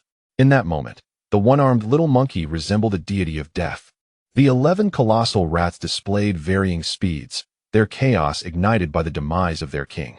In their frenzy, they failed to execute their usual coordinated attacks, allowing the little monkey to scatter them effortlessly. Bang! Bang! Bang! With a single strike for each, the little monkey swiftly brought them all crashing to the ground. At that moment, the little monkey also collapsed, gasping for breath, struggling to glance back. Zhao Yin remained foolishly chuckling. Huh. The little monkey mimicked his foolish grin for a moment. In the torrential downpour, the little monkey breathed heavily for quite some time, the liquid dripping from its fur indistinguishable between blood and rainwater. It laboriously leaned on its wolf-fang club and slowly rose, its form uncontrollably shrinking at an alarming rate. Once it relaxed, its extraordinary powers could no longer sustain it. Soon, it transformed back into the emaciated little monkey. However, now it was drenched in blood, with the gaping wound of its missing left arm exposing stark, white bones. It trudged towards Zhao Yin with great difficulty. Woo-woo. At that moment, a sobbing voice echoed from behind. Zhao Yin, so many big rats. Where are you, Zhao Yin? I'm so scared, woo-woo. In the next instant, Song Xiaodao stifled her cries upon seeing the maimed little monkey and the countless rat carcasses strewn about. Even the frigid air was tainted with the metallic scent of blood. Song Xiaodao caught up to the little monkey, about to speak when she noticed the ailing old cow on the ground. Nyonya, what happened to you? Where's Zhao Yin? Her face turned pale as she grasped the little monkey's single arm tightly. The little monkey pointed towards the distant thicket. Only then did Song Xiaodao hear Zhao Yin's laughter mingling with the rain. Ha ha ha. Zhao Yin continued to laugh, the torrential rain washing away the blood that covered him. His chest filled with rainwater, yet the tenacity of the evolved being kept him alive. However, his laughter had weakened considerably. Song Xiaodao hurriedly dashed over, and upon seeing the grievous wound on Zhao Yin's chest, she pursed her lips and began to weep. Woo-woo, Zhao Yin, you can't die. What happened to you? Why aren't you treating your wounds? Hee. At that moment, Zhao Yin seemed only capable of foolish laughter. Gigi, the little monkey stumbled over, pointing at the spatial ring on Zhao Yin's hand, unable to communicate with Song Xiaodao, but gesturing instead. All the healing items resided within the spatial ring. Typically, Zhao Yin wouldn't even allow Song Xiaodao to touch his spatial ring. Yet, at this moment, she could think of nothing else. She sensed Zhao Yin's mind was faltering, and only the contents of the spatial ring could save him. She removed the ring from Zhao Yin's hand, but had no idea how to use it.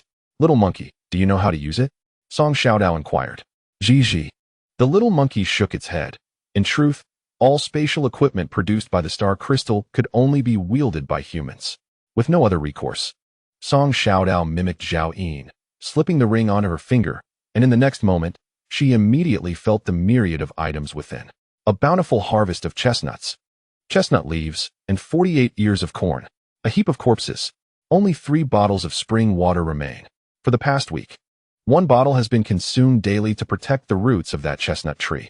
1 can of beef remains, along with 2 packs of instant noodles and 2 cans of tuna. The rest consists of an array of firearms and arrows, as well as the ordinary supplies that Zhao Yin values. Finally, Song Xiaodao discovered that bottle of D-grade healing potion. She was about to pour it into Zhao Yin's mouth. Suddenly, The little monkey grabbed Song Xiaodao and gestured with its one arm. She understood. It was urging her to feed Zhao in the chestnut leaves. Then the little monkey pointed at the old cow in the distance, rolling its eyes and sticking out its tongue. Song Xiaodao grasped the meaning. It indicated that the old cow was near death and needed the soul D-grade healing potion to survive. Zhao Yin was gravely injured. That potion rightfully belonged to him. What if the chestnut leaves failed to heal his wounds? Song Xiaodao's face clouded with concern. In her eyes, nothing was more important than Zhao Yin's life. Even the slightest risk to him was unacceptable. The little monkey mimicked the old cow's impending death, imitating Zhao Yin's sorrowful expression. After a moment's contemplation, and not daring to delay further, Song Xiaodao ultimately agreed to feed Zhao in the chestnut leaves, but insisted that they wait until his condition stabilized before using the healing potion on the old cow. Song Xiaodao gathered a handful of chestnut leaves, and both she and the little monkey stuffed some into their mouths. The little monkey chewed them thoroughly, then pried open Zhao Yin's mouth to spit it in. But Song Xiaodao pulled it back, rolling her eyes. You treat your own wounds. I'll handle Zhao Yin's. The little monkey, perplexed by the human taboo, pondered briefly but then spat the leaves into Zhao Yin's mouth. Chapter 57. The Black Rat King did not perish. Song Xiaodao wanted to intervene, but it was too late. Zhao Yin, aided by the rainwater, smacked his lips and swallowed. You little rascal, just wait. Zhao Yin will settle the score with you. The little monkey, however, shrugged off the threat, grinning mockingly at Song Xiaodao's alarm, as if to affirm something, and chewed another mouthful of leaves before feeding it to Zhao Yin. With a gulp, Zhao Yin swallowed, his gaze becoming hazy, a foolish grin spreading across his face. Angered, Song Xiaodao glared at the little monkey, noticing its severed arms still bleeding. She recalled how it had saved her life several times. It should have been eating the leaves to heal its own wounds, yet here it was, enduring pain to nourish Zhao Yin. Ultimately, Song Xiaodao said nothing more, chewed the leaves in her mouth until they were mushy, and opened Zhao Yin's mouth to spit them in. Zhao Yin smacked his lips and swallowed, appearing to savor the taste. Soon, the gaping wound on his chest began to staunch, the healing process stabilizing his condition. Though not completely healed, he would soon recover. Only then did the little monkey turn to eat the leaves for its own healing. Song Xiaodao approached the old cow, holding a healing potion in her hand. She noticed that many parts of the old cow's body were exposed bone, and its eyes were blind. A wave of guilt washed over her. My dear cow, I am so sorry. I was only thinking of Zhao Yin and almost wasted this precious potion. The efficacy of the chestnut leaves was no longer sufficient to heal the old cow. The old cow huffed and puffed, its ears twitching slightly. Song Xiaodao bent down, pried open the old cow's mouth, and poured the healing potion down its throat. In the next moment, a faint white light enveloped the old cow. Its exposed bones sprouted flesh, followed by the emergence of skin, and even its blinded eyes rapidly developed eyeballs, with eyelashes eventually sprouting from the eyelids. A lump formed on the top of the old cow's head, and shortly after, a shiny black horn emerged. The severed limbs were regrowing. Song Xiaodao gasped in astonishment. Covering her mouth, Zhao Yin had only mentioned that it was a healing potion, but he had not indicated it could restore severed limbs. Soon, the old cow managed to rise to its feet, fully healed of all its ailments. It nodded in gratitude to Song Xiaodao before swiftly heading towards Zhao Yin. Master, it is all my fault for being useless, the old cow communicated telepathically. Unfortunately, Zhao Yin could not hear it at that moment. The old cow's expression was not one of joy over its restored health. Rather, it was steeped in deep sorrow. Today, it realized that it had always been the most useless one, constantly enduring harm while its master and the little monkey protected it. As Zhao Yin's body healed, his spirit also lifted. Mom and Dad, are you back? Zhao Yin suddenly sat up, speaking into the air. In his mind, he envisioned his parents who had perished in a car accident when he was 15. He saw the bustling life before the apocalypse, the traffic, the towering buildings, various delicacies, and beautiful women. I thought I would never return. I never imagined that the apocalypse was merely an illusion. Zhao Yin chuckled foolishly and then suddenly shouted, Boss, bring me another dozen beers, 10 skewers of grilled kidneys, 50 meat skewers, a grilled fish, and a roasted eggplant with extra chili. Following that, he scooped up a handful of dirt from the ground and began to munch on it, exclaiming, Delicious. Zhao Yin's thoughts raced wildly. As if amidst chaos lay the essence of reality. Those unfulfilled wishes and unresolved regrets all materialized before him. Mom and Dad, I don't want any compensation. I just want you back. Dad, Mom, sob. Zhao Yin suddenly clutched his head and wept. Tears mingled with the rain, streaming down. Some obsessions are difficult to erase, even across 2 lifetimes. Then, he laughed again. You are back. From now on, I will be a good child. No more late-night outings. No more gambling on the lottery. I will study diligently. Suhuan, do you know? I fell for you when I was 16. Why did you have to leave with that foreigner? He is as dark as a pile of dog dung. Are you going to Africa to feed mosquitoes with him? Or do you prefer his large cucumber? From this moment forth, I shall no longer love. I, Zhao Yin, am wealthy and handsome. Haha, one lives but once, and the essence of life is joy. I shall traverse every nightclub in Jiangzhou, indulging with all the women. Haha.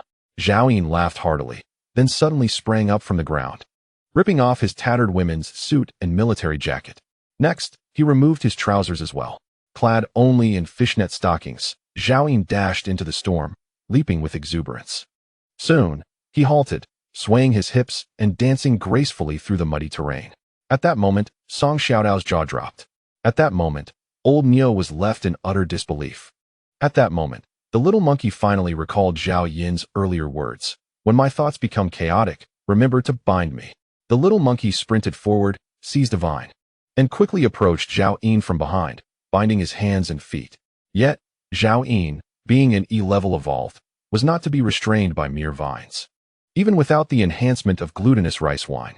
With a crack, as soon as the little monkey released his grip, Zhao Yin broke free from the bindings and launched a punch towards him. Boy, do you wish to compete with me for women? Zhao Yin glared sideways as he admonished. The little monkey was sent tumbling away from the force of the blow, and shortly after, Song Xiaodao and old Neo rushed in together, overpowering Zhao Yin and pinning him to the ground. Bang! A sheathed tang knife struck Zhao Yin's nape with precision, rendering him unconscious. Zhao Yin, I did this for your reputation. You weren't even wearing pants. What if someone sees you exposed? My apologies, Zhao Yin. After speaking, Song Xiaodao chewed on some chestnut leaves and fed them into Zhao Yin's mouth, anxious that the prior strike may have harmed him. Subsequently, she carried Zhao Yin into a concealed tent, dressed him in garments from her spatial ring, and then began to clear the battlefield alongside the 2 beasts. Zhao Yin's mountain-splitting knife remained embedded in the mud. Upon retrieving it, Song Xiaodao noticed numerous nicks and deep grooves covering the blade. One could imagine how fierce the recent battle had been. The little monkey's heavy armor was also ruined, and his wolf fawn club was somewhat deformed, marked with scars from the claws of the Rat King. Nevertheless, it remained serviceable. Among the gear of 1 person and 2 beasts, only the cow horn was still intact. Song Xiaodao glanced at old Neo, who had regrown his horns, and had no intention of returning it to Zhao Yin. Suddenly, out of the corner of her eye, she spotted the Black Rat King not far away. Immediately, she pointed and exclaimed, "It is still alive." The little monkey, who was tenderly adjusting his heavy armor, immediately lifted his head upon hearing this. At that moment, the Black Rat King lay motionless, its glossy black fur caked in mud, yet its abdomen faintly rose and fell with weak breaths. Chapter 58, The 7 Contract Beasts. In truth, when the little monkey had struck earlier, he had intentionally held back. Uncertain whether the Black Rat King was truly dead, he immediately went to inspect the 6 E-level giant rats, discovering that they all possessed a faint spark of life. The little monkey was instantly exhilarated, thinking, when Master wakes up and sees the tremendous merit I have achieved, surely he will reward me. Song Xiaodao was equally thrilled. How wonderful. When Zhao Yin awakens, he will undoubtedly reward us. The little monkey paused, pondering why she was involved in this matter. The rats were captured solely by him. This girl only knows how to whine. What reward could she possibly deserve? We shall take them back, and once Zhao Yin awakens, they will all be contracted as summoned beasts. Song Xiaodao declared excitedly. The little monkey promptly hoisted the Black Rat King and strode toward the concealed tent. Song Xiaodao tied the tails of the 6 giant rats with vines, instructing the old cow to drag them towards the tent. Soon, the Black Rat King and the 6 giant rats were brought outside the tent. Song Xiaodao fetched a bucket and collected rainwater to thoroughly cleanse the 7 rats, then stood guard with the 2 beasts. Whenever one of the rats exhibited a weakening life force, he would immediately supply a few leaves of chestnut tree, and when the life force surged too strongly, the little monkey would swiftly deliver a blow. Zhao Yin experienced a long, vivid dream. In it, his parents returned, allowing him to enjoy warm meals prepared by his mother each day and hear his father's good night wishes at night. He realized he could, like others, bask in parental affection, receive gentle reminders to dress warmly when it was cold, and find companionship in moments of solitude. He was no longer alone, forced to sever ties with relatives who were fixated on inheritance, including his grandparents. He was no longer the abandoned child, left untamed since the age of 15. He was no longer the one who, in loneliness and lack of love, gradually let himself go, becoming the notorious playboy that others spoke of. He was no longer the one who lingered in nightclubs, awakening each morning beside a stranger, never to remember their names. Zhao Yun dreamt of himself at 22. In a world where the apocalypse had not yet arrived, he married a woman named Su Huan, and after their wedding, she bore him a pair of children. He then dreamt of himself in middle age, successful in his career, becoming a renowned entrepreneur in Guangzhou, and like many successful individuals, he had 3 female secretaries in his office, Jiang Xiana, Ningyu, and Song Xiaodao. He once purchased a monkey from the zoo and a water buffalo from the slaughterhouse. These 2 animals were the beloved pets of Boss Zhao. Ha ha ha ha. 3 hours later, Zhao Yun finally awakened from his foolish laughter. As he opened his eyes, he beheld the familiar azure ceiling, a look of bewilderment crossing his face. A sharp pain throbbed at the back of his head. It turned out to be merely a dream. Zhao Yun smiled bitterly, and in that instant, he accepted reality, turning over to sit up. He vaguely recalled the scene following the side effects of the glutinous rice wine. He looked down to see that the scar on his chest had not yet completely faded. He had not perished. It was undoubtedly the monkey and Song Xiaodao who had saved him. As Zhao Yun emerged from the tent, he beheld the old ox standing steadfast in the torrential rain, while Song Xiaodao and the little monkey crouched beneath its expansive belly, seeking shelter from the tempest. A row of giant rats lay quietly nearby. The astute little monkey, quick to sense Zhao Yun's presence, immediately bounded forward, exclaiming, "Master, master, you have finally awakened." Zhao Yun. Sob sob. Song Xiaodao also emerged from under the ox, leaping into Zhao Yun's embrace. "You foolish Zhao Yun, why did you put yourself in such peril? Do you not realize you nearly frightened me to death?" She pouted, her small fist striking his chest, perhaps in a playful gesture, or perhaps finally grasping her fear in that moment. Holding Song Xiaodao close, Zhao Yun inquired, "Why did you not seek refuge inside?" Rarely hearing Zhao Yun speak so normally, Song Xiaodao gazed up at him, momentarily taken aback. "Master, these rats are still alive. I caught them." The little monkey pointed to the 7 rats, its thoughts conveyed aloud. Releasing Zhao Yun, Song Xiaodao brushed aside her damp hair and wiped her tear-streaked face, saying, "I feared unforeseen incidents, so I did not bring the rats into the tent. I stayed outside with the little monkey and the ox to guard them." Zhao Yun then surveyed the surroundings more closely, noting the numerous rat corpses scattered about, including the bodies of 6 E-grade giant rats and that of the white rat king. Only one arm remained of the little monkey.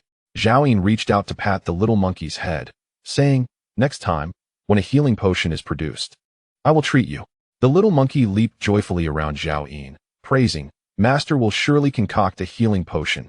You are the greatest." Zhao Yun's gaze fell upon the old ox, noticing its eyes and horn had returned to their former glory, and he understood that his D-grade potion had likely been depleted. However, he said nothing, for the fact that the ox had survived was far more significant than that vial of healing. He approached the Black Rat King, slowly crouching down and placing his hand upon its head, directly initiating the contract. After a brief moment, Zhao Yun sensed the feeble life force of the Black Rat King within his mind. Contract successful. This Rat King possessed the ability of earth evasion.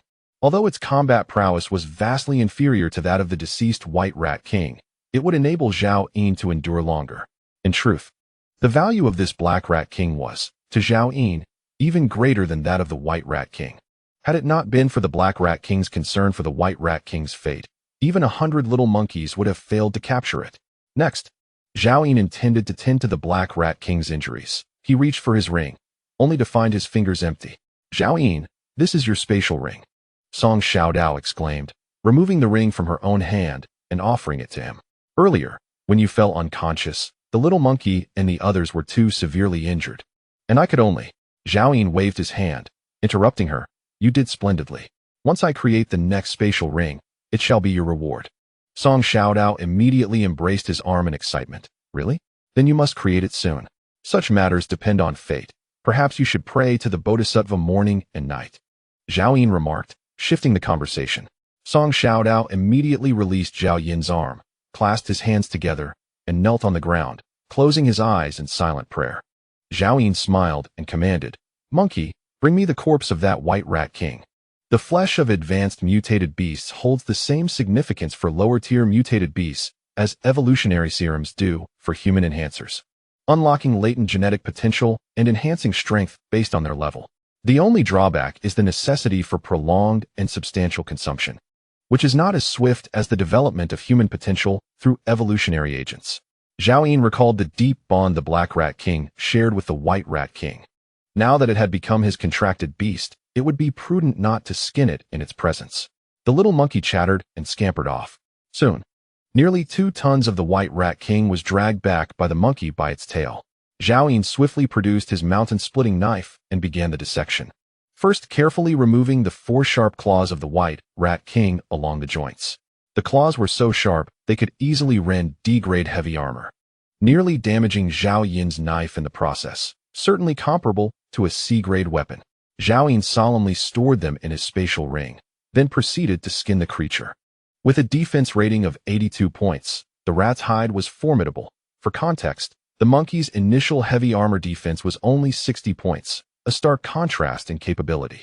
Zhao Yin meticulously peeled the hide in its entirety. The pristine rat skin measured nearly 8 meters in length, the widest part nearly 5 meters, while the narrowest, at the tail, was over a foot wide. The most valuable section, the main body hide, spanned 4 meters in length and 3 meters in width, resembling a massive blanket. This was more than sufficient for both Zhao Yin and Song Xiaodao to craft 2 or 3 sets of armor each, with plenty left over. After securing the rat skin, Zhao Yin began to slice the meat into portions, dismantling the bones for his spatial ring. Even the entrails were processed and stored in the concealed tent, intended for a hearty stew at dawn. Once the White Rat King was fully disassembled, the space in his ring again brimmed with bounty. Zhao Yin then retrieved some chestnut leaves, asking Song Xiaodao to assist in feeding them to the Black Rat King, while he approached the 6 E-grade giant rats, binding them one by one. Soon, 6 faint presences emerged in his mind. Zhao Yin chopped the chestnut leaves with his mountain-splitting knife, mixing them with rainwater to nourish the 6 giant rats. Half an hour later, dawn broke with a gentle light. The Black Rat King and the 6 pseudo-mutated giant rats awakened. Master, master, master, master. Voices echoed in Zhao Yin's mind. A smile finally graced his face. His grand dream of a legion drew closer. All losses had been worth it. Xiaodao, monkey, old bull, take them to scour the battlefield and retrieve all my rat meat. Zhao Yin commanded decisively. Chapter 59, Even Bulls Can Eat Meat. As dawn arrived, the torrential rain that had poured all night finally ceased. The pervasive weeds have thickened further, and many low-lying saplings have grown half a foot taller overnight. Zhao Yin stood before the tent, gazing at the mountainous pile of rat carcasses. A total of 396 gray rats, each comparable in size to a medium-sized dog, could yield approximately 20 pounds of fresh meat, amounting to around 8,000 pounds. The 6 deceased giant rats could each provide about 300 pounds of rat meat, contributing an additional 1,800 pounds. In total, nearly 10,000 pounds of rat meat could be procured.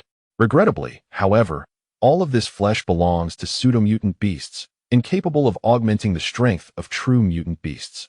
Nevertheless, even the flesh of pseudo-mutant beasts is incomparable in taste to any meat from the pre-apocalyptic era. Black Rat King. Zhao Yin began to speak, but abruptly halted, shifting his tone to a stern command. From now on, you shall be called Old Black. Old Black, take your 6 E-grade giant rats and strip the skins from these rodents, removing the bones and entrails. He continued, Monkey, you are responsible for severing all the rat paws and gathering them to bring into the tent. Song Xiaodao and Old Nio, go collect firewood. I want 50,000 pounds ready before nightfall. Zhao Yin issued a flurry of commands. It is worth mentioning that after awakening, the Black Rat King had ventured to the site where the White Rat King perished, yet it found not even a single hair, which left it visibly discontented. Upon receiving Zhao Yin's orders, hesitation flickered in the Black Rat King's eyes. These gray rats were once its subordinates, and the giant rats were offspring from its union with the White Rat King. Bang! Zhao Yin kicked the Black Rat King squarely, causing it to stumble. Have you awakened yet? The Black Rat King, startled, quickly prostrated itself at Zhao Yin's feet, trembling uncontrollably. After becoming Zhao Yin's contract beast, it retained its memories. Yet its feelings towards its new master surpassed any it had ever held for the White Rat King. From this moment forth, I strip you of your identity as rodents. You are forbidden from recalling any kinship. Your sole identity is that of my contract beast, my servant. Upon finishing, Zhao Yin witnessed the Black Rat King and the 6 giant rats cry out in anguish, collapsing to the ground and writhing. The collar formed from the contract's soul tightened around their essence, igniting with fiery intensity. In that instant, their understanding of their race gradually faded from their memories. For them, Zhao Yin's words were akin to divine retribution. After a time, as their recognition of their species dissipated, the contract's soul returned to its normal state. The 7 rodents lay prostrate on the ground. Master, I acknowledge my faults and beseech your forgiveness. I implore the great master for clemency. The little monkey and old Nyo, witnessing this scene, trembled in unison, silently grateful for their previous compliance with their master. In truth, contract beasts bound by the contract soul find it exceedingly difficult to harbor thoughts of defiance against their master. Only the Black Rat King, with its profound obsession, could tentatively question the master's commands, yet Zhao Yin needed but a thought to strip it of everything. The other 6 giant rats were merely caught in the misfortune of following the Black Rat King. Be obedient, follow my lead diligently, and you shall undoubtedly become the most formidable of mutants, Zhao Yin enthusiastically proclaimed to the Black Rat King. Suddenly, he caught sight of the little monkey and the old cow nearby, recalling that he had once uttered similar sentiments to them. He quickly amended his words. You shall become the most exceptional rat. As a contract beast, the Black Rat King harbored no doubts about his master's words. Instantly becoming invigorated, Master, Old Black will work hard, and I shall now go hunt for rat meat. Zhao Yin nodded with satisfaction. Go forth. With its exceptionally sharp claws, the Black Rat King, accompanied by 6 giant rats, swiftly disemboweled the gray rat, methodically extracting its innards and revealing its skeletal structure with a few deft movements. Finally, it skinned the creature, resulting in a complete portion of rat meat. Even the gray rat's claws were effortlessly torn off without the little monkey needing to assist. The skill exhibited was far beyond what Zhao Yin had previously demonstrated.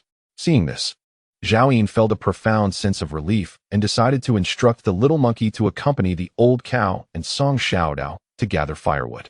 He returned to the tent himself, where he remained industrious, igniting the wood to set up a hanging pot. He then chopped the innards of the White Rat King into small pieces, tossing them into the pot along with water and salt.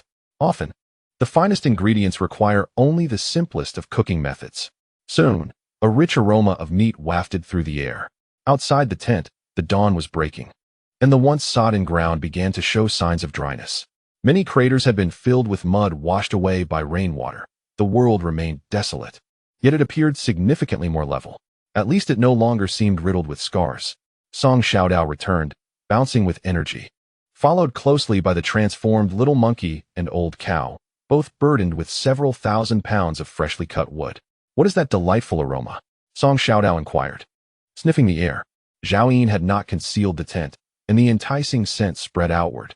The little monkey swallowed hard, pointing towards the tent to alert Song Xiaodao, who immediately dashed toward it, with the little monkey hastily following suit after dropping the wood. The old cow remained indifferent at first, but, realizing no one was there to assist it with the firewood on its back, decided to shake off the burden and entered the concealed tent. At that moment, Zhao Yin was wielding a mountain knife, shaping a massive log into a modest wooden table. Beside him, a large basin, typically used to bathe Song Xiaodao, was filled to the brim with a hearty broth, while the hanging pot continued to simmer, emitting a gentle hiss of steam. What is this? Song Xiaodao exclaimed, her eyes widening in awe as she swallowed hard. How is the firewood gathering? Zhao Yin inquired. We have about 3,000 or 4,000 pounds, she replied. Let us eat the broth first. Zhao Yin gradually placed the newly crafted table beside the fire, setting out 2 sets of bowls and 2 wash basins. I'll serve the food. Song Xiaodao eagerly grabbed a wooden spoon from the basin and filled a large bowl, placing it before Zhao Yin, then preparing a generous portion for the old cow and the little monkey. Finally, she filled a bowl for herself. The wooden spoon was also freshly made by Zhao Yin, albeit rather rough. Everyone, "It is time to dine," Zhao Yin announced. Previously, he had not been so particular. Perhaps it was due to the dream from the night before that Zhao Yin's thoughts underwent a transformation. Song Xiaodao and the little monkey stepped forward, immediately seizing their bowls and consuming their food with fervor. It had been far too long since they had tasted fresh meat. Even Zhao Yin felt an overwhelming desire to savor every morsel. Suddenly, Zhao Yin caught sight of the old cow still standing there and remembered that it was a herbivore. "Old cow, perhaps you should start eating meat from now on," Zhao Yin remarked casually. The old cow appeared bewildered. Was it really expected to consume flesh? Yet, it dared not defy Zhao Yin's command and slowly approached, bending down to take a sip of the mixed offal soup. In the next instant, the old cow instinctively felt the urge to retch, but then its eyes widened in surprise. Zhao Yin chuckled softly. "Who says that herbivores cannot eat meat?" Before the apocalypse, many unscrupulous farmers fed their cattle and sheep with kitchen waste. In truth, you simply lack the adaptation. Moreover, as a mutated beast, your digestive system far surpasses that of ordinary cattle and sheep. This is your finest supplement. Understood, master. The old cow seemed to finally grasp something profound. "Eat." Zhao Yin gestured with his hand. Soon, the old cow began to devour its food just as ravenously as the little monkey. Observing this, Song Xiaodao scrambled to snatch food from the two beasts, but alas, she was still too slow. The large iron basin of mixed offal soup was nearly emptied, and she only managed to grab 2 bowls. "Zhao Yin, they are bullying me," Song Xiaodao complained, pointing at the 2 beasts indignantly. The girl was once again defending her food. In truth, Zhao Yin was merely eating until he felt somewhat satisfied. The 2 mutated beasts were voracious. He added more firewood to the blaze and handed the mountain-splitting knife to Song Xiaodao. "If you wish to eat, you must cook for yourself. The ingredients are right there." After processing the intestines of the Rat King, which weighed around 200 or 300 pounds, Zhao Yin had only cooked less than 30 pounds previously. Since the space ring could not accommodate any more, he planned to finish it all in the coming days. Song Xiaodao promptly placed the large iron basin over the fire, added water, and cut nearly 30 pounds of intestines, creating over 100 pounds of mixed offal soup. Zhao Yin added salt, and once more, the 2 humans and 2 beasts began to feast. Before long, both Zhao Yin and Song Xiaodao could eat no more, while the 2 beasts continued their eating spree. They consumed every last drop of the soup, and the little monkey looked at Zhao Yin with an insatiable gaze. "All right, let us take a break and resume our work. We will eat again tonight." Even with newfound wealth, there were no mines to exploit. How could they continue to consume?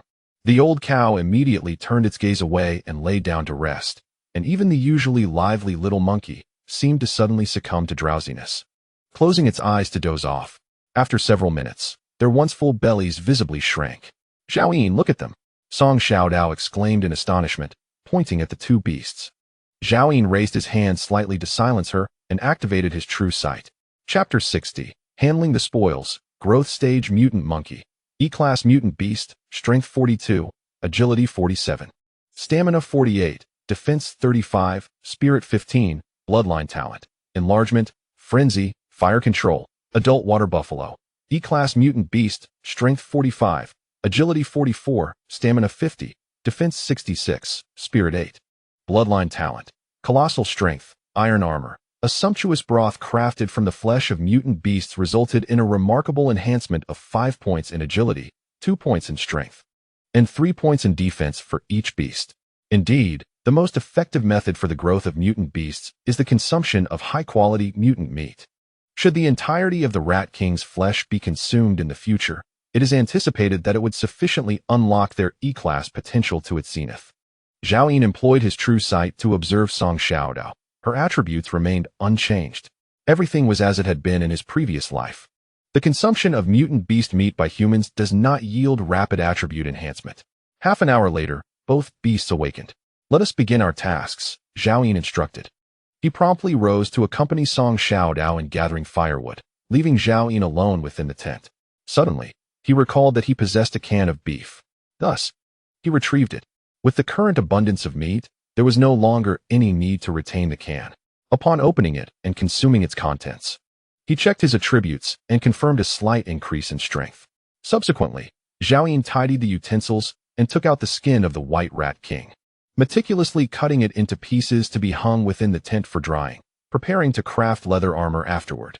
Throughout the morning, the remains of 400 gray rats and 6 giant rats were efficiently processed by several mice. Old Black entered the concealed tent, transmitting telepathically, "Master, the work is complete." Zhao acknowledged with a sound, continuing to cut the rat skin. Upon seeing what Zhao held, the skin of his former mate, Old Black momentarily paused. Yet his emotions remained largely unaffected. The once cherished obsession had been wholly stripped away by Zhao. "Lead me to see," Zhao commanded before stepping out of the concealed tent. A small mountain of nearly 10,000 pounds of rat meat lay beneath a bed of banana leaves washed clean by rain, adjacent to a larger heap of rat bones, along with a collection of rat skins and claws. "Master, the flesh, skin, and claws of the 6 giant rats are all here." Old Black gestured towards the mountain of rat meat.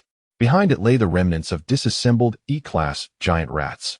"Well done," Zhao praised, retrieving 30 chestnuts from his spatial ring and tossing them to Old Black. "Take these and share them with them." Old Black immediately became ecstatic. Since the apocalypse, food had been a rarity. Even as the Rat King, his usual sustenance consisted mostly of rotten zombie flesh and crystal remnants. It had been a long time since he had savored such delicacies. He swiftly consumed 6 chestnuts whole, skin and all, relishing the experience with a squint of delight. The remaining 24 were designated for the 6 giant rats. All the mice conveyed their heartfelt gratitude to Zhao. After Zhao waited for them to finish their meal, he issued a direct command. "Once you have finished eating, resume your tasks." He instructed them to slice all the gray rat meat and hang it in the taller part of the forest, ensuring nothing was soiled. The entrails were to be cleaned, sliced, and hung separately from the rat meat. The rat skins were to be hung in the other side of the thicket, remembering to place them in a shaded area for proper drying, avoiding direct sunlight. Given the scarcity of salt for preservation, Zhao planned to smoke the rat meat and entrails into jerky for easier storage. The rat skins were also of great value. Even if Zhao had no immediate use for them, they could be traded for necessary supplies in the future, or even cooked as food for contract beasts when the need arose. After issuing his orders, Zhao turned and walked to another area. By midday, Song Xiaodao and the 2 beasts had collected nearly 30,000 pounds of firewood. Zhao commanded them to transport it all to the tall forest and spread it out according to his instructions. Once ignited, the damp wood would fill the entire forest with thick smoke, raising the temperature. The combination of smoke and heat would quickly dehydrate and sterilize the rat meat. By nightfall, 50,000 pounds of wood had been arranged. However, with nearly 10,000 pounds of rat meat, cutting it into slices and hanging it was still a monumental task at the pace of 7 rats. Following Zhao Yin's directives, each rat's meat was to be sliced into hundreds of pieces. Furthermore, the method of hanging posed a challenge. It required climbing trees to sever slender branches, then threading the rat meat onto the broken twigs piece by piece. If not completed by afternoon, they would have to work through the night. That night, Zhao slept alone in the tent, having sent Song Xiaodao out to assist with hanging the rat meat. The next morning, upon rising, he discovered that the tall forest had already been ignited, and thick smoke obscured the sky. To prevent the fire from spreading uncontrollably and consuming the entire forest, Zhao summoned Lao He and the 6 giant rats, instructing them, "Keep watch over the fire. If the forest burns and my jerky is ruined, I shall use your flesh to fill the void." At his words, the 7 large rats trembled and swiftly dashed into the woods.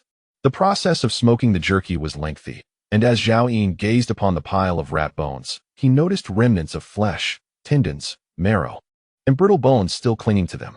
It was impossible to consume everything before it spoiled. However, if smoked like jerky, the dehydrated bones would be hardly worth gnawing on. Although food was no longer a pressing concern, he could not bear to let it rot, while countless souls in this desolate world lacked sustenance. Zhao called upon Song Xiaodao, the little monkey, and Lao Nyo. "Since you have nothing pressing to do, transport all the bones to the tall forest for smoking." By the 3rd morning, the rat skins had dried thoroughly, and the jerky was nearly finished smoking. Zhao instructed all contract beasts to gather the rat skins and meat, while he and Song Xiaodao remained in the tent. Removing the rat skin from the White Rat King, Zhao tailored 2 sets of armor pieces, one large and one small, from the skins. Then cut a small piece from the tail skin to fashion into leather thread. Song Xiaodao utilized the claws of the Mouse King to pierce small holes into the leather armor components, subsequently threading them together with leather cord and securing them tightly, thus creating a complete set of leather armor. Though it appeared somewhat crude, its defensive capability undoubtedly surpassed that of typical D-grade protective gear. After crafting 2 sets of leather armor, only a third of the Mouse King's hide had been utilized. Zhao Yun pondered for a moment and summoned the little monkey, instructing it to activate its dual abilities so he could custom tailor a massive set of leather armor for it as well. In the end, only scraps of the Mouse King's hide remained. Zhao Yun decided to have Song Xiaodao stitch these remnants together, creating a large pocket on the chest of the little monkey's armor, which allowed for the crafting of a backpack for Song Xiaodao. This would facilitate the collection of corpse crystals and star crystals, making it much easier to carry supplies during battles.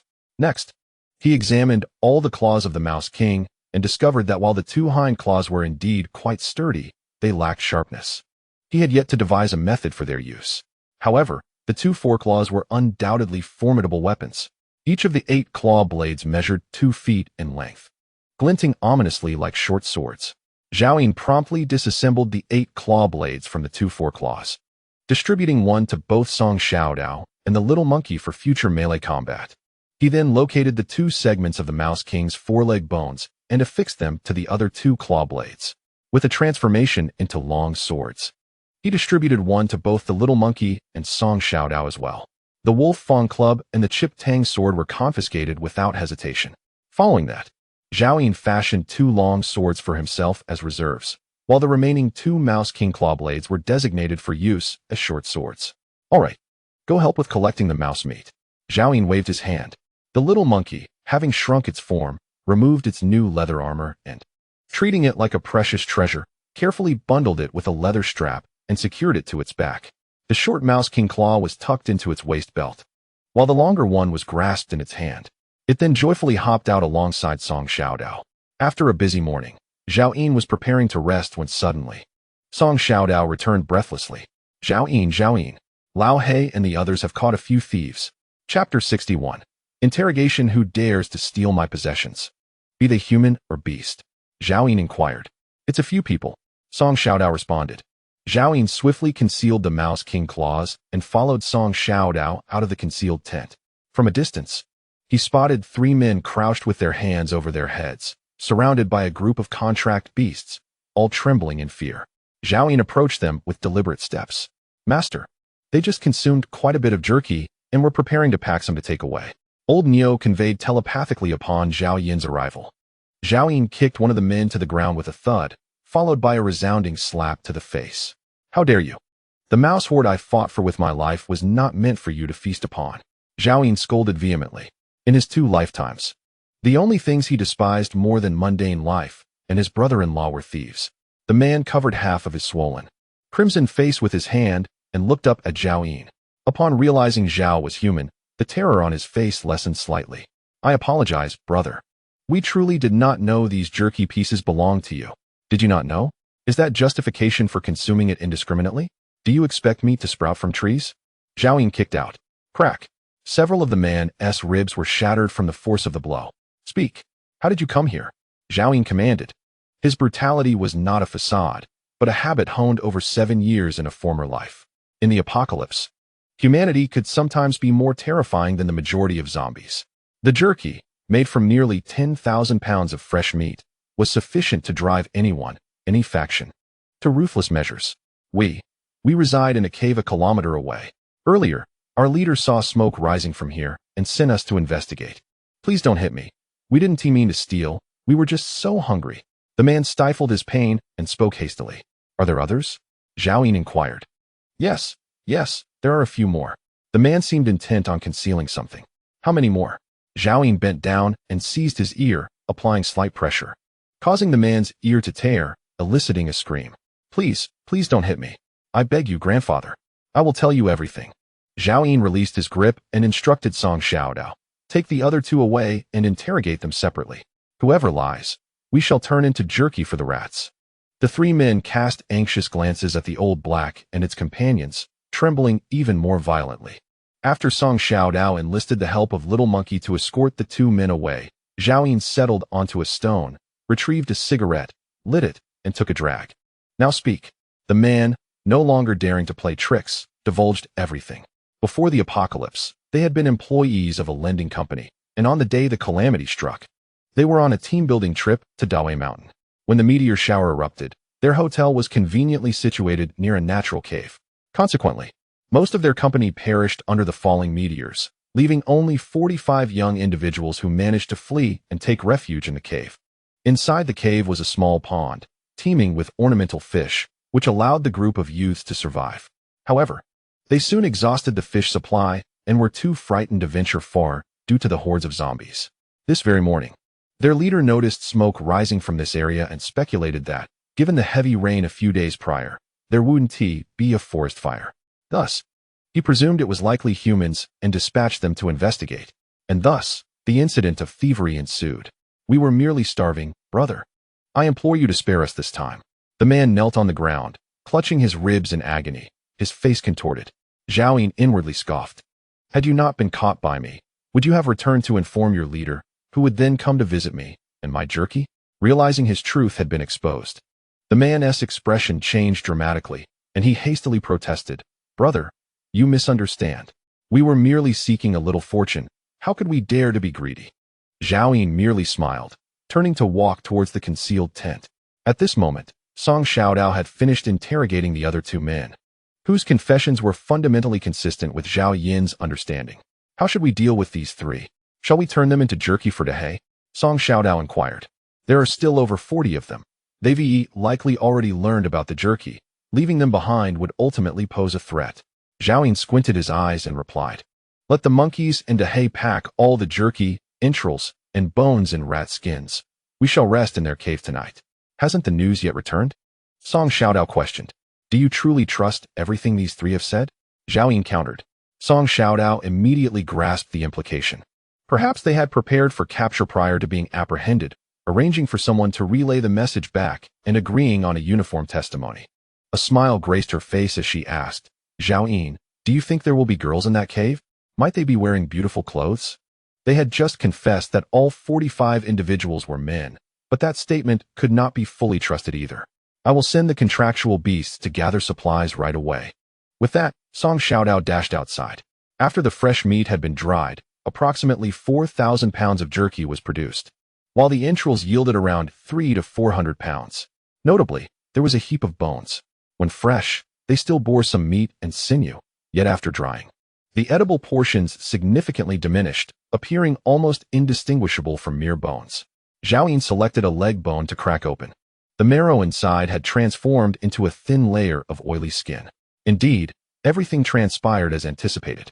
With additional cooking, the meat and sinew could likely rehydrate, and the marrow remained consumable. "My future army of contractual beasts will require sustenance."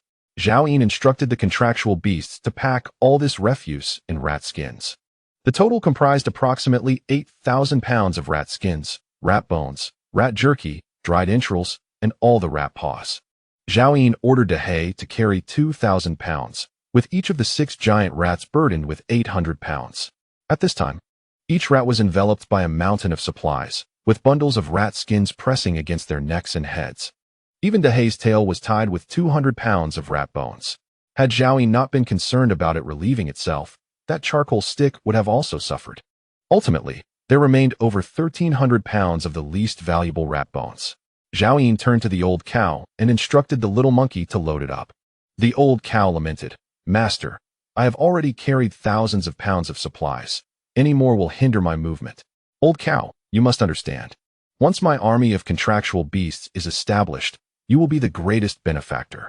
Not only will all the contractual beasts express their gratitude, calling you big brother and recognizing you as a foster father, but I shall directly appoint you as the commander of the legion." Zhao Yun painted a grand vision. The old cow, believing wholeheartedly, widened its eyes and declared, "I will give my all, master. I can carry more." Finally, after adding another 500 pounds to the old cow and securing 300 pounds on its tail, Zhao Yun instructed the monkey to cease. At this moment, approximately 500 pounds of rat bones remained. Zhao Yun summoned the 3 recently captured men and instructed each to carry 100 pounds, while Song Xiaodao shouldered 150 pounds.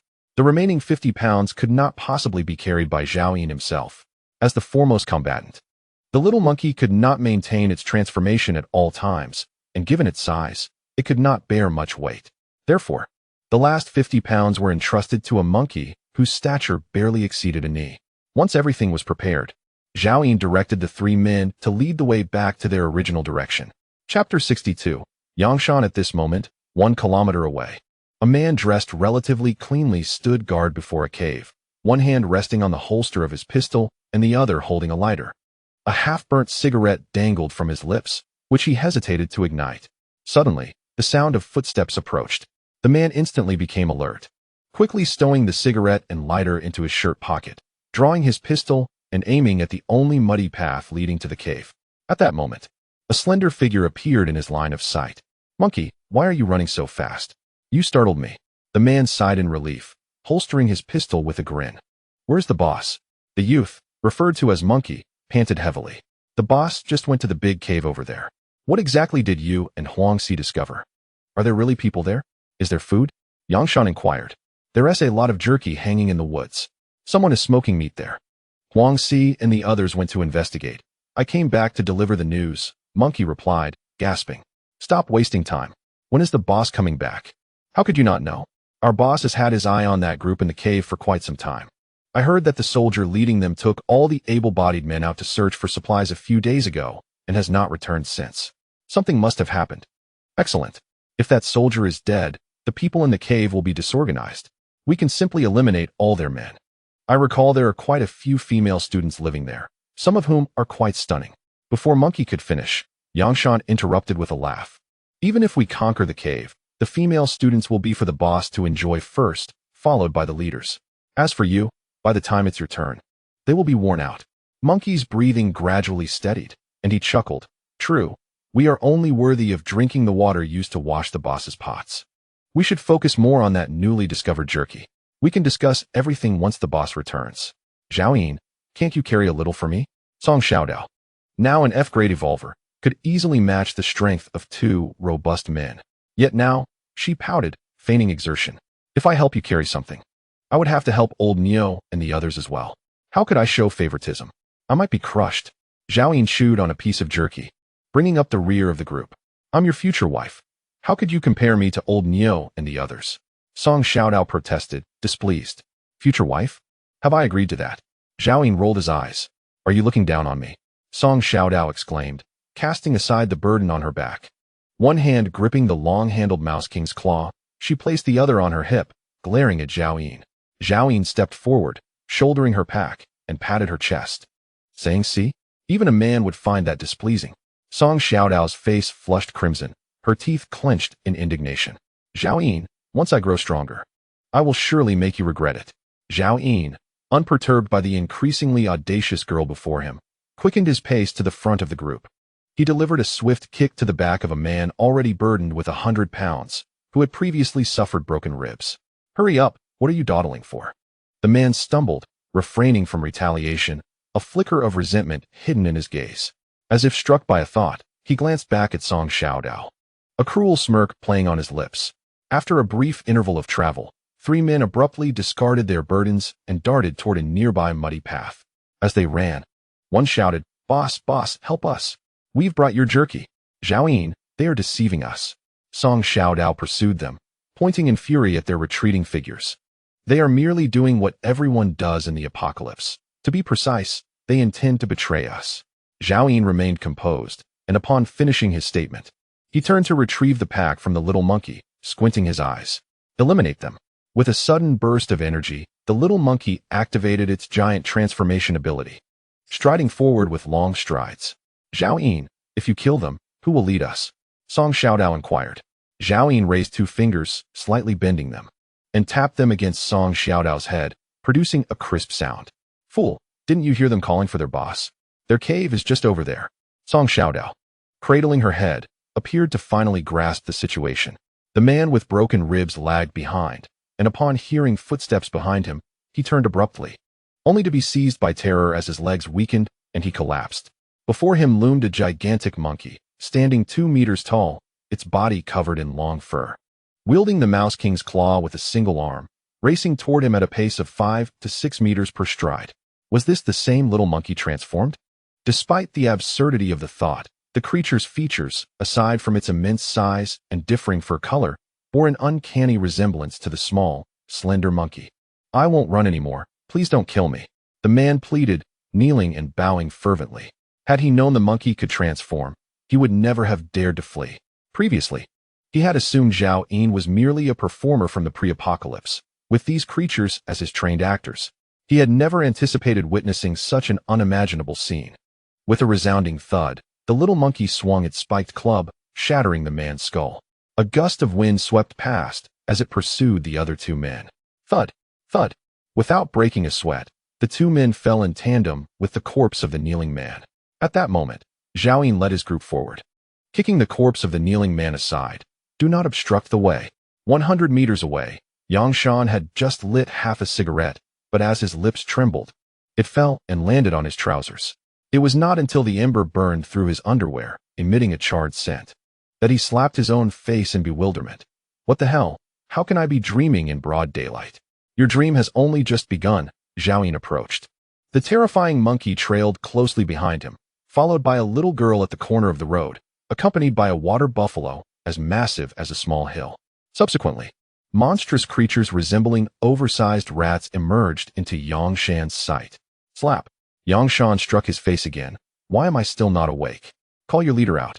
Finally, Zhao Yin stood before Yangshan, halting his steps, his gaze calm and unwavering. "Damn it," Yangshan cursed, drawing his pistol from his waistband. Yet in the next instant, he found himself empty-handed.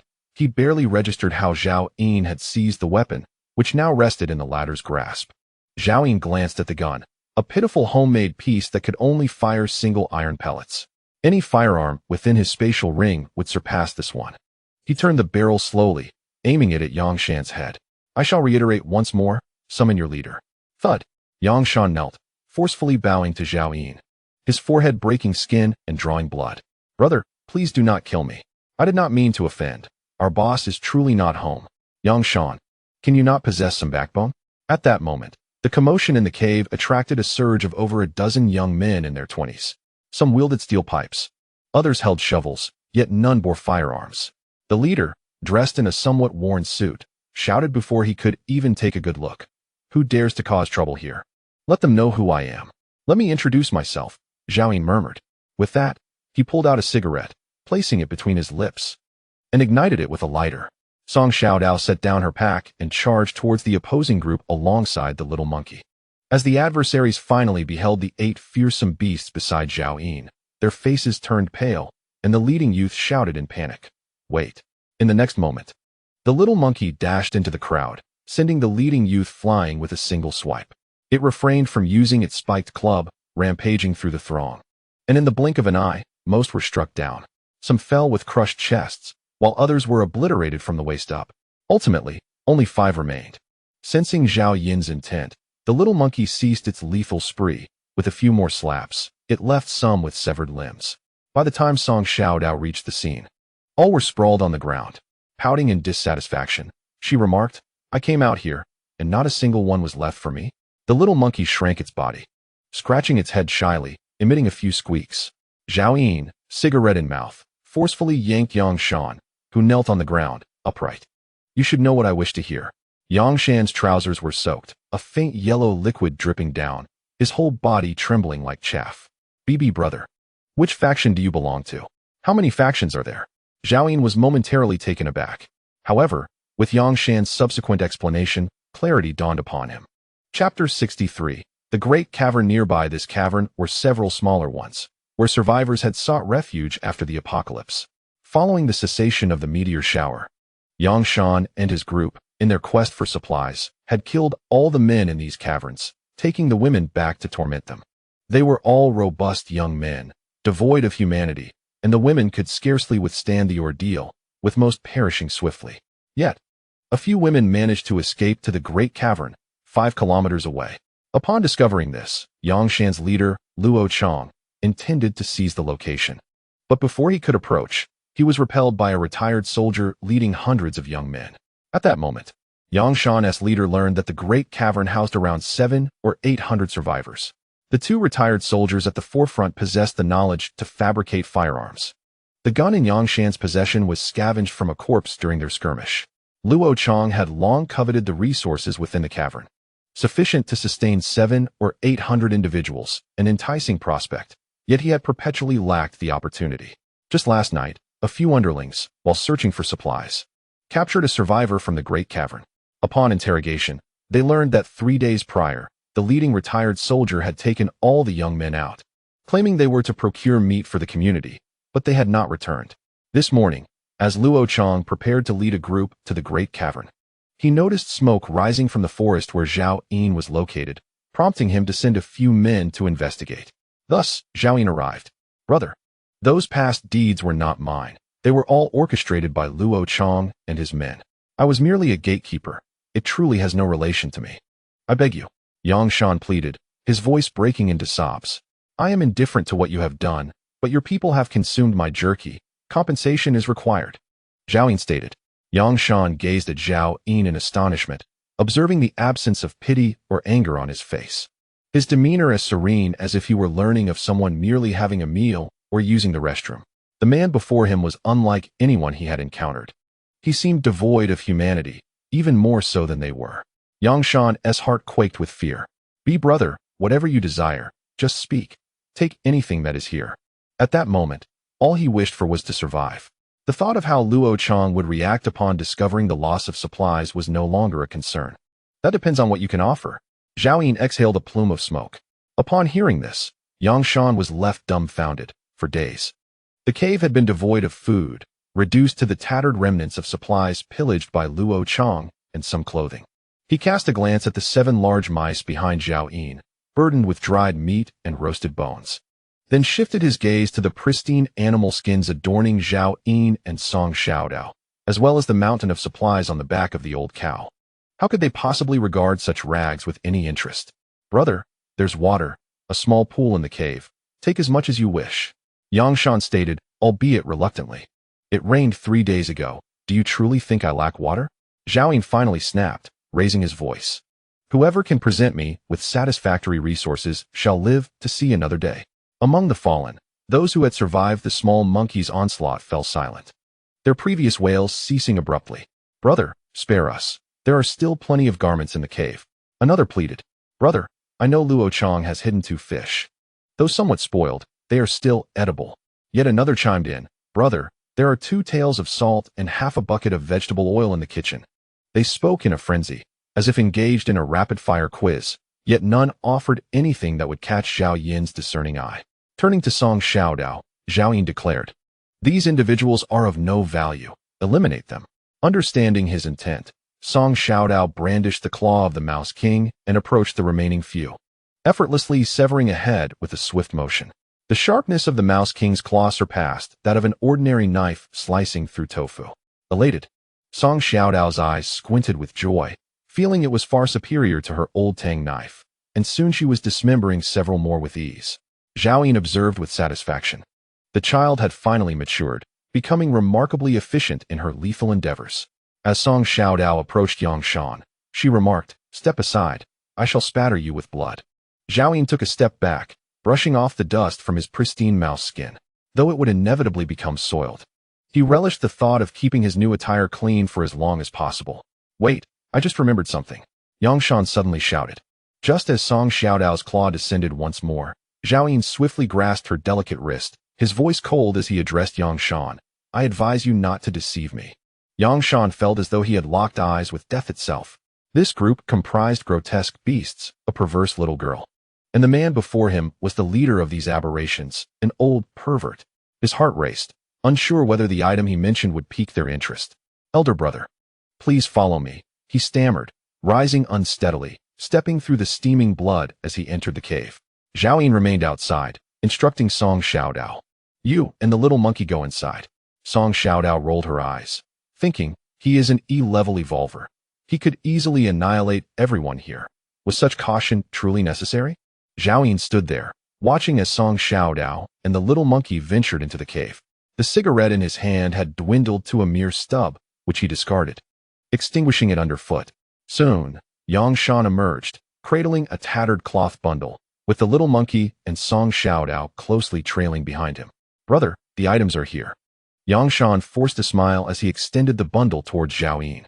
Open it, Zhao Yin instructed softly. Yang Shan quickly understood that the other party was concerned about potential traps, and hurriedly placed the package on the ground, peeling it open layer by layer. As he unwrapped each layer, the package, initially the size of a human head, gradually diminished until only a walnut-sized object, wrapped in a layer of tissue paper, remained. Zhao Yin slowly furrowed his brow, while Yang Shan's legs trembled in anxiety. Ultimately, he hesitated to remove the tissue paper, exclaiming, "Brother, this is the only thing I can present. Open it," Zhao Yin urged. With a reluctant resolve, Yang Shan unwrapped the tissue paper, revealing a blood-red crystal glimmering under the sunlight. Zhao Yin's gaze sharpened. "A star crystal. I found this when the meteor shower occurred, nestled among the fallen meteors." Yang Shan, fearing Zhao Yin's skepticism, earnestly insisted, "I saw it fall from the sky with my own eyes. It is certainly not a mere artifact. Are you unaware of its significance?" Zhao Yin inquired, then seized the star crystal. "Brother, although I am not certain of its powers, Luo Chang asserted it to be an extraordinary treasure, potentially linked to the apocalypse," Yang Shan fervently explained. Zhao Yin nodded slightly, aware that they were yet to uncover the secrets of the star crystal. After a moment's contemplation, Zhao Yin asked, "Do you know the location of that cave?" This Luo Chang, at the onset of the apocalypse, managed to command a group of followers and acted with ruthless cunning. "Until he is dealt with, I cannot feel at ease." Yang Shan promptly agreed, "I know the way. Brother, I will guide you." Leading the group toward the great cave, Zhao Yin, en route, crushed the star crystal. A bottle of iced red tea materialized. Had he been able to provide the little monkey with a bottle of this attribute-doubling iced tea during the recent encounter with the rat swarm, perhaps he would have gained a contract beast in the form of a white rat king. Alas, time could not be reversed. At that moment, 5 kilometers away, outside a vast natural cave, SSS-Han was perched on a stone wall, addressing the 30 men armed with weapons below. "Luo, last time you begged on your knees, and our Captain Wang spared your life. Now, what audacity brings you back to court death?" Chapter 64. The farmer and the snake. Luo Chang, towering at nearly 2 meters, appeared imposing compared to the gaunt men surrounding him. Standing amidst the crowd, he laughed. "Brother Xie, I have come specifically to thank Captain Wang for his mercy last time. Where is he? Why doesn't he come out to see me? Our Captain Wang is too busy for you. Be gone. Otherwise, even if he is of a good temperament, should you provoke him, I fear you, Luo Chang, may not leave this time." SSS-Han retorted.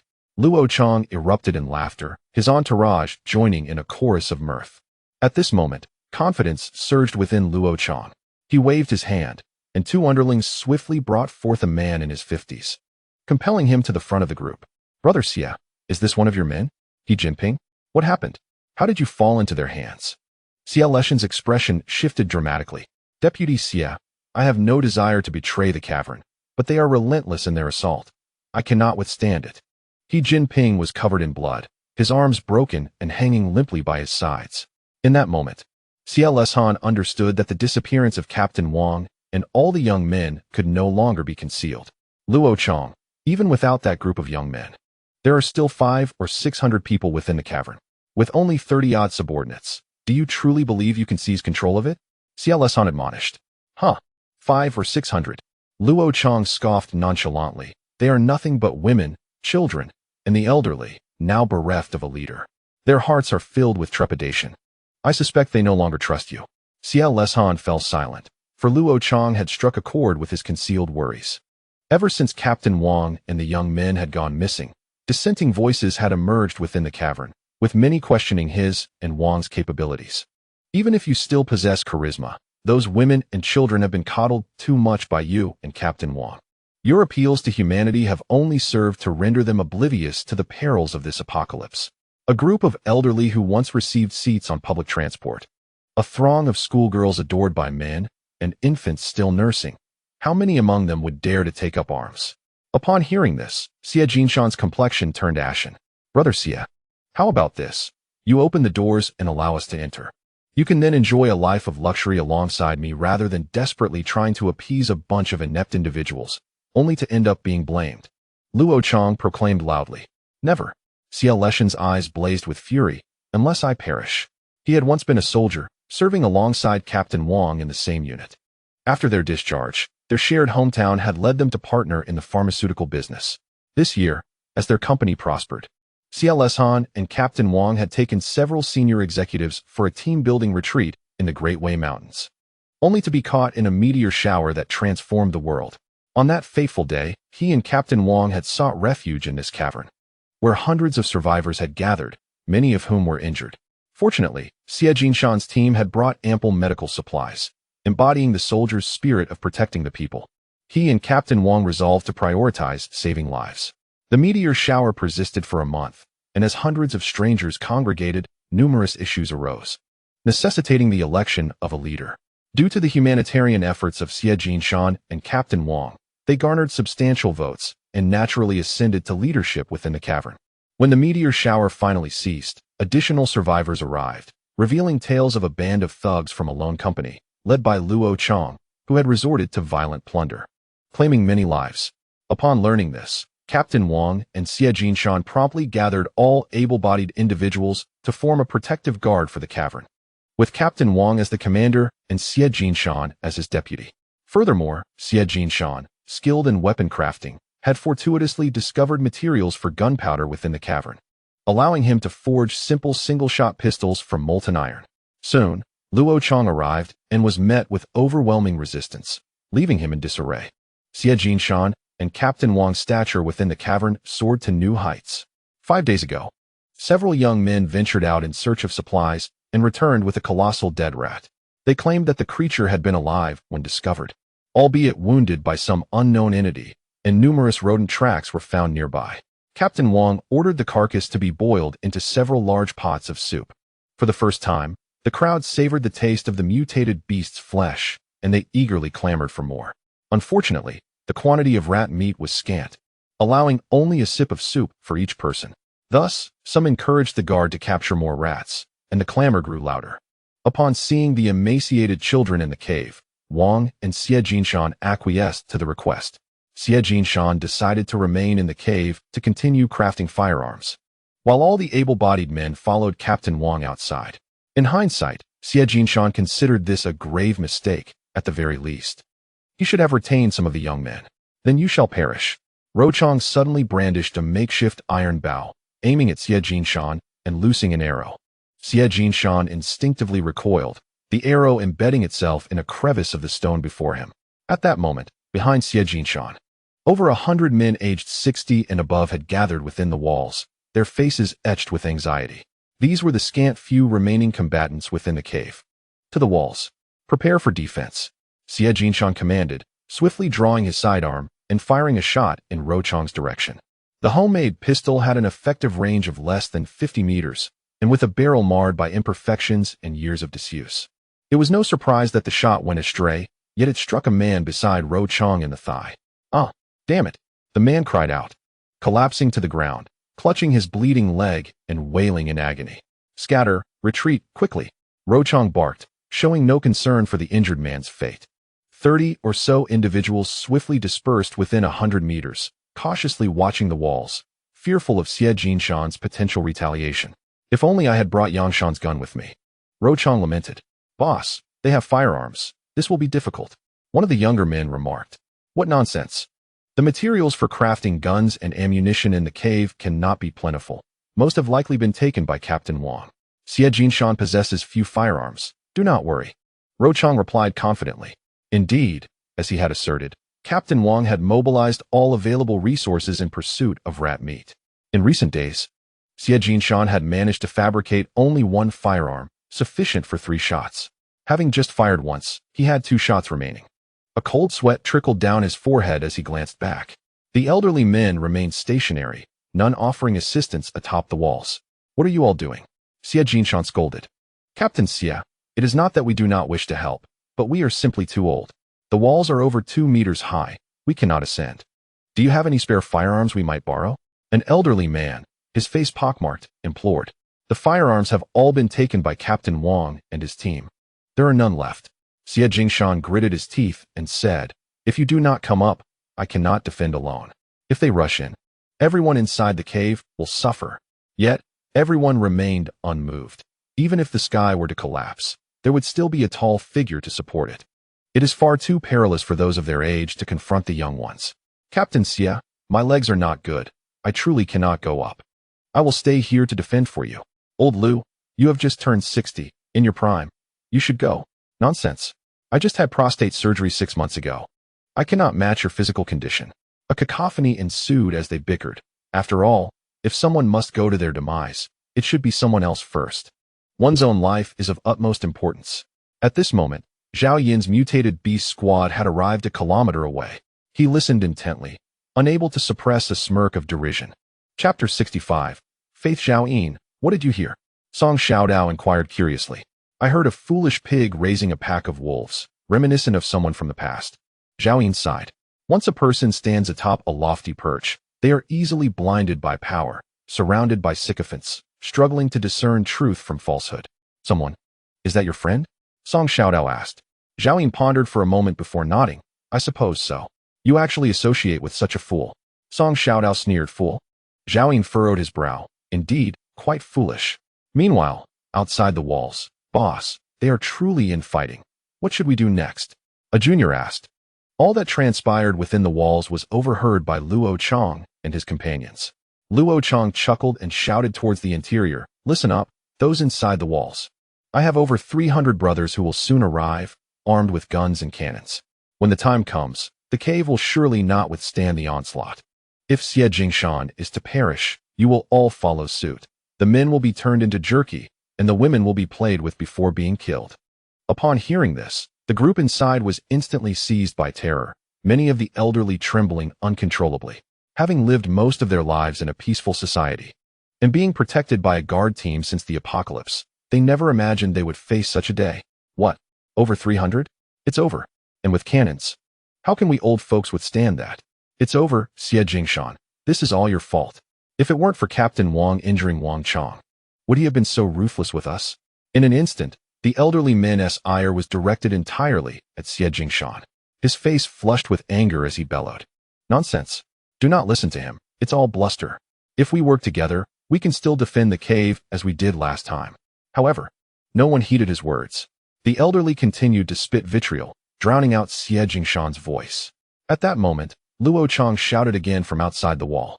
The individuals within the enclosure listened intently, as I proclaimed my singular desire to eliminate Xie Jingshan. Should anyone dare to accompany him in defiance, once the walls are breached, they must not blame me, Luo Chong, for my ruthless and unyielding nature. I extend to you an opportunity. Whoever can procure the head of Xie Jingshan shall be rewarded with 30 pounds of provisions and granted entry into my ranks. Within the walls, the elders erupted into a cacophony once more. 30 pounds of food and the chance to join his faction? The team led by Captain Wang would not return. Even if we managed to fend off this assault, what of the next? How long could we, this band of elders, endure in this apocalyptic landscape? Aligning with Luo Chong and following that youthful entourage seemed the only path to survival. Captain Xie, you have pushed Brother Luo too far. It is not merely a lack of mercy towards him, but a perilous disregard for our own fates. Zhao Yin, positioned 300 meters away, heard everything but chose not to reveal himself, as if he were witnessing an enthralling performance. Such is human nature, when confronted with crisis. Many will opt to sacrifice others in pursuit of their own benefit. Morality becomes a mere illusion, and ungratefulness reigns supreme. Individuals are capable of any deed and uttering any words. In their despair, the elders could no longer discern right from wrong, preferring instead to fantasize about an ideal resolution. Seizing the moment when Xie Jingshan was unguarded, one elder picked up a stone from the ground and struck him fiercely from behind. Thud! Xie Jingshan felt darkness envelop him. Staggering forward, his hand instinctively reaching for his head, now stained with blood. In disbelief, he turned to the elder who had attacked him and asked, "Do you truly wish to kill me?" He had believed that his unyielding protection of these people, providing them with better living conditions and sharing his sustenance, would earn their genuine loyalty. He thought the soldier's duty was to safeguard the homeland and its people in times of peril, earning glory and respect in return. Yet, why had it come to this? Were these people devoid of reason? As Xie Jingshan slowly collapsed into the very midst of those he had sought to protect, his eyes widened towards the heavens. At that moment, it seemed as though an intangible voice shattered within his heart. That was faith. It was not that he lacked the strength to rise, but rather, his spirit had perished. Zhao Yin sighed. Never underestimate the depths of human greed and folly. In his former life, had he not mirrored Xie Jinshan's plight? At that moment, Luo Chang, hearing the internal strife, donned a mocking expression and bellowed. Why have the gates not been opened? The heavy wooden door was gradually pried open by several elders working in unison. Many of them eagerly approached Luo Chang, each wearing a sycophantic grin. Welcome, Brother Luo. From this day forward, you shall be our leader. We beseech your guidance. Please, come inside. Luo Chang strode forward with confidence, a broad smile upon his face. Suddenly, he swung his makeshift iron bow, bringing down the first elder who approached him. Bah! Luo Chang spat contemptuously, issuing a loud command. Kill them all. These old fools can scarcely sustain themselves. Keeping them alive only wastes provisions.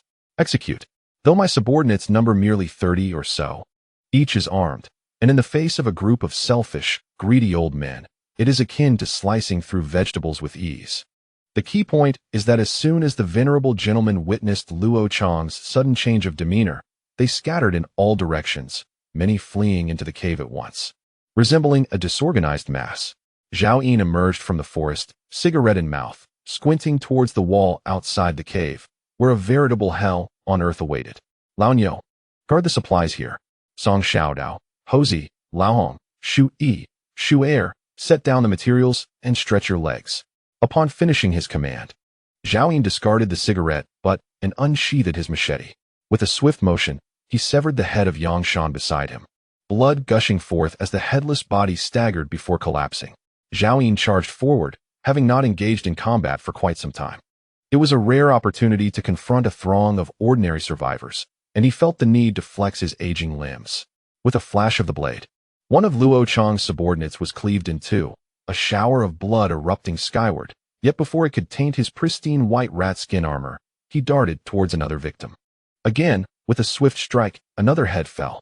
At that moment, Xiao Hozi and 7 colossal rats surged into the crowd, followed closely by Song Xiaodao. And in the blink of an eye, the majority of the mass was decimated, whether they were the old men or Luo Chang's men. Those who encountered the contract beasts met their demise without a shred of resistance. Luo Chang glanced back, his face ashen. He had never encountered a monkey of such enormous size, more fearsome than a gorilla, nor had he ever seen rats of such magnitude, or that terrifying little girl. As he turned to flee, a tall youth approached him, weapon dripping with blood. He hurriedly exclaimed, "Brother, please don't." With a swift stroke, Zhao Yin severed Luo Chang's head from his shoulders. He had no patience for idle chatter. After all, the intent was to kill. Having run so far, it was all for the thrill of that one decisive strike, was it not?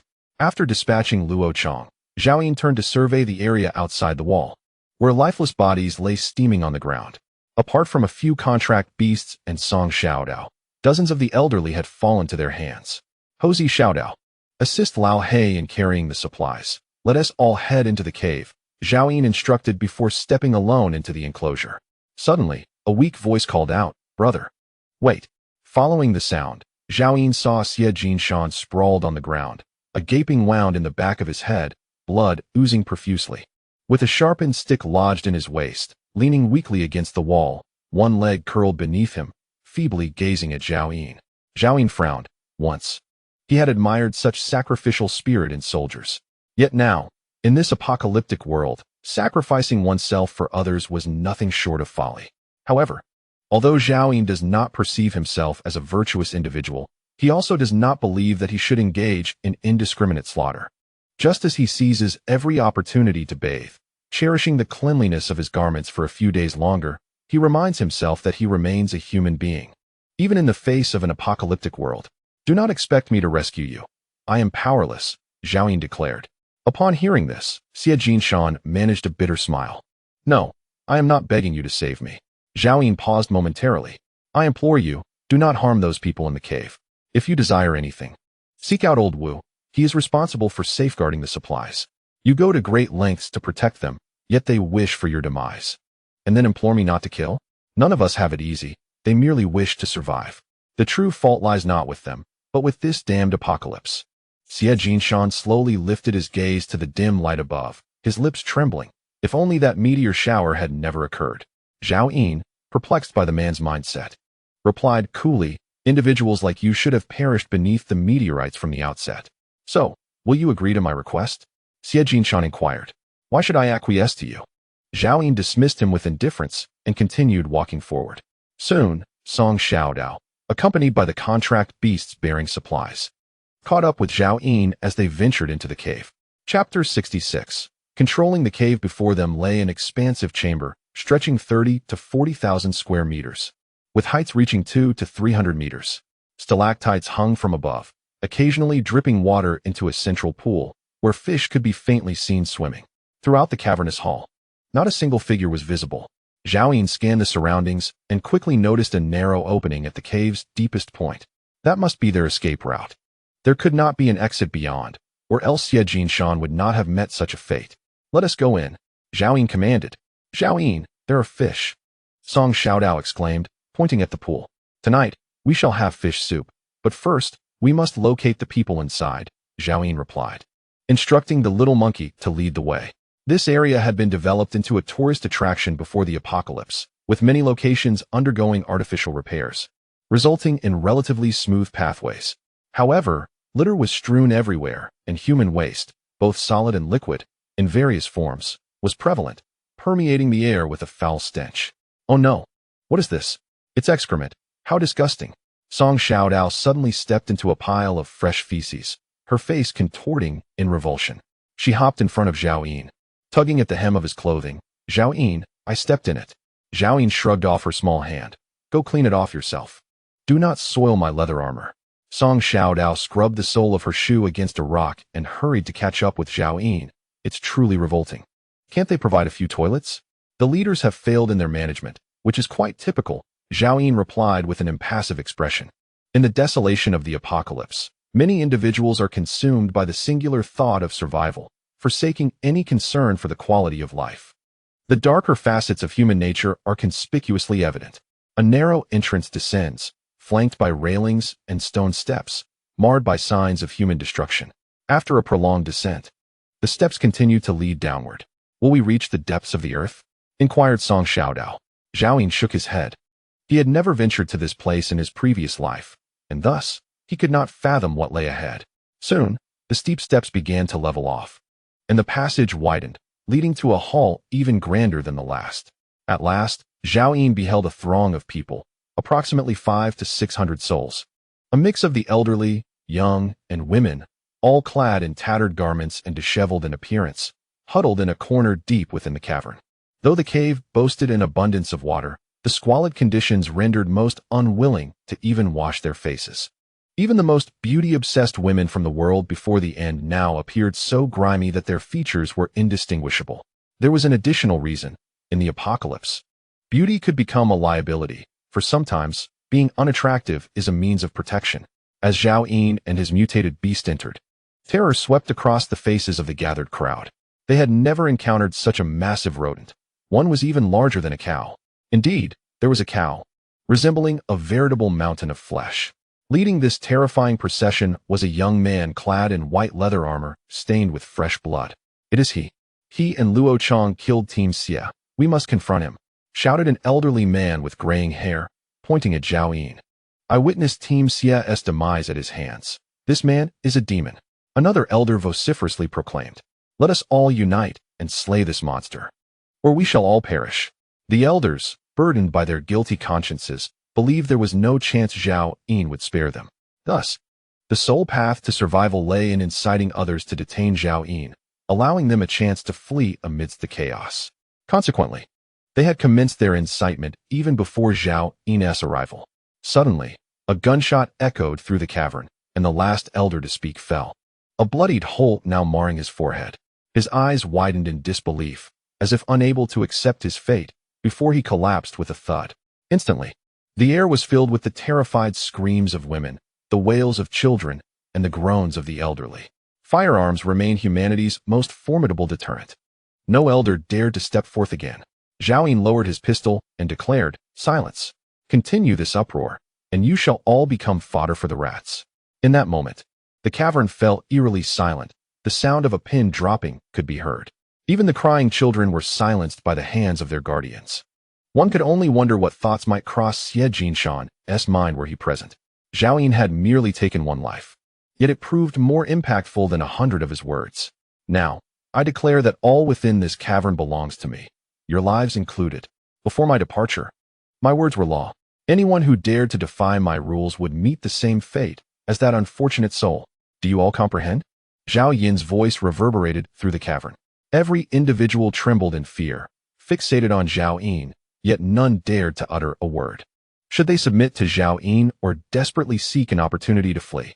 This was a dilemma, and they awaited the choice of those beside them. Do any of you comprehend my words? Zhao Yin questioned again, her tone sharper. Silence prevailed once more. It seemed only Zhao Yin's voice filled the cavern. Bang! Another gunshot echoed as Zhao Yin fired, striking the head of a bald elder, his brain matter splattering everywhere. Chaos ensued once again. Please don't kill me. I wish to live. Woo-woo. Where is Captain Wang? Why hasn't he returned to protect us? Don't shoot, I beg you. My child is only 3 years old and cannot be without a mother. Those on the periphery desperately pushed inward, while those inside gasped for air and shoved outward. Bang! No one anticipated that Zhao Yin would fire again. Another elder collapsed. So you dare to break my rules? Zhao Yin scolded. The crowd finally fell silent once more. They began to understand that wasting words would cost them their lives. It dawned on them that Zhao Yin killed without a second thought, entirely heedless of consequence.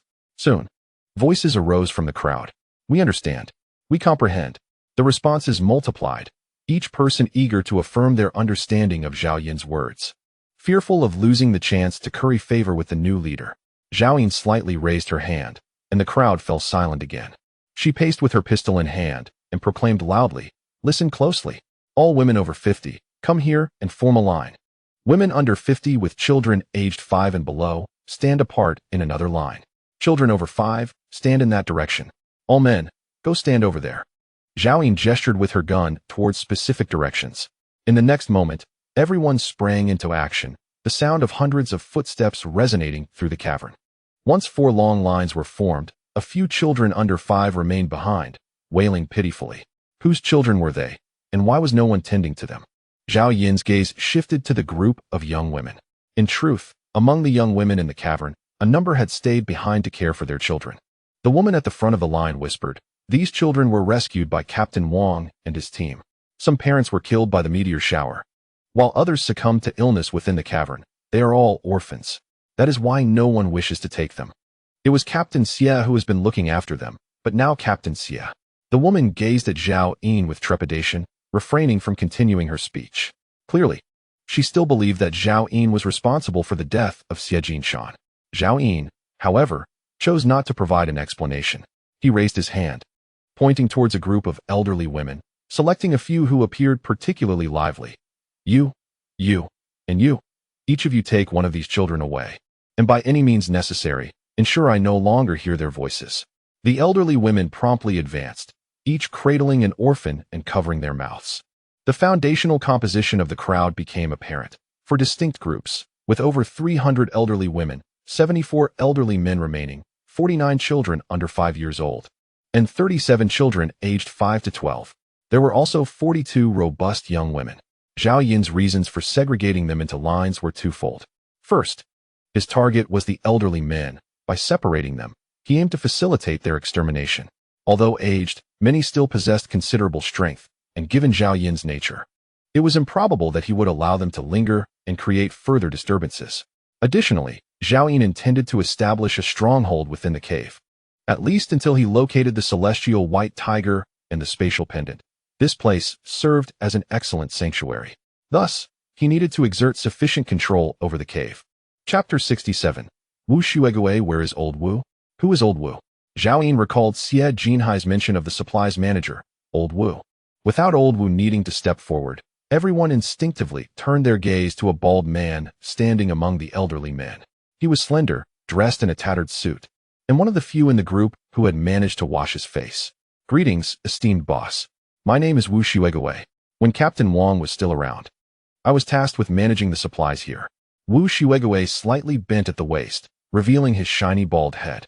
Zhao Yin nodded, "Come to my side." Wu Xuegui appeared to be in his 40s and walked with a limp. Perhaps this was why he had not been taken away by Captain Wang nor summoned by Xie Jinshan to resist Luo Chang. just as Wu Shuigui approached Zhao Yin. He was suddenly seized by the collar, lifted effortlessly by a single hand. Boss. Wu Shuigui was taken aback, astonished by the sheer strength of the other. Was this truly human? I require all the supplies here. Do you understand what you must do? Zhao Yin inquired. All supplies are stored in the warehouse, with detailed records of every transaction. As established by Captain Xie, I would never dare to conceal anything from the boss, nor could I. Wu Shuigui, sweating profusely, managed a strained smile. I will take you to see them right away. Please release me. Zhao Yin nodded, recognizing that even in a crisis, this man maintained clarity of thought. No wonder he had been entrusted with such an important position by Captain Wang and Xie Jinshan. How did you come to be lame? Zhao Yin asked. I sustained my disability while serving in the military, guarding the border near a neighboring country during a conflict.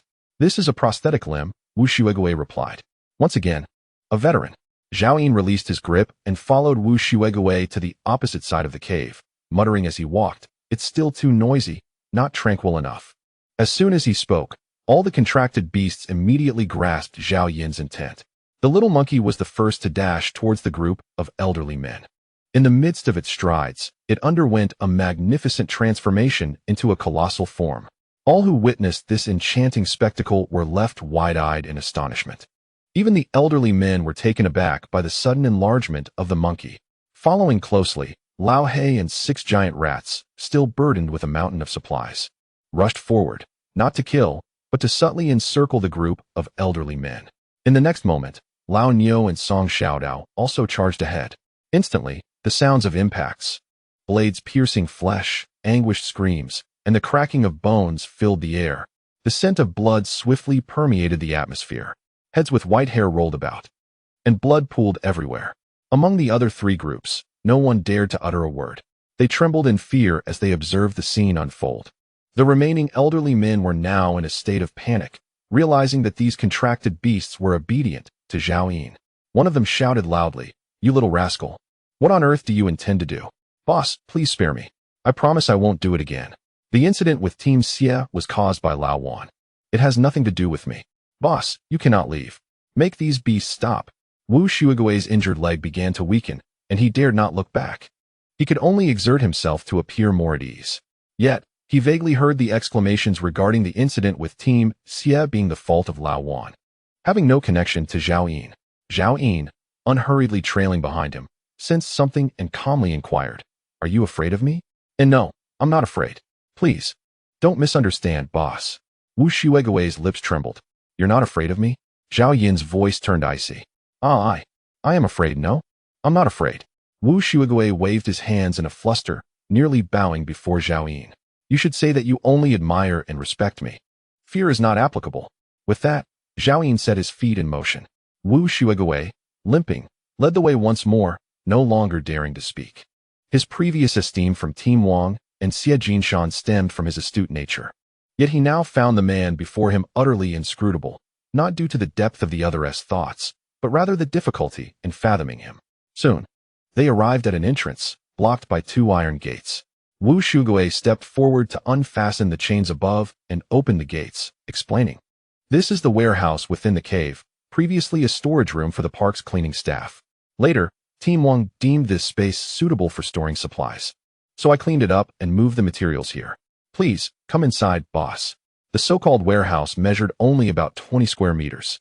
It was filled with debris, yet arranged in a relatively orderly fashion, indicating that Wu Shuigui, the warehouse manager, had indeed put much effort into maintaining it.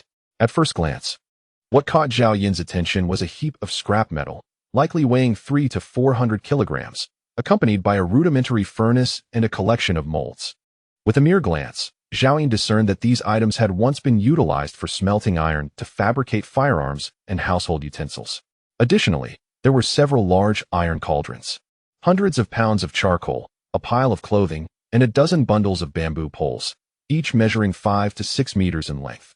These discarded items held little significance for Zhao Yin. On the day the apocalypse descended, the scenic area hosted hundreds of thousands of tourists. Yet only 1,000 or 2,000 sought refuge in the cave. Many were grievously injured, despite Team Leader Wang's fervent efforts to rescue as many as possible. Only 700 or 800 survived. Even the garments of the deceased were not wasted. Xie Jinshan pointed towards the pile of clothing, seemingly recalling something, and sighed heavily. Where's the food? What have you been subsisting on for over a month? Zhao Yin inquired directly. Wu Shuigui gestured towards the bamboo poles. These were originally part of a bamboo grove planted by the scenic area beside a pond. After the end of the world arrived, they mysteriously withered and died. Team leader Wang instructed us to cut them down for fishing. Since the tourists were accustomed to carrying food, when 1,000 or 2,000 people flooded into the cave, they brought along a fair amount of provisions. Later, team leader Siem melted down these large cauldrons. And each day we used the fish we caught to cook some bread and ham, which helped us endure that month. As time passed and the food dwindled, team leader Wang discovered a newly sprouted vine within the cave, the leaves of which were edible. Each day, they could harvest 100 to 200 pounds, which, when mixed with fish meat to make soup, ensured that few perished from hunger. From Zhao Yin's perspective, Wu Shuigui's cheeks were sunken, and his eyes were devoid of life. Wu Shuigui licked his lips and lamented, "Unfortunately, the fish in the pond cannot last indefinitely. Team leader Wang only permits us to catch 30 each day, claiming it is better to conserve for the long haul." Upon hearing this, Zhao Yin felt a wave of relief, having feared that Wu Shuigui might mention resorting to cannibalism for survival. Indeed, there were mutated crops here. "Take me to see that vine," Zhao Yin exclaimed. Although his tone was composed, a flicker of excitement coursed through him. Recently, he had grown weary of consuming chestnuts and rat meat, and longed for a variety of other foodstuffs to enhance their meager rations. Not only were there fish here, but also mutated vegetables he hadn't tasted in ages. Wu Shuigui cleared away the pile of clothing to reveal a natural fissure in the rock wall. "Please, follow me," he beckoned. Zhao Yin was taken aback, not expecting that the mutated crop would be concealed here. He trailed behind Wu Shuigui into the crack, discovering an expansive cavern nearly 1,000 square meters in size. This space had not been developed by the scenic area, nor did any light penetrate its depths. Only the occasional phosphorescence of stalactites overhead sparkled like stars in the night sky. There, a vine as thick as a thigh rooted itself against the nearby rock wall, sprawling over 70 to 80 square meters, adorned with round, lush, and succulent leaves. Crispy ear vegetable, E-grade mutated plant, rich in nutrients. Effects: cures stubborn ailments. Special effect: regenerates 24 hours after harvesting. Zhao Yin took a deep breath, astonished to find an E-grade mutated crop. Generally, evolutionaries do not fall ill. Yet once they do, it becomes exceedingly difficult to cure. In a world devoid of any medical facilities, the efficacy of the fragile ear herb can sometimes be a matter of life and death. Zhao Yin has a particular affinity for anything that can ensure survival. Moreover, the unique properties of this herb allow for cyclical regeneration, which explains why Wu Shuigui claims that one can harvest 200 to 300 pounds daily. It is no wonder that the elderly, though emaciated, seldom display signs of illness. In this apocalyptic era, aside from food, what is most scarce is medicine. Even if Zhao Yin cannot utilize it himself, he can barter it for much-needed supplies with other camps in the future.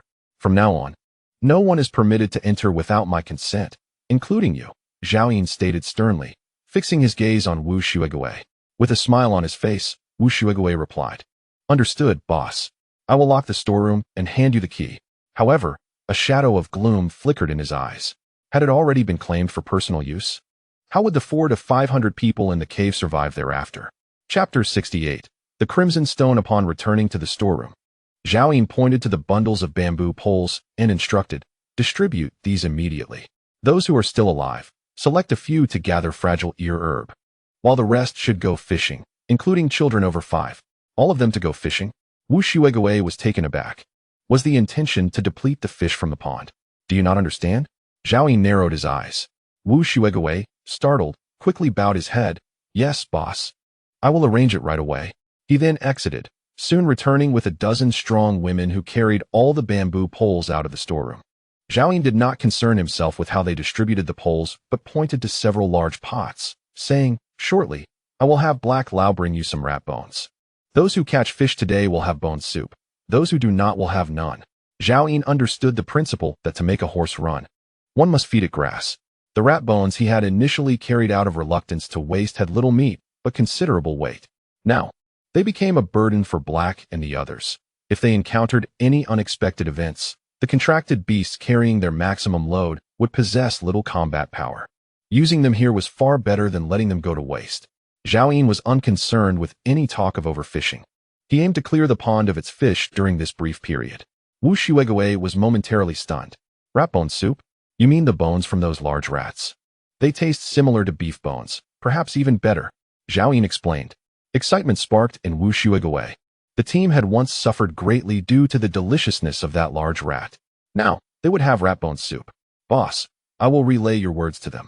Many will surely be eager to work hard for you, Wu Shuegaoei joyfully declared before limping away. Zhao Yin had not anticipated that rat bones would be such an enticing prospect for these individuals. From his perspective, rat bones were hardly a valuable commodity, even less so than the fish in the pond. However, for those trapped within the cavern, they had long been deprived of a hearty meal, let alone the delectable dishes they had yearned for. Upon exiting the warehouse, Zhao Yin made her way back to the previous assembly point. Song Xiaodao and the contracted beasts had successfully dealt with the group of elderly men, leaving a few elderly women to handle the remains. Not far off, hundreds of individuals clutched bamboo poles, many of whom had already unraveled the threads from their old garments, preparing to twist them into makeshift rope.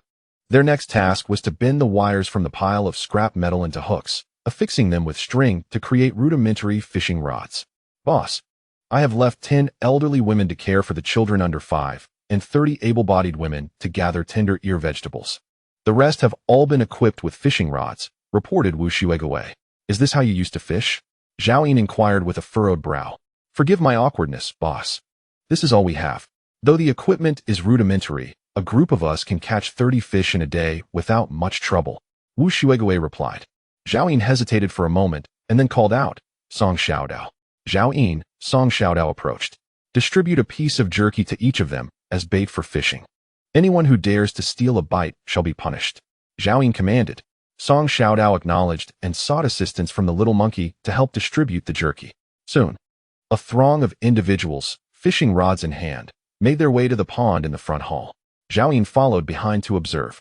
The modest pond was quickly surrounded by 500 or 600 people. Some, unable to contain their excitement, cast their lines, and within minutes, a fish was caught, a 1-pound white fish. Wu Shuegaoei's eyes widened. Boss, what kind of meat did you give them as bait? We used to fish for half a day without a single bite, and the fish here are notoriously elusive. Why does your meat work? Just the meat of those large rats, Zhao Yin replied casually. Wu Shuegaoei was momentarily stunned, struggling to process the revelation. The boss was actually using rat meat for fishing? Such meat was considered a delicacy. Even before the apocalypse, such extravagance would have been unheard of. Zhao Yin, feeling quite pleased, approached the elderly woman who had caught the fish, removed it from the hook, and examined the bait. She merely tore a small strip of meat to attach to the iron hook, showing no wastefulness. Zhao Yin nodded. Tonight, you shall enjoy rat bone soup. Thank you, boss. Thank you, the elderly woman exclaimed, bowing in excitement. Zhao Yin, holding the fish, made her way back through the passage and soon returned to the hall in front of the warehouse, casually handing the fish to Song Xiaodao. Go and prepare fish soup for our midday meal. Wonderful. We have fish soup, Song Xiaodao exclaimed joyfully, bouncing away with the fish. However, once she evaded Zhao Yin's gaze, she retrieved a frying pan from old Nio's back and then approached the few elderly women who were tending to the children, her expression stern as she asked, Who can make fish soup? I can. So can I. Almost all the elderly women expressed their ability to prepare fish soup. Before the apocalypse, they were all retired elderly individuals, and those who could venture out to travel were generally in good health. In their daily lives at home, their hobbies, aside from playing mahjong and dancing in public squares, included ample time for culinary exploration. Song Xiaodao discreetly handed a piece of dried meat to a clean-faced matron. I'll quietly ask you to prepare fish soup for me. But you mustn't let Zhao Yin know. The matron nodded eagerly in agreement. Of course. Wu Shuegaoei cautiously inquired of Zhao Yin, boss. There are women responsible for harvesting crisp ear vegetables who wish to know if there will also be rat bone soup for them tonight. Zhao Yin nodded. Go inform them that those who work diligently shall be rewarded with food. Should anyone dare to hoard, even if it be just one person, I will have them all killed to feed the rats. Today, he had ruthlessly executed that group of elderly men before everyone, ensuring no one would dare to hide anything. At the very least, for the next couple of days, they would not have the audacity to steal. Nonetheless, Zhao Yin employed this method to instigate mutual supervision among them. Wu Shuigui trembled. Understood, boss. However, he did not leave immediately, hesitating with a troubled expression. Do you have something to say? Zhao Yin asked. His peripheral vision caught sight of Song Xiaodao in the distance, observing her laziness with keen awareness. Boss, there are still some items in the warehouse that I am uncertain whether I should hand over to you. Wu Shuigui hesitantly replied. Zhao Yin turned to look at him, his gaze growing colder. Are you concealing something from me? He had been too anxious to check the accounts before rushing to inspect the crisp ear vegetables. Wu Shuigui's face flushed crimson, and he suddenly knelt down. Boss, please hear me out. I did not intend to conceal anything. It's just that those items are of little use. More likely, after giving them to you, they could pose a danger. What items? Zhao Yin inquired, intrigued. He focused on Wu Shuigui's evasive eyes, quickly realizing that the latter feared being suspected of ill intentions. If he truly intended to withhold information, he would not risk revealing it now. Wu Shuigui retrieved a fist-sized ragged cloth bag from his pocket and respectfully handed it to Zhao Yin. You might not believe this, but within the heads of those zombies, there are two kinds of stones. One is transparent, and the other is blood red. The transparent stones are of little consequence. But the blood red stones, once struck open, can yield something out of thin air, sometimes food, sometimes water, or potentially poison. Zhao Yin's heart skipped a beat. The blood red stone described by Wu Shuigui was none other than the star crystal. It turned out they had already uncovered the secret of the star crystal. Chapter 69. Lightning abilities. Zhao Yin opened the ragged bag directly, revealing 2 vials of potion, a pink pill, and over 100 corpse crystals. Boss, this is the transparent stone. Wu Shuigui pointed at the corpse crystals, saying, initially, Captain Wang and the others conducted experiments, having someone crack open a piece. And as a result, that person turned into a zombie. Hearing this, Zhao Yin immediately recalled certain events from his previous life. Once the corpse crystal is shattered, it unleashes an immense energy that those who have not previously utilized evolution potions cannot withstand. Blindly activating a corpse crystal will inevitably transform the majority into zombies, with only a select few retaining a semblance of consciousness, becoming grotesque entities that are neither human nor undead. These beings possess human intellect, yet have entirely forfeited their humanity. They feed on fresh flesh and can thrive through the energy of the corpse crystal, gaining formidable strength and an accelerated growth rate that surpasses that of ordinary zombies. They later acquired a terrifying name from the survivors, corpse demons. However, the number of corpse demons is exceedingly rare. Thus, in his past life, Zhao Yin learned of their existence only in the 7th year of the apocalypse. Before he could delve further, he met his demise. He activated his true sight. Evolution potion, grade E, type. Basic potion, consuming it unlocks the E-grade evolution gene, bestowing greater strength. Zhao Yin's hands trembled. This was precisely what he needed at this moment. In his previous life, he had intentionally lingered at E-grade for over half a year in search of an E-grade evolution potion.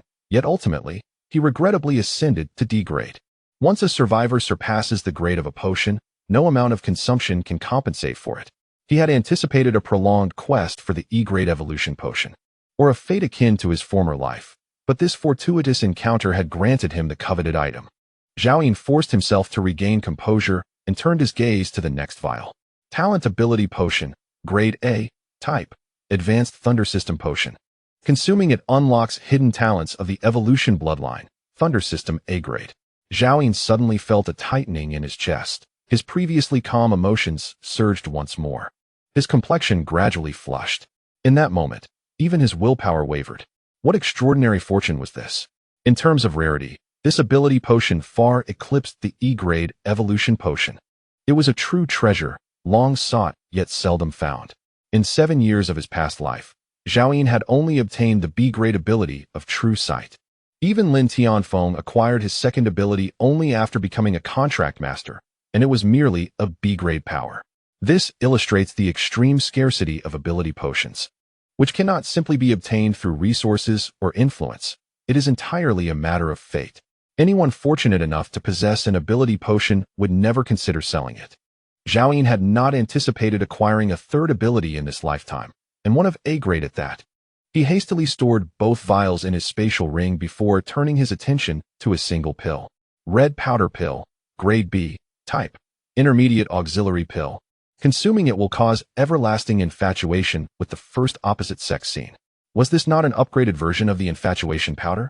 In the pre-apocalyptic world, it would undoubtedly have been a treasure adored by those seeking affection. However, for Zhao Yin, it held little value. He thought to himself. He swiftly stored it in his spatial ring, his speed nearly matching that of collecting the ability potions. As for the remaining corpse crystals, they were of no discernible grade. Thus, Zhao Yin surmised that the cave's guardian team had ventured out to slay the zombies immediately after the outbreak, relying on their numerical superiority. Having traversed from 5 kilometers away, he had not encountered a substantial horde of zombies along the way, which he presumed was their doing. Otherwise, given the capabilities of the cave's guardians, lacking any evolved individuals, it would be arduous to contend with zombies of F grade or higher, let alone acquire the star crystals. At that moment, Wu Shuigui noticed the sudden disappearance of the object in Zhao Yin's hand. He was merely taken aback for a moment before returning to his usual demeanor. This young man exuded an air of mystery, something Wu had grown accustomed to. Boss, those medicines are perilous. You must exercise utmost caution. We once had a vial of medicine, and after Captain Wang had someone consume it, that individual began to bleed from all orifices and perished in an instant. Since then, Captain Wang ordered all newly acquired medicines to be stored in the warehouse, forbidding anyone from using them recklessly. At this, Zhao Yin understood. That vial was likely an evolution agent, at least of E-grade. The individual who had recklessly consumed such a high-grade agent without being an evolved one was fortunate to have met a swift demise. In truth, a significant proportion of evolution agents derived from star crystals were of F-grade. Otherwise, how could those evolved individuals, lacking the true vision, have survived? As Zhao Yin lamented the loss of that vial, he secretly pondered whether to deem the guardians unfortunate or extraordinarily fortunate. To describe their luck as extraordinary would not be an exaggeration, yet they possessed treasure while remaining unaware of its use, thus benefiting Zhao Yin. What of the other items? Are there any left? Zhao Yin inquired, swiftly adding, the items derived from the blood-red stones. Wu Shuigui handed Zhao Yin a ledger, saying, not long after the meteor shower ceased, the food inside the cave began to rot and emit a foul odor. Captain Wang organized a team to venture out in search of supplies, acquiring a total of 12 blood-red stones. The food and water produced from them were distributed as rewards to the survivors. Only these harmful transparent stones and medicines remain. Have you consumed any of that food? Zhao Yin asked, his eyes wide with disbelief. Yes. Wu Shuigui nodded anxiously, quickly adding, they all ate it. I didn't touch a bite. At that time, the Guardian team hadn't officially formed yet, and Captain Wang distributed it to ensure they worked diligently. It is said to have been quite delicious.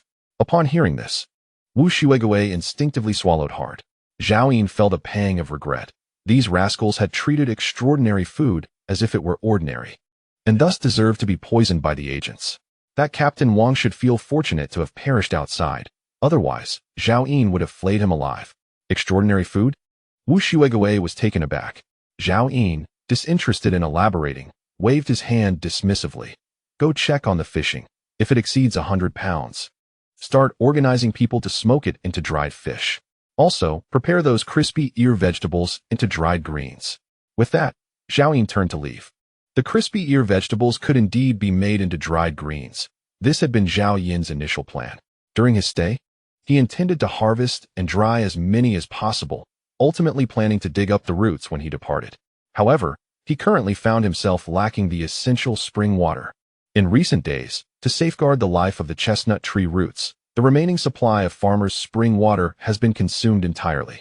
He intends to conclude his current affairs and embark on a quest for the elusive flying white tiger tomorrow, while also slaying zombies to acquire corpse crystals and star crystals. As for the spatial pendant, the only information Zhao Yin possesses is that it lies upon a corpse king. Zhao Yin found an open space, deployed his cloaking tent, and instructed his contracted beasts to stand guard outside before stepping inside. Zhao Yin, the fish soup is ready. Come and see its milky white hue. Taste the culinary skills of your fiancé, Song Xiaodao exclaimed, carrying a pot of fragrant fish soup and swallowing hard. Where is Zhao Yin? The little monkey pointed towards the empty space. Song Xiaodao immediately understood. That was the cloak tent, and she hurriedly fumbled to find the entrance. The little monkey tugged at her clothes, vigorously shaking its head. What is Zhao Yin doing? Song Xiaodao inquired. The little monkey chattered and gestured. indicating that it sensed its master growing stronger. Is he evolving again? Song Xiaodao suddenly grasped the situation, her eyes widening. Did he not just evolve to E-rank? An hour passed, then another. As darkness enveloped the sky, Zhao finally emerged from the cloaking tent. Chapter 70. The White Cat. Human male, supernatural ability awakened, E-rank evolver. Evolution degree 100026. Strength 62. Agility 69. Stamina 50. Spirit 95. Talent B-rank shooting. Life countdown. 109,963 days. At this moment, Zhao had unlocked his E-rank potential. With all attributes nearly doubled, his senses had sharpened, enabling him to hear faint sounds from 5 kilometers away, without obstacles.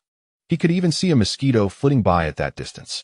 Moreover, Zhao had mastered A-rank lightning abilities, though they could not be probed with the true vision eye.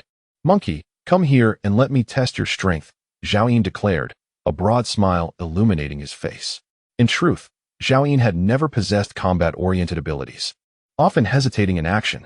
Now, however, he felt as if he had truly awakened. Master, are you certain? The little monkey inquired anxiously. I fear I might unleash too much power and inadvertently harm you. I have chestnut tree leaves for healing. Defeat me, and I shall reward you with 5 F-rank corpse crystals. Zhao replied. The little monkey was instantly exhilarated. Now, the master's reward transcended mere resources, embodying recognition and affection. Master, please proceed. Let the little monkey witness your formidable strength. Zhao ceased his banter and delivered a punch toward the little monkey's shoulder, exerting 7/10 of his strength. Bang! The little monkey staggered back a step, wide-eyed, staring at Zhao. It recalled that the master had never wielded such force before. Activate your abilities and strike me with all your might, Zhao commanded. In the next instant, he swung another punch towards the little monkey. Watch out, master! The little monkey shouted, instantly activating its ability to enlarge, retaliating with a punch of its own aimed at Zhao. It has become clear that after this evolution, the master's strength has vastly improved, and I cannot afford to be underestimated. Boom! With a mighty clash, 2 fists, one large and one small, unleashed a sonic boom. Just as the little monkey believed that activating its extraordinary abilities would ensure its victory over the master, suddenly, a bolt of electricity erupted from Zhao fist.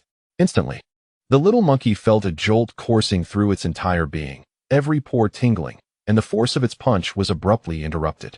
Then bang! The little monkey's massive frame was sent flying. At that moment, all the contracted beasts and Song Xiaodao were left in astonishment, gazing incredulously at Zhao. Activate your dual abilities. Zhao commanded the little monkey. Master, I was careless earlier and did not dodge. The monkey, known for its stubbornness, felt its competitive spirit ignited by the recent defeat. It must retain its esteemed position in the master's heart.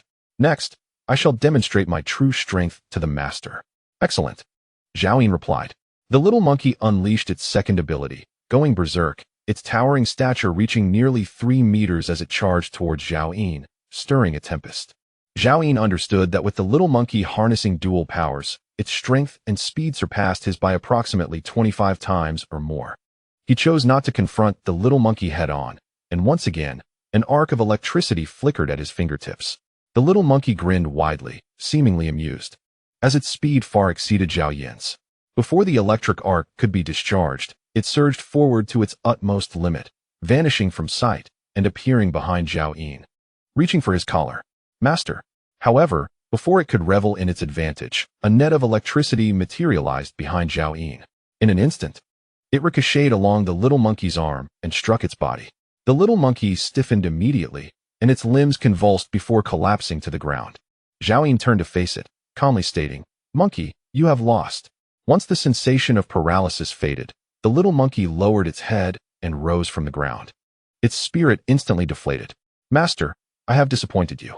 You are quite formidable, Zhao replied sincerely, tossing 5 F-grade corpse crystals to the little monkey as a reward.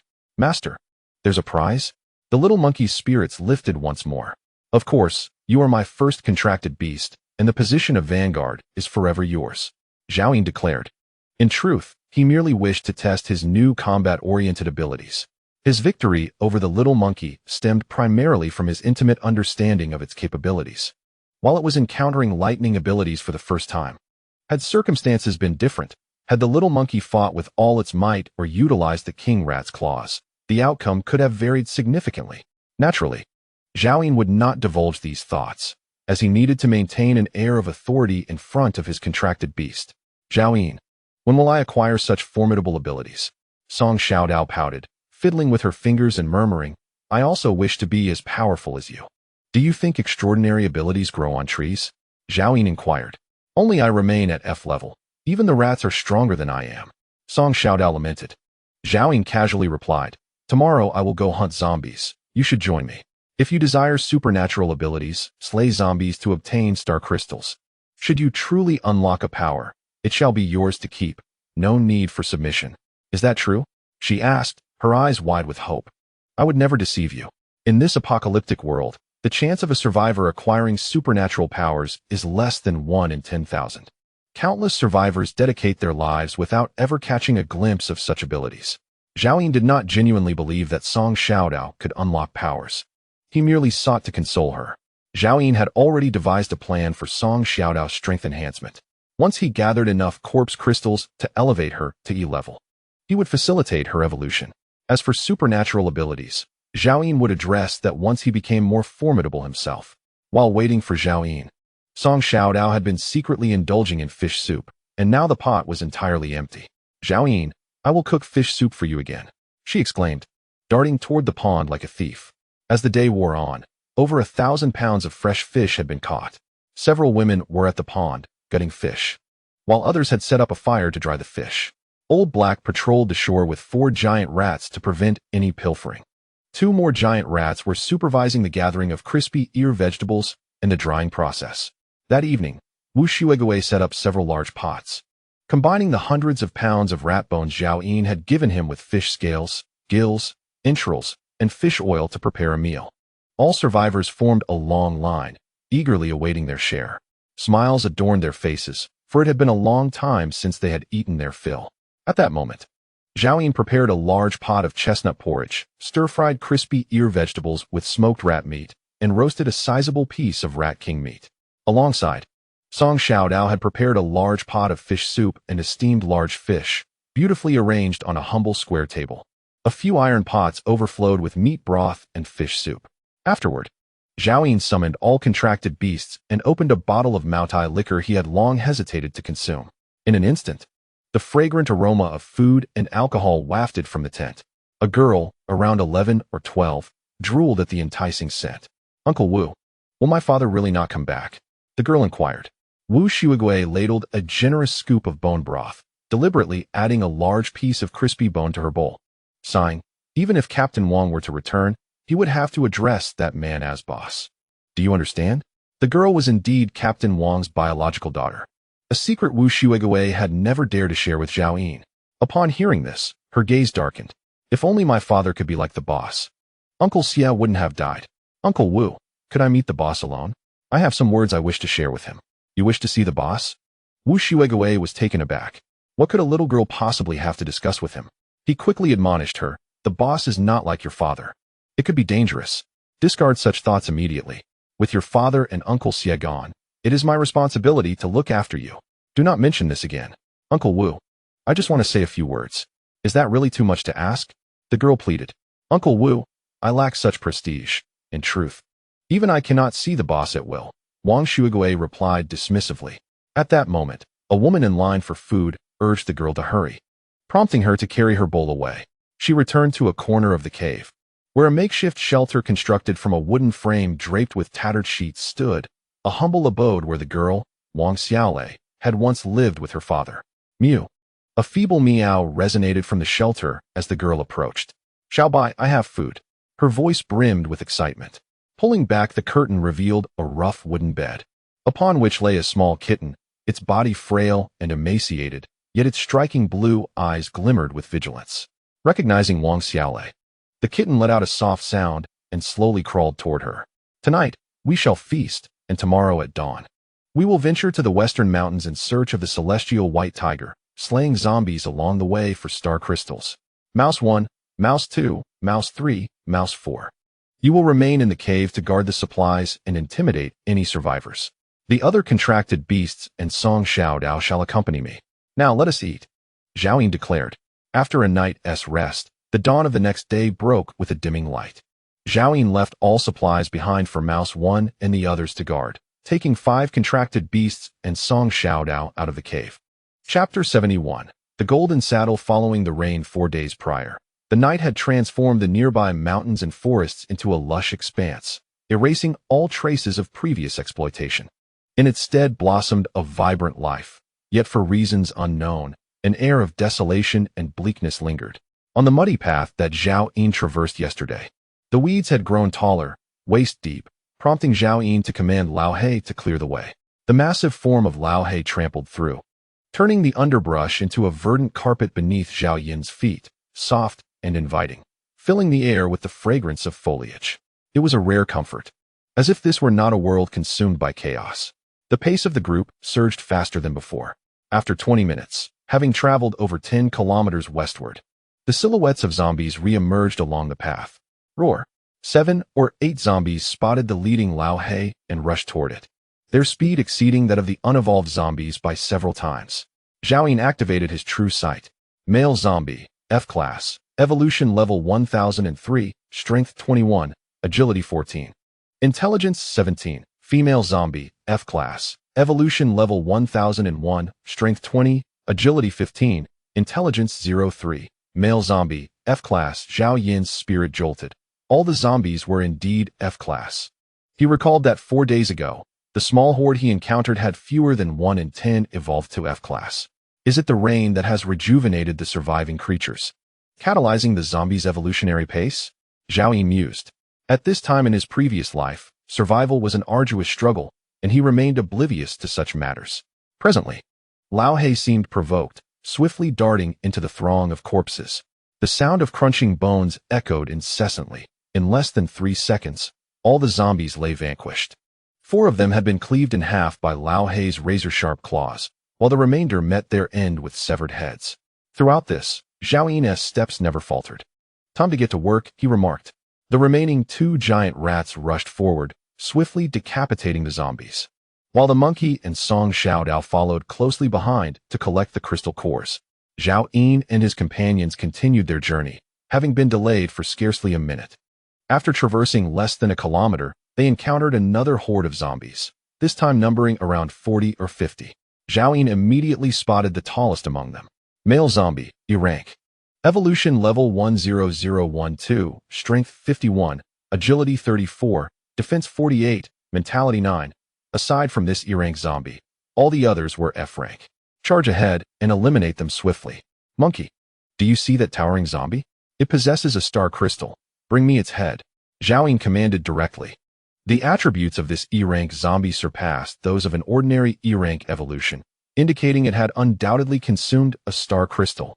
With a roar, the little monkey activated its gigantism ability, swiftly donning a massive rat hide armor, wielding the Rat King's claw with one arm, and sprinting forth, each step resonating with a thunderous sound.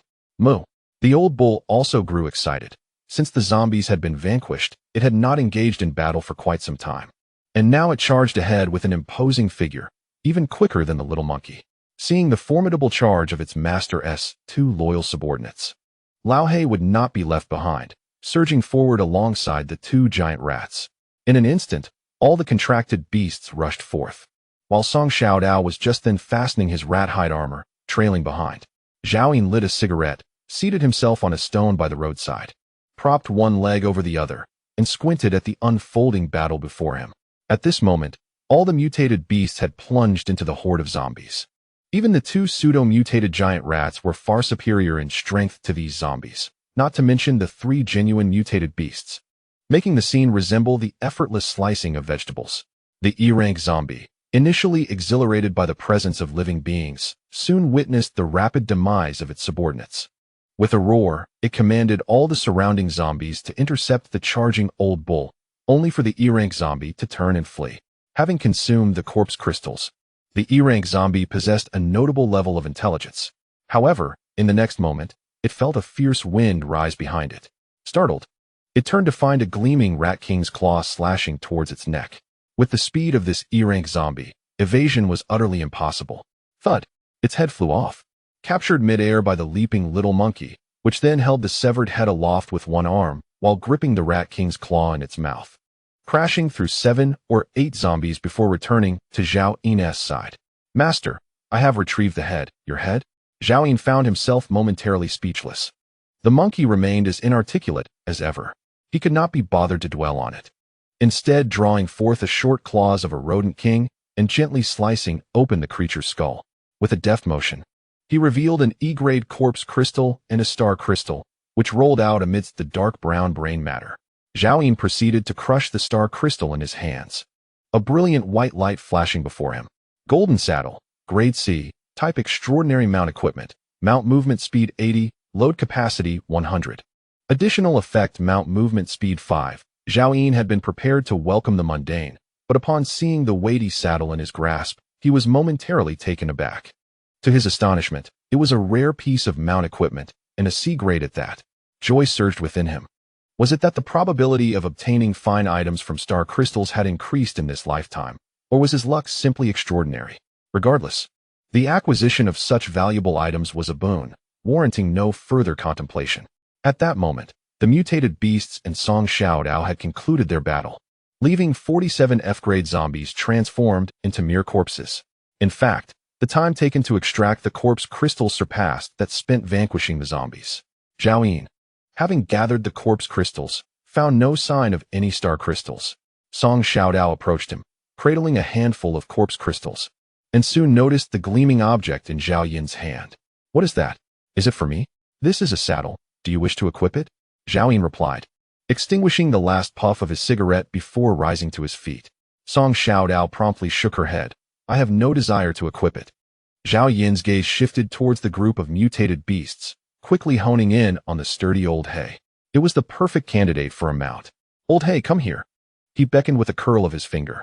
Old Hay perked up instantly, scampering eagerly to Zhao Yin's side. Master.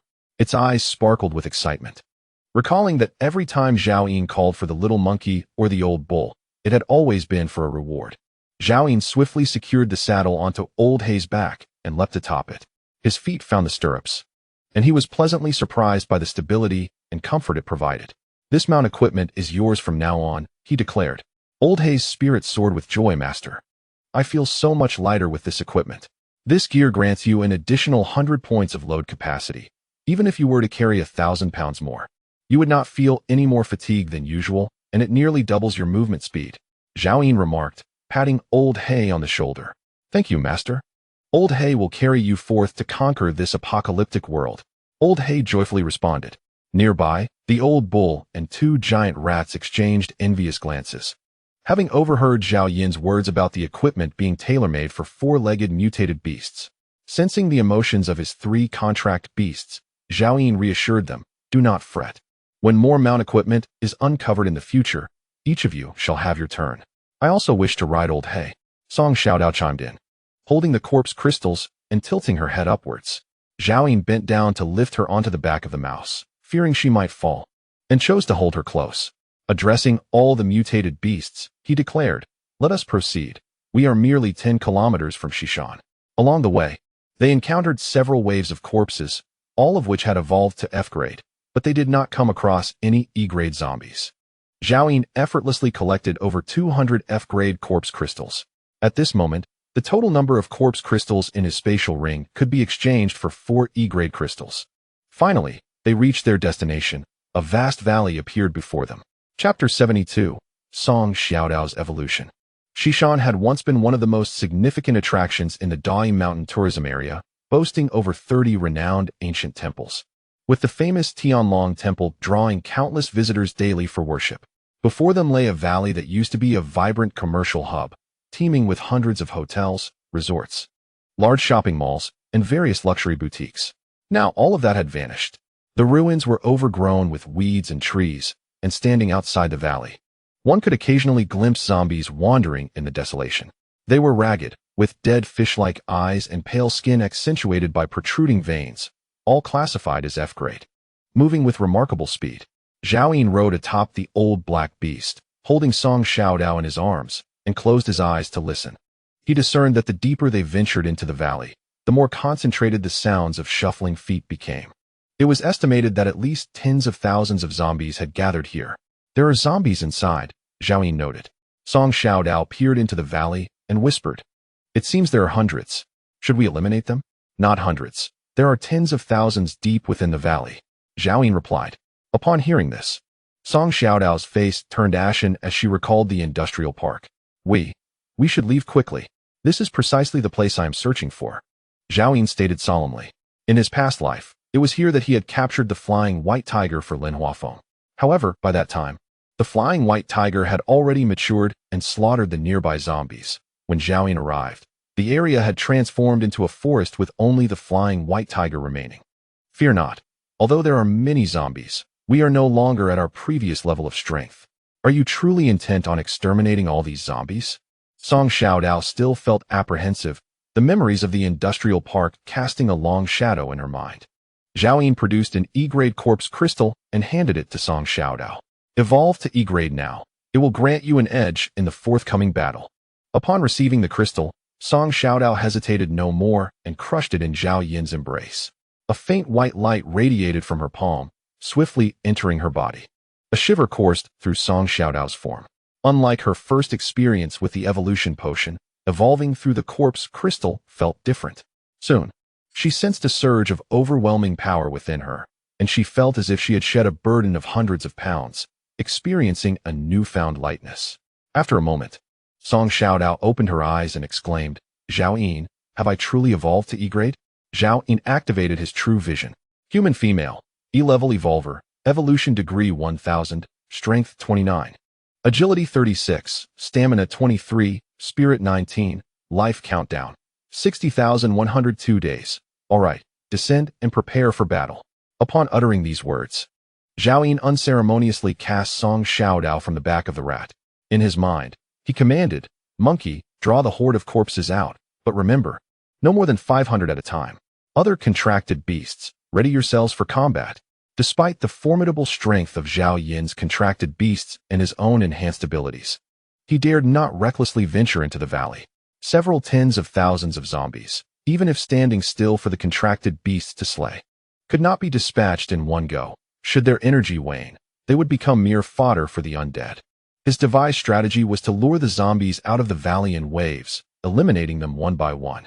He estimated that after obtaining the corpse crystals within the valley, both he and his contracted beasts would ascend to D-level. Upon receiving the order, the little monkey immediately activated its giant transformation ability, charging swiftly into the valley. Roar!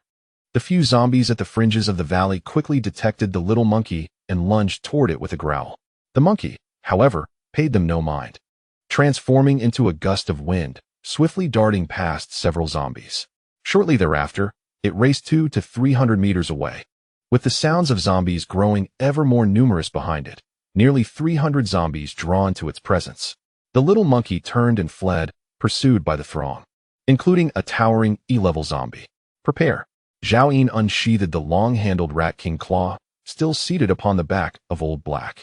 The two colossal rats and the old bull, alongside Song Xiaodao, quickly spread out, ready to encircle the horde of corpses. Once the little monkey reached Zhao Yin's side, it halted, having amassed nearly 300 zombies behind it, all roaring and charging madly toward them. "Maintain a low profile and eliminate them swiftly," Zhao Yin commanded, tightening his legs around Old Black and advancing toward the emerging horde from the valley. Immediately, Song Xiaodao and the contracted beasts converged upon the zombies. Old Black surged toward the foremost zombie, and Zhao Yin swung the Rat King claw, but in the next instant, that zombie was cleaved in two by Old Black's claws. At that moment, Old Black had plunged into the horde, its claws slicing through the nearby zombies before they could even draw close, leaving a trail of carnage in its wake. Zhao Yin suddenly realized that riding on Old Black was a mistake, only hindering his efficiency in dispatching the zombies. Thus, he leapt from the rat's back, retrieving the mountain-cleaving blade from his spatial ring to replace the Rat King claw. The blade's sharpness was more than sufficient to deal with the zombies, and its additional attribute of 15 points in blade speed would allow Zhao Yin to slay more rapidly. As for his lightning-based abilities, they required energy, which was unnecessary at that moment. Just then, a zombie approached Zhao Yin with stiff limbs yet remarkable speed. He casually waved the newly acquired mountain-cleaving blade. Whoosh! A head soared into the air, its destination unknown. Immediately, without the luxury of time to glance around, 4 or 5 zombies had already encircled Zhao Yin.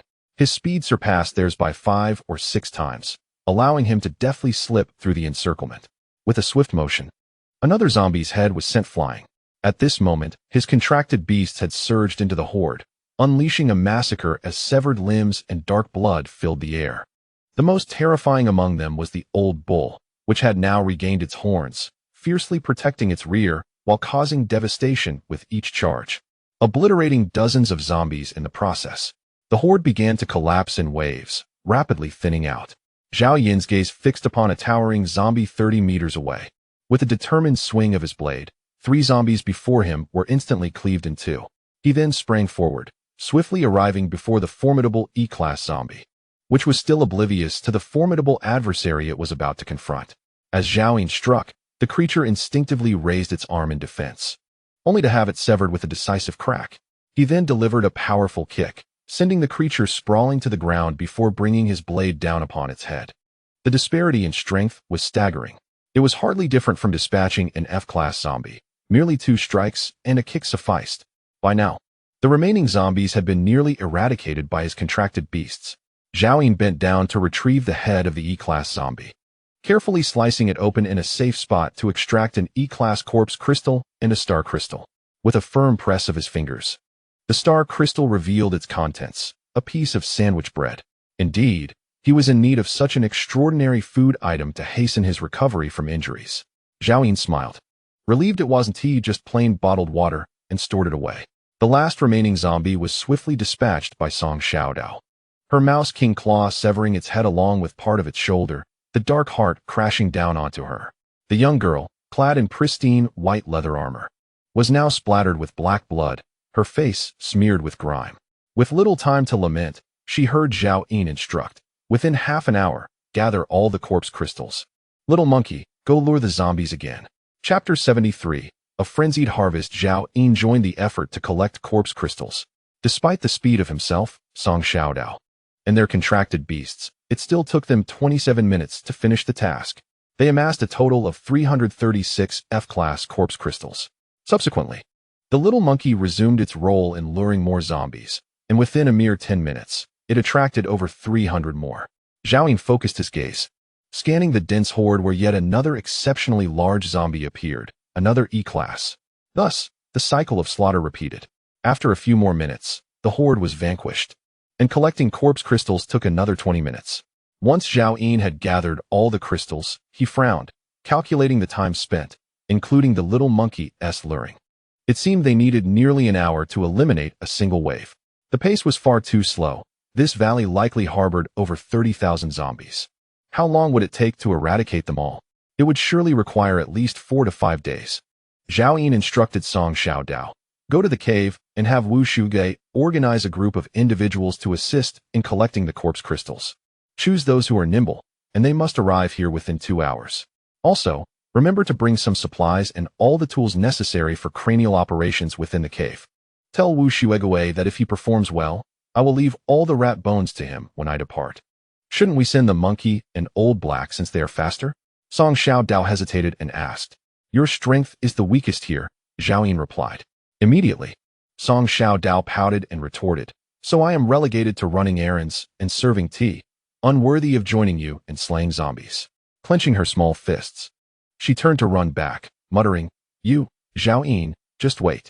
Sooner or later, I will unlock an even more formidable ability than yours. The cave was less than 30 kilometers away, and at Song Xiaodao's speed, she could return in about 20 minutes. There was still over an hour left. Ample time to organize a group to arrive at West Mountain. Zhao Yin turned to the monkey and said, attract a few more, but keep it under 500. As long as the commotion isn't too great, we should be fine. Understood, master. The little monkey scampered off to lure the zombies, while Zhao Yin crushed the star crystal he had just obtained. Compressed biscuit. It was not a bottle of Nongfu Spring, but rather a compressed biscuit to replenish energy. Previously, these biscuits were of little use to Zhao Yin himself, as they were mainly given to the little monkey and the old cow. However, now that he had mastered lightning abilities, which were elemental in nature and consumed considerable energy, consuming a compressed biscuit at a crucial moment could significantly enhance his combat prowess. Zhao Yun stored the biscuit away, and shortly after, the little monkey returned, followed by 400 to 500 zombies. At that moment, the area within a few hundred meters around Zhao Yun was littered with the corpses of zombies. He raised his bloodied mountain-cutting knife and silently commanded, "Prepare for battle." All the contracted beasts nearby immediately spread out, ready to confront the approaching horde. Zhao Yun gazed intently at the batch of zombies, feeling a pang of regret as he noted the absence of any E-grade ones. 30 seconds later, the horde surged forth from the valley, and the battle commenced anew until the field was cleared. They had successfully collected 479 F-grade corpse crystals. At this point, both the old cow and the little monkey, having long activated their battle abilities, were quite fatigued, especially the little monkey, who was panting heavily from leading the zombies. Zhao Yun found a clean patch of ground, set up his invisibility tent, and immediately began to prepare a large pot to cook the Rat King's meat for the little monkey and the old cow. As for Old Black and the 2 E-grade giant rats, they did not possess combat abilities and had not expended much energy, so Zhao Yun still provided them with chestnuts. Once the 5 contracted beasts were well fed, they all lay on the ground to rest while Zhao Yun remained busy, taking out all the corpse crystals from his spatial ring.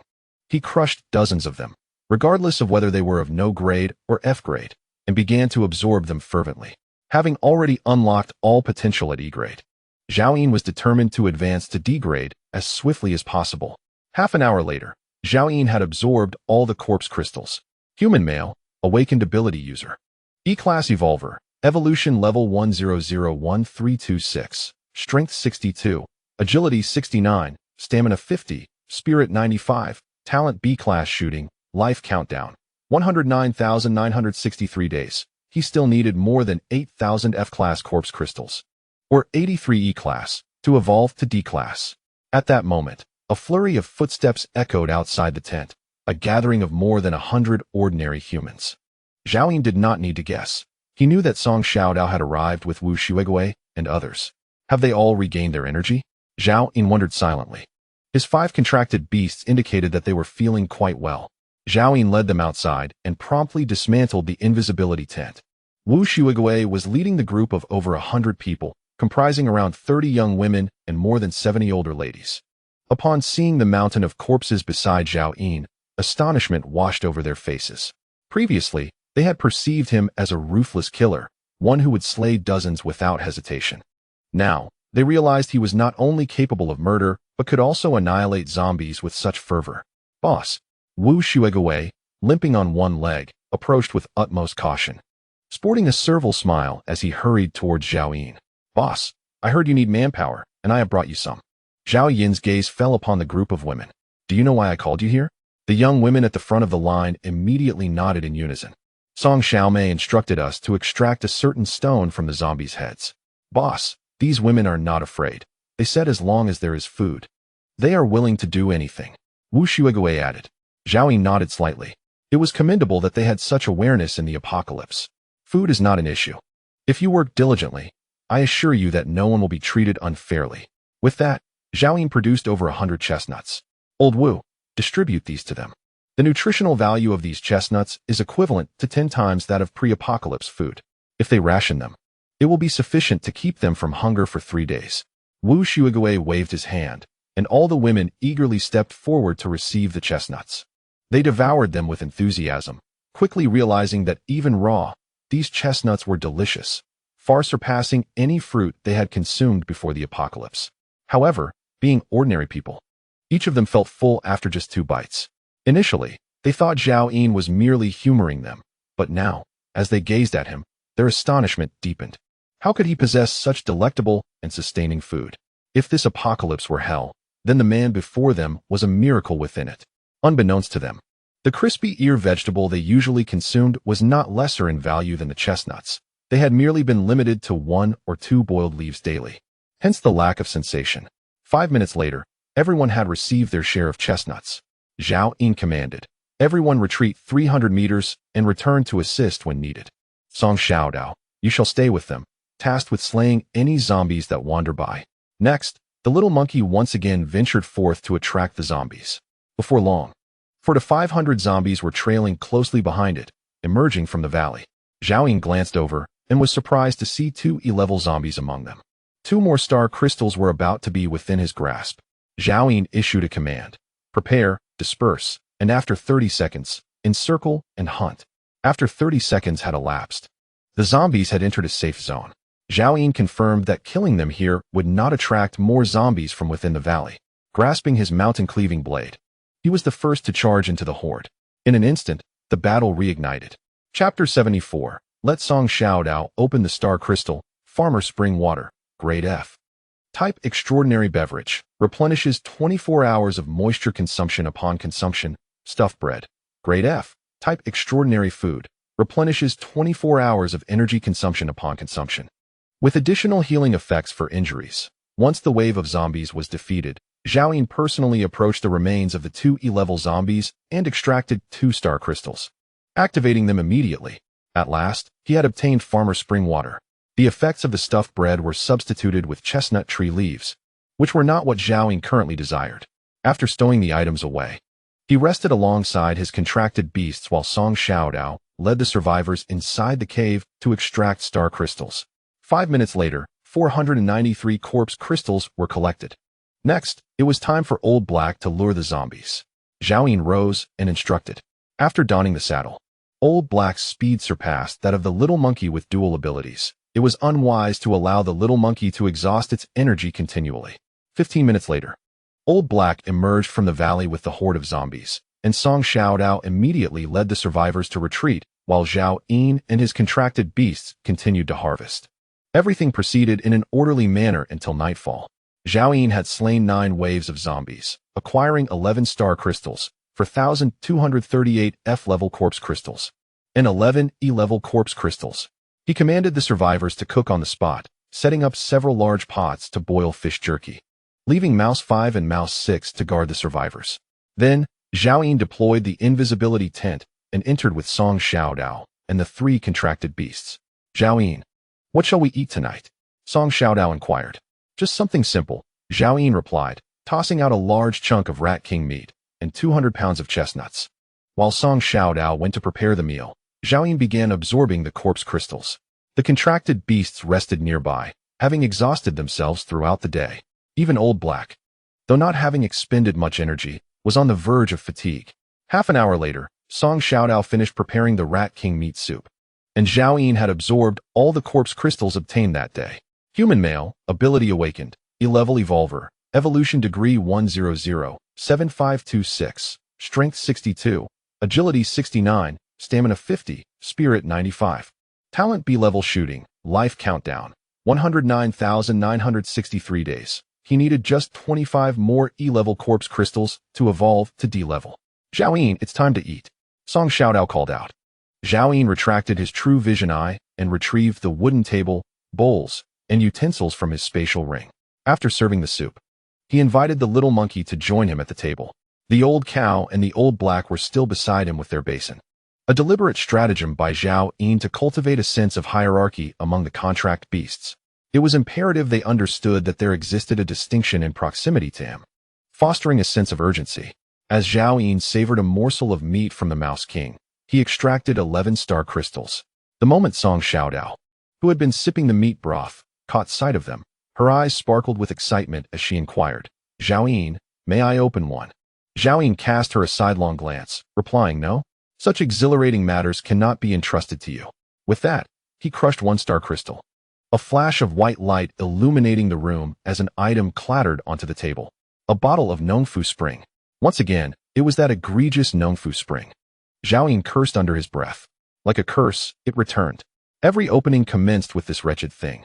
He swiftly crushed the 2nd star crystal. Nongfu Spring again. Zhao Yin's countenance darkened. Had his recent streak of good fortune finally run dry? Song Xiaodao, pouting, retorted, who told you not to let me open one? Unfazed by misfortune, Zhao promptly activated the 3rd crystal, and once more, a bottle of Nongfu Spring appeared. I refuse to believe this, he declared, directly engaging the 4th crystal. Ice black tea, rank F, type extraordinary beverage, replenishes 24 hours of water consumption upon consumption, with the added effect of doubling physical attributes for 1 hour.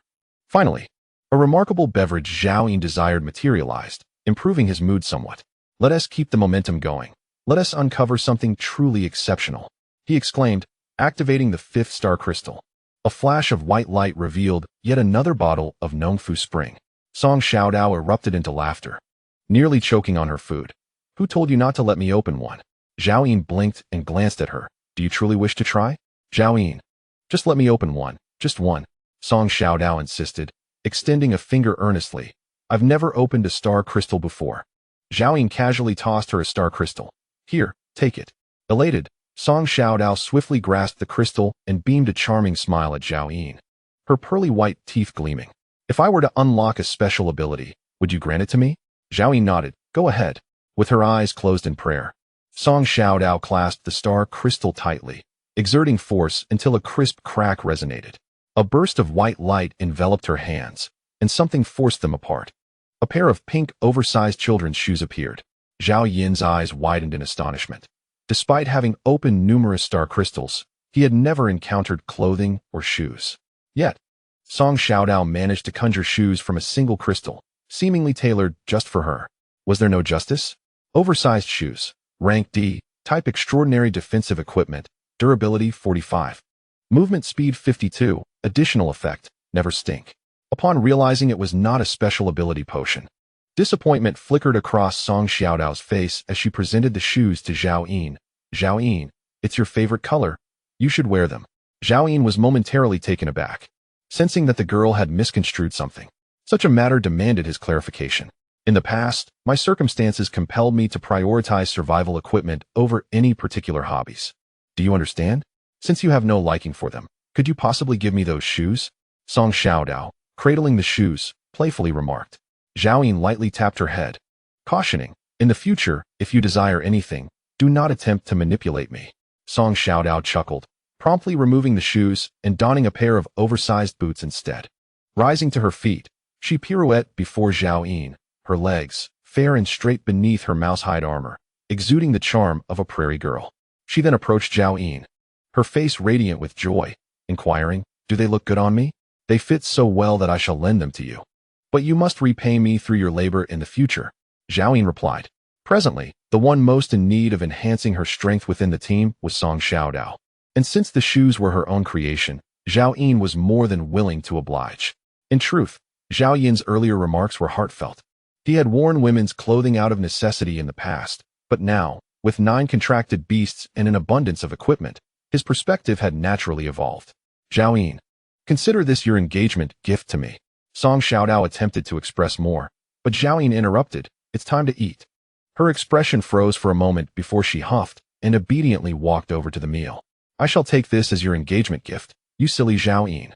The little monkey, having finished the meat soup, wandered off to nap, while Zhao Yin and Song Xiaodao heartily consumed their soup. Zhao Yin then slid the remaining 5-star crystals toward Song Xiaodao. You can open these. Song Xiaodao, momentarily miffed, perked up at the suggestion. Really? Indeed, Zhao Yin affirmed. Song Xiaodao eagerly set down her chopsticks and carefully unwrapped one. To her surprise, a bottle of iced red tea emerged. Her expression fell immediately. Zhao Yin. There's no equipment or special abilities. Not too shabby. Zhao Yin countered. Do you think obtaining equipment and abilities is that easy? The iced red tea was among Zhao Yin's most coveted items within the F-grade food category. With 4-star crystals remaining, Song Xiaodao cautiously unwrapped them one by one. Farmer Spring, beef canned, E-grade, extraordinary food type, replenishes 24 hours of energy consumption upon consumption, grants permanent strength effect of 1. Healing potion, D-grade, heals injuries. Can regenerate severed limbs for any life form below D-grade. Space teleportation scroll, B-grade, single-use item, effect, random teleportation. Note, creates a spatial gate for 1 minute after use. Chapter 75. Human relations. Aside from a bottle of Farmer Spring, the other 3 items are excellent. The beef canned food can permanently enhance strength attributes, representing a gradual growth type of item. Theoretically, as long as more is acquired, the attributes can continuously increase, unaffected by level restrictions. In the years preceding the apocalypse, such items appeared to hold little value, yet 3 years later, many evolved beings have matured. As one progresses, ascending levels becomes increasingly arduous, rendering items that permanently enhance attributes exceedingly precious. Notably, Formidable individuals who have established their factions often expend significant resources to acquire such items. The D-grade healing potion is currently most desired by the little monkey, who is left with only one arm, greatly diminishing its strength. The B-grade space teleportation scroll is something Zhao Yin had previously obtained several times in his past life. It could prove vital for survival in critical moments. All these are valuable treasures. Zhao Yin gazed at Song Xiaodao with astonishment, pondering whether this girl was indeed favored by fortune. Otherwise, how could her luck be so extraordinary on her first activation of the star crystal? Zhao Yin, why are you looking at me like that? Are these items truly remarkable? Song Xiaodao's cheeks flushed as she picked up the healing potion and inquired, does it feel the same as the potion I gave to the cow last time? This is the D-grade healing potion, Zhao Yin replied, casually storing everything on the table into his spatial ring. After a moment's thought, he took out a can of tuna to prevent viruses and a sandwich, pushing them towards Song Xiaodao. If you are bitten by a zombie, consuming the tuna will save your life. Keep the sandwich as well. Is this a reward for your fiancé? Song Xiaodao exclaimed with delight as she accepted the offerings. It is because I fear you may perish, leaving no one to activate my star crystal, Zhao Yin said. Song Xiaodao wrinkled her nose. Humph. Clearly, you are concerned for me, yet you choose to speak so harshly. Zhao Yin picked up the healing potion and called out, Monkey, the little monkey. Having awakened upon hearing Zhao Yin mention the D-grade healing potion, was now staring eagerly at him. It hurriedly communicated in its mind, Master, the little monkey is ready to follow your commands, even if it means facing danger. Such flattery seemed excessive. With its increasing strength, the monkey's intelligence had grown remarkably. It was no longer the foolish creature it once was. Zhao Yin tossed the healing potion towards it, saying, use what I promised you tonight. I want to see you at your peak tomorrow morning when we hunt zombies. The little monkey joyfully embraced the healing potion, leaping around Zhao Yin in circles, proclaiming, the little monkey loves the master dearly and is willing to sacrifice everything for him. Get lost. Zhao Yin kicked the little monkey away and returned to savoring his meat soup. Tonight, everyone and the beast shall rest.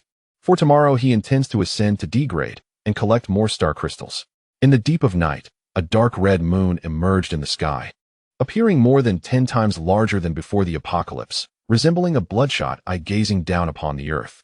At this moment, 5 kilometers east of the hidden tent, atop a low hill, 3 figures stood beneath a large tree, their forms concealed within the shadows. Boss, that person is 5 kilometers to the west. Having slaughtered zombies all day long along with that group of monsters, at least 1,000 have fallen. Lao Qin pointed towards Zhao Yin's direction.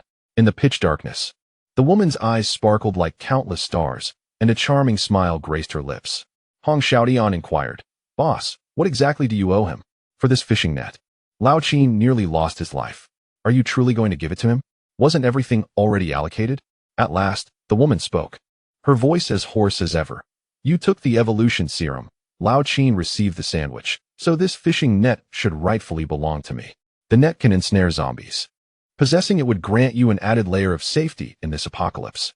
Why must we linger on such matters? All right, Xiaohong, I understand my boundaries, she calmly interrupted. Both Hong Xiaodian and Lao Qin fell silent, aware that their lives were saved by her. Among the trio, her strength surpassed theirs. And it was she who guided them in slaying zombies, revealing the secrets of the star crystals. They regarded her as their closest kin, vowing to protect her for a lifetime. You two stay here. I shall return shortly, she softly declared, stepping forward while her mind wandered back through the past month's experiences. On the night before the outbreak of the zombies, after departing from the ruins of the zoo, she had stumbled upon several star crystals. She had intended to return them to that man, only to discover he had long since vanished. She was oblivious to his whereabouts. At that moment, despair engulfed her. It was that man who had saved her life. In this desolate world, she had wished to follow him for eternity, but alas, he deemed her unworthy. Recalling his obsession with the star crystals, she scrutinized the blood-red stones and, inadvertently, shattered one, which revealed a copper lamp. Thus, she activated all the remaining star crystals, yielding a bottle of spring water, a sandwich, a packet of instant noodles, and a bottle of F-grade evolution serum. In her moment of destitution, the evolution serum facilitated her first transformation. She remembered nearly starving, but fortunately, after consuming all the extraordinary food, she managed to survive the ordeal. Thus, she persevered, becoming one of the first survivors to emerge from the sanctuary after the cataclysm. Yet afterward, she encountered no further star crystals. Connecting the appearance of zombies with her predicament, she began to hunt them down. Perhaps by divine providence, a few days later, her suspicions were confirmed. The zombies had indeed devoured the star crystals. Those zombies that had consumed the star crystals were remarkably powerful. Gradually, she discovered that the spring water could quench her thirst for an entire day. The sandwich healed all her wounds, and the instant noodles kept her warm through the night. From that moment, she realized that the star crystals represented humanity's final hope. In truth, she did not possess the spatial or temporal abilities Xiaoyin imagined. She merely experimented with the copper lamp and discovered that by using her own blood as lamp oil, she could stabilize a radius of 100 meters. The more she sacrificed, the longer she could maintain that stability. From that point onward, she began to harness the power of the copper lamp to selectively eliminate formidable zombies in search of star crystals. Eventually, she unveiled a garment capable of concealing her presence. The woman was acutely aware that the highest concentration of zombies resided within the industrial park of Guangzhou, so she opted to conceal herself within its confines. Using her attire as a shield, she dared not sacrifice an excessive amount of blood at once, fearing her body could not withstand the toll. Thus, she resorted to utilizing a copper lamp to vanquish a few formidable zombies every other day. Eventually, she encountered a father and son who were hiding in the sewers. The zombies, oblivious to how to open the manhole covers, were unable to breach the iron lids, allowing the trio to survive. The woman, recalling her deceased child, resolved to rescue them, even going so far as to remove her camouflage garment for the man to wear, enveloping the child within her own attire so that they could all mask their presence. However, upon learning of the copper lamp's capabilities, the man betrayed her, stabbing her from behind. Injured, she fled alone, leaving the father and son trapped within the industrial park. That day, she had already employed the copper lamp thrice, and further use could lead to excessive blood loss and unconsciousness, forcing her to hide on the periphery of the park to recuperate. Later, Xiaoyin arrived at the industrial park, stirred by the man who incited a horde of zombies. The commotion roused the woman, who happened to witness Zhao Yin's desperate figure. Along with the father and son, their camouflage garment torn to shreds. When the woman harnessed the power of the copper lamp to intervene, Zhao Yin had already escaped, leaving only the little monkey ensnared in the encirclement. She realized the monkey must be connected to him. Thus, the woman selflessly severed one of her fingers as a sacrifice to aid the little monkey's escape. Subsequently, she followed the blood trail left by the monkey, leading her to an underground tunnel. By that time, Zhao Yin had already arrived there, burdened with guilt. She inscribed an apology and left behind all but a single vial of an unknown potion, the only thing she had aside from food. Chapter 76. Farewell to the granary. She soon discovered that the zombies were growing increasingly powerful, making the quest to infiltrate the horde in search of advanced zombies a daunting task. She rescued Old Qin, and together they forged an alliance. The woman focused on immobilizing the zombies while Old Qin swiftly dispatched them, significantly reducing her reliance on the copper lamp. For days prior, the duo stumbled upon Hong Xiaodian, who had narrowly escaped death at the hands of Old He. Thus, their team gained a new member. Yet, the zombies became ever more challenging to eliminate. Even after the woman concocted a second vial of the evolution potion, transforming Old Qin into an F-class evolver, he still nearly lost his life yesterday. The zombie, although immobilized, proved difficult for Old Qin to penetrate with his kitchen knife. Each strike merely grazed the creature's skin. As the lamp oil dwindled, Old Qin sustained severe injuries from the zombie. It was only when the woman once again sacrificed a portion of her finger that she managed to save him. Within that zombie lay a star crystal, which produced a fishing net. On the night of the rodent surge, she witnessed Zhao Yin deploy an invisibility tent, recognizing it as a treasure born from a star crystal. At that moment, a gathering of survivors amassed outside Zhao Yin's tent, confirming her suspicion that he was indeed present there.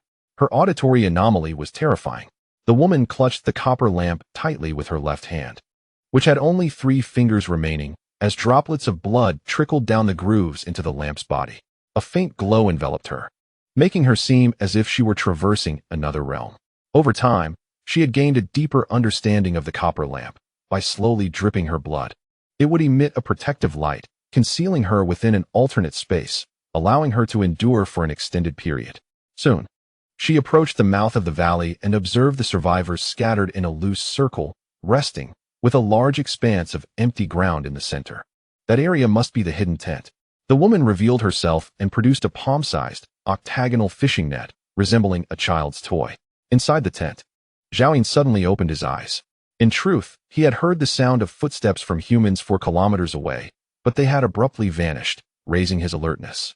At that moment, amidst the 147 breaths outside the tent, an additional one suddenly emerged.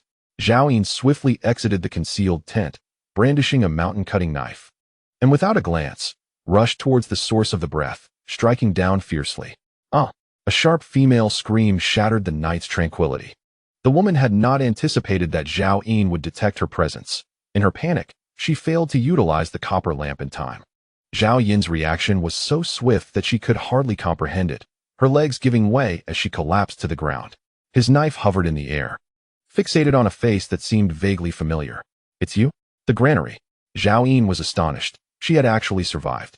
The woman he had nearly forgotten had reappeared. Don't kill me, I mean no harm, she quickly explained, raising the fishing net in her hand. I have come to deliver this to you. Zhao Yun's heart contracted. Even without activating his true vision, he recognized the item before him all too well. Wasn't it the beast-catching net from his previous life? Beast-catching net, grade B. Extraordinary auxiliary equipment, durability 280, effect, captures and confines, additional effects, size alteration, camouflage. Zhao Yun squinted at her. Why are you giving this to me? He sensed a significant change in her. She seemed to have adapted to the apocalypse. I am repaying a favor, the woman replied, regaining her composure as she stood up, brushing herself off. I do not wish to owe you anything. Repaying a favor? Zhao Yun furrowed his brow, the term having been absent from his ears for far too long. In this apocalyptic world, there were only farmers and serpents, only ingratitude. The very thing he despised most was when others sought to draw close to him without cause. He snatched the beast-catching net from her hands.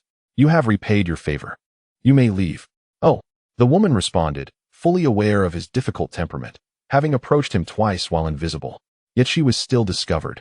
He remained as cold-hearted as ever. She understood that only by allowing Zhao Yun to witness her departure with his own eyes could he find solace, and thus she resolutely turned away. Zhao Yun fixed his gaze upon her retreating figure and activated his true vision. Human female, F-class evolver, evolution degree 1000, strength 14, agility 18, stamina 13, spirit 9. Life countdown, 145 days. Zhao Yun's pupils constricted. This woman had already become an evolver, but why did she have merely 145 days left to live? Wait. Zhao Yun spoke up. The woman swiftly turned back, revealing a cheerful smile. Do you believe me now? Are you injured? Zhao Yun inquired. The woman instinctively concealed her left hand, which had only 3 fingers remaining, behind her back, shaking her head with a smile. No, I'm fine. I've always been well. Zhao Yun had clearly noted the absence of her 2 fingers and glanced down at the beast-catching net in his hand, instantly forming a conjecture. Was that healing potion you gave me last time? The father and son in the industrial park were saved by me, yet they almost brought you to harm. The potion was my compensation, but I only learned it was a healing elixir from you. The woman gazed intently at Zhao Yun, her eyes unwavering. Did you survive by consuming the food derived from star crystals? Zhao Yun asked once more. The woman nodded. Yes. Zhao Yun's heart had already arrived at an answer.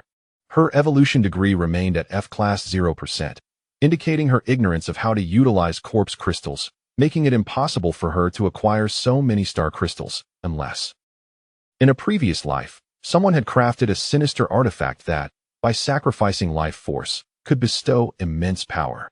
Those who possessed such an artifact were akin to being cursed, ultimately meeting an unfortunate end. Yet, in the apocalypse, they were fully aware of the grim fate that awaited them and still pursued it fervently, each one resembling a madman. The flesh and blood you offered to that entity were, in fact, your life force, Zhao Yun cautioned. Life force? The woman's expression shifted. Soon after, she appeared to find peace. What of sacrificing her life force? Without that copper lamp, she would have perished countless times. She said, Thank you. My initial intent was not to save you. It was merely a matter of circumstance. The food I provided you was compensated with the star crystals you gave me. Thus you owe me nothing. Zhao Yun raised the beast-catching net in his hand. This net is quite useful to me. Allow me to offer you another piece of advice. Hasten to elevate your evolver level, at the very least, to prolong your life. Though Zhao Yin did not adhere to principles, he had his own code.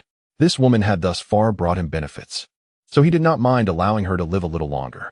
Are you familiar with corpse crystals? The woman reached into her bra, retrieving a piece of corpse crystal. She still preferred to conceal her possessions there. She opened her palm for Zhao Yin to see. Is this it? This object was not derived from star crystals, but generated within the bodies of zombies. Thus, the woman had been cautious and refrained from experimenting. Yet she had retained all the corpse crystals she had obtained. Zhao Yin's eyes flickered with surprise as he gazed at the woman. That piece of corpse crystal was unexpectedly of E-grade. He nodded, explaining, this is a corpse crystal. When crushed, it releases energy that only an evolved individual can absorb, consequently enhancing one's strength and vitality. Upon hearing this, the woman's eyes brightened. Although she was unaware that her vitality was diminishing, she had long sensed that something was amiss with her body. Thank you. May I seek you out again in the future? She inquired, breaking into a radiant smile. Chapter 77.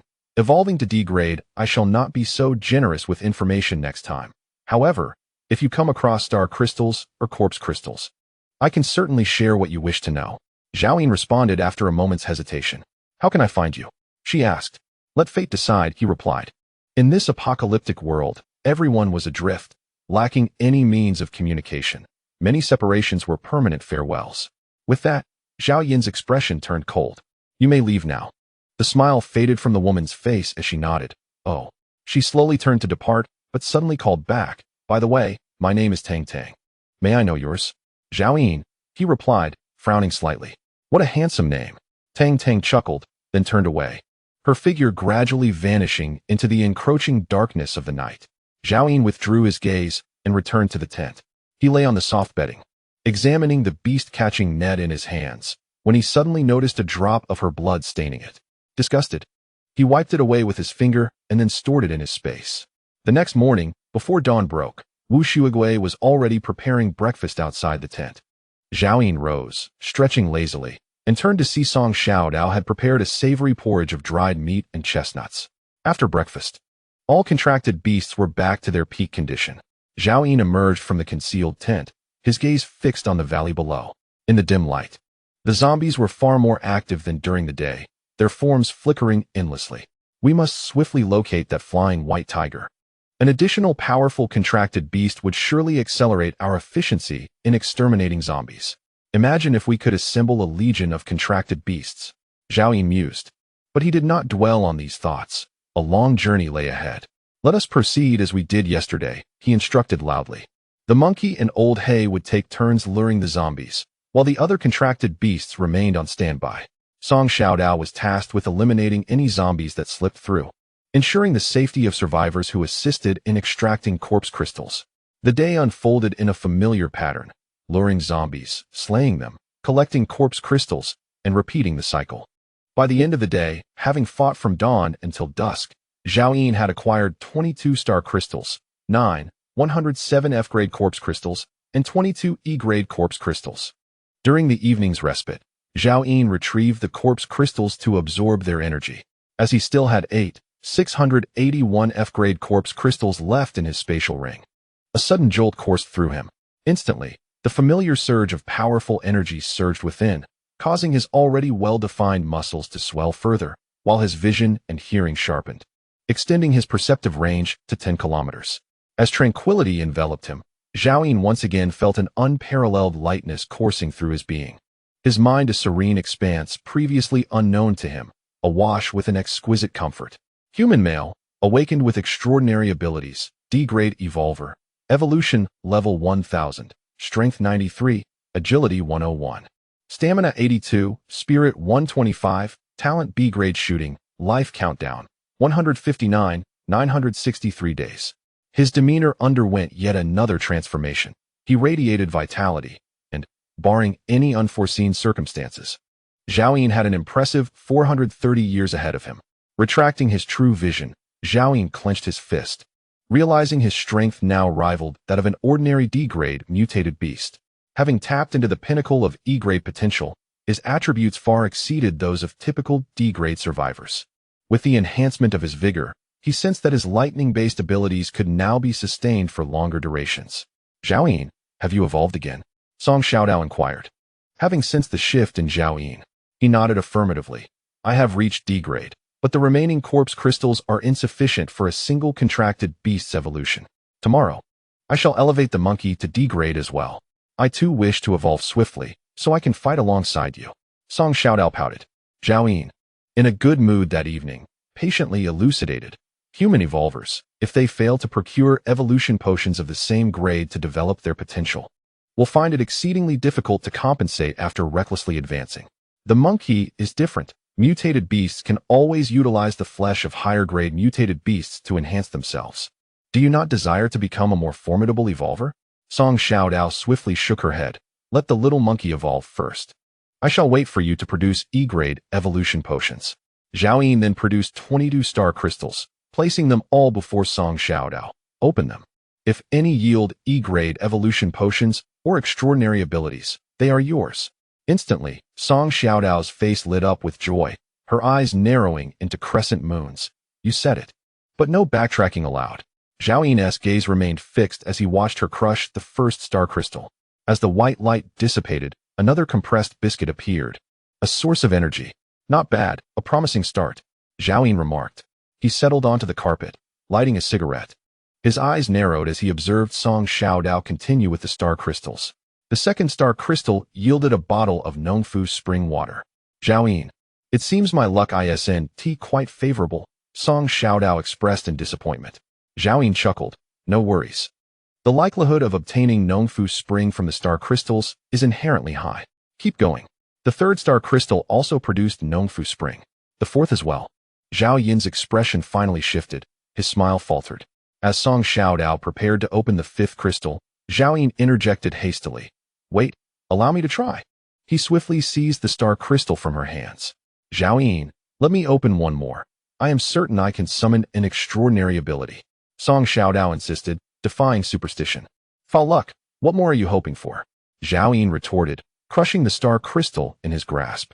As the white light faded, a piece of filled bread materialized in his hand. Almost immediately, he opened yet another bottle of Nongfu spring water.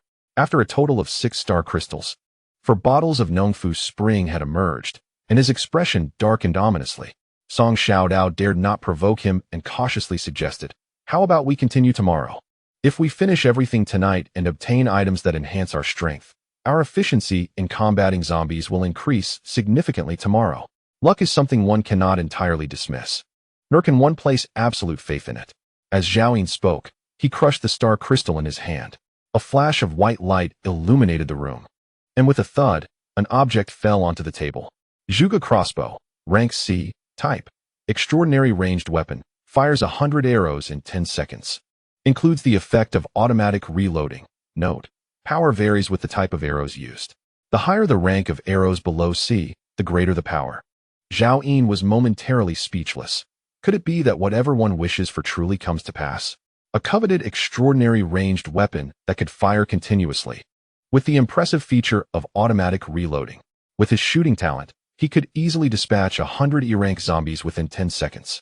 As for the arrows, he had 132 in his spatial ring, and if he crafted arrowheads from the claws of the Rat King, they would undoubtedly rival D-rank arrows.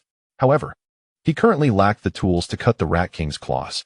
Fortunately, he still had the claws from 6 E-rank giant rats in his spatial ring, which could be used to create the necessary arrowheads.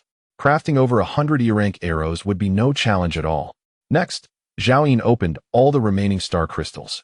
He received 4 bottles of Nongfu spring water, 2 bottles of iced black tea, 2 packs of instant noodles, 1 can of tuna, 3 pieces of sandwich bread, 1 block of compressed biscuits, a yellow peach, and a piece of mount equipment. An unprecedented bounty. All 22 star crystals had been opened. Yellow peach, rank E. Type, extraordinary food, restores energy consumption for 24 hours upon consumption, includes the effect of permanent agility 1. Mount helmet, rank D. Type, extraordinary mount equipment. Increases mount speed by 50, impact force by 45, includes the attribute, mental strength 20. Zhao Yin picked up the mount helmet, which shimmered in a beautiful silver-white hue. Crafted from extraordinary metal adorned with intricate hollow patterns, featuring a menacing 3-foot-long horn at its center. Zhao Yun had always wished to equip the old cow, yet suitable gear had been scarce. This helmet not only enhanced mental strength and impact force, but also provided the old cow with a much-needed boost of 50 in movement speed. Its method of attack relied on charging after building momentum. Other contracted beasts did not require speed as urgently as the old cow did. It was truly tailored for it. Chapter 78. The Monkey-S Promotion. Zhao Yun immediately summoned the old cow. Old cow, I once promised to make you one of the most formidable mutated beasts in the post-apocalyptic world. Do you remember? Master, I would never forget for a moment. The old cow replied earnestly, kneeling on its front legs. Zhao Yun patted its head. Excellent. As long as you fight valiantly for me, I shall never treat you unfairly. The old cow was deeply moved, tears welling up in its eyes, and it thought, I am willing to serve my master unto death. Zhao Yun personally adorned his steed, the old bull, with a helmet, exclaiming, You look magnificent, truly imposing. Upon hearing these words, the bull's heart leapt with joy, though its inability to articulate its feelings rendered it merely gazing at Zhao Yun with tear-filled eyes. In that moment, the old bull's gaze conveyed boundless admiration and gratitude towards its master. Zhao Yun gently patted the bull on the head, saying, Tomorrow morning, showcase your prowess and let all creatures behold your might. Yes, master, the old bull replied, rising slowly to rest aside. Zhao Yun then arranged the helmet for the steed and immediately set to work crafting arrows. At present, his strength was still feeble. Only through diligent effort could he ensure his safety in this apocalyptic world. He procured the razor-sharp claws left by the 6 giant rats and began to fashion them into arrowheads, meticulously cutting them to proportion. That night, he remained awake, toiling until dawn, finally completing 100 arrows. After breakfast, Zhao Yun summoned all his companions, both human and beast, to prepare for battle.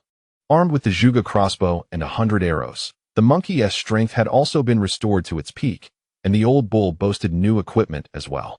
Zhao Yun was determined to enhance their efficiency in dispatching zombies. He commanded, Monkey, let us test the waters with 700 zombies in the first wave. Yes, master. The little monkey promptly turned and dashed towards the valley. 20 minutes later, the monkey emerged, bouncing excitedly with its rear end in the air, a throng of zombies trailing behind. Zhao Yun surveyed the scene, estimating the horde to comprise around 700 or 800, and to his delight, among them were 3 E-class zombies, each a potential star crystal waiting to be claimed. With a buoyant spirit, he retrieved the Zhuge crossbow and aimed at the approaching horde. As they entered range, Zhao Yun pulled the trigger repeatedly. In an instant, arrows whistled through the air like shooting stars, plunging into the mass of zombies. Thanks to his marksmanship, each arrow found its mark, piercing the skull of a zombie. In the blink of an eye, the 100 arrows had been unleashed, and a significant number of zombies fell. Old bull, Zhao Yun commanded loudly. Moo. The old bull responded with a low roar, its terrifying figure transforming into a blur as it charged into the throng of zombies. Boom. 40 to 50 zombies were obliterated upon impact, and the old bull surged into the heart of the horde. As its momentum waned, it activated its armored ability, followed by a powerful tremor that sent dozens of nearby zombies flying. In the next moment, the old bull accelerated once more, emboldened by the helmet-S enhancements, resembling a tiger with wings. In no time, as the old bull dashed through, limbs and torsos flew in all directions.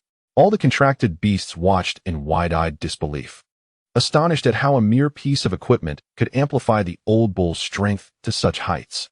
Zhao Yun was momentarily taken aback, his heart brimming with anticipation for the prospect of acquiring more mount equipment in the future. Monkey, he commanded once again. The little monkey promptly turned, letting out a low growl before charging towards the horde of corpses. Its form swelled, unleashing its dual abilities of gigantism and frenzy. Gripping a rat king's claw in one hand, transforming into a whirlwind, akin to a meat grinder.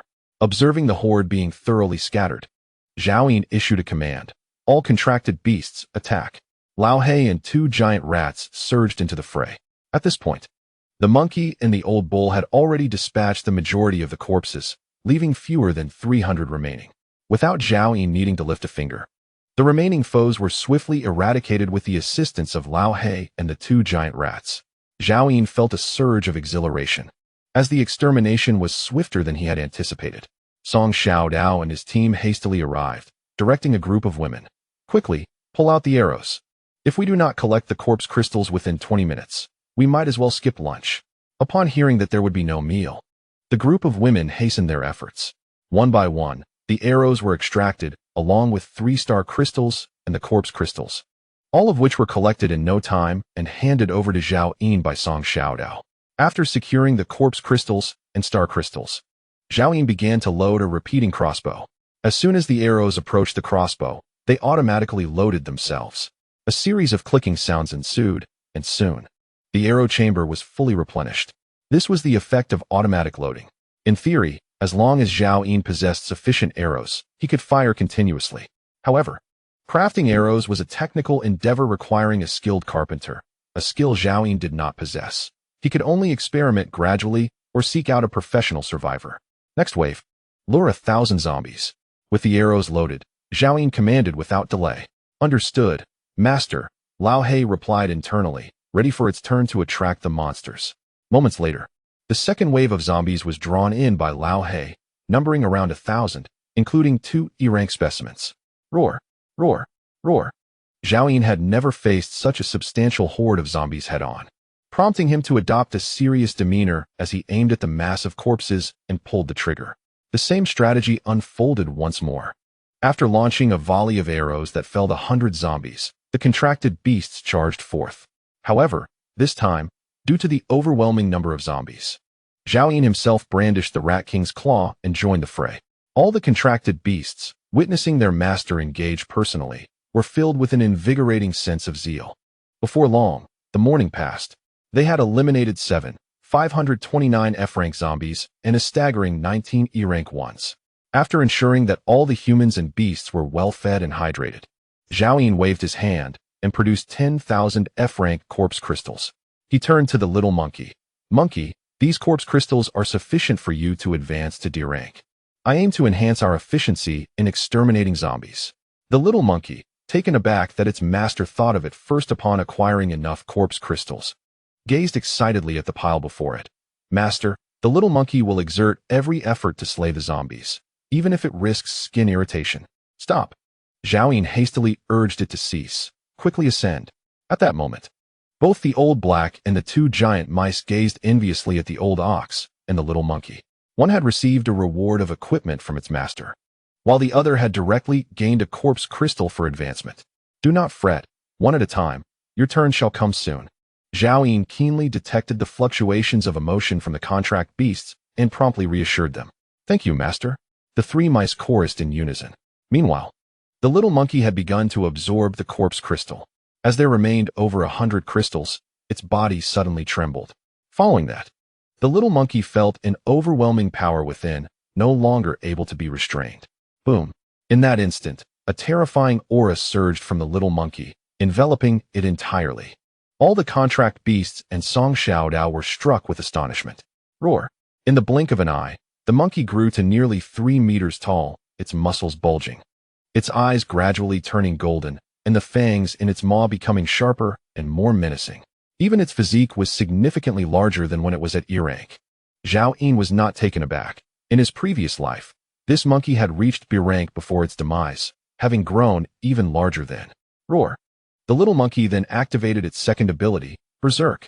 Its fur grew once more, transforming into a dark golden hue, and its height surged another half meter, reaching around 4 meters, making it a formidable presence alongside the old ox. However, that was not the end. Soon, a painful roar erupted from the monkey's mouth.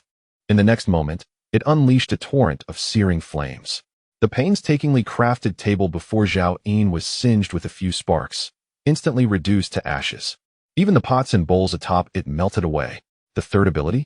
Zhao Yin nearly forgot that the little monkey possessed a fire ability. Was it only when it reached D rank that it could unleash the full might of its third ability? Chapter 79. The energy ring, a thought flickered in Zhao Yin's mind as he immediately felt a wave of scorching heat approaching. After collecting the remaining corpse crystals from the little monkey, he grasped Song Xiaodao and retreated, shouting, "Stop! Do you wish to burn our home?" It was only then that the little monkey regained its senses, hastily retracting its fire ability. Upon realizing the destruction it had caused, the monkey stood frozen, its anxious voice stammering, "I'm sorry, master." The energy within me was too potent to control. I can work to repay you. Zhao Yin sighed in relief, his expression returning to calmness.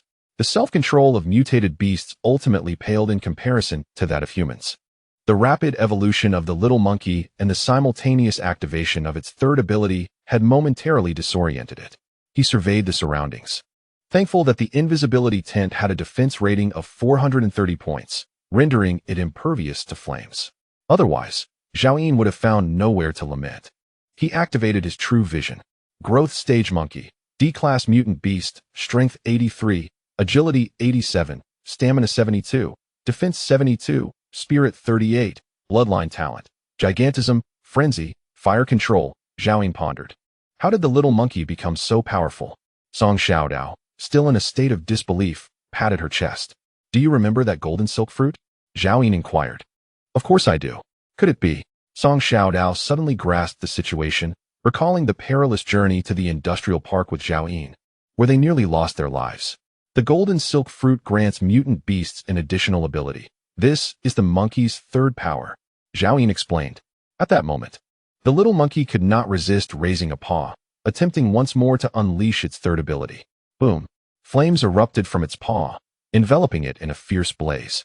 The terrifying heat radiated outward, yet the monkey felt no discomfort, its face alight with joy. However, it wasn't long before its form shrank, transforming into a feeble little creature covered in gray fur, and the flames vanished. Master, it seems I can no longer utilize my third ability. The little monkey conveyed anxiously to Zhao Yin. You expended too much energy with the flame. Elemental abilities have the significant drawback of rapid energy consumption. It is advisable not to unleash flames carelessly before evolving to Class A, Zhao Yin advised. Even he refrained from using his lightning abilities broadly, having not activated even a small-scale lightning attack while dispatching ordinary zombies over the past couple of days, wary of unforeseen consequences. However, when you encounter a true adversary, you might consider channeling the flames onto your weapon. That method will sustain longer. The little monkey waited for its energy to replenish, promptly grasping the Rat King's claw to try again. A thin layer of fire clung to the claw, and indeed, energy consumption slowed significantly, roughly equivalent to the cost of activating its frenzy ability. Alright, consume some Rat King meat to restore your energy quickly. We are about to engage in battle, Zhao Yin instructed, tossing a piece of Rat King meat to the little monkey. The monkey seized it eagerly and began to gnaw on the raw flesh. After half an hour of rest, all the contracted beasts regained their vigor. Even the women outside the tent, having feasted on chestnut porridge, appeared revitalized. Zhao Yin commanded the continued luring of zombies. By evening, Old Hay was tasked with drawing the sixth wave of zombies, and it took a full hour to lead over 1,000 zombies out of the valley.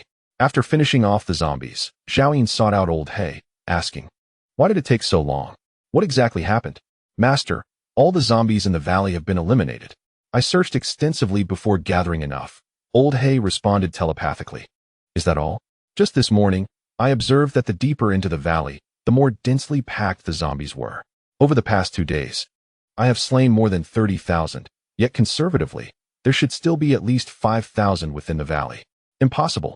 Are you sure you haven't overlooked something?" Zhao Yin inquired. Old Hay shook his head. "Master, I wasn't paying much attention. I just returned after gathering 1,000 zombies." Zhao Yin furrowed his brow. Unless he had misheard that morning, there simply could not be so many zombies. Yet, as a D-level evolver, the likelihood of error was nearly non-existent. There was another possibility. Perhaps a zombie king had summoned all the zombies away. A zombie king? Song Xiaodao's face instantly turned pale at the mention. She would never forget the encounter with that zombie king in the southern suburbs of Guangzhou. For ordinary evolvers, a zombie king was an invincible existence, utterly insurmountable. That time, everyone had nearly perished, including Old Nyo, who had already reached E-level. "Zhao Yin, we must leave. If the zombie king discovers us, we won't be able to escape." Song Xiaodao grasped Zhao Yin's sleeve. However, a glimmer of excitement flickered across Zhao Yin's face. He had always been preoccupied with the thought of a zombie king residing in the Dawei mountain range. The star crystal within him could unlock that coveted SS-level life space pendant. Initially, he had set out to seek the flying tiger, yet here he was, unexpectedly encountering the zombie king first. "Fear not." Zhao Yin raised his hand to ruffle Song Xiaodao's hair, a smile gracing his lips. Now that I have acquired combat abilities, and Little Monkey has also ascended to D level. Today's star crystals are sufficient to elevate old Neo to D level as well. A D level 3 combat type mutant beast, a D level dual ability combat type mutant beast. Combined with my prowess as a combat type evolver, will be more than capable of overwhelming any zombie king of the same level, even if it possesses royal potential. Even if things go awry, we still have old He. He can lead us to safety. Had this been before their arrival at Shishan, Zhao Yun might not have felt such confidence. Now, however, he brimmed with assurance. After Little Monkey's ascension, there remained 110 F-level corpse crystals in the spatial ring. In the afternoon, after slaying 6 waves of zombies, he had acquired 452 F-level corpse crystals and 11 E-level ones. Without delay, Zhao Yun took out 10,000 F-level corpse crystals for old Neo, instructing it to commence its advancement immediately, while he retained the remaining 562 F-level corpse crystals and 11 E-level ones. Then, Zhao Yun entered the concealed tent and retrieved a total of 30 star crystals obtained throughout the day. He continued to squeeze, and flashes of white light flickered. The provisions included 6 bottles of Nongfu Spring, 4 pieces of sandwich bread, 3 compressed biscuits, 3 bottles of iced tea, 2 yellow peaches, 3 cans of beef, 1 can of tuna, and 3 packets of instant noodles. Additionally, he acquired 2 pieces of F-grade equipment, a D-grade healing potion effective for treating injuries, capable of restoring severed limbs for any life form below grade D upon consumption, and a C-grade healing potion, which also treats injuries and restores peak condition for any life form below grade C.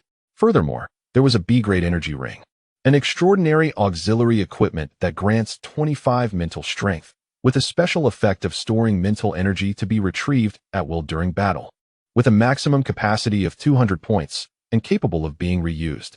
In total, he obtained 25 items of food supplies, 3 pieces of equipment, and 2 bottles of healing potions. The 2 pieces of F-grade equipment were essentially worthless to Zhao Yun at this moment. Yet the 2 healing potions and the energy ring were precisely what he needed. Currently, Zhao Yun had only 95 points of mental strength. If he filled the ring to capacity, it would equate to an additional 200 points. Consequently, the duration he could wield his lightning abilities would more than triple. Zhao Yun swiftly donned the energy ring and began to store his mental strength within it. Once his mental energy was depleted, he promptly consumed the compressed biscuits to replenish it and continued to store energy in the ring until it reached its maximum of 200 points. After which he exited the stealth tent. No one noticed the additional ring adorning his hand. At that moment, the old bull had absorbed all the corpse crystals, and Zhao Yun activated his true sight. Adult water buffalo, D-grade mutated beast, strength 100, agility 75, stamina 80, defense 130, mental 30, bloodline talent, giant strength, iron armor.